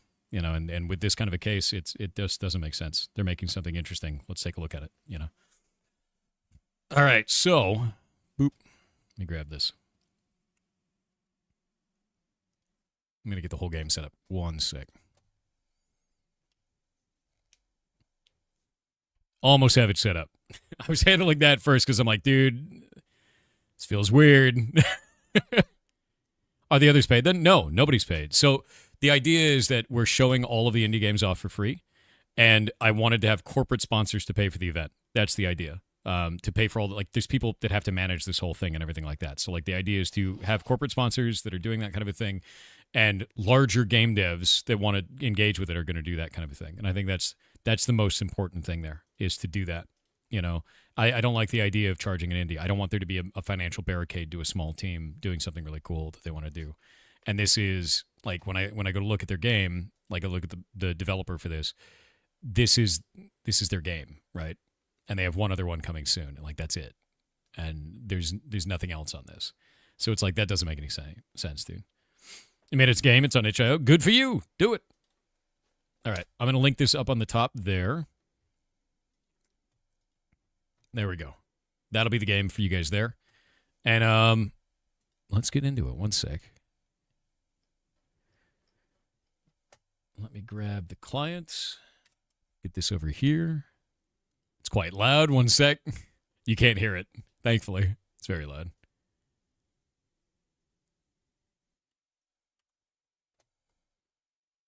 And we'll do game. There we go.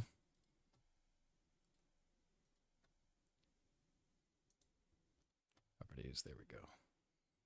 Do that. Do this. Yeah, the whole point of in December is to fix that problem, man. All right. Is it working? Looks like it's working. Looks like everything's working. Audio working. Cool, cool. Yeah, so this game is Striden. Originally, they'd signed up as doing this as a sponsored thing. They wanted to pay to be in the show, and it made it all the way up through to me. But then I checked with the team right at the last second. This is your guys' like one game that's listed to you. You have a smaller community. We're not taking your money. That's not what this event is about. Not at all. I don't want Indie-December to be like a paid-for thing where devs have to pay at the door. The idea is that indies don't pay. Like, this is a show to showcase the things that you're doing for free, and we have corporate sponsors that pay for that. So we're going to, whatever that deal was, it's called off. We're not doing it. Yeah, no, it's free. 100%. And I can't wait to talk to you guys in about an hour once we get into it and start playing it. Yeah, that's super important to me. Oh. Very cool.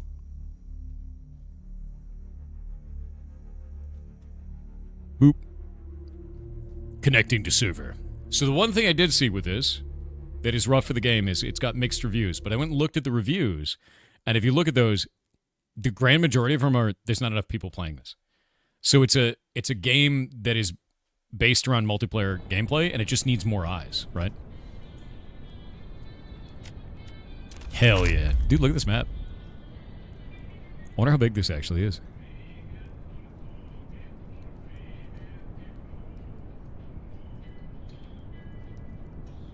East Industry. It's got a bunch of blueprints in it. Hello. I have no idea what these do yet. Oh! Oh, So wait.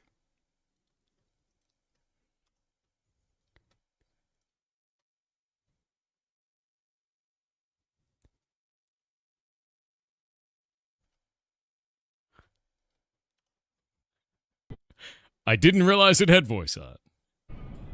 Fixed.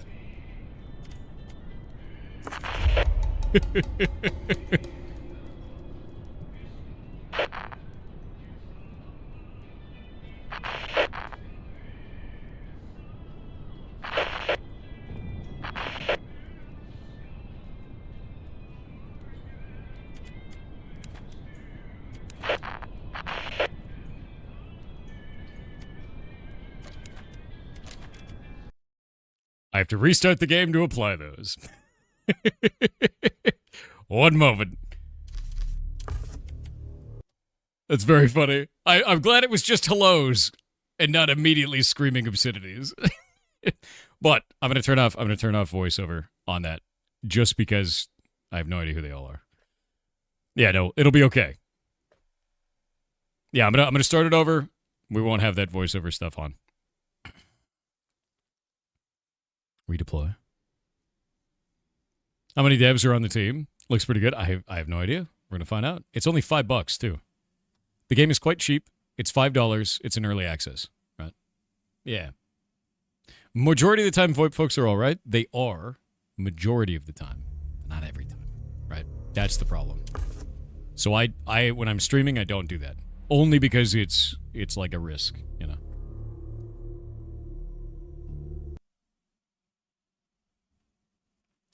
Okay, so you have to scavenge houses and locked spaces is all over the map.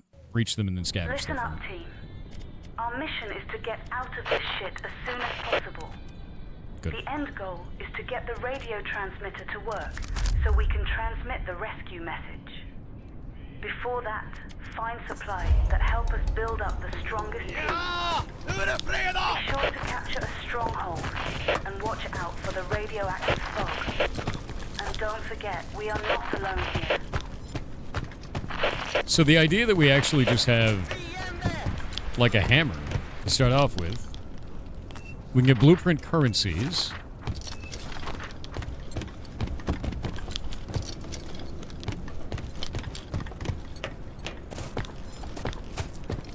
What was that yellow dot? There was like a yellow dot in here and I don't know what it was.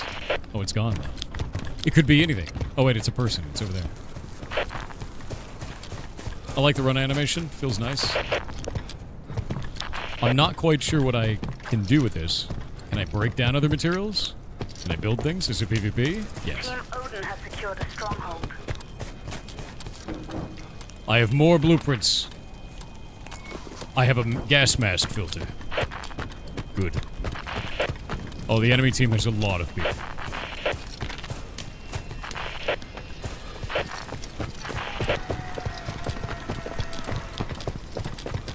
Another blueprint? I don't know what these are for.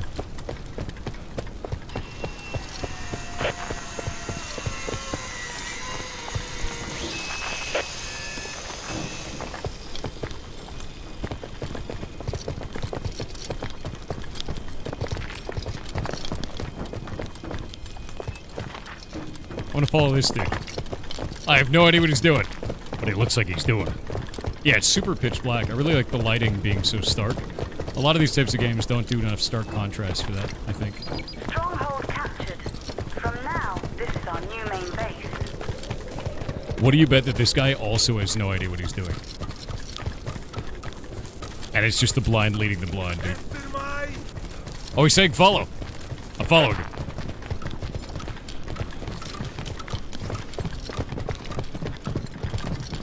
I like the idea of objectives around the map. I'd be interested to know kind of more what they do. Oh, we can make a gun. Alright. So we have different types of guns, and we can also upgrade those guns, it appears. And because I got the blueprints, I can upgrade my gun. Okay. Oh, that's a cool way to hold. Look at that. That's really neat. I love this handheld like that. Menu looking smooth. Feels good.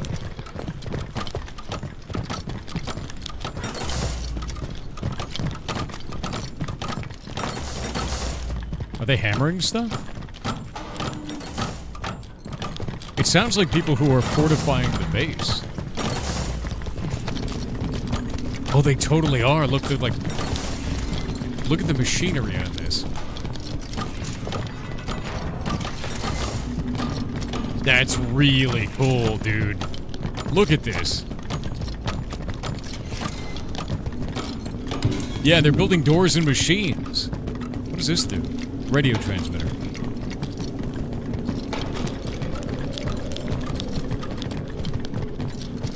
Filter cleaning station.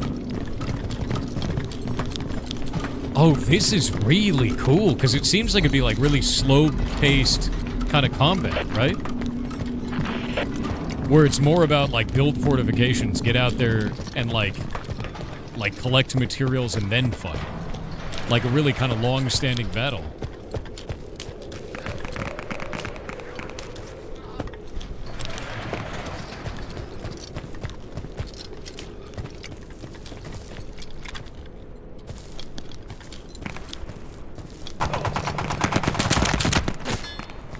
Ooh, 96 damage.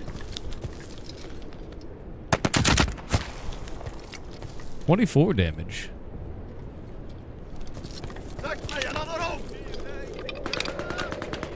Reload and keep smite. Yeah, it's an SMG, but I'm still popping that guy. Love SMGs.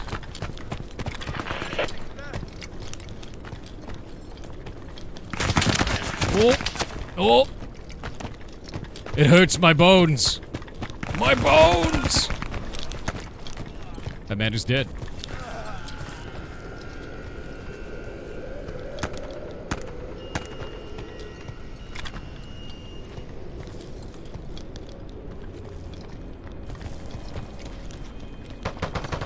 Think he'll try to get it?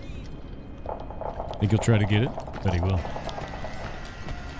That's a quick time to kill. Kinda.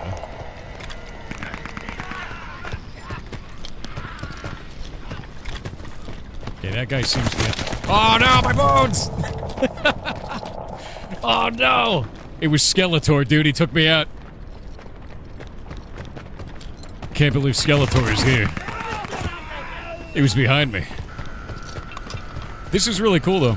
I really like the idea of building up a base and, like, doing that. That feels really nice, I guess. Yeah. Until we meet again! Exactly. No, the idea of moving around the map, making fortifications, and actually building that base out is really cool. Yeah, I got flanked, 100%. I think that's quite fun. Oh, and now I get to keep my weapon. Oh, that's probably not great. Oh! Radioactivity inbound. Oh, that's not good. Oh god. Oh god, what have I done? I am a fool. It's radioactive. I'm getting radiation poisoning. High levels of radioactivity. Make sure to have your gas mask or stronghold nearby. Oh no. Incoming air supply. Let me in. This is bad.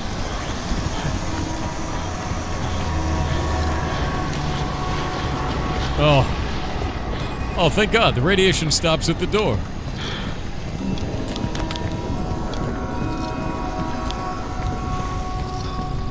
For a second there, I thought, you know... I thought it'd be a bad thing.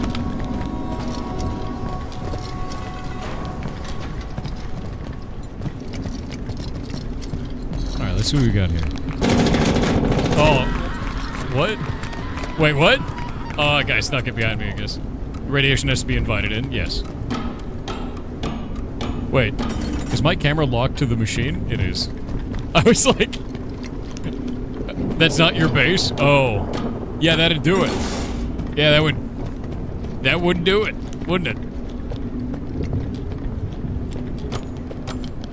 My base now. I died in it, it's my base. That's how it works. Okay, engineers, let me look at this. Able to breach doors and windows, accessing loot and locked storage. Oh, I want to do that. Wait. No, it took my mouse. There we go. I want to be an engineer. I want to try engineer. Air supply captured. Oh man, I'm getting light radiation poisoning.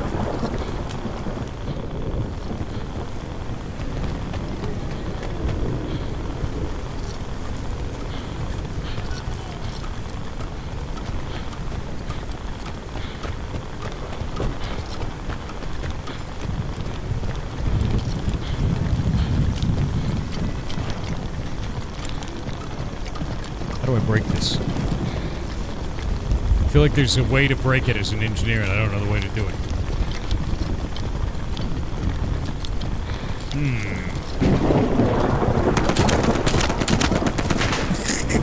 What? I was like, wait a minute. I was hard mind, guys. That's so funny, dude. I'd like to understand how to breach a door as an engineer, because it says I can breach them, but it just told me that I couldn't, so I don't know, do I need a tool for it or something like that? I'm not sure which I need. Yeah. I was not, no one was expecting, it was quite funny. Is it crafting? Do I have to craft it? I love the idea of crafting in the battlefield and building encampments like this. I think it's actually really cool. But a higher field of view? No, I get motion sick. I would otherwise, though.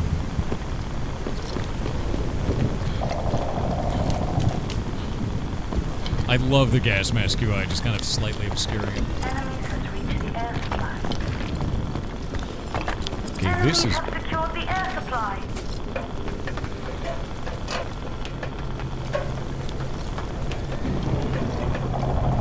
Dude, some of these environments are really awesome, actually. Oh, hey, a gas mask. Nice. You'll ever see it. We got ads. I'm going to remove the ad overlay because I can't pause this game. I would otherwise. Radioactive value. No, I don't know how many people are on the dev team. We're going to be talking to them about it. Air supply captured.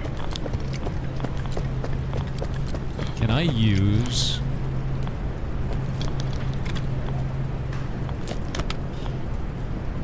Radioactive values are low enough to be outside again without gas mask. I see Kronos is on the same map as me at the same time. I was slightly getting radiation poisoning, but it's going away now. So it seems like the gas mask helps you mitigate radiation poisoning. Love this gun. The audio on this is fantastic, by the way. Incoming air supply. Hearing the bullets off in the distance like that really has, like... What? Enemies has reached the air supply. What? What is happening? What's it?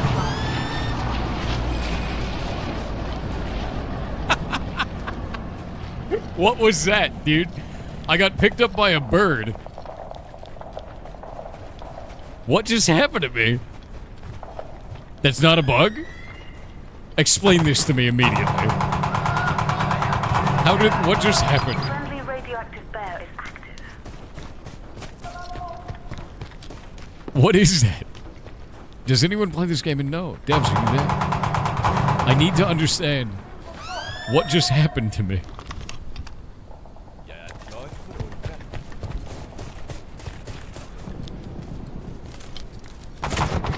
Oh, shit. Oh, blasted from the back. Yeah, I need to understand. Radioactive bear? I don't know. I don't know what it was. Call Kronos? Enemies have I'm gonna call Kronos. secured the air supply. I need to know. Hello, Kronos. Are you there? It shows you was muted for 10,000 years. Hello. Hello. What? Did you see what just happened to me? What? No. I got assassinated. I was stolen by a bird. Oh. Yeah. I hate it when that happens. Isn't So- that the worst? What have you discovered so far? Because I found out about crafting. I killed a man. He's dead now. Finally. I discovered that I can steal cans of beans or something from people. I just got a meat soup. That's a delicious... I found some currencies for blueprints, so apparently, you know, HMRC is going to be after me for printing my own money. I did get that. I got that as well. I got some currency for blueprint, and then I used that to make a gun. And now I'm murdering with my gun. That guy was covered in meat soup. Ah, crap.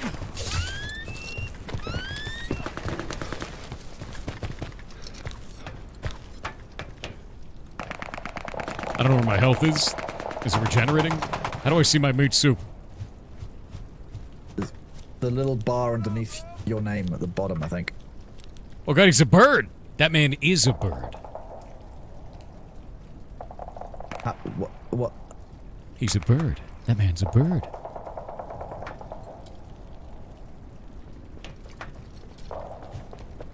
I need to understand what's happening. I got lifted. I think that was the guy who did that to me. I think he grabbed me. I bet it's a Apparently he's a div. friendly transport bird. I guess that's where we're at. He transported me directly into... Anyway, he transported me directly into bullets earlier, so it worked out. I just transported I that guess- guy into bullets, so... It's in the name, transport bird.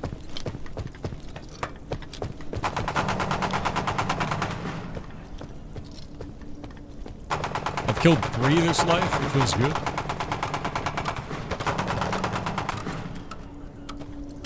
Oh, they're...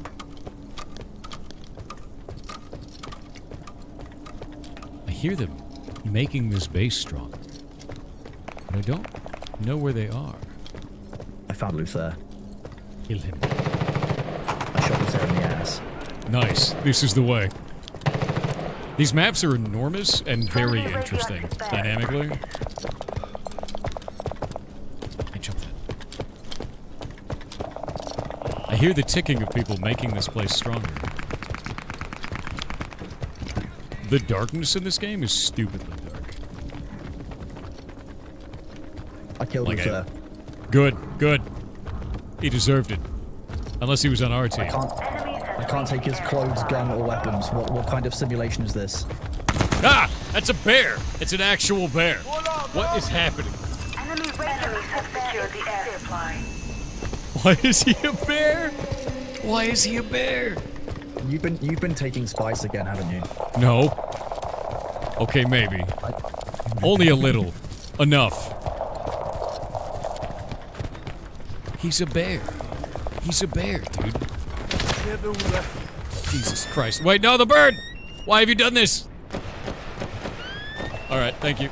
Thank you, bird. Oh, I don't. So, people in your team could be bears. And other people could be birds.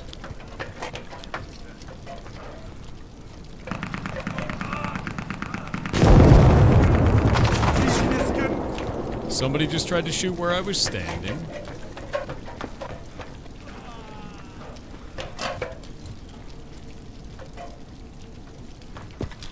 I don't have any eyes on anything.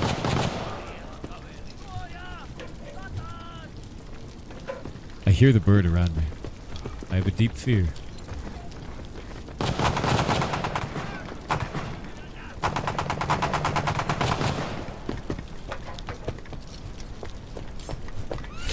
Oh God, no! Please, release me. Not this high, though.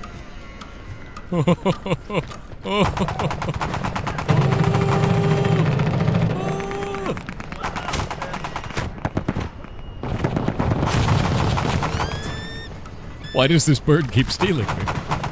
I feel like this is World War I with druids. Yeah. I feel like that's what we're getting. You didn't know about the druid special forces in World War I? I feel like that's what's happening, yes. I'd like to understand what the animal mechanic is, because I've seen a bear and I've seen a bird. The bird just keeps grabbing me and then taking me away, and basically I just get shot out of the sky. Oh my God, I just got murked by a bear. Told you. I told you. My God, That is- the bear's covered in blood. Yeah, it's got a maw full of blood, dude. Dude, he's coming for you. Oh, the bird is a player. No, where is he? I don't know. I don't know, but I believe in you.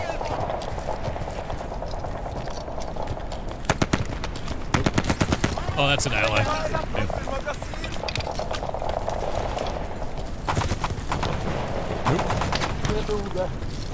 Got my gas mask on. Shit. Bandaging. What do you, wait, are we souping? Did that dude just communally soup me? Radioactivity inbound. How do I soup? How do I soup? Oh, Luther got his revenge. I'm getting blasted. I don't need to die. Not today.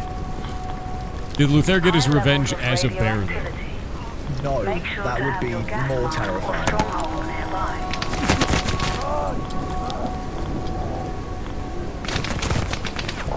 Shit. Oh, I'm in a bad spot. Oh, I'm so dead.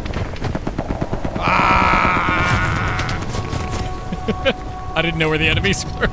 I knew where one of them was, and then suddenly I saw a bullet from another angle. I'm like, it's so over. Oh, it's Luther! Oh, we have to murder Luther. This is the only thing that we need.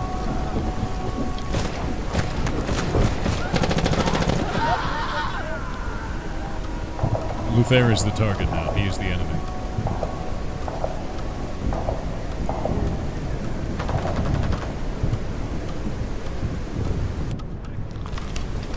I can't wait to ask the devs about the animal mechanics. Like, that's so interesting and not what you would expect at all. It's certainly not what I was expecting to see on, you know, World War One kind of. Yeah. It's kind of. It feels like it's kind of that tech level, but more because you've got World War One style kind of stuff, but you also have, I don't know, there's like radiation masking, and it feels like there's so much to this. Radioactive values You know? are low enough to be outside again without gas masks. Enemies have reached the air supply. I feel like I should be able to get in this window, but I can't. Enemies have secured the air supply.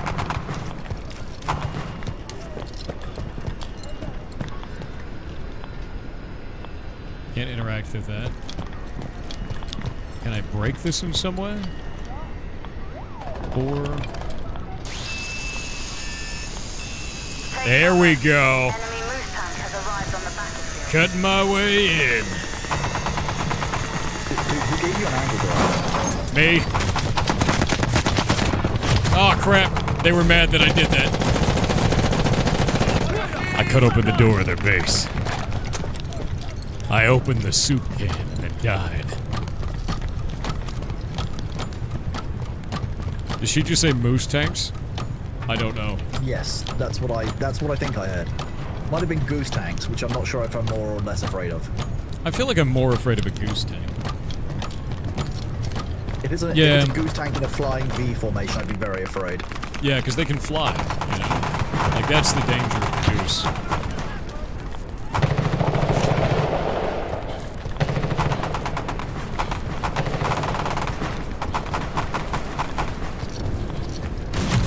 Oh, what the? It's a moose tank. It's a moose tank. It's a moose with a tank on a cart. It's a moose tank. Enemy radioactive bear is active. What do you mean? Radioactive bear. What do you mean, radioactive bear? I have so many questions. What do you mean? I should probably put my gas mask on. That would be a good idea. Yeah, you need your gas mask to fight the enemy radioactive bear. No, gas masks are fine outside. Wait, no, they're fine for... You only need them inside.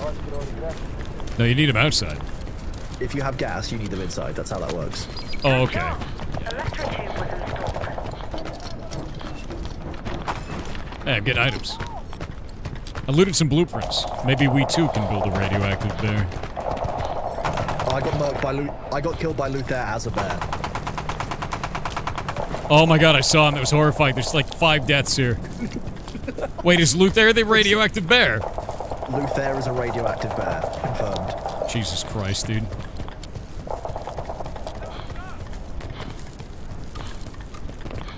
This is not what I expected. The deep horror within me.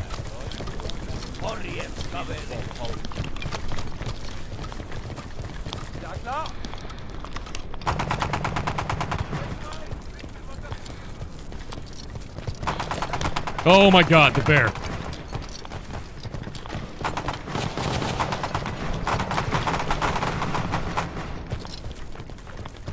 Did you finish the bear off? No, I can just see it.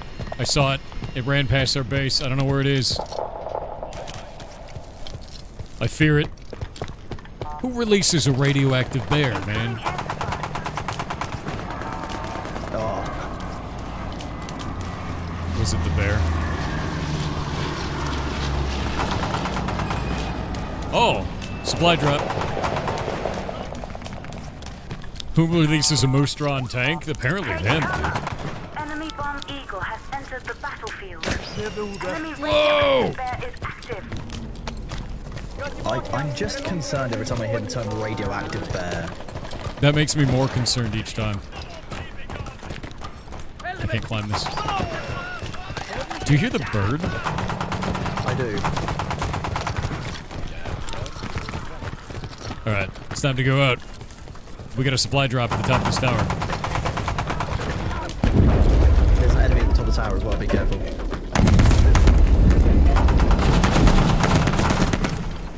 Not anymore. Killed one that was up there. I'm getting the drop. Got it. Supply captured. I'm holding it. Every second I hold it, we get stuff. Nice. You get I'm good. stuff. I'm getting stuff. Covering the Oh my stairs god, up. they're trying to shoot me with the tanks. I get a level I'm dead. to guitar riffs. Oh, they're shooting with the moose tanks. Just keep spawning on me. There's moose tanks around. Oh. Oh my god, there's so much stuff. I think the longer we hold this, the better it gets.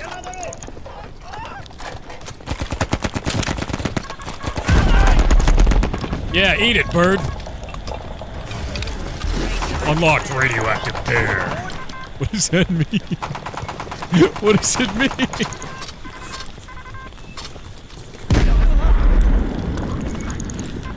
I have so much fear. I have so much fear.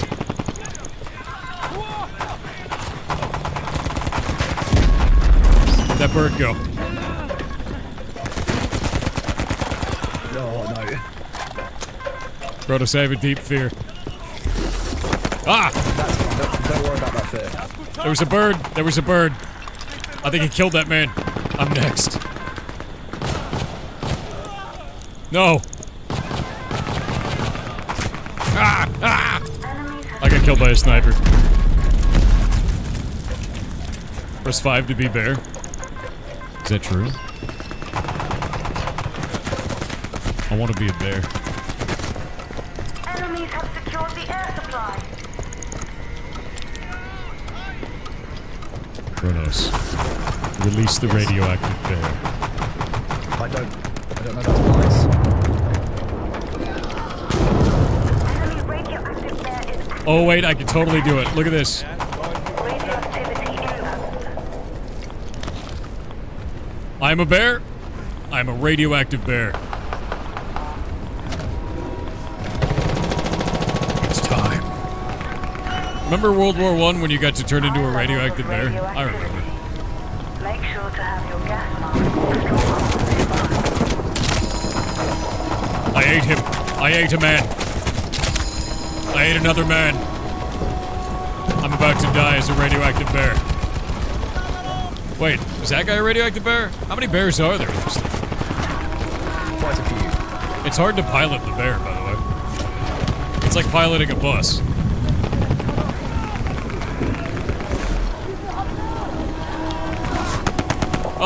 Oh, wait.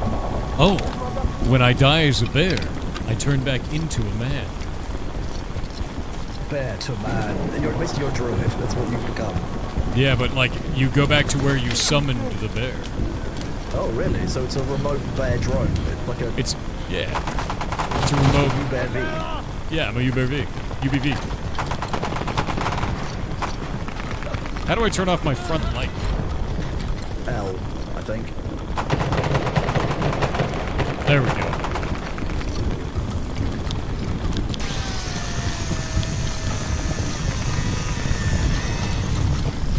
Hi. They were like, what are you doing? Stop knocking on the door, dude. Oh, that's so funny. That's so funny, dude. Oh, this is a blast. Yeah, someone was home. I know. Someone was home. This game is so weird. I love it. Yeah, no, it's super fun. Radioactive bear vehicle. I'm okay with this. Oh god, they have another one. Do you hear the horror sound of the radioactive bear? I was hoping I was imagining that. I just got eaten by a radioactive bear. Oh. I hate when that happens. I didn't think it was that close. Are low enough to be outside again without gas. Yeah. You're trying to describe this game to a friend on the phone, it's difficult. World War I tech. Radioactive bears. That's... How do you feel? I feel like I got... You added radioactive druids. Yeah, radioactive druids. World War I with radiation and druids. And a moose tank. A moose tank, dude. The moose tank is ridiculous. I have to... I have so many questions, and I can't wait to get on with the devs, man.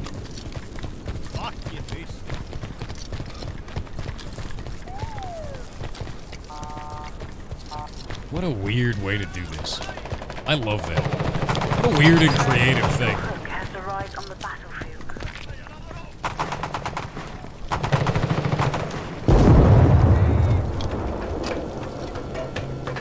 I feel good staying on that capture point for a long time, though. It gave us a shitload of points. Although I have no idea what points do. It did give me a radioactive bear, though. I don't have a sniper rifle. Enemies have secured the air supply.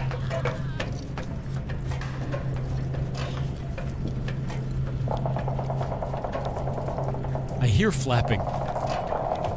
There's a bird nearby. Enemies has reached the air supply. Probably fine. Enemies have secured the air supply. It's not one of our birds. It's an enemy bird. Wait, oh, it is one of our birds. Hello, are you gonna carry me to my death again? Is that... It's Johan. Enemies has reached the air supply. Ah, god damn it. Radioactive bear is active. The bird has me. Oh, there's a bear over there. No, let me go, let me go.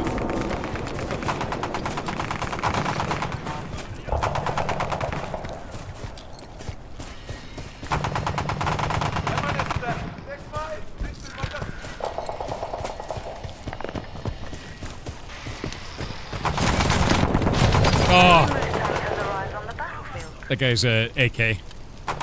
AK-4, Tier 1. My pain. I was trying to get on the capture point. My sadness overwhelming. Game is in Swedish? Yeah, chat is saying that it's actually it's Swedish. I'll have to ask the studio where they're from. I guess it's Swedish. But we'll ask. I don't know anything about the studio outside of what I can see on Steam. Alright, let's see.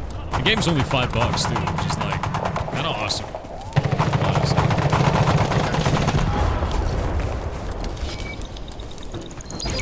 Air supply captured. It's like Battlefield with the occult. You know, I'm down. I'm down with the occult battlefield, honestly.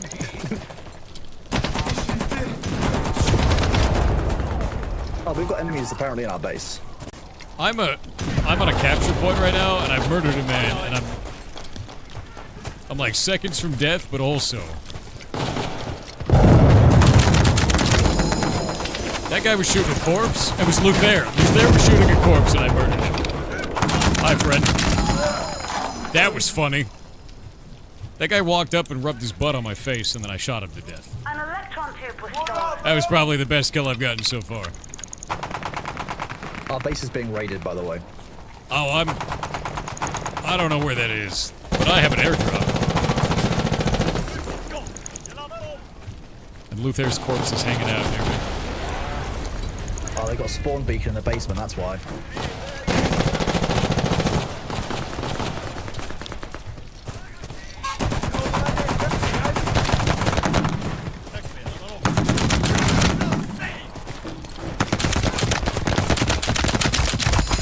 Alright. Oh, well, I got a bunch. Worth it. Luther finally killed me. Enemies have secured the air supply. That was kind of him, wasn't it? I sprayed down 2 dudes in the end, they were dead. I got 2 guys. And how many did I get before that? I think it was like 2 or 3. That was like 4 or 5 kills in one life. 07 indeed. And I captured like half of that supply drop. Feels good. This game is fun, dude. Yeah. Your stream is showing the wrong thing? No. Refresh your page. Yeah, refresh the page. It's a Twitch bug. I wish it was not, but it is.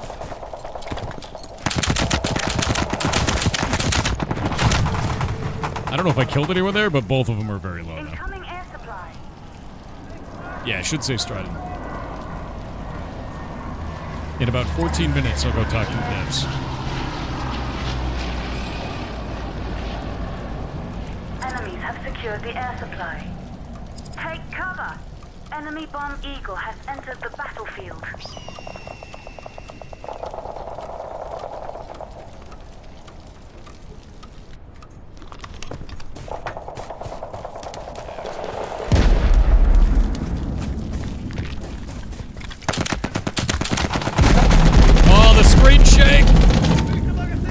I don't know what just happened, but there was a billion screen shake there. That was... Can't see shit, Captain. Am I getting flanked? Totally was getting flanked. Oh, no. The stun gun is pretty bad. Get something better? I have no idea how. I like the gun, though. It feels good. I will go back to base and see if I can craft a better one. Bomb Eagle and Radioactive Bear.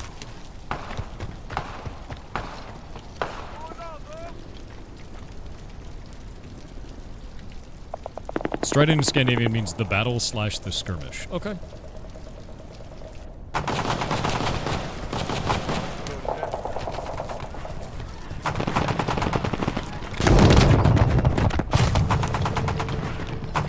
I literally, like, the screen shake for me is just nuts, dude.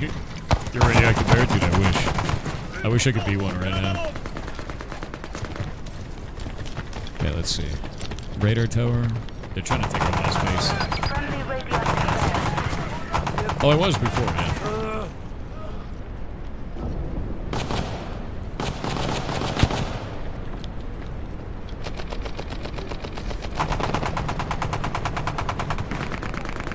Enemies has reached the air. Attention. Radioactivity inbound. Enemies have secured the air supply.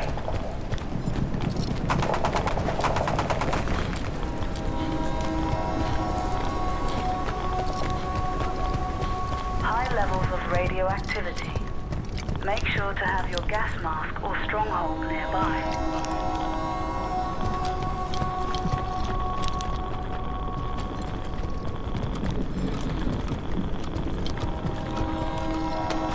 Enemy radioactive bear is active. There's a radioactive bear out there, man.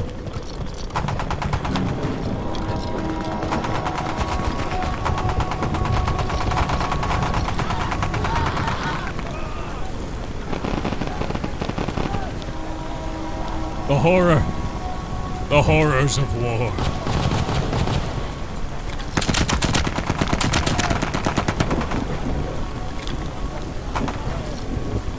Yeah, this gun is definitely not the best, but it's okay, because I'm also not the best, so we match up. It's all about just being used. No, they're both cools, trust me. Ideal.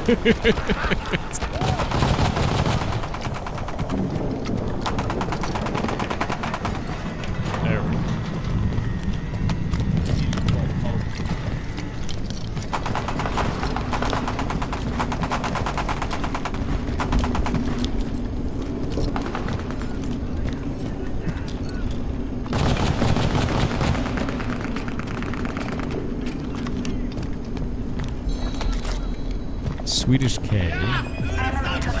Yeah.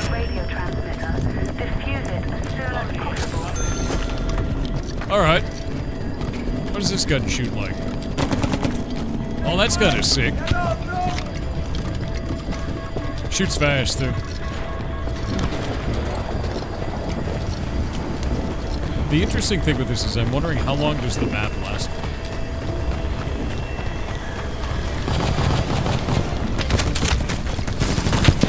Well, that took me out.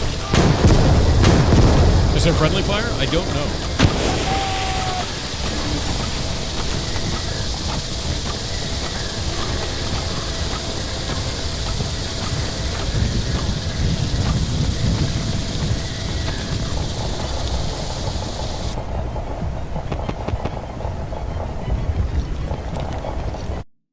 What is this?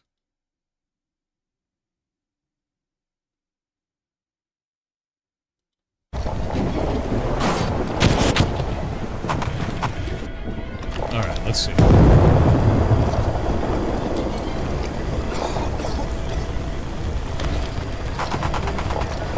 Okay, I got half of... Oh, no! I don't even know where the bullets are coming from, dude. You know there was an experiment in World War II? Was it radioactive bears? Thought the objective was to repair the transmitter. It might be.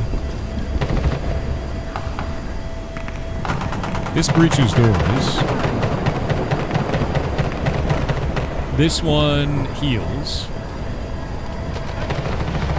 I like the idea of like traps. That's neat.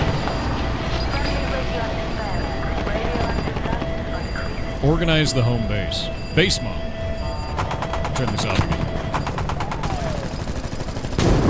Oh, did we lose? I don't know what this means. Good news, everyone. The helicopter is here. That one's the United States Army. Wait a minute. Okay, the enemy team won. So we had 3 different teams versus our team. Is that correct? Yeah. I feel all right. I feel all right with our loss. I feel like we did okay. I feel like we did okay, not knowing anything about the game. I think that's fine. Exactly. Perfect, right? All right. Breach charge, explosive stash, sentry gun. Wow. Class item.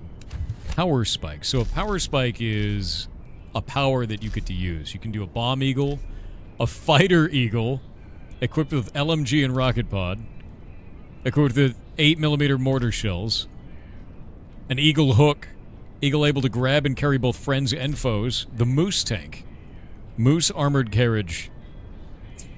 It's got a 57. What the hell? The moose tank is amazing, dude. That's incredible. And the radioactive bear with heavy strike attack. This is insane. We got a bunch of different ways to play. Ammo box. Outfit. No, this is cool, man. I dig that.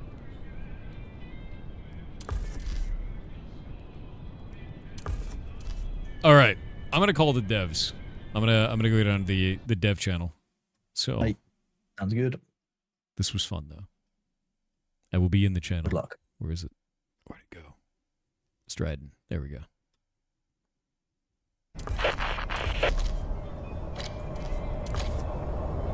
Moose tank. I'll be ready, devs, when you are ready. Listen up, team. Our mission is to get out of this shit as soon as possible. The end goal is to get Can I not jump through windows? Looks like I can't. So we can transmit the rescue message.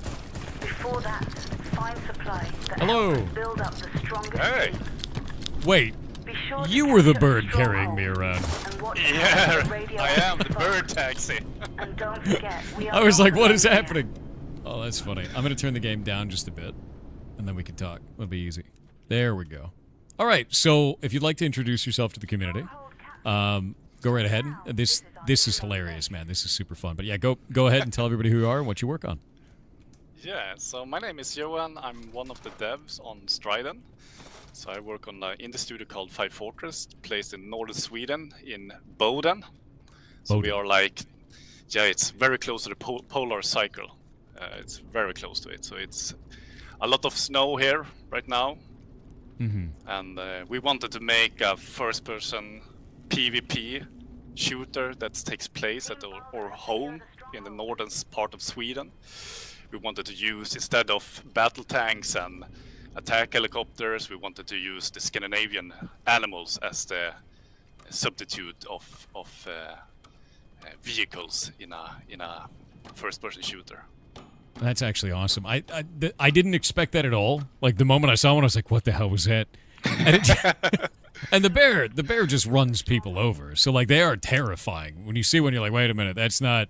I don't want to mess with whatever that is." Tell me a little bit about that. What you guys came up with the idea because you wanted to have like those animals in, but how did that meeting go down? Like I'm so interested in how this came to be. Yeah, so the process was like, okay, we need a battle tank in our game, and what animal can we have for a battle tank? So the idea was, okay, let's use a moose tank. Moose is very tanky, that's true. Yeah. Let's take a moose that have a carrier behind it and with a big cannon. And actually, the carrier there are a real carrier that from the World War I. So we try to use some realistic reference in this, so it's not fantasy. We actually try to find some logic behind it. That's awesome, honestly. I'm wondering, how big is your guys' team? How many people do you have working on this? Right now we are six devs on this. That's awesome. Yeah, so like one of the things that I saw, and like I saw you guys were going to be sponsoring. Like I don't know if you heard at the beginning of the stream. I'm not taking that. I saw that your guys' team was small, but I didn't know how small it was.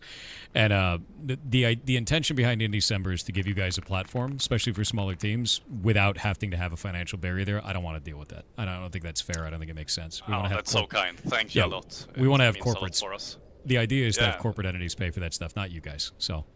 Sorry about that, and whatever was going on there, it's over. Okay, we are so glad because we have a very limited budget on this. Yeah, so I don't want to take away from that at all. Not even a little bit, dude. Not even a little bit. This is. Can you tell me a little bit about like the map design? Because I noticed this map is enormous. Is this the only map? Are there a number of maps?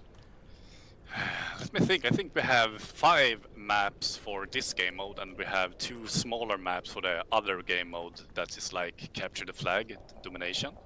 And the idea behind these maps are that map we are playing right now on Nausta. It's not far from our studio, so we have taken inspiration from real location and put them together to be a fun map to play on. I just killed a man with a hammer. I'm sorry. That was like. Oh, that's great. Okay, that's great. He had a gun and I lived. It was a 1v1 and I had a hammer and he had a gun and I took him out. Get out of here. Oh my god, that felt great. And we were both just flailing around. So.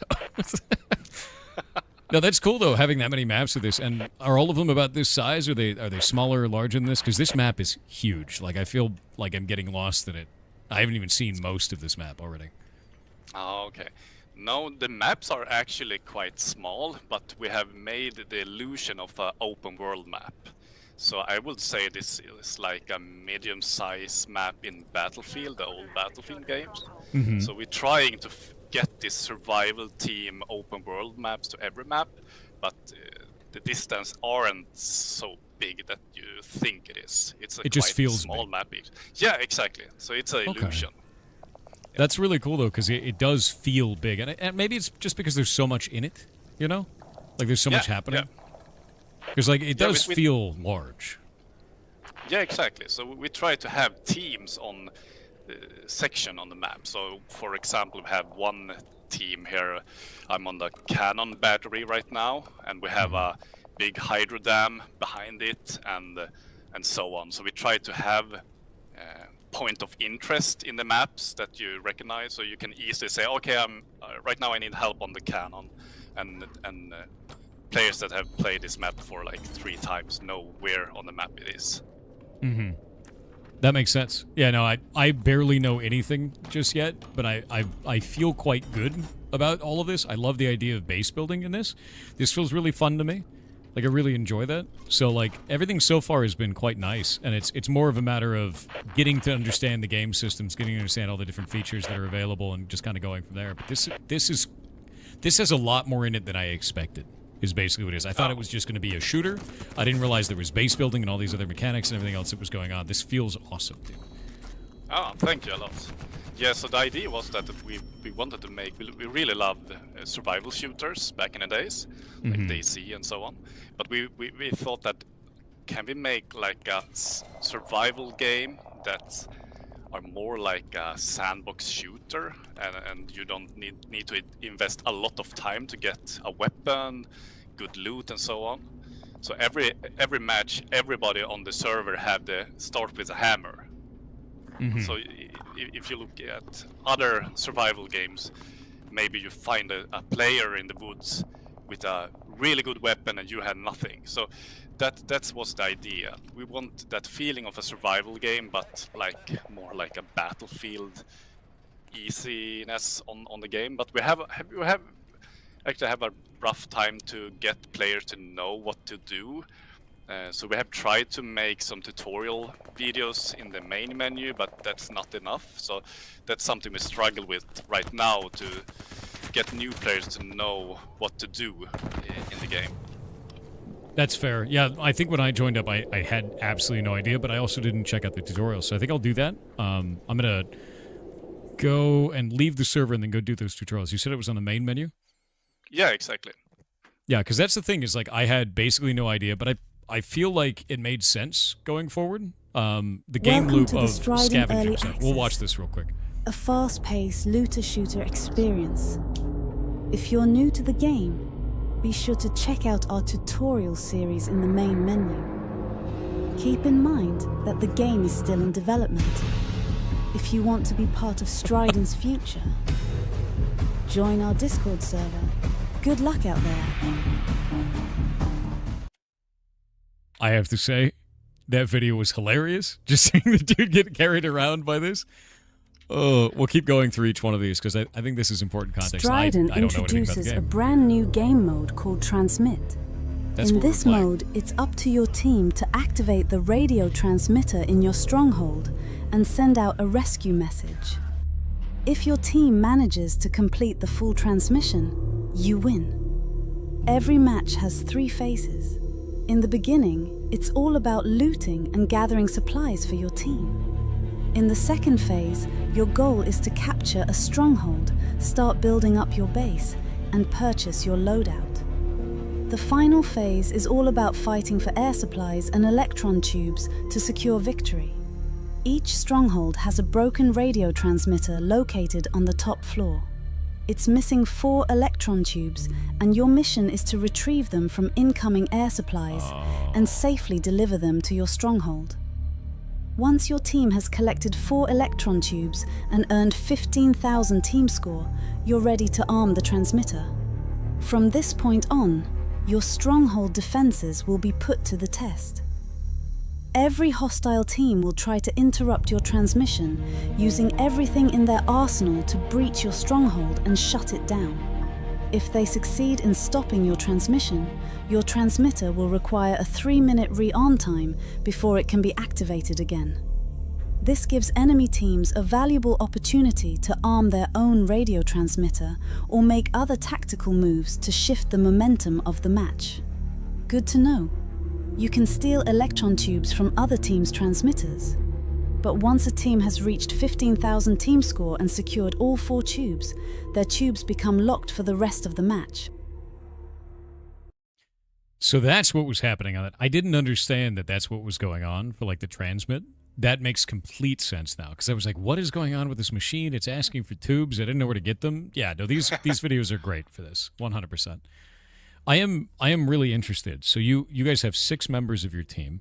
What roles are they split into? And like, you know, for you, for instance, like what is it specifically that you only work on? Like what members of the team do you guys have? Yeah, so I can start with me. So I'm the game director. I also are the level designer. So I have done all the maps for the game, and I'm doing all the audio for the games too. So that's you're wearing a lot of hats. Yeah. Yeah, exactly, and that's going through the whole team. We need multi-talents to be able to do this ambitious project with such small team. And beside me, I have one called Marcus. He's our 3D artist, so he's doing a lot of vehicles and weapons and so on. And we have Emil here on the office right now. He's the CEO and producer, so he's doing so everything on the company works fine. And then we have 2 programmers called Tubbe and Carl, and we also have a super talent 2D artist called Maria.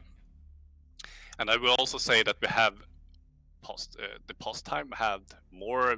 I think we have as most 10 members in the dev team. Mm-hmm. So more great people have working on this game too. Yeah. That's really awesome. What would you say is the biggest challenge that you guys are facing as developers of this game right now? The PvP. It's a huge mistake that we made actually. Because really? It's so hard. Yeah, it's so hard to get people playing in the same time.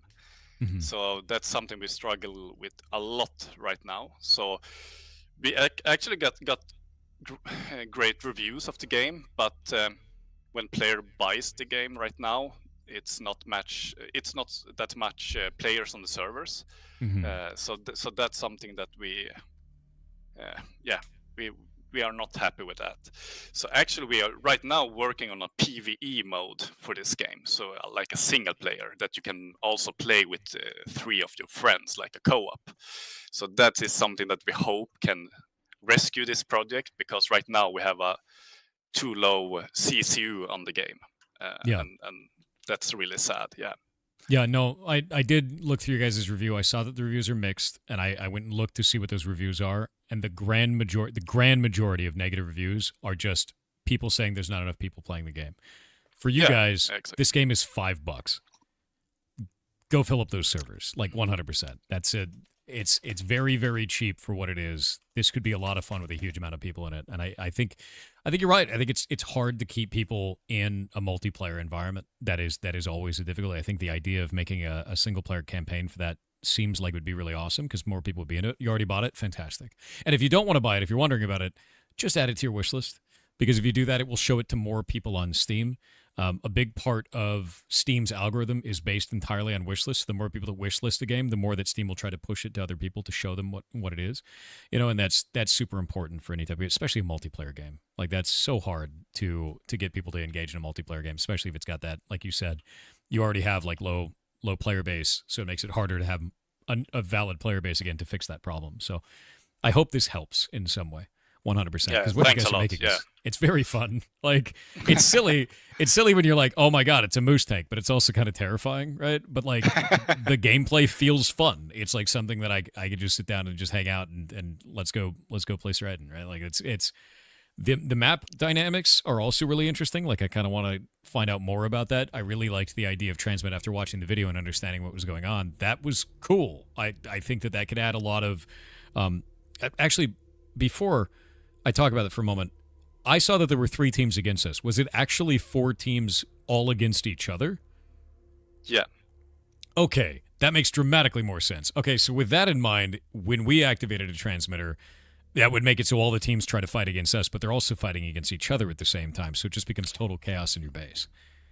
No, actually we have patched up the game. After some feedback from the community, we have like friendly fire filter. When enemy team have activated the raid transmitter, all other teams cannot shoot each other in the range of the stronghold. Oh my god, then, okay. Yeah. So then you only in the area at the stronghold you can teamwork with the enemies to try to shut down the raid transmitter. So when you win transmit, you really win, because it's your team versus 3 teams. That's so cool. Okay, so I really like that. No, that's why base building are so important in Striden too, because not only the way to buy a weapon, you need a good defensive. So if you are a player that don't really like to shoot, run and gun, you can invest a lot of time to build up a really good defensive base for your team.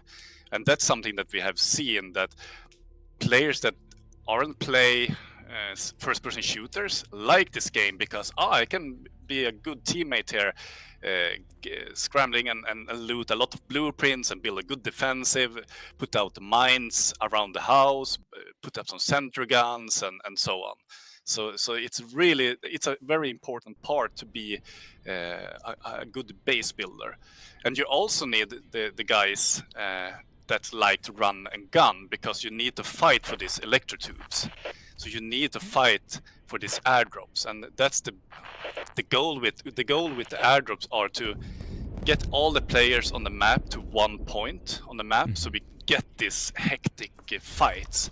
But the hectic fights is not all the time. So if you want to move a bit from the fight, don't be close to a stronghold or an airdrop, then you can breathe out and loot and do your stuff. Yeah, I'm gonna be honest with you. I'm a base mom, dude. Like I'm gonna be the guy sitting back there building turrets, like fortifying the base. I love that there's a role for that. That's super fun for me. 100%, I love that. I don't know if you saw my gunplay, but it's not very good. You know. I saw you. I think you got 5 kills or something. That's really good for first match. I got a good life in there, once in a while. But mostly it's just death, dude. Like I'm not a good shot, But no, being able to build like bases and like put fortifications up looks really cool to me. So like I dug that. I saw other people doing it and I was like, I have no idea how to do this yet. So like now I'm gonna try and do that because I love this. Yeah. Hammer on the okay, I'm pretty good with a hammer. Might be a little hammer. That's good. Yeah, that's good. That felt great actually. Oh my god. Getting a melee kill like that feels fantastic because the swing on the hammer is so slow. Oh my god. No, don't kill me. Don't do it. There we go, okay. I can escape into my base now. No, this is actually pretty awesome though. The idea of doing this is, I find that to be quite cool. So, for building, how do I actually build? Because I can see that I can get items right now. Yeah, so if you press T on your keyboard, you got your construction hammer. Yeah. Yeah, and then you press the right mouse button. Then you got the construction menu. I probably should have done that. I feel like that should have been obvious to me now that I've done this. It's quite funny. And then you see you have blueprints, and the blueprints is a currency that all the teammates have together. So if you loot blueprints, your teammate can also use it. So it's only the weapon parts and the food and drink that is your own inventory. But if you want to share your weapon parts, that I think is a good idea, you can stash your weapon part in the weapon station after a good loot round. So the other teams can use your weapon parts that you have looted. That's great. So I'm going to stash all these parts in here now so the team can actually have those. Yeah, exactly. Okay, that's great. No, that's really cool. I love the idea of doing that. That means that I can go out and be a scavenger, come back, you know, buff up the base a bit and keep going that direction. Or they can be stashing parts and I can I buff up the base using those parts as well? Like this? Yeah, you can, and that's why the airdrops is very important in this game mode, because you see in your weapon table you have a common, uncommon currency of the weapon parts, and that's something that you find in the map. But if you want to find rare and epic, you need to loot the airdrops. So that's why a lot of players also want the airdrops, because then they can upgrade the weapons with scopes, silencer, bigger mags, and so on. So that you can start with a basic version of the weapon, and through the match you can upgrade your weapon to a really beastie one.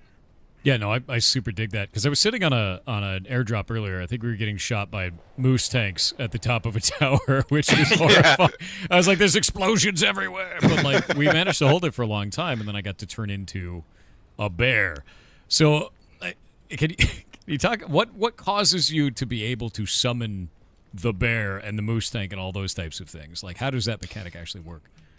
So it's based on player score. So by looting, by killing enemies, by breach doors, construct items, and so on, then you see if you, I think, hold on, I need to go into the game. I think it's on caps, caps lock. If you press that, you can see the progression of the power spike. Oh, there we go. How many points you need for unlock it. Okay, that's awesome. And then, I'm at 82 of 1500 because I got it when I was up on that tower, and then when I respawned, I was able to use it. And the bear is brutal, man. Yeah, and you can also ride it. That's really fun. So a teammate can be on the bear with the M60 and go like Rambo. It's so fun. Wait, no, somebody said earlier, they're like, is that guy riding a bear? And I was like, I don't know if he was riding one, but I could be one, but I didn't know you could ride them, dude. Oh my god. Yeah. That's awesome. What a ridiculous idea. I love that. Like, in such a good way. Like, legitimately. I love that you guys went that direction, though, because, like, a lot of the times when you have these kind of gritty shooters, I find that there's not really, like, a lot of room for whimsy, if that makes sense. But with this, it's like, it's terrifying, but it's also a radioactive bear. You know, like, that's something to kind of laugh at the same time as being terrified and running away.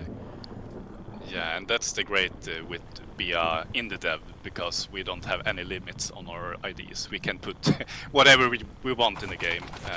That's really fun to be an indie dev. Yeah, no, I'm super excited. That's the thing I was talking. I talk to Chad about that a lot. Is a lot of times AAA's will have restrictions. You get worried about investors and everything like this. But in the indie space, you could just be like, yeah, we're gonna be bears. We're gonna be put a moose tank in the game. Great, you know, and like, yeah, I think that's fantastic. Sounds fun. Man. Let's do it. Yeah. Yeah, sounds fun. Let's do it. That is the best. Yeah. That is the clarion call of the indie, man. Yeah. Yeah, does the bear rider get radiation damage for being on the radioactive bear? I don't know. No, he don't. That bear one-shots people, by the way. He said that there Yeah. was 5 maps, and they're all... Do they all have radiation mechanics like this? Yeah, exactly, and it's a dynamic system, so it's happening randomly. And that's something what we wanted with the radioactivity storm are to slow down the tempo of a match. So that's why we're using it, because then you need your gas mask filter that you need to change if you're surviving the fog, and all the map is like going to a more lower tempo. The visibility on the map is lowering also, so that's the idea with it. That makes sense. Yeah, because it does definitely slow the game down. 100% it slows it down. It's like, the moment it's like that, it's like, oh, get into cover. Get shelter. Yeah, and also that's why the looting phase is very important in this game too, because you need these gas mask filters. Yeah, you do. Yeah, no, I've got like... Oh, wait, they're decreasing? I've got like half a filter right now. Yeah, and you can see your inventory if you hold down the F button, Foxtrot button on the keyboard. And I can switch the filter out. Yeah, exactly. That's awesome. No, I really do like this, and it's got that kind of grittiness of like a shooter that I would really enjoy, and it's got the whimsy of that as well. I'm quite surprised. This is super fun, man. Oh, thank you. How long have you guys been developing on this? I don't know if I asked that earlier. No, I think it's 3 years now. Really? Yeah. And you have all this? That's great. That's really good. Yeah, we have been working like hell for this game. Yeah, I was going to say, you definitely have. Yeah. Interesting. So, point of interest for this, are there grenades in this game? Yep, it is. Because I have not seen one yet. But I always dig... Oh, this is great. Look at this. We got one guy tearing it open.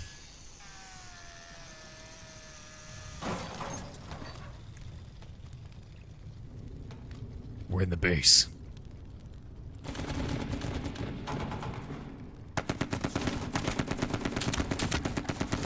Oh, it hurts.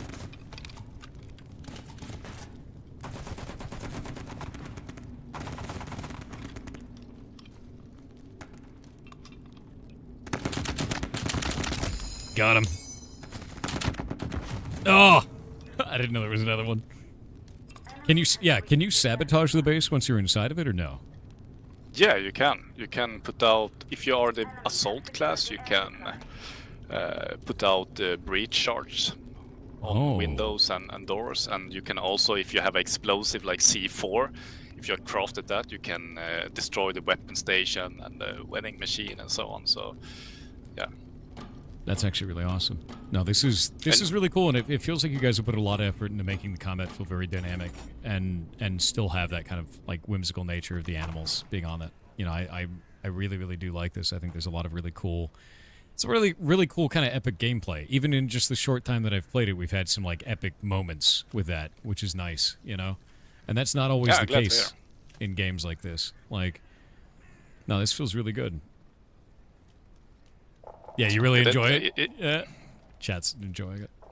Yeah, glad to hear. Yeah, it's been really hard also to get a good gunplay, because we know that it's very hard to, in this general, like the first-person shooter that you want, if you go from Battlefield or Call of Duty and go to this game, the gunplay needs to be good, so you don't feel like, oh, the weapons, you don't feel like my favorite first-person shooter. Oh, I put this in in a bin. So that's also been a huge challenge for us to get the gunplay to feel right. I've become stuck. Oh no!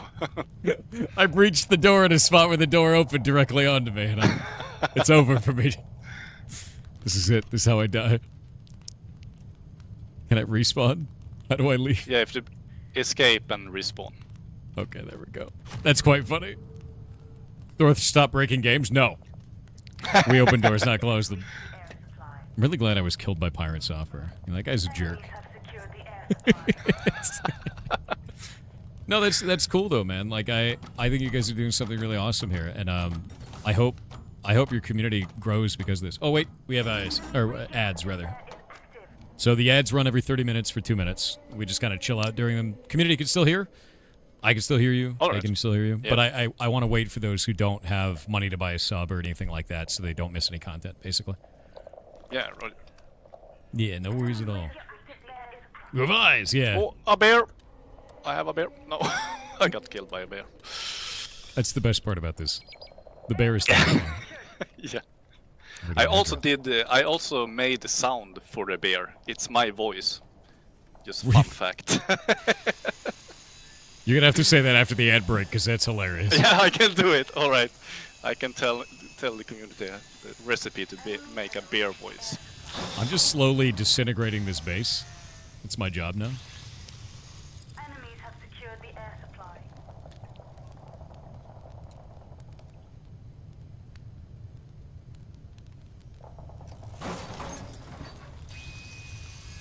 Do I get points for shredding enemy bases? Because I've got my angle grinder out here doing this? I think so. I'm not sure. But I think when you breach a door, you got it. That was super funny. I was sitting there grinding. I was like, why isn't it taking damage? The guy was repairing it on the other side. He opened it up and just shot me to death.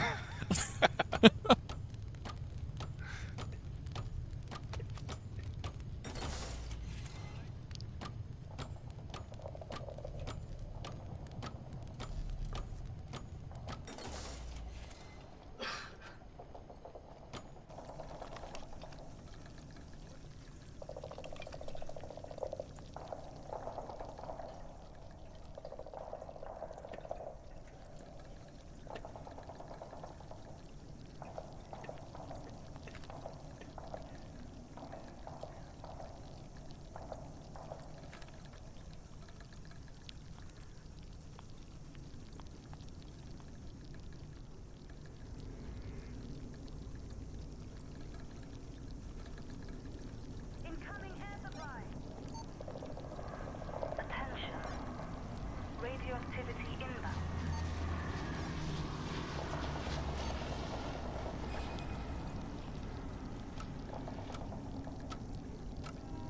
Not enough blueprints. All right, ads are over. We are back. So Right. you were saying to the ad break about the bear. Yeah. Yeah, I'm the voice actor of the bear, actually.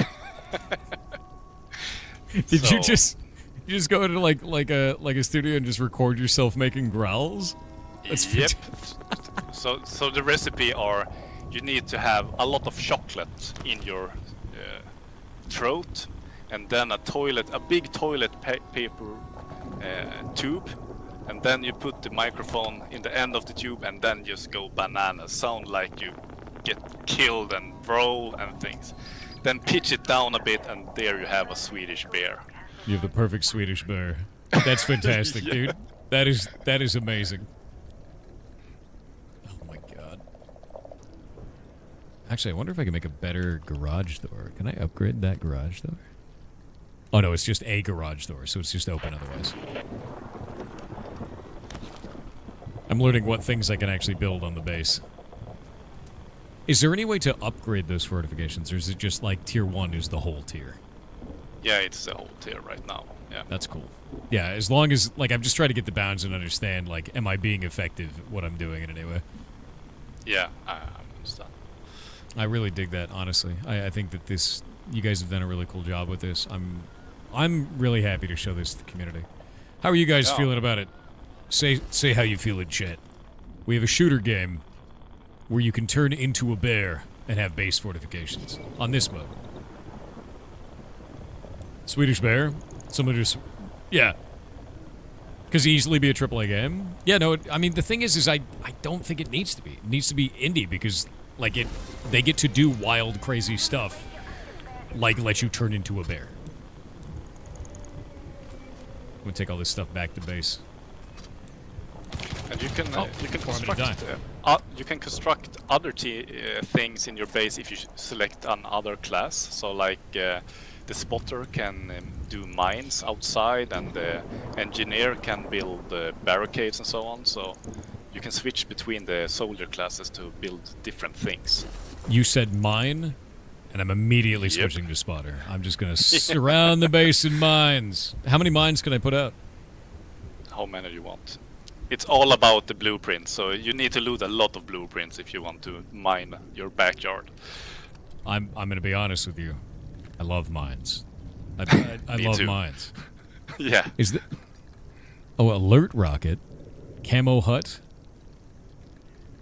and the bouncing Betty is the mine, correct? Yeah. Okay. How much damage is that? Does that just delete people? Like, is that? Yep. Okay. If you stand on it, you are gone. The menu map has gone black. Something went wrong. Where did the map? Oh, it crashed, I think. No! Really? Yeah, it did. Yeah, it just closed. I Oh was my like, all God. right. It happens. The life of indie. Don't worry. Yeah. It happens. Yeah, no, Bouncing Betty is kind of cool. Like, that's a terrifying landmine. Mm-hmm. Yeah, those are the ones that shoot up into the air and then explode, right? Am I correct about that? Okay. Yeah, exactly. Yeah, a real mine, too. I love using mines in video games. Definitely not in real life.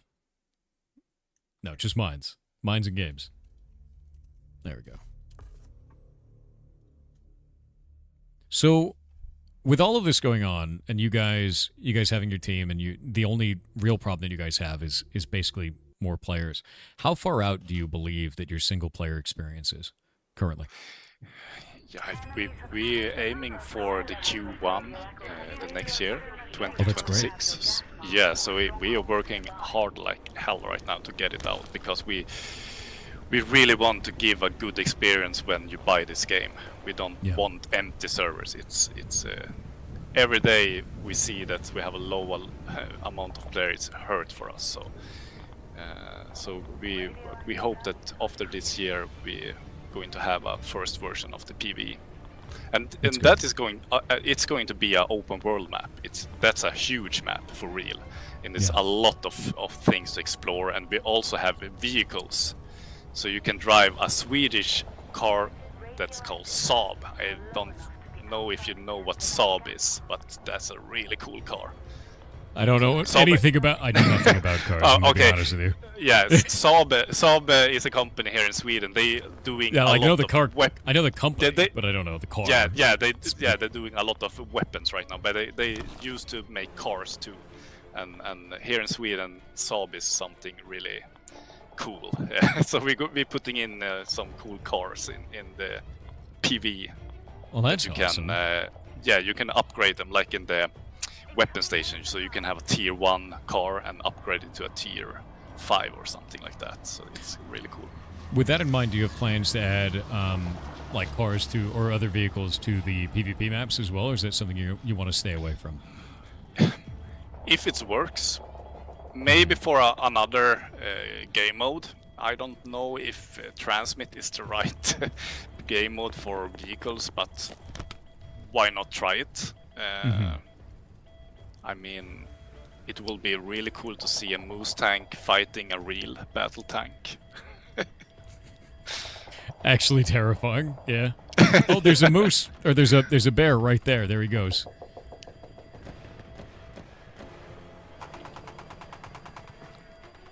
These guys are trying to transmit out. We got a bear. Yep.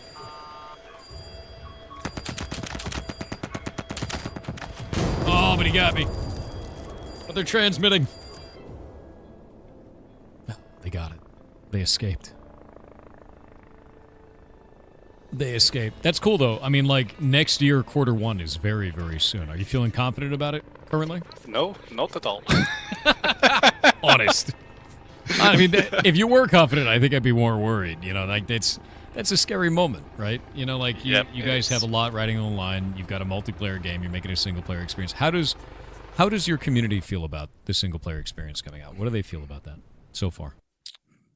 I think it's 50-50, but they understand our situation because the community, I wouldn't say they are mad at us because of the low player amount, because we're trying our best, because we don't have any publisher behind us, so we don't have any marketing budget, and I think that's one of the key why we have so low amount of players, because we don't have that strength with putting a lot of money in marketing. So and the community, why we're doing the PvE are because we listen to the community. They want something to do when not player are online, so they can load in, save when they feel finish, and go over and see, oh, it's player is playing right now, let's go and play some multiplayer. That's the vision, and we hope that it's going to save this, because right now we are so low amount of players, so it's it's not good. No, that makes sense completely. And like, if you guys are out there, the best thing you can do is, if you don't want to buy this game for whatever reason, wishlist it so that it'll get pushed forward on Steam to maybe go to someone else. If you're interested in any way, wishlist it. Even if you're like, maybe I'll check it out later, and it's pinned up at the top of the screen. So like, definitely do that. It's always very difficult with situations like this of being like, how do we fix a low player count in a multiplayer game? And the only way you can, if you don't have a huge budget for it, is word of mouth. So you guys talking to people about it, putting out videos like this, us doing things like in December, this is the best way to help these types of games, is just everybody telling everybody about the game, you know? Oh, this is cool. This map is totally different. Yeah, it's a winter map, yeah. And these so are this all map is taking this map is taking place in the northern part of Sweden at the Finnish border, actually, so it's very close to Finland. Oh, I got a bunch of stuff. Do I have to take this back to a base to share it with my team, or just picking it up does it go to my team? What item? It is like scrap parts? Like, what was that? It was weapon part. Yeah, so the weapon parts you need to build a weapon table in your base, and then you can stash your weapon parts. Okay. Where is our base? We don't have one. We need to go over to the side over there. I love that there's like a setup portion where like everyone's kind of working to like make a base and like gotta go from there. And then it's like all out brutality. Let's go. Yeah. It makes the map feel, I don't know, it makes it feel like the buildings matter more. Like, I've played shooter games in the past where it's like the building is just geometry around you shooting people, but this one is like, no, like I'm making a base. I'm building a base, you know. Like, this map would be really fun to play as an engineer, I think, because I could cut these open, these walls here. It'd be a lot of engineer stuff, like this engineer there. Yeah, and you can also, in the beginning of a match in the lobby, you can see on the map the areas, what type of loot it contains. So in the industry parts of the maps, you find more blueprints, and the more military parts of the map, you find weapon parts. And in the civil, like houses and old stuff like that, you find more food and gas mask filter and so on. So we try to show the players what type of loot you find in a different part of the map. Is there a way to climb through windows, by the way? Because I was trying to get through one earlier. Okay. Yeah, we have tried to make a vault system 3 times for this game, and we cannot do it. I don't know if we suck or it's too hard to make, but that's totally fair. but it just didn't feel right, I take it. The problem is when you're doing a multiplayer PvP, everything needs to happen through a client and a server. That's the hard part for us. Yeah, no, that makes sense. If it was a single player, I think it will be more easy. But I'm not a programmer, so I don't really answer that. But we have tried 3 times, and we felt like, okay, we need to put it later on in the dev process, because we had more important things to do when we go to the early access. Yeah. Because I could totally understand the idea of like there'd be a desync between client and server when you're trying to display while a person is vaulting from one side to the other. Because that vault animation it's it deforms the body and then vaults them through, and then they have to change player presence between those two locations. So like, yeah. Yeah, exactly. I could see that being like a mess, you know, especially at first. So that makes sense. Is that something you'd want to revisit in the future, or is it something? Yeah, you're just of gonna course. shelf it? Yeah, we really want traversing in this game. It's need to be better, but we know we are known about that. But I think we had like a playtest with our own wall system, and the problem was like people like teleporting through the map, and it was like a desync of something, and then we needed just to unplug it. I think we still have a wall system, but it's unplugged right now. No, that's good though. I mean, like, that's the thing is, even if that's something that's not in the game yet, and you want to put it in the game, the fact that, you know, talking about it and saying like, hey, this is something that we want to do in the future, that's cool. You know, that makes complete sense to me, and that's a good thing, because like, it did feel weird for me trying it, you know, and the fact that now I know you guys have attempted this in the past, and it just felt really strange. Like, I get it. I super get it. Let's see. I like that this character can create a spawn beacon remotely. Yep. That can be really devastating for the enemy. Yeah. And it's really good when you go for airdrop, that put it out close to the airdrop so your teammates can spawn faster and more close to the airdrop. I also really like the idea of like putting it up, I guess, up in here. Oh, it makes a lot of noise too. Enemies can hear that as well, can't they?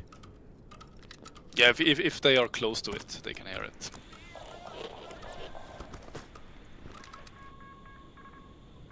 Where did it go? That's funny. I placed it on the floor up here and it went down below. Oh no. Do this. There we go.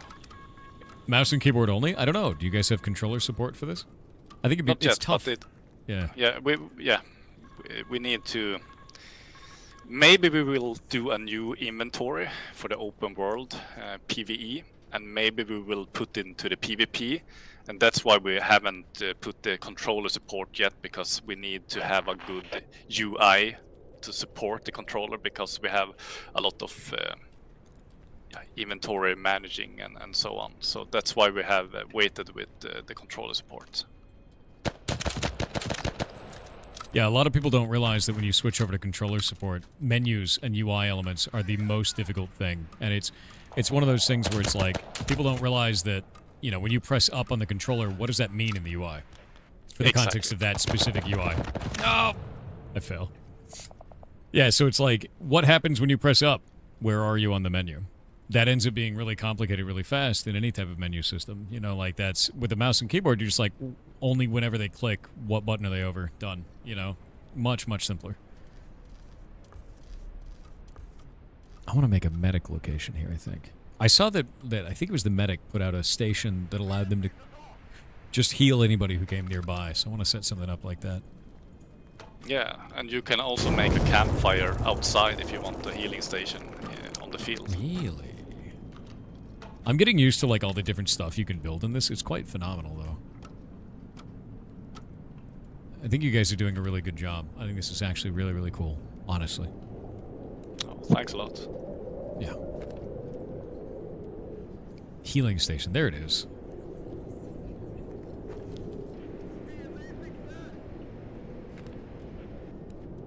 Oh, it's quite expensive, too. There we go. Place it there. Do they have to bring the blueprints back to the base for them to count? Nope. So you just need to loot it, and then all the teammates can use it, and you don't drop it when you get killed. It's fantastic. That's really fantastic. And now you can see on this map, because it's a winter map, when the radioactivity storm comes, it's a snowstorm right now. It's like a blizzard. Yeah. No, I can see that outside. That was one of the things that I was wondering as I started seeing the storm come in, and I was like, But it's radioactive snow. Terrifying.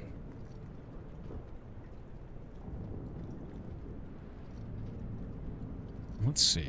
All right. Our base is kind of behind on this one. No help from me, though. I've been mostly like looking at different game features and trying to feel out exactly what I'm doing with this. This map is much, much different, and I really love how it's not just a smaller map, but also with rain. Like, this one has trenches, it's got snow everywhere. What other types of weather effects are in the game? Is it just rain and snow for things, or are there other types of storms as well? Right now I think it's only like a thunderstorm and a blizzard. But we can use whatever type of weather we want. We can have like just dense fog or a dust storm and so on. Dude, that lightning looked awesome. As you said, it was a thunderstorm. I saw a cloud-to-cloud lightning go off like that. Mm-hmm. Most games just do the like electricity spot on the ground and then it hits it and it's like a straight up and down lightning bolt. You guys did actual like in the sky lightning. That's awesome. Yeah, cloud-to-cloud lightning is awesome as hell. No, I love that. Is there any type of environmental hazard lightning? Is there anything that I have to avoid on the ground, or can it hit buildings or anything like that? No. Okay. But you are always safe from the radioactivity in your stronghold, so that's good to know. Then you don't need any gas mask, yeah. I guess that means that if you're on a broadcast map, the one where you have to like get the tower up, you'd want to activate that right as the storm started. So anybody who's outside your base is now under pressure from the radioactive storm at the same time. Yeah, that's a good strategy. Yeah. Makes sense. So, this is going to be kind of a weird question, but if you were to have unlimited resources right now, what would you guys implement in the game? What would be the thing that you'd want to... PvE, I would say. after the PvE, because you want to do that quarter one of next year.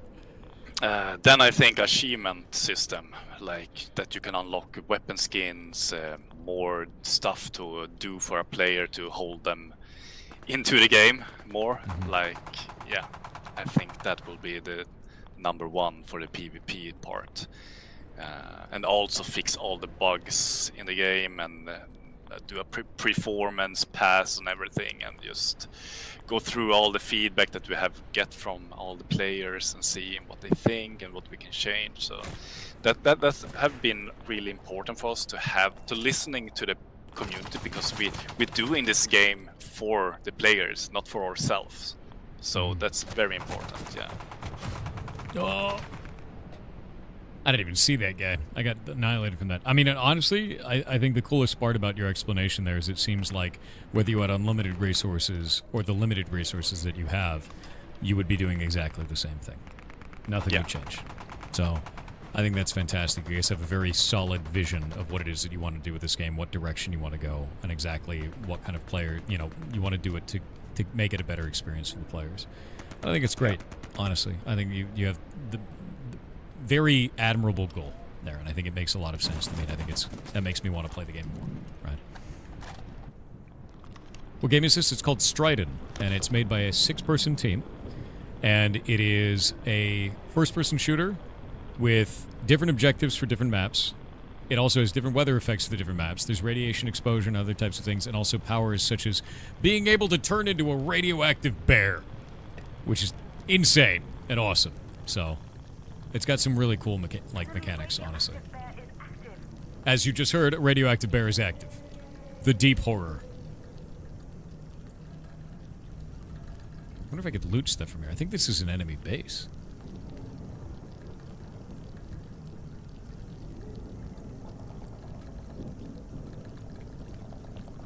Is this our base or their base? It's red.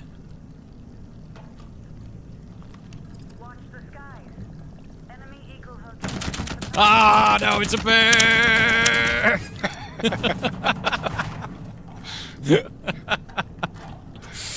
Oh, no, dude. Oh, I love it how it said weapon and it's just a picture of a bear, you know? That's just ridiculous, dude. And here I thought it was safe. Yeah, it's also, by the way, the game is $5. Buy it or wishlist it. $5 is a steal, man. I see you guys have it at 50% off right now, too. Yeah. That's fantastic. Yeah, we really try our best to get more players into the game. Yeah. That's the main priority for us right now. I think you're doing the right thing. I think what you guys are doing is cool. I think your game is unique and interesting, and I hope that you get the time that you need and the community that you need to keep going, because this is cool. Thanks a lot. That dude just did like a 180 flip over me and shot me in the head. Man.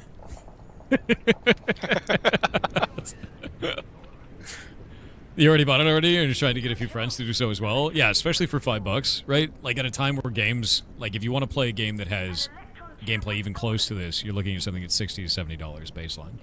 And you have a game for $5 that needs a community that has like really cool mechanics already. It's got interesting stuff with it. It's already got a small community around it and dedicated devs that want to just make cool shit. That's a steal, dude. $5 is nothing for that. Yeah. Shame you can't do 4 or 5 man packs anymore. Yeah, Steam doesn't allow that anymore. They got rid of like multi packs on the platform. Was that something you guys were utilizing before? I'm not sure. No. I think you need to ask Emil about that.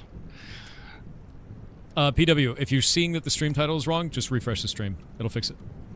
It's a Twitch bug. I wish I could fix it, man. Well, that's how they are. Yeah, they used to let you sell like a pack where you'd sell like 4 copies of a game for you and your friends for X amount of dollars. But I think they got they got rid of it pretty recently. Yeah. All right. But no, I dig this, man. I think this is awesome, and I hope you guys are. Yeah. A lot of people are buying it. They're like $5. That's a steal. It really is. Well, we're almost at time now, but I am interested. If you were to give any advice to younger developers, anyone who's just starting out, what would it be? Just go, like do it. Instead of just talking about what to do, just do it. I would say that's what I have learned. Just not sit around with friends and talk about what you want to do, and just start developing it. Early play testing, see if ideas works or not, and then I think you need to have something cool to show, like a playable thing. Then you can go to investors and show that. And if you have fun with your friends, I think the investor will have fun too. And then it's possible to get some type of money to keep doing this, like to the full type of game. Yeah. No, I super agree with you. One of the biggest things is you'll see a bunch of people in chat saying like, "Go make games." That's like the clarion call of our community, which is just go make stuff. You know, don't worry about it being good. Don't worry about it being amazing. Worry about it being, yours for right now. And then you will get better. You will make cooler things, and you'll just keep going. The idea is to make something, anything. Spend your time doing a thing, because everything you make, you're going to learn from. It's the same reason we run game jams. It's the same reason, the community is built around being creative, is you gain so much in your life by doing so. And maybe you'll make something cool like Striden eventually, man. Because, this is cool. And I hope you guys find success, 100%, because this is... I want games like this to stick around, dude. I miss whimsy in video games. I want to turn into a bear, like in the middle of like a crazy battlefield with radiation. Like that's just so imaginative and interesting, and you just don't get that in a lot of games. Thanks a lot. Absolutely. Well, it was lovely having you on, and let me know when you guys launch your single player stuff. We'll play it on stream. I want to check it out and see what you guys do. Yeah. Let me know what you guys make when you launch it, and I'll send it out to the community and let everybody know about it. Oh, I will do. Thanks a lot. Yeah, thank you very much, and thanks for showing us your game. Yeah, no problem. Thank you. Right, Take you're care. Awesome, dude. See ya. Yeah, bye. What a cool game, man. Like, what a cool game, and what, an awesome dev. 6 people making this whole thing trying to do it. I think that's awesome as hell. And I'm bad at it. I'm really bad at this, and I'm still enjoying it. So, $5 is a steal, man. That really is. Similar to Vigor. I don't know that game. I've never seen that before. If you got a link, I'd love to check it out. That's awesome. Yeah, it's really cool, and you see that right there? Do you know what that is? That's a tank driven by a moose. That's a moose tank, dude.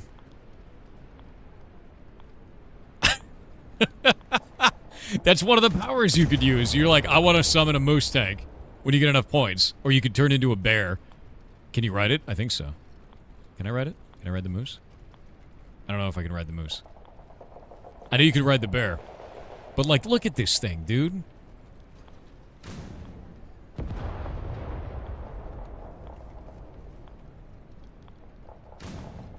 Like, what an awesome thing to do. I just think that's, like, that's super imaginative, and it's, you wouldn't get this in a AAA game because it's ridiculous. It's, like, so over the top and hilarious, but it's just as effective as a normal tank in another game. It is absolutely putting pressure on the enemy team. It's doing what a tank needs to do. It's just doing it in a funny way. Is that a tank? Yes, it's a moose-driven tank, dude. It's hilarious. It looks like early tanks, too. What does that say in Swedish? Because it says it on the side. I see what you're saying there, Marilyn. We're in ads, but I can't stop it. What does it say? I just see 2 tanks, dude. True. 100%. Moose artillery. Look at it go, man. Oh, it's a cartoon. It means it's the moose. It's the character's name of a moose. That's funny. That's a nice touch, honestly. I'm just backing up my moose bro right now. It's the name of a moose from a cartoon. See, that's what I'm saying. Little touches like that are fantastic.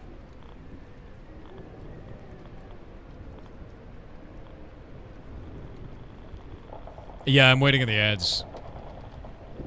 It's a multiplayer game, so there's not anything I can do about it. For, like, live games. So I'm just kind of walking around waiting. Walking with this moose. You know, out in the radiation. Wonder if radiation poisoning just kills you. It's probably not good for you.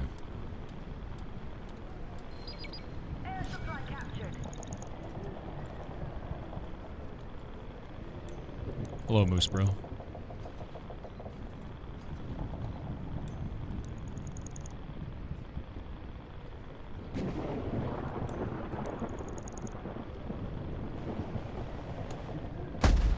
Oh.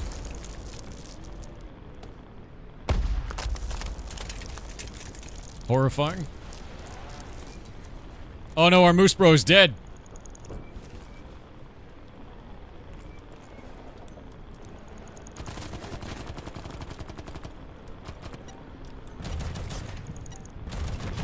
Oh. I think I got one shot. Jesus. I got wrecked, dude. The tanks have been moosified. He vamoosed. He did. Yeah. But no, like, apparently there's a reference to a cartoon moose on the side of the moose tank, which I thought was quite funny. But no, I think what they're doing here is really cool, and I hope you guys engage with this game. I hope you check it out. Tell your friends about it. $5 is a wild steal, man. Like, $5 is a wild steal. What is this? Is this the link to it? Oh, so this is what it is. So this is the side of that moose tank is a reference to this moose. It's Sweden's most popular moose on the side of it. Oh, that's awesome, dude. Because it said this on the side of the moose tank. That's funny. This is a cartoon character. I love that. I love little stuff like that. Little things that only the people who are part of the culture would understand. Yeah, I love it. Yeah, $5 is a steal, especially because it's a multiplayer.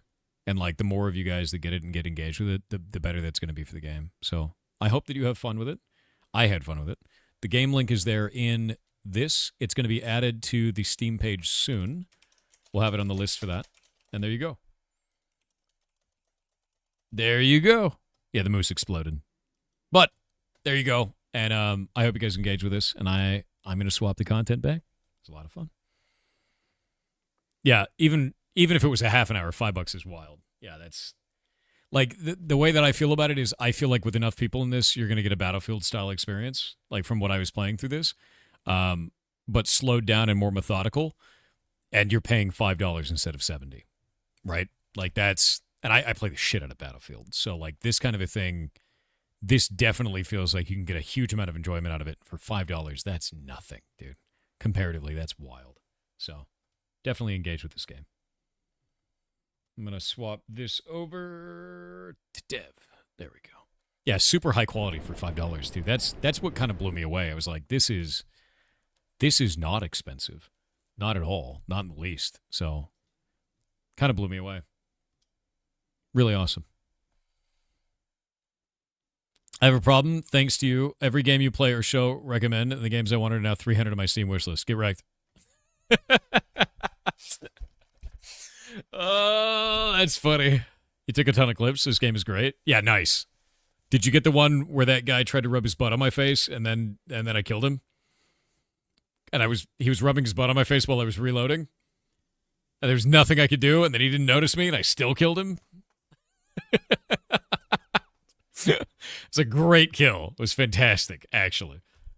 It was so funny. I was crouched in a corner, and he like came into the room, and he backed up into me, and I was like reloading, and I'm like, and then I finally got to get him. You know, it's so funny, dude. Yeah, the game's sitting at it's at 69% positive right now, which is rough for them. But the reason why it's like that is if we look at the actual reviews themselves, the grand majority of them just say there's not enough people playing the game.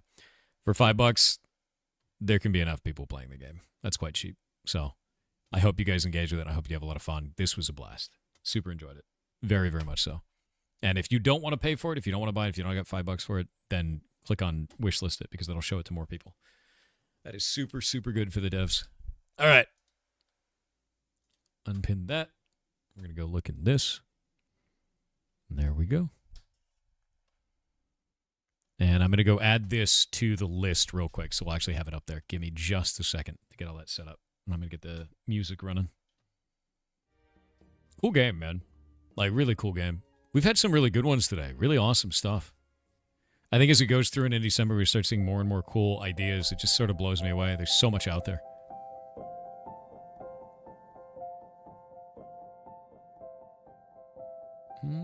There we go. Where is it? We got to go into Curator. I think it's under Overview, Curator. There's like a whole thing for this. One sec. Manage Reviews. There we go.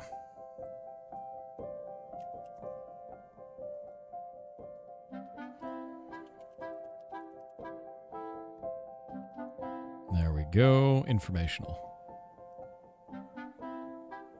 And now I can go and add it to the list. And that'll be the last one on the list today. That is the final game of the day, dudes.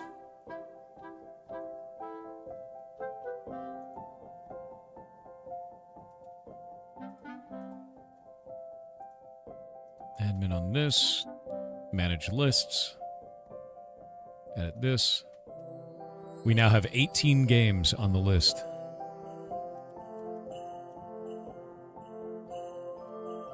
$18 games. Dump game now? Maybe. I need to fix some stuff in block game. Hunting is still in a broken state, and I don't want the hunting players to eat me alive, because they will. They absolutely will. But yeah, I've added Striden in the list. This randomizes every time the page reloads, so the order is always different. But if you mouse over this, you'll be able to see Striden on there now, so you guys can link this out to people. There we go. We will. I know, Red. I know. Can you actually see the chat here? Yes, I can. Yeah. Yep.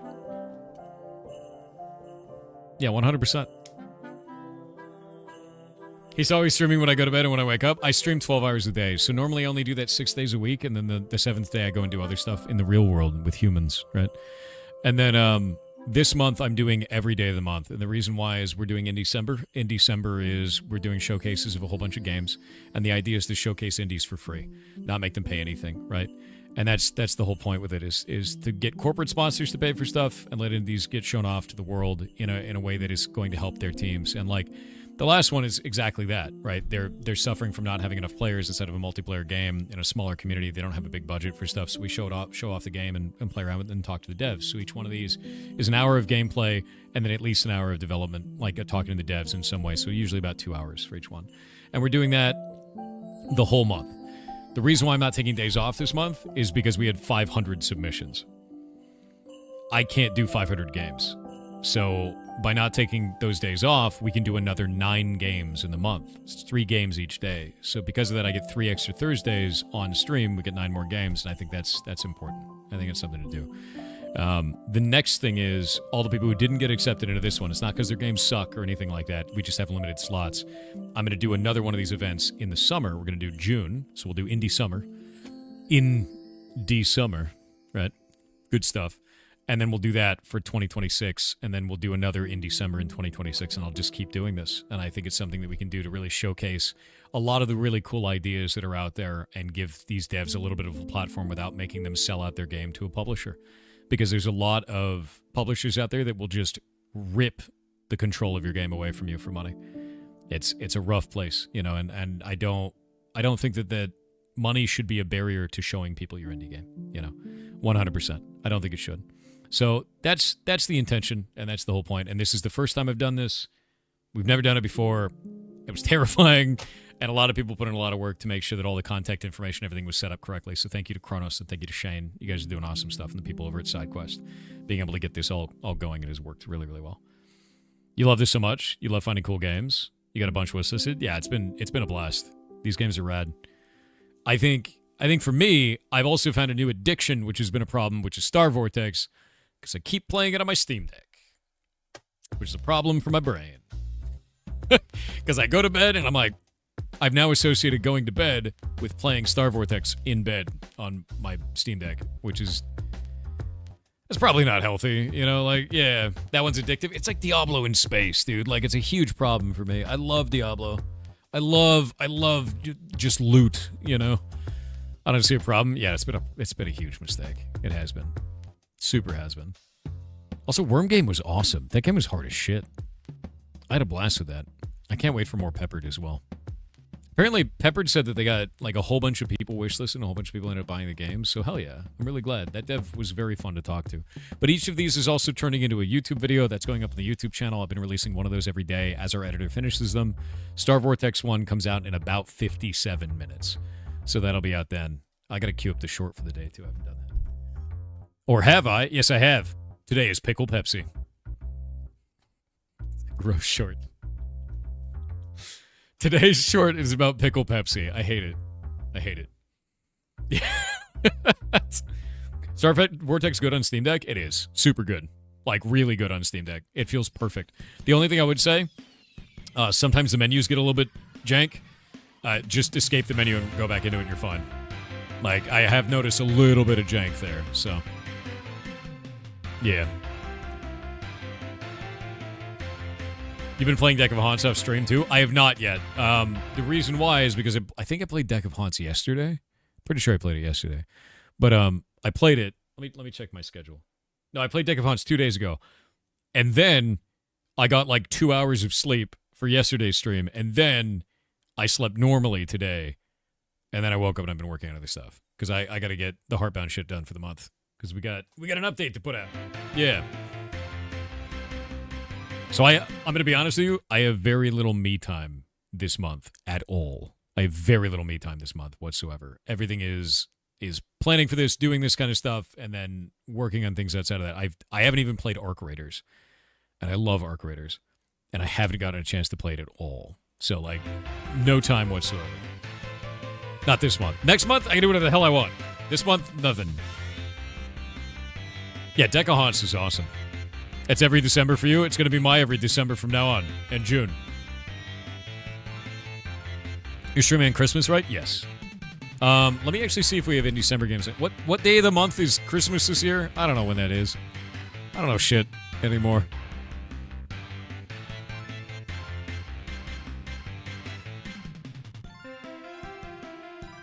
It's on a Thursday, the 25th. What do we got on the 25th? Yes. Yes, we do have games there. We're actually missing a lot of slots for the end of the month. I think we're still working those out. Let me ask away.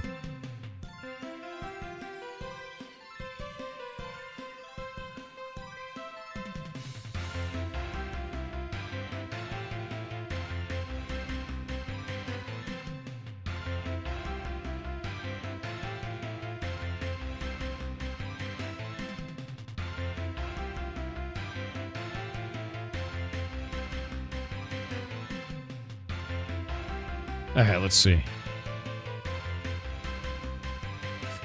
I didn't realize that I didn't realize that all this stuff for Streamer Awards actually went off last night. I had no idea. I went to sleep and I was like, I have no clue when this is gonna happen, and then I woke up and I found it had already happened. So I'm sad Mahoodles didn't win. I'm sad Prime didn't win, but that event is still quite cool, and I'm so happy that both of them got nominated, because it's such an honor to get nominated for that stuff, man. Like, it really is. It super is, and they can always win another year. Yeah. Maya got an award and Queso got 2. I'm not surprised. What Maya is doing is phenomenal, honestly. I think Maya is probably my favorite creator on this platform out of everybody. Like, the stuff that she does for animal welfare and animal rescue is phenomenal, dude. It really is. I think what she's doing is incredible. It really, really is. Burnt Peanut got VTuber of the Year. Cool. A non-VTuber won the VTuber section. Burnt Peanut's a VTuber. As much as there's a meme that he's not a VTuber, the man's a peanut. Like, he's a peanut. Right?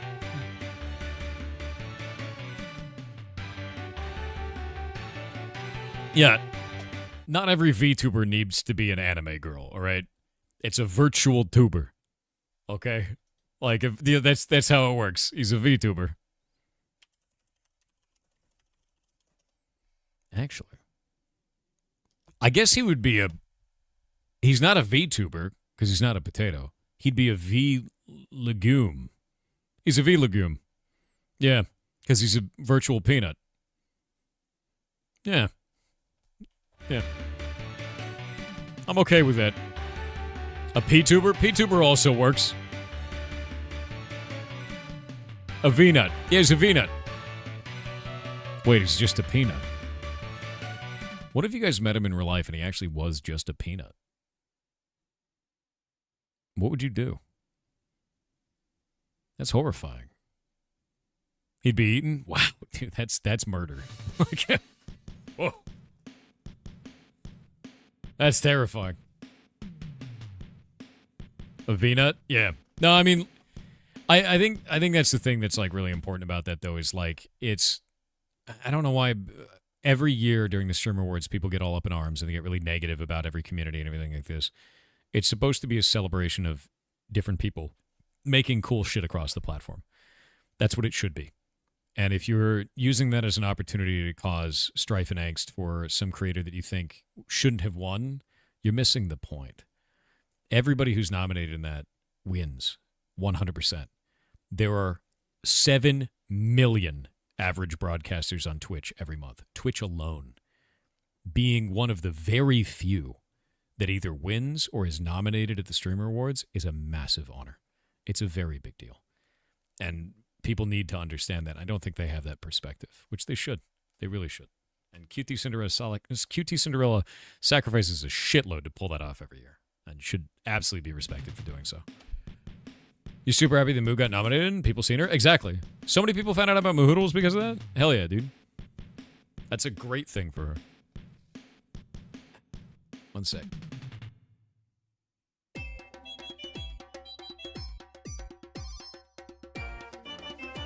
Ludwig was a dork. Sounds like Ludwig, dude.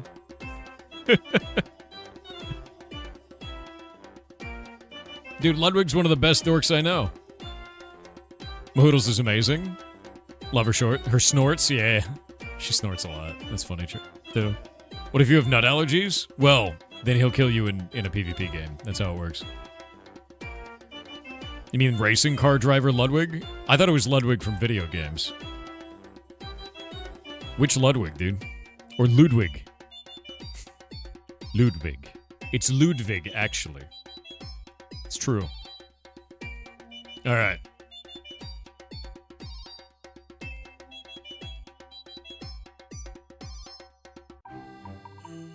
Ludwig, is it Ludwig or Ludwig is a good streamer? I think so. I really do, actually. One of the things is, like, I don't know, we used to work together, and he tries very hard. He's always constantly thinking about, like, how things are going to go down, what kind of things could feel good, and he's got a really good understanding of how something is going to be viewed or be laid out socially immediately, and he's quite good at that. And he's I don't know, he's awesome, dude. Like he does cool shit, and he manages to pull off major events in a way that is really professional, very rapidly, in a way that I find to be wild. You know, that always blows me away. I was like, "What the hell are you doing?" He's like, "A whole event done." Where did all these people just parachute in from with all the lighting? Like, what the hell's going on? Instantly. There it is. Genuine goober who's got good business social senses? Yes, 100%. And he got to announce one of the awards, which was cool. That is cool. Yeah. Yeah.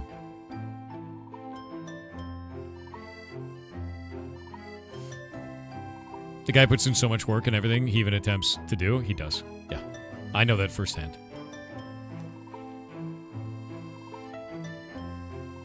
Yeah, how much time did you plan for this? A week? He's not even lying. That's the scariest part. I think the funniest moment that I've ever seen was we were at something. I can't remember what it was. I think it was right after we announced the Off-Brand Games thing, and then we were standing in the parking lot, and Ludwig came up on it was like a Vespa. It was like a tiny little Vespa thing, and he ends up like afterwards he leaves on this thing, and then someone on the team, I don't remember who it was, they were like, "There goes Dad." It's just like, and he just leaves on a Vespa. It's really funny, dude. Like, oh, I'm not even doing the story justice. It was just like one of the funniest things I've ever seen. I was like, what the hell is going on, man? It made me laugh. It's not even a motorcycle. It's like a scooter. It made me laugh. Makes sense why Ludwig and QT are together, because they both just pull massive endeavors out of seemingly thin air. They both work very, very hard. They really do. I do think, like, here, I'll turn the music. I keep turning the music off and on, but, like, I really do think that QT gets a lot of hate online that is not deserved for running this event. I think it's a lot of people that are just super weird about it. Like, it doesn't make any sense. They like, get really angry because their favorite streamer didn't win. Do you want your streamer to win? Vote. That's how that works. Like, voting is all that matters on that shit. 100%. Just vote. Just vote, right? And, like, I do find that it's always weird because if there's not enough votes, people go, "Oh, they were robbed" or some shit like that. Like, I don't know, man. It just doesn't seem to make any sense. Yeah, no, she receives a lot of hate. She really does. Yeah. Got an interview on BBC about this. No shit. Really? Yeah, I think the way that I feel about it a lot of times is that a lot of that hate seems, I don't know, it seems really performative to me, but I feel like people are really actually angry because they just don't understand. I wish there was a way to show the voting sequence more transparently so that she wouldn't receive as much hate, but I don't know if there is, because the way that I feel about it is if you don't show the votes, then they say it's bias or friends or whatever the shit that is. And then if you do show the votes, then they say you're manipulating it secretly. Or like, there's always some conspiracy that goes around event shows like that, where it always turns into somebody's like, "It can't be real. My tinfoil hat needs to be tightened," right? Like, no matter what. Oh, wow, it actually was. Yeah, it was up on BBC. Yeah. No way. I didn't know she got a BBC interview from it. Yeah, I think the other thing, too, a lot of people don't realize how big of an event Streamer Awards is. Like, I'll give you an example.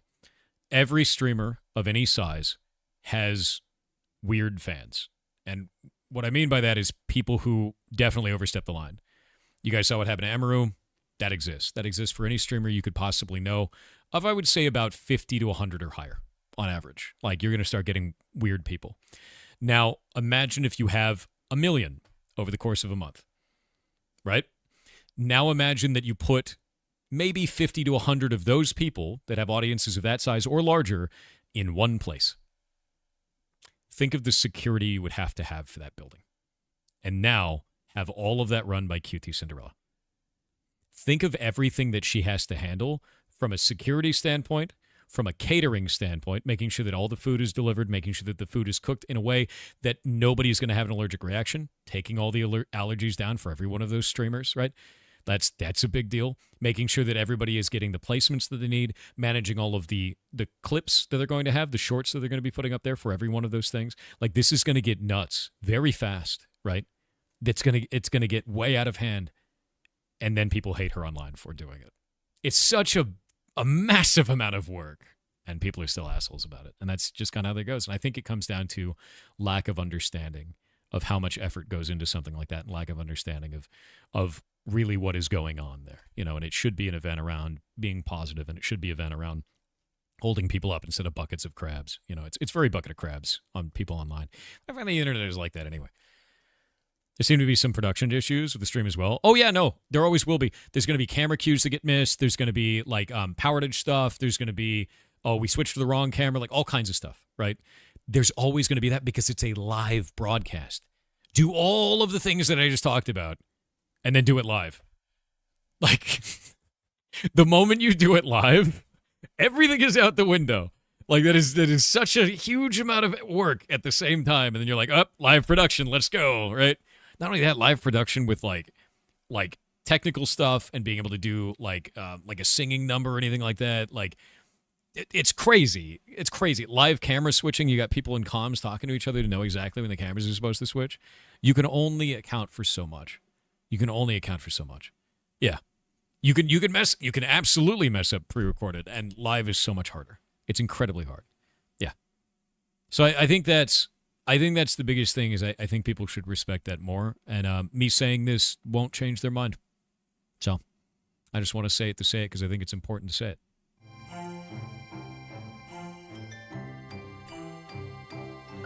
Let's see. We're going to go make research tokens. I think this will be fun.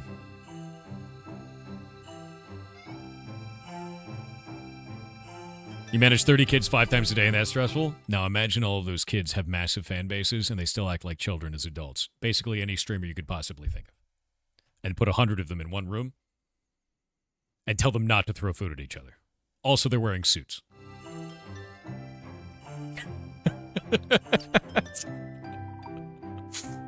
What about the dump? We will finish it eventually. I need more time. Yeah, 100%.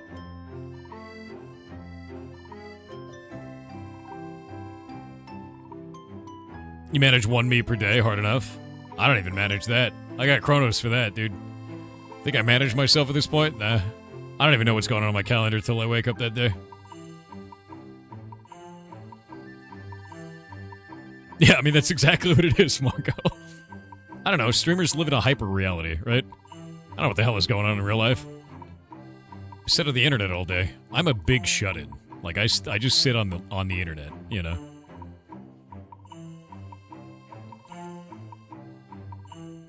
You were streaming, you worked as a CM, a community manager, and it's hell? It is. It's very difficult. Can't wait for Kronos to use his power over Thor for evil? You can't wait for that? Man, that's every day. You kidding me? Did Shay actually go to bed? Yes. So Hytale Dev said we can freely use the OSD. I did see that, as long as it's not included in anything with AI, which I thought was quite nice. I actually think the Hytale team is doing everything correctly. Everything. The way that they're doing community outreach, the way that they're engaging with the public, the way that Simon is actually putting it all out there, the way that he's responding to people that are trolling the shit out of the community, they're doing an awesome job. They're doing an awesome... I cannot wait for January 13th, dude. Yeah.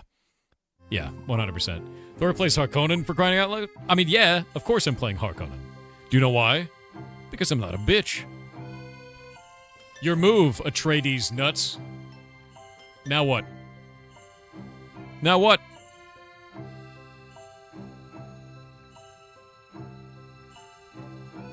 It isn't evil to make you go to sleep. It's a little evil. It's almost like publishers suck. They can. Not all of them do. Not all of them. A lot of them. Yes. Jesus. Kronos up until 3 a.m. this morning. I doubt evil is on his mind today. No, that just makes him... Oh, there he is. Kronos, did you forget to sleep? Did you not sleep?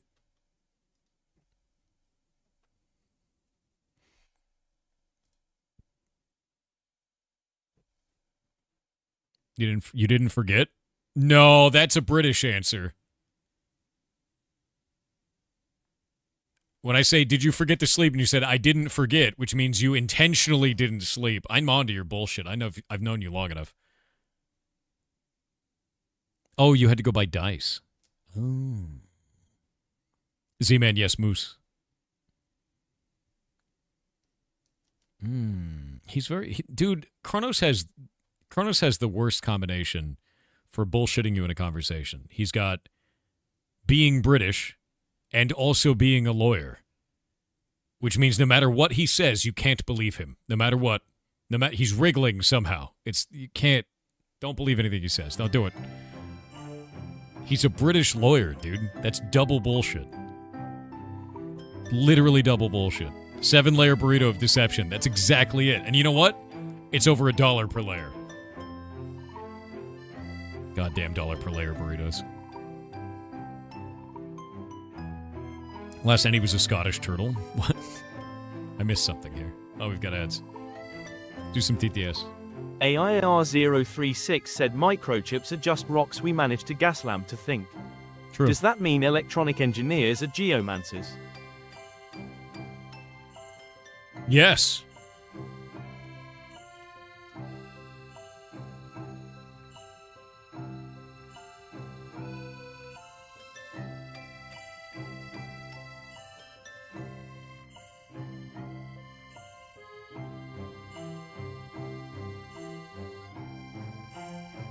Wiki ran a D&D session starring Kronos as a turtle. Nice.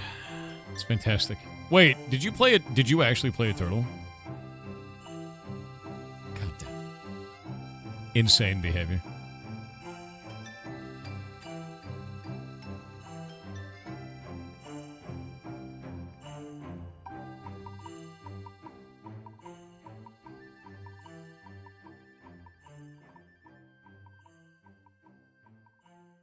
He actually played a turtle.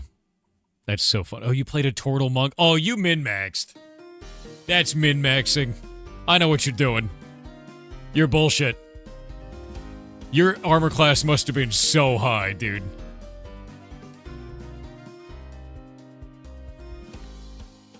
Oh my god. It was 19, of course it was. Turtles, god damn it. A mere 19. Bullshit, dude. A mere 19.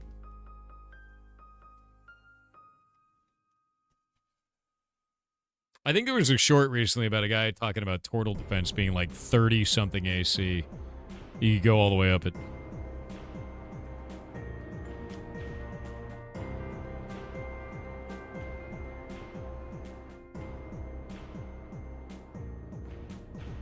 Research notes.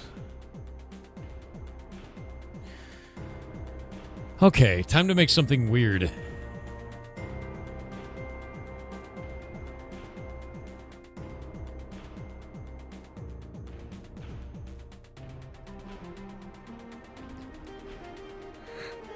Turtle with Abjuration Mage is scary. I'm going to be playing a wizard, and I don't know which School of Magic I want to go just yet, but it's probably going to be hilarious. I kind of want to be an artificer, and I want to make weird shit in the party. I don't know yet. I have no idea what I'm going to do. I miss the old cantrips, though, where you could, like, make a weird smell, right? And you just be like, who crapped your pants? You know? Can't believe that guy just shit himself. You know, like I do miss that. Illusion's quite fun. Illusion is very fun. I know you can still do it with prestidigitation. You can. It's super fun. Yeah, I enjoy that. But I don't know. I like 2nd edition D&D.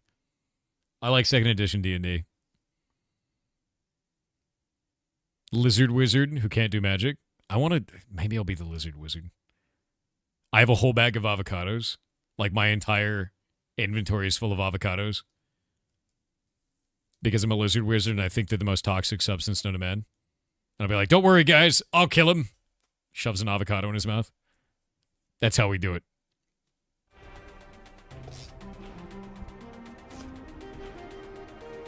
Oh, yeah, dude. My old ogre mage, he was a half ogre. But he had 3 int, and he believed he was the most epic wizard known to man. And he had a stick, and he would swing it and crush people with it and then yell fireball. And he'd be like, look, I'm a good wizard. He died great. They always die great. Make a rogue orc. You didn't see me. I didn't see you. You're right. I'm so stealthy. Right? Like, it's so funny, dude. To intimidate them into not seeing you. What was that? Nothing. It wasn't. I didn't see anything. You didn't see anything. Order the Scribes Wizard. You make your spellbook do literally air raids using fireballs. Oh, is that when you take like a rune of destruction and you put it inside of the book, and then you do that every day during long rest, and then one day somebody opens the book, and then the campaign is over? Like, that's the way. I've inscribed 7,000 fireballs into this tome.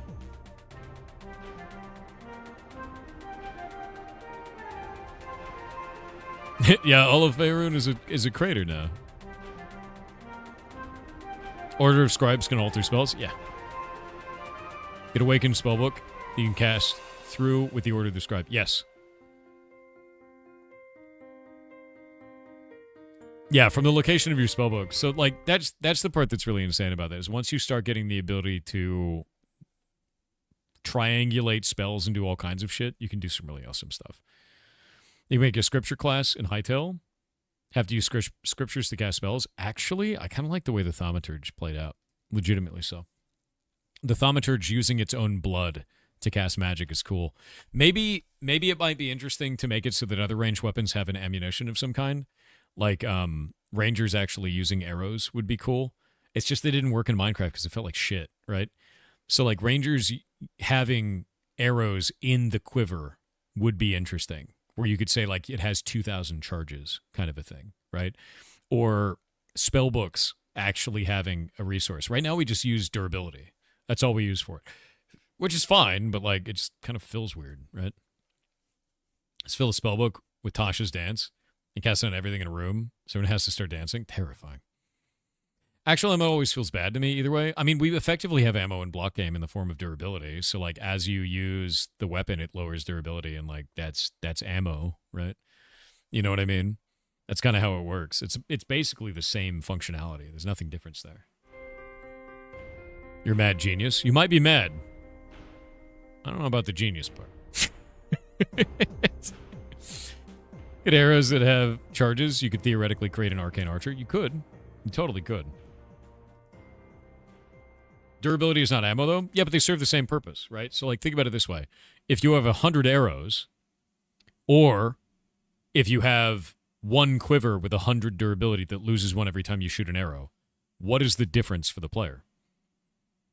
The answer is effectively nothing, right? It's still 100 shots of weapon, right? It's effectively the same thing. So that's why we have it that way. Does regular bone not drop anymore?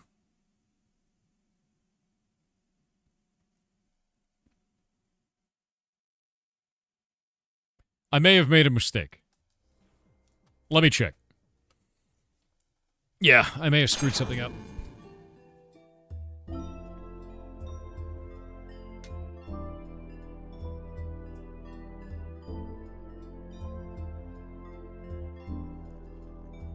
Yeah, I think I did. I was thinking back through my head. I think I screwed something up.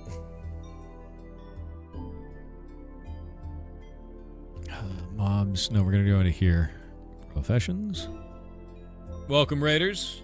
Thank you very much for raiding party of 2. You're awesome. Informal Goblin. Zupakna said, so is this worm game Thor's way of asking chat the age old? If Oh, I it's was a well ago. worm, would you still love me? Yar cultist, yar cultist, yar cultist, yar cultist. I mean, yeah, obviously. All right, we'll put this in here. We're going to do bone. I got to see what the rate of drop is for this. It's just called a bone. All right. I think this is fine. Based on skill hunting, that should be okay. We can do that. We'll just go put it on each one of these because it wasn't there. And it's 1% plus this, which is fine. So it starts at 1% and it goes up to 11% based on skill with the character, and I think that works. I feel like that might be too much. Too many of these. I think the hunting material should be more common. I think the idea of removing the 1% on this makes way more sense. Like this and that one. So it could be a bone or an animated bone. I almost feel like this should be 0.5 for animated bone. So it's 5% at the end. That makes way more sense to me. Yeah, I think I'll do this. I'm going to change it around a little bit. Yeah, we'll make it so bones drop again. Give me just a few minutes to do this.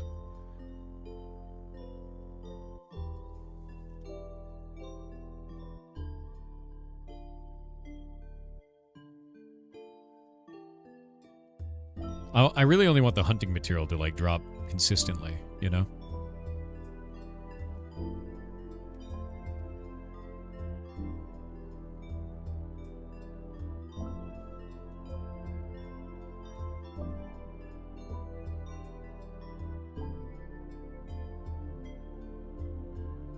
I'm going to do a review of this, too, because it looks like there's a couple of these that are broken. I had the wrong materials on them.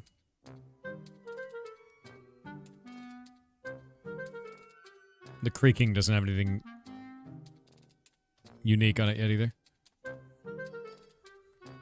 Wolfran underscore with 500 bits said, "Yar cheer 500 fun fact for the day.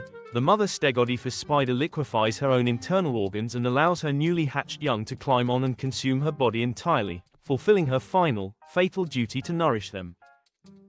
Thanks, man. Nice. Action underscore Dan said, "Hello Thor, I have a challenge for you. Scrandle is a browser game that changes daily. The idea is that everyone playing it has to choose between two photos taken by sports fans of stadium food. The site shows info like location of the stadium, the price and name of the food. You are scored out of 10, so sometimes you have to forego your choice for what you think others would have chosen. Friday's version had a wild mushroom version. 1 edible, 1 poisonous. Good luck. https://scrandle.com/. Okay, that sounds insane. Actually terrifying. Pete has been playing this? Scrandle.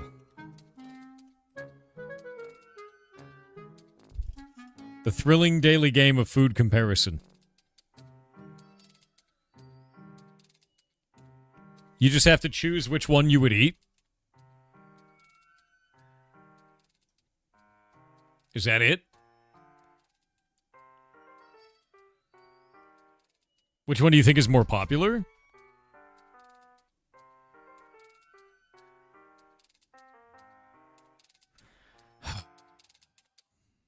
It looks horrible.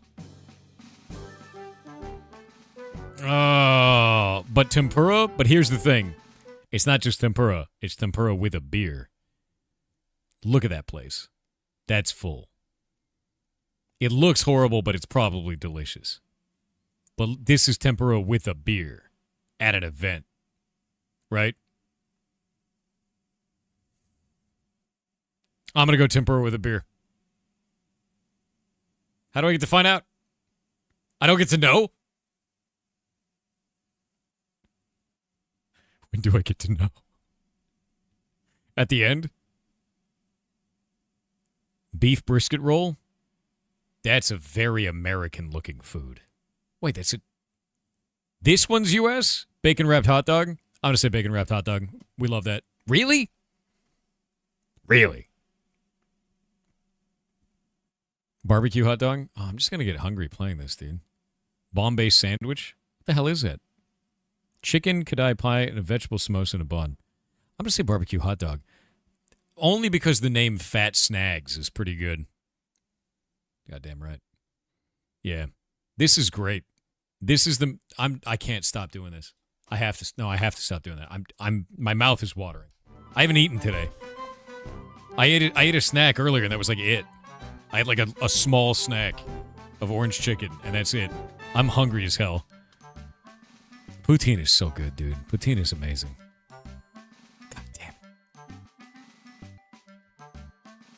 No, I can't go eat. I gotta finish this. Dude, if I don't finish this, then the hunting team in Block Game is gonna murder me. They're scary.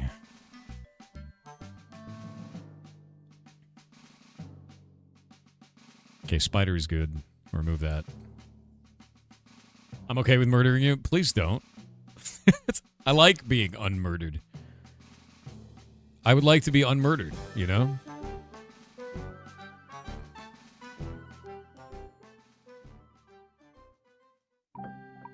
Actually, you know what? Here's what I'm going to do.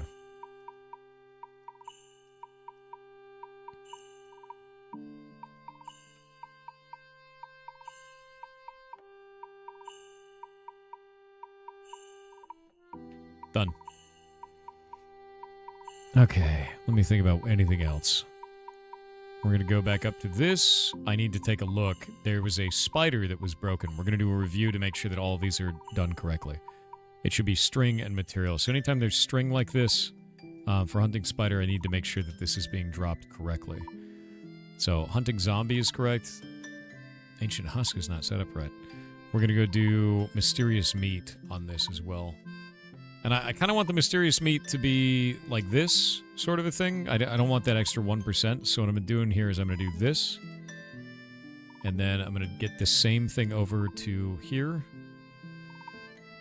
I'll grab that like that. We'll do this. We'll go into replace. I'll swap this. And we'll just go boop. And now all 18 of those are set up correctly. So all those should be right. But this one is the problem because it looks like I screwed up on one of the spiders in this. It was not set up correctly. So I'm going to look through these real quick and make sure that they're right.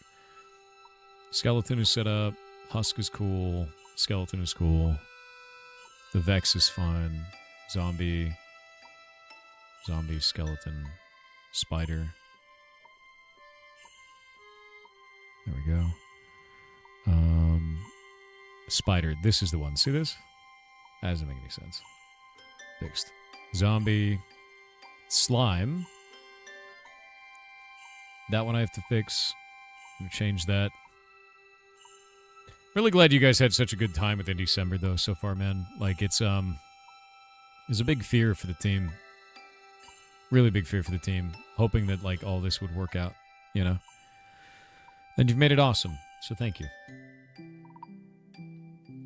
You have any cool ideas for Hytale is out? You can only implement there. The portal system, Zaphroth, the one that I described the other day. I'm so excited for Instance Portal Worlds. Like, really excited for that, man.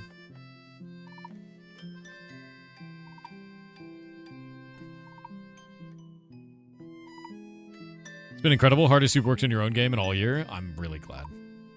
Really, really glad. You excited for monster variety? I am too. That's the other thing too, Zaphroth. Here's something that I really want to add to the game. A mimic. I just want to add a mimic to the game. I want to make a model for a mimic. I want to make it look exactly like a chest. I want to put it in the game, and I want to give it teeth. That's it. I just want to put a mimic in the game. And I'm very excited for that. Because one of the things that I have now in Block Game, if you haven't seen this, is that if you go and open a chest, there is a 1% chance to find a coin that doesn't give you gold. And it's a mimic seed. It's a baby mimic. And you bring it back to town and you turn it in for XP. And I want to make something like that.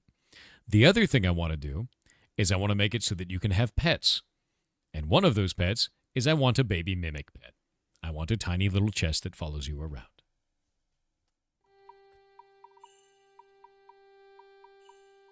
Yeah. Feels like there should be a tiny bit extra lore for those mimic seeds, and I can't do it yet. So, we can name him Chester. I love that.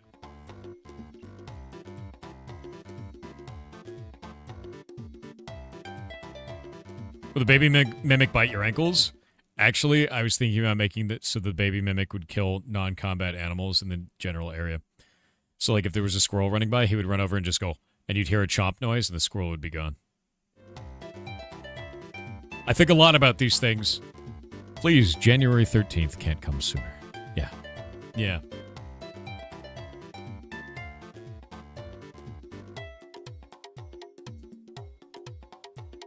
You want a mimic pet? We're gonna add it. It's gonna be a thing. I want mine named Luggage. I mean, maybe we can let players change the name. No, you know what? What if we did 2 different mimics? What if we did one named Chester and another one named Luggage? You could do all kinds of... We just make more of them. Like, whatever. Just different colors, all kinds of shit.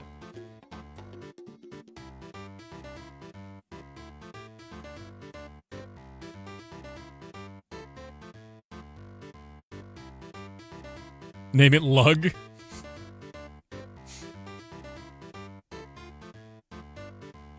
Oh, the other thing I really wanted to do is I want to add steampunk shit. I really think that'd be really cool. One of the things that I've been wanting to do for a while is adding like an artificer kind of class, like a tinker sort of a thing is what I want to add into the game, and it's not something that we can do right now because it's heavily restricted. I would like to understand what Hightail's ruling is on weaponry, because Minecraft directly prohibits you from making guns, even fantasy guns, and steampunk, a big part about it is creating elementally powered guns. And I'd like to understand what Hightail's ruling is on that. So I'm probably just gonna ask Simon, to be honest with you, and find out, because I don't know. I have no idea. Hightail's trailer is an AK-47. We're in business. Guns. Also, Zaphiroth, did you actually change your picture to Zultralord's face? You remember when I said Zultralord's face could be selectable if you've given enough bits? Look at next to Zaphiroth's name in chat. Look at it. That's Zultralord's face. I wasn't bluffing.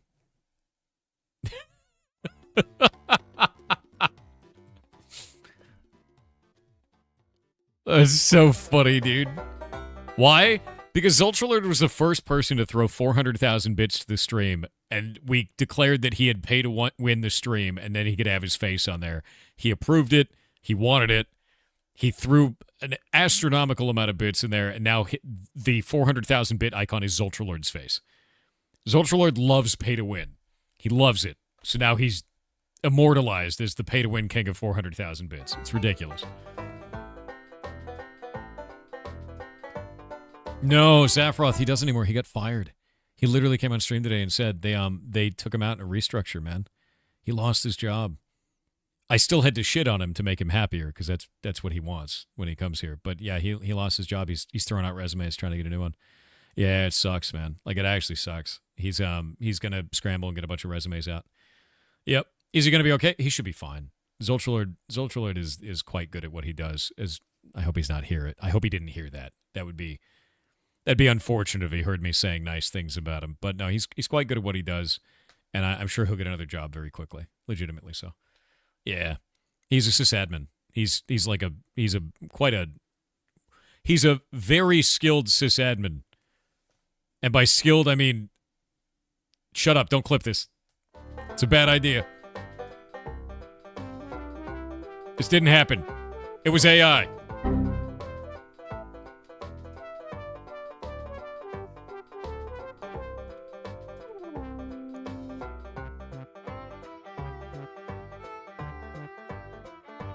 Hey guys, just showed up.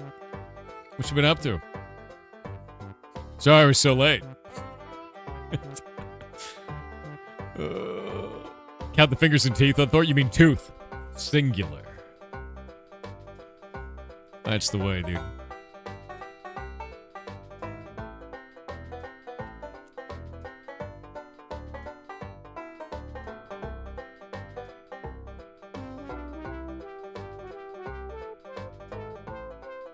Dude, I love working on Block Game. I really do. I cannot wait. So I've been coming up with an idea. I have a really interesting idea, and I don't know if I brought this up yet. A lot of people have been talking about monetization for Block Game. I never wanted to monetize it. Ever. But I have an idea, and I think I ran this by some of you guys the other day. I don't know how many people I talked to about this, but I have an idea. I have an interesting idea. It's a weird idea to do monetization. I like what Warframe does. And what Warframe does is they allow artists to go and make things, right? Then the community votes on those things. And then if something gets voted enough, they reach out to the artist, they implement it in the game, and then the artist gets money every time it sells.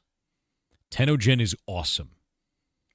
So I had this idea where when we put Block Game in Hightail, if we do something like that, to make it so that artists can have a passive income through the game that we're doing. And the other thing that I wanted to do is, because we don't have Pally or anything like that, we could have each one of the moderators make a hat. And then if you buy their hat, they get 100% of the money from the hat, which I thought would be kind of cool. So I might do, I've been exploring ideas like this, where each moderator makes their own hat. No matter how shitty it ends up being, you can make a shitty hat in Blockbench, because you just make it in Blockbench. You put it in the game. So I've been coming up with ideas with stuff like this of, like, could we do something fun with this that actually, like, benefits people? And if the answer is yes, then I'll do it. If the answer ends up being no, or it feels greasy in any way, I'm throwing it in the trash. But these are the types of thoughts that I'm having right now and thinking about. So do keep that in mind. Yeah, ham hat, dude. Can one of the hats be a mimic that eats your head? I mean, I guess. Technically, yeah. Look a little weird, but these are the types of ideas that I'm having with that, of, like, can we do something that doesn't feel like shit around this in a way that's fun, you know, and gives back to people. So, like, that's sort of the idea. Greg's hat? Oh, God, Greg's. They should have durability to cause more hats to be purchased. No, a cosmetic should be unlocked forever.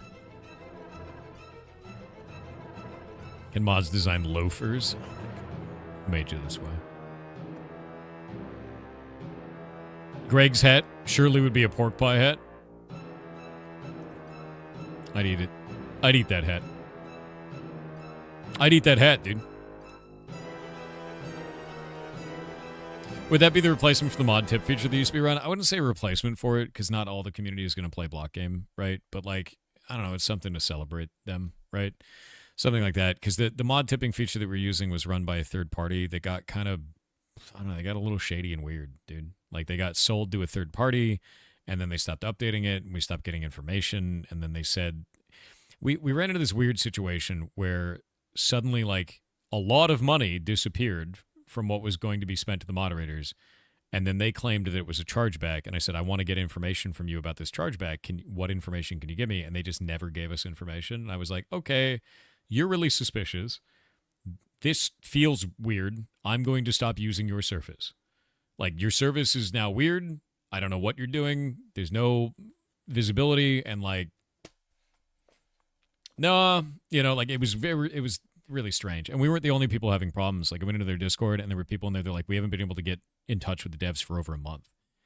And I was like, nah, I don't want, I just want to have it internal. We're going to build a system for this, or have, like, a thing where no third parties touching it, because it felt gross. Like, something felt off. And the moment it feels off, you're like, I don't want to do this. Something's wrong.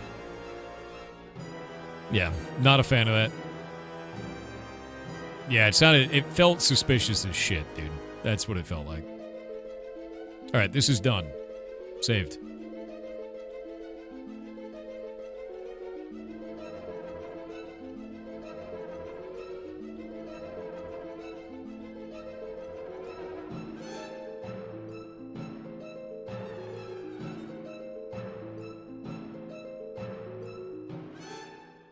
All right, bones drop again based on hunting skill.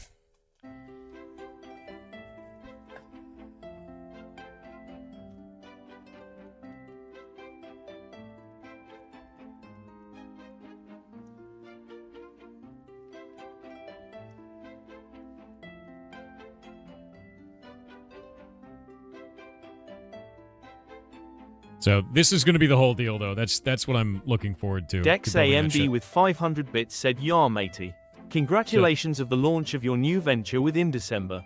I've seen lots of ideas being put forward into the chat that you may not see due to your activities on stream. True. May I put forth a recommendation that you add a feedback forum channel for this event in your Discord, so that you might have a record of ideas and maybe even implement ideas you'll like in the future?" Sure.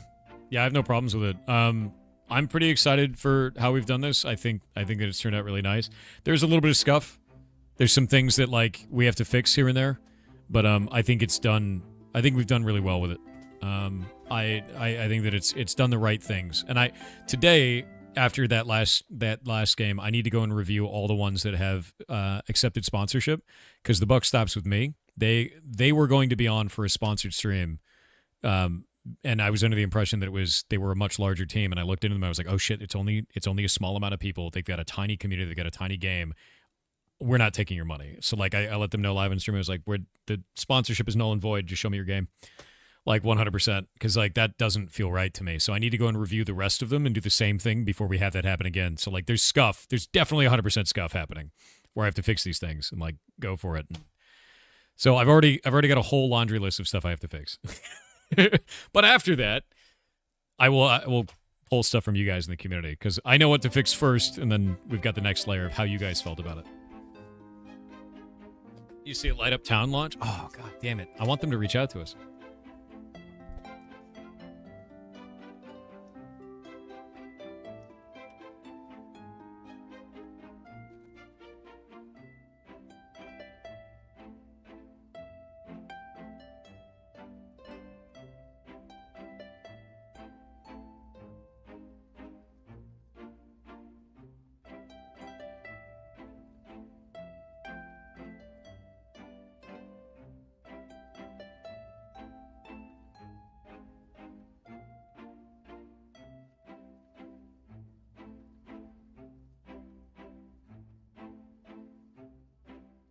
Yeah, like I'll give you an example. There's another one on this list that I want to go and talk to them and be like, hey, you shouldn't be sponsoring the event. You should be in here for free.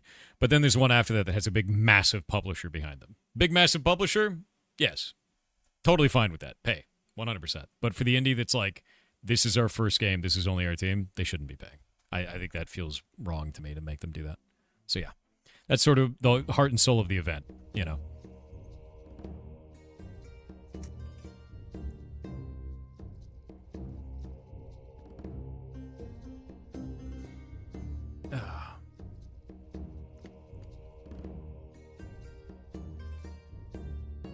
What's up from Jedi?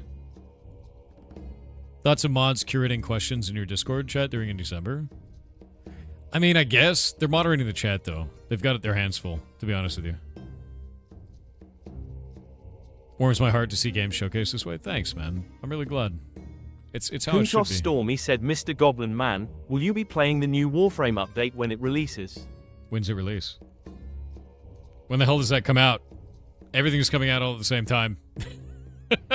Yes, if I have time. Is it during December? Because if so... Lurker in the Wires said, I have a conspiracy theory that there is a world-spanning cabal of old people who are working to transform all young people into old people. They work in cells to quietly pretend to support young people, getting them socks for Christmas, and so on. All the while they're biding their time, napping during their murder she wrote marathons and hoarding mints and Werther's originals for the dark ritual used to complete the conversion. Once you start feeling the knee pain, it's ow. Oh no, not now. Be very careful with what you say. Dangerous words, friend. Dangerous. You might wake up with the groan. And if you don't know what that is, it's when you sit down in a chair and you make the noise. And then when you go get up out of the chair, you make the noise too. And it doesn't make getting out of the chair, getting into the chair easier in any way. But you do it anyway. Once you get that, they've got you, man. It's over. You might even start, I don't know, at the hardware store knocking on things. You don't get any information out of that knock, but you do it anyway. Yeah. It's not good. It's not good. You've unfortunately had the grunt for a long time. It's too late for you. You must do the knock? I started doing the knock. I don't even know why. I'm not even lying, dude. Actually, you know what the thing is that I did the other day? I kicked the tire on my car. I was like... And then I was like, why the hell did I just do that? I didn't get any information out of that. Like, why did...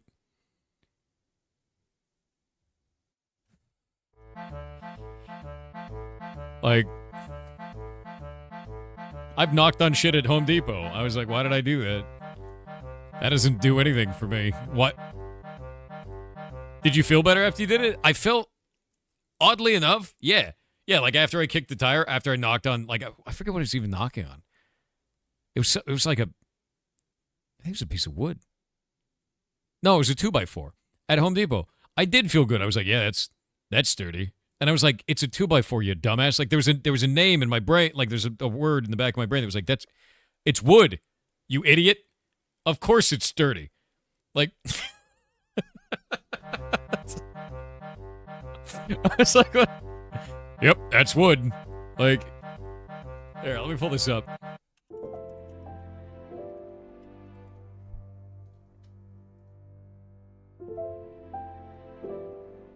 I felt like this guy.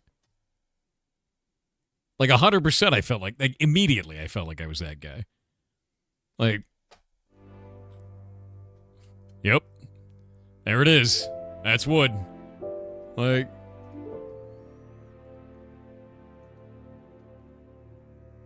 let's see here.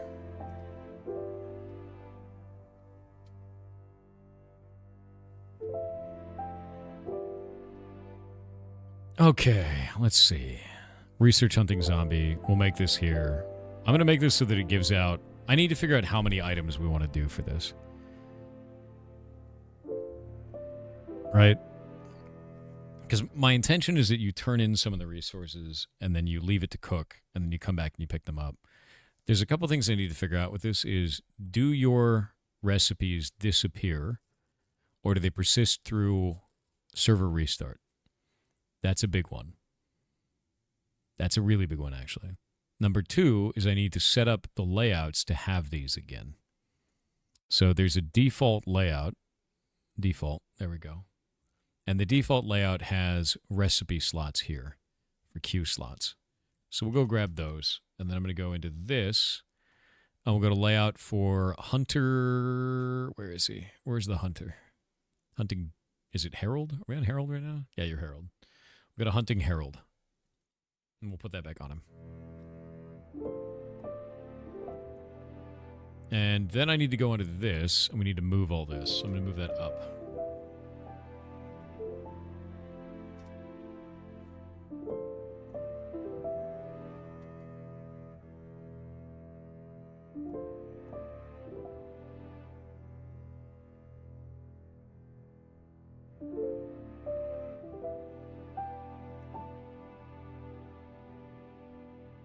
But will it work? Arthur05 said, look, we get it, Thor. You're mad. You're mad cause you're angry. And you're angry because you couldn't pick up sand in a desert. So the Emperor gave Arrakis to us. It's not our fault you were bad at picking up sand in a desert. It is. It's obviously your fault. How dare you? How could you? Cypher 7240 with $2 said, if you were an item, what would your tooltip say? Oh, I actually have an answer to this. Let me find it.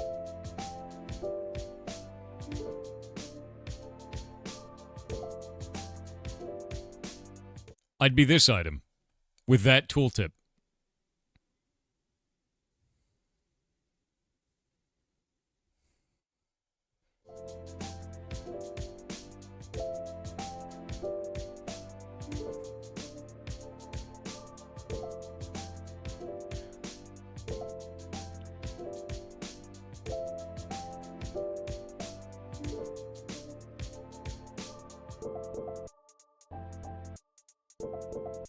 Huh.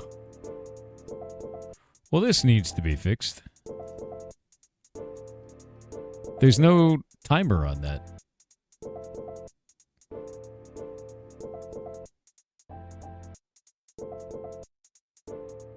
This is a really bad experience for a player right now. Like a really bad experience for a player. There's no timer on this. There's no tick down for that. Nothing. And when you click on it, it cancels it. Yeah, this needs some serious rework on it. I think I'll avoid this right now, and I'll just put in the automatic ones, and we'll have the other ones later. I think is what I'm going to do. Yeah, I'll put the instant ones up here, and we'll go from there. I think is going to be the best thing for this, because that sucks. Yeah. I don't feel good at all.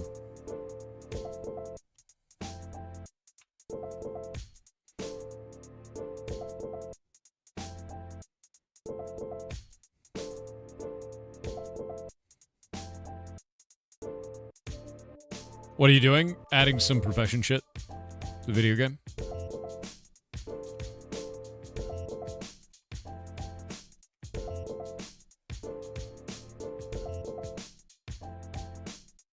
We're gonna go add Hunting Herald, Research Hunting Zombie. Grab all of this.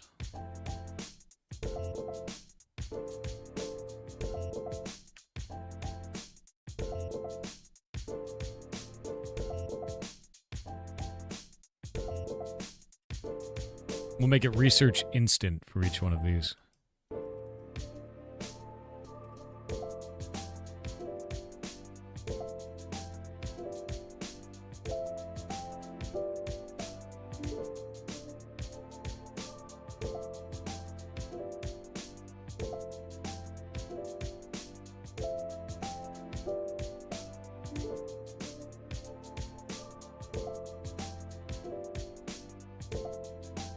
Actually, we'll grab it like that. There we go.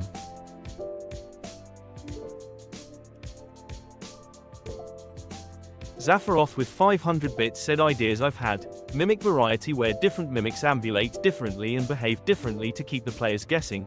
Also another idea was a species of ferret that disguises itself to match the environment. If you can find and feed them the appropriate meat before they run off, you get an item. What if you get them as a pet? That'd be kind of cool, right? On a low drop chance. Be super into it. Yeah. Theodoros _1234_ said, "Hey Thor, once again you've been my #1 most watched streamer on Twitch this year with 1,482 hours watched. Jesus. Thank you for the thousands of hours of entertainment. Also, thank you. I have 5.8 thousand hours watched in total with 366 days visited. Am I cooked?" That's a lot, dude. That means, wow. You watched one more day than there were days. Sick. Right? Like, it's a lot of days, man. Seriously, though, thank you very much. That is a humbling thing every time you guys talk about this. Oh, don't you send me that video. That's AI. Akare Necros said, "Speaking of Warframe, have you been able to play with the mushroom-themed frame? It's been a pretty fun frame to farm and play." I haven't played it at all yet. I really want to. Like, I really, really want to. Research hunting. Consumable. Research hunting. I think this gives too much XP.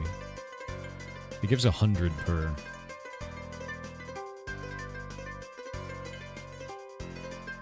I think it should be fine. Hunting Herald. We'll go into here, and I'm also going to remove the condition.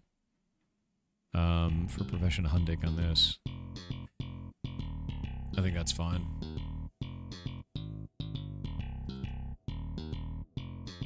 There we go. Save that out.